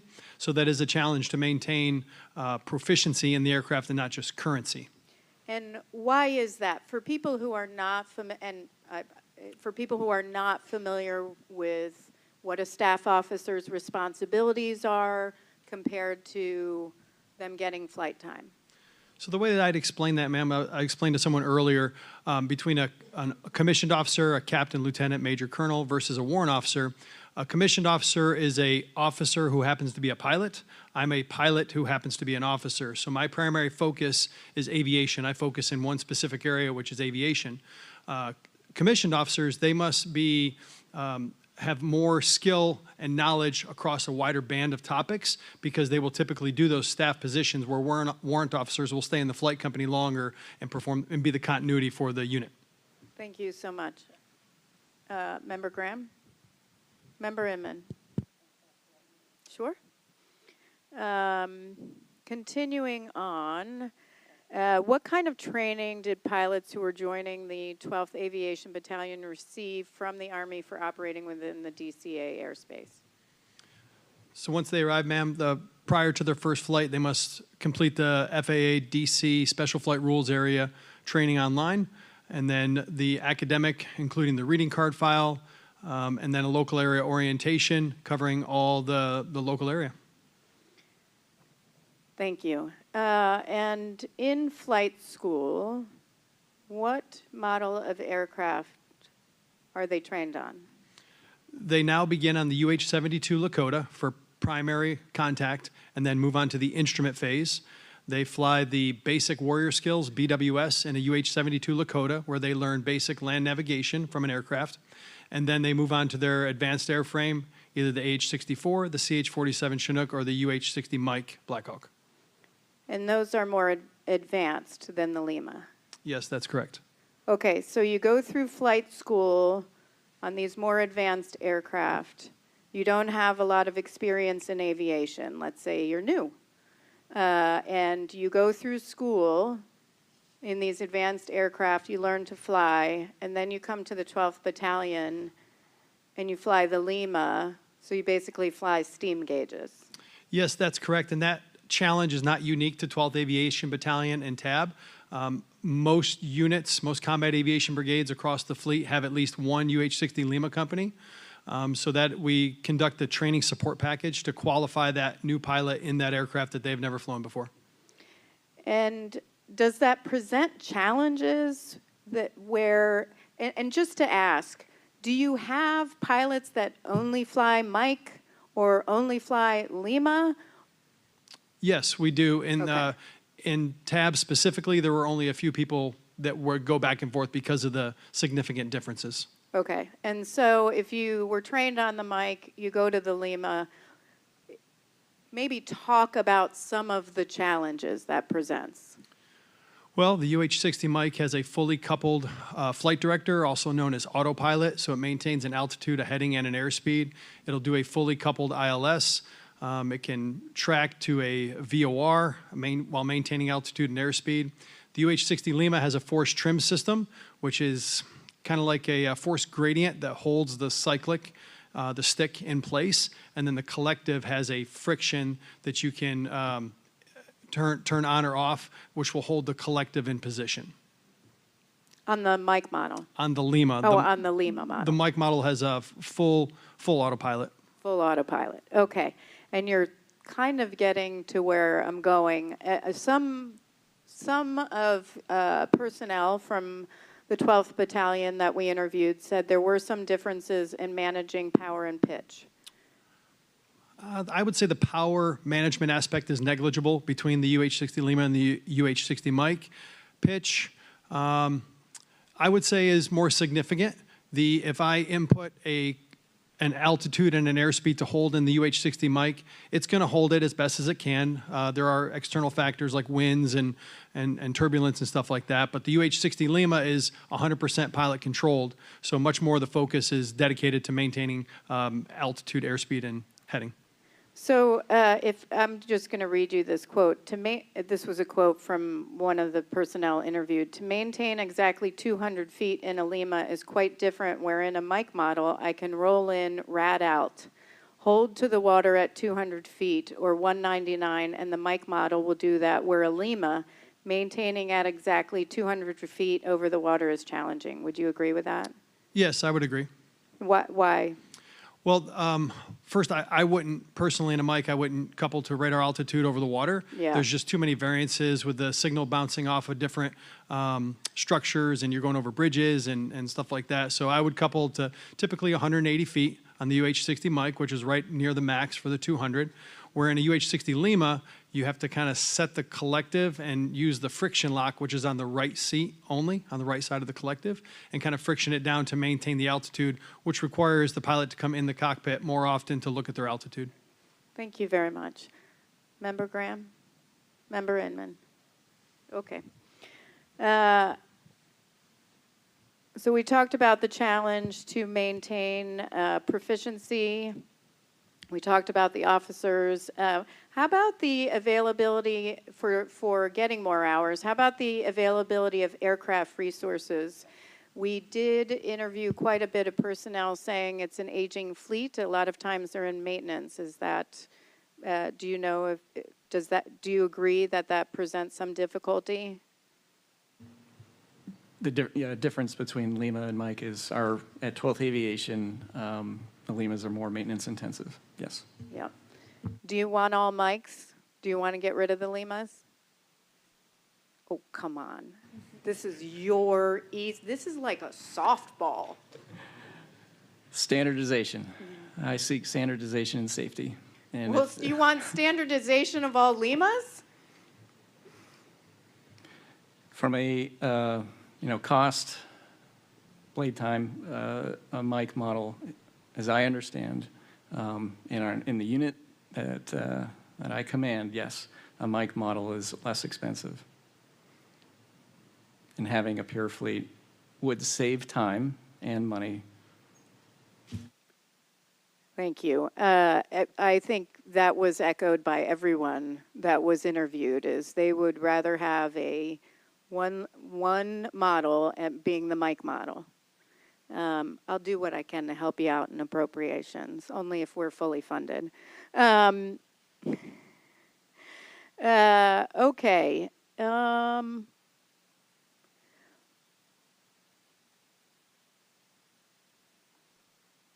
How are crew trained on the approaches to DCA runways? How are they trained, for example, on a circling 233 approach?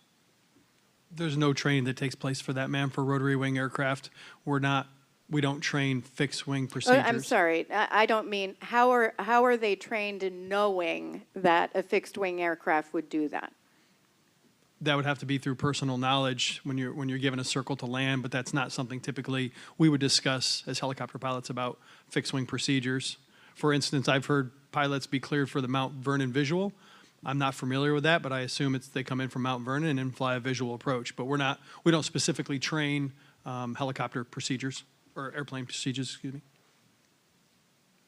I guess what I'm wondering is if you're flying a helicopter, you're on the Potomac, how are you trained to know that a fixed-wing aircraft would circle to runway 33 and what that flight path would be? You'd have to kind of interpolate based on when you initially saw the aircraft, which in this case was at Wilson Bridge. If I heard tower say you're cleared circle to land runway 33, you'd have to kind of visually find the aircraft when it's circling to land, which would be very difficult under goggles. So that's not part of their No, ma'am, that's not. training? No. Okay.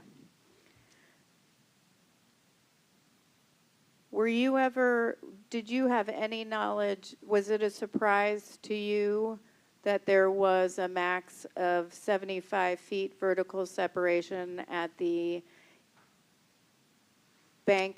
east bank of the Potomac where the glide slope for 33? Yes, ma'am, that was shocking. Based on the hundreds and hundreds of hours I flew in this area, like I said, I did not think that was allowed for a helicopter to be on that route while landing runway 3315. And this might not be a fair question, and you're welcome to get back to me, but if you did know that before, how would that have changed your operations? If I knew that there was the vertical separation, 75 feet. I would have told pilots not to cross the center line of the approach path until you saw the aircraft either take off or land. Thank you very much. Member Inman. Well, first, Member Graham. Member Inman. I just want to make sure we've got the ability, go as long as we need to, but that we can recall a couple of these witnesses on Friday or whenever we want to? Yes. Thank you.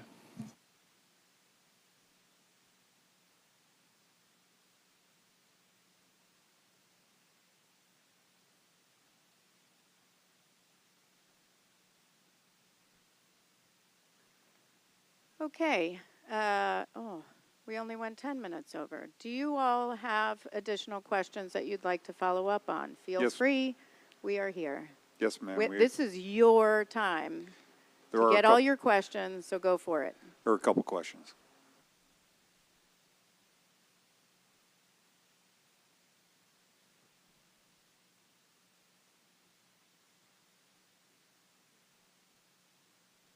We figured that out.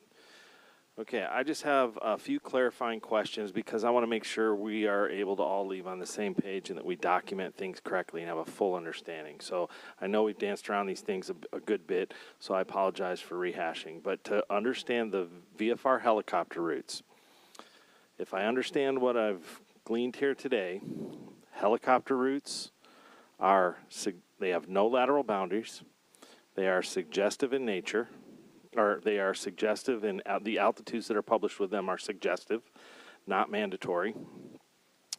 And helicopter routes are requested normally by air traffic managers at facilities that feel they need or desire helicopter routes to move traffic. Can I ask you, Mr. Allen, you had said earlier when you responded to a question about the helicopter flying in altitude, you expected them to be at the published altitude that was listed on the helicopter route chart. Is that correct? Correct. And do you feel that that is the controllers, the control workforce at DCA ATC, that's how they would understand it as well? Correct. Did it surprise you to hear that these altitudes are suggestive in nature, barring an actual additional instruction from air traffic control? It didn't surprise me because it's a VFR chart, but having the facility knowledge, knowing that the operators, I feel, they believe that they're a hardened altitude as well as the controllers do. I see both sides of it. Okay. So in reality, at the end of the day, the whole route is suggestive in nature, meaning if the air traffic control issued no additional instruction or restriction when they approved them to fly the route, if they flew above the route, below the route, above or below the published altitude, or outside left or right of what the drawn line is, there's no violation, correct? FAA? It would depend on the specific instruction, whether there was a violation in 91-123 or any individual clearance. And I think that's why earlier I was specifying it may be very situationally dependent. Wow, I was hoping for clarification. So I think I don't want to misquote something later is really the deal. I want to make sure that I'm have a very clear understanding. If a helicopter checks in and says, I want to fly from A to B via that helicopter route, and the controller says approved, the helicopter, of course, has to follow any other normal rules within the airspace they're flying and all of that.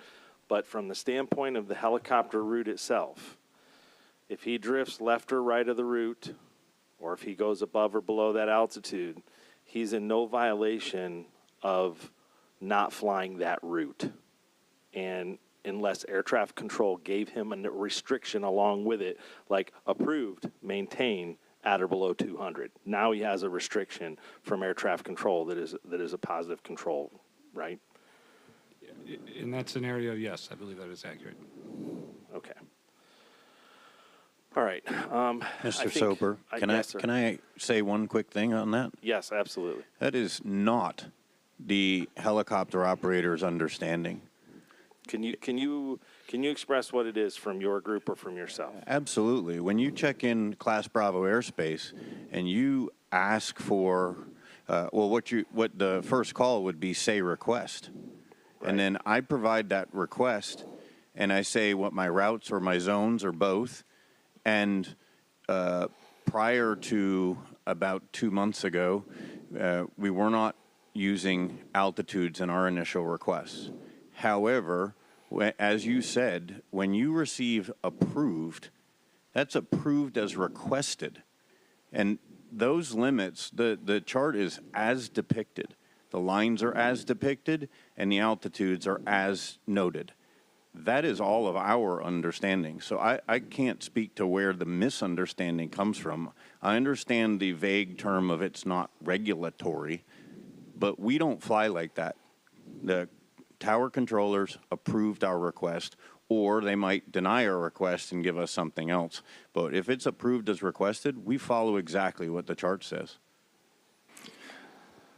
Well, that's helpful and confusing. So I just I'm in that same struggle bus right now, because I feel like if these routes are requested by air traffic managers to move traffic through their airspace under a certain criteria, they assign these altitudes. They're not arbitrary.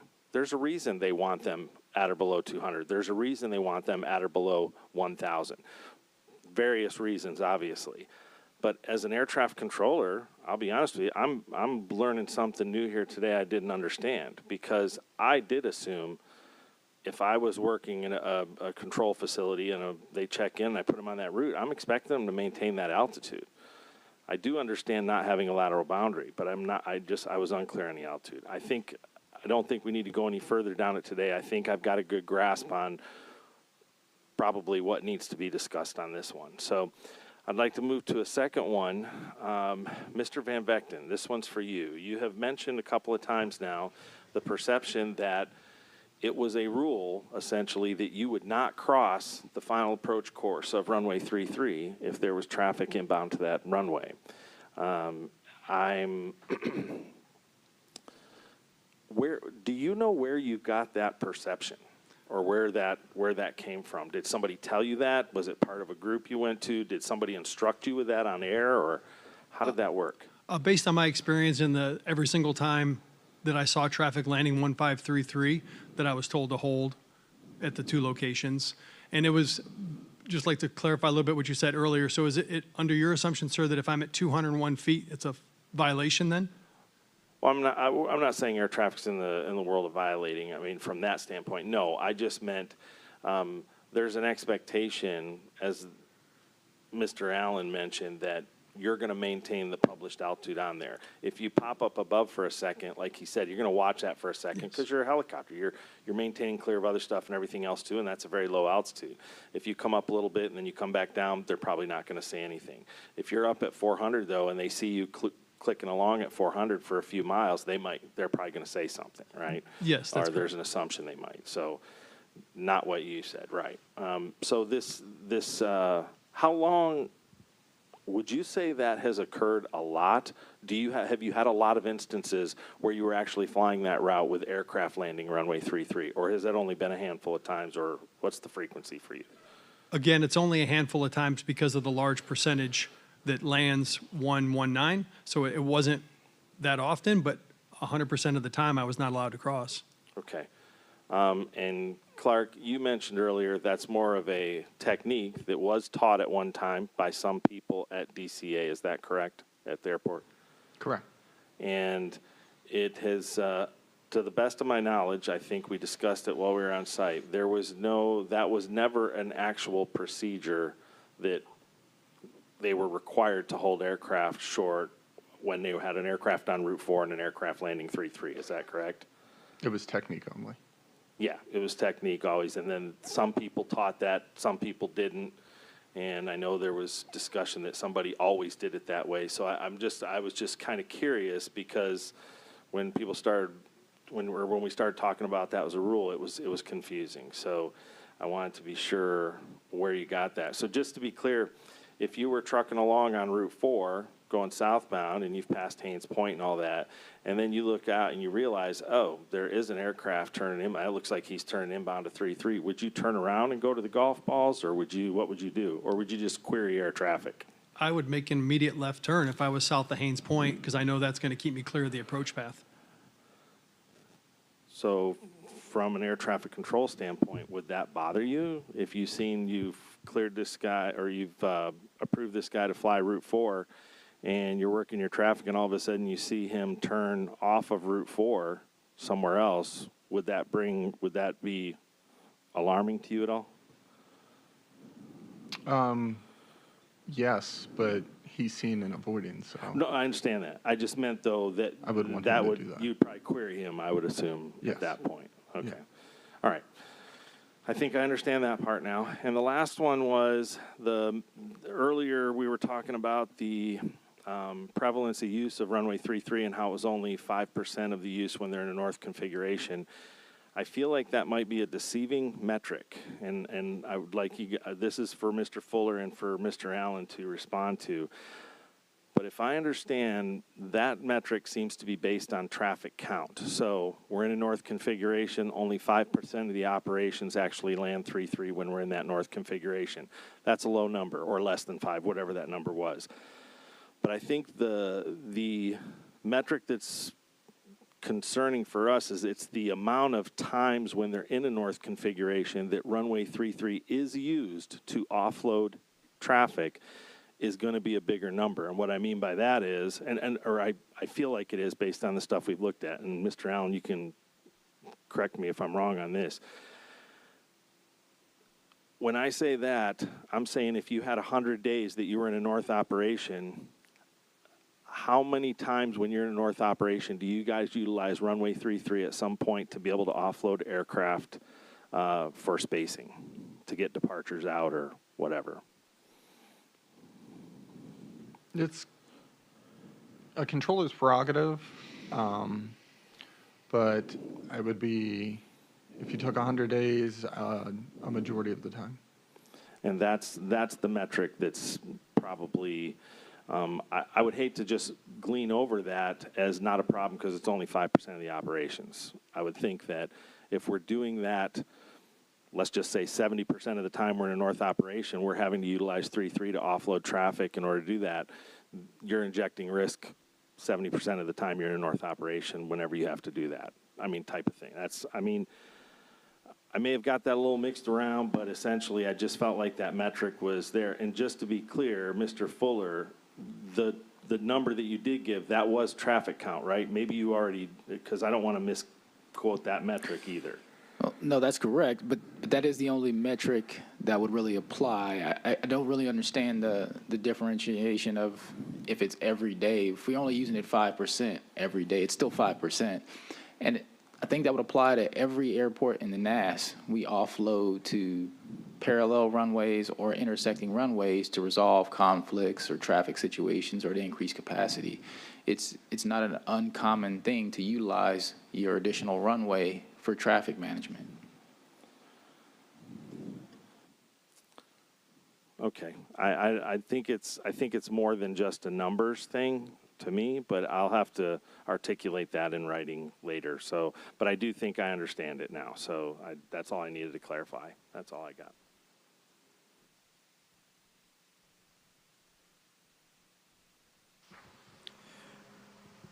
I think it was Colonel DeForest that mentioned during our investigation, 7 of the 8 Limas at the 12th Battalion stopped broadcasting ADSB after installation of the APX 123 Alpha transponder.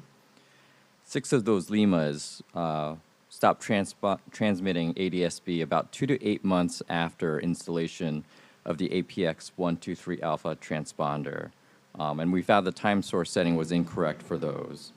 Would that suggest the time source setting was changed at some point between the initial installation when it was successfully radiating ADSB for about 2 to 8 months until when it stopped? I'd be unaware if it was manipulated or changed willingly.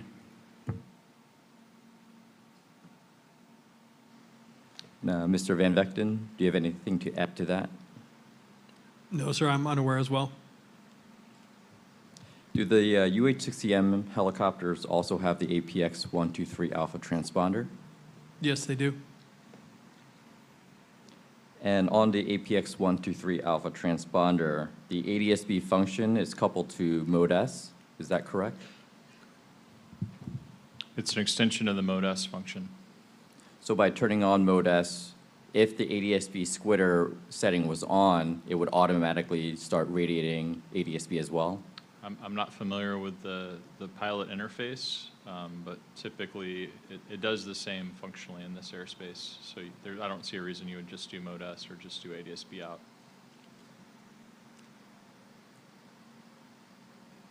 At the Army Aviation Brigade, prior to flight, under what circumstances would a crew set up a transponder to transmit only Mode S, but not ADSB? In essence, you would have the ADSB squitter setting off, but you would turn on Mode S. So from a technical perspective, I'll defer to Colonel DeForest and Mr. Van Vechten for operational, but from a technical perspective, as you're probably aware, Mode S functioning in this airspace through multilateration gives the same position information and barometric altitude information to air traffic control and TCAS. So from an operational security perspective, you're transmitting the same information at the same frequency, whether you're doing Mode S or ADSB out. Okay. And One thing, sir, from an operational standpoint, it is possible that the Mode S was inadvertently turned on. With the interface through the GPS, it could be very easy to accidentally turn on Mode S. Accidentally turning on Mode ADSB is much more difficult.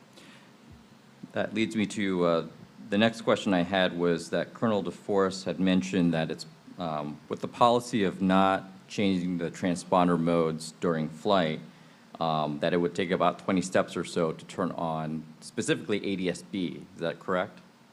But for Mode S, it would only take 2 presses of a button on the transponder control unit? That's correct. And so if Mode S is tied to ADSB, my understanding is that the ADSB squitter setting is saved when the transponder is powered down. And so if the ADSB squitter setting is on, and by turning on Mode S, it would automatically start radiating ADSB as well. If it only takes 2 button presses to turn on Mode S and to turn off Mode S, why limit a crew from turning on Mode S for more awareness with ADSB out when you get to a busy airspace like near DCA? If it's only 2 button presses versus the 20 just to turn off the squitter setting, if you could just turn it off by turning Mode S off and on. So for the flight on the 29th, it included mission locations. So they're going to go through there as they would on a mission line. So that step would be followed.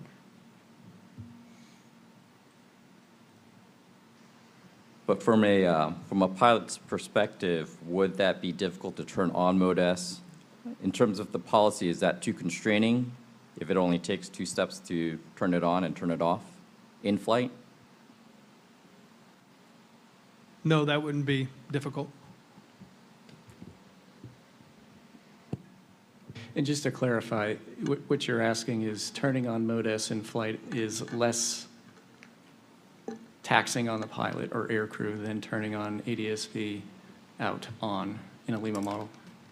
Correct. And since the Mode S is tied to ADSB on this transponder and the setting saves with the power down of the transponder, i.e. you don't have to go on to turn the squitter setting on each time. If you're not using Mode S while flying to sensitive locations anyways, you could theoretically change the Mode S setting, or the transponder setting, sorry, to turn on and radiate Mode S and ADSB once you've left the area with the secure locations. But with policy, though, prohibiting changing the transponder setting in flight, you would, by policy, limit a pilot from turning on that squitter setting and Mode S. Thank you. No, I just wanted to make sure that clarification was made. Thanks. Thank you. Mr. McKinney? Yes, Mr. Van Vechten, I have one follow-up question to what you mentioned. You said it would be easy to inadvertently turn on the Mode S when switching GPS. Could you expand on that comment, please? Yeah, I was hoping you wouldn't catch that. I misspoke a little earlier. I said GPS instead of transponder. Good catch. Okay, thank you.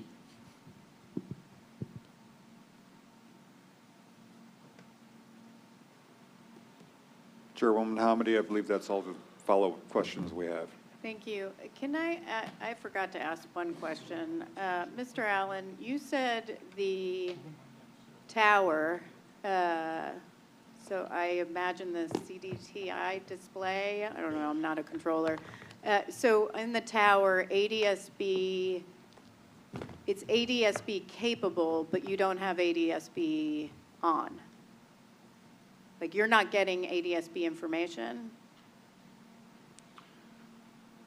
What I was referring to is on the radar display, it can annotate if the system is receiving ADSB data or not, and that's not typically turned on.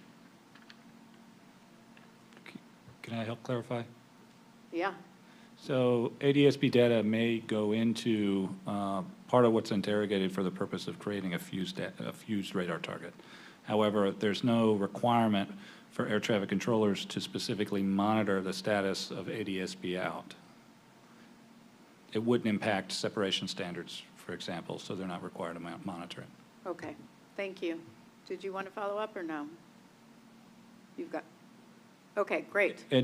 Sorry, there's one caveat. I'd have to get it to you in the 65 in the event of a certain radar outage feeding ASD, but I can provide you that. It wouldn't, I think, have been the case in this instance.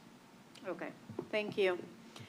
So that concludes panel 2 and day 1 of this investigative hearing. On behalf of my fellow board members and the NTSB staff, we extend our appreciation to the participants in this hearing. Before we close, I do want to ask Mr. Baranovsky to please review any new exhibits, and I know we have a few from the Army that were admitted during this hearing. Madam Chairman, the exhibit from the Army is the 2017 ASAP report that was filed by MedStar. We can't hear him. That's- Step up, step up. I'm going to repeat it. Okay. We got it. That was by the Army. Yeah, it's the only one that's official. Sorry, can you repeat that? It was the 2017 ASAP report filed by MedStar Transport. Okay, so for the Army, 2017 ASAP report filed by MedStar. Is that correct? That's what we're looking for, actually. Okay, thank you.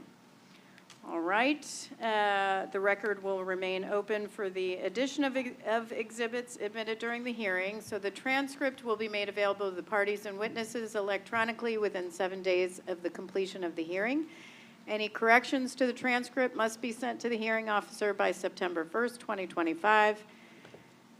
As a safety agency, we take fatigue very seriously, so we ask that the Board of Inquiry and parties to please refrain from contacting NTSB staff from now until 7 a.m. tomorrow.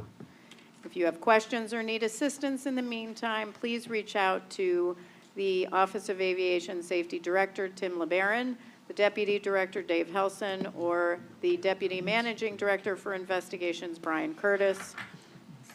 To NTSB staff, you did an excellent job today. Thank you. So see everyone tomorrow at 9 a.m. We stand adjourned.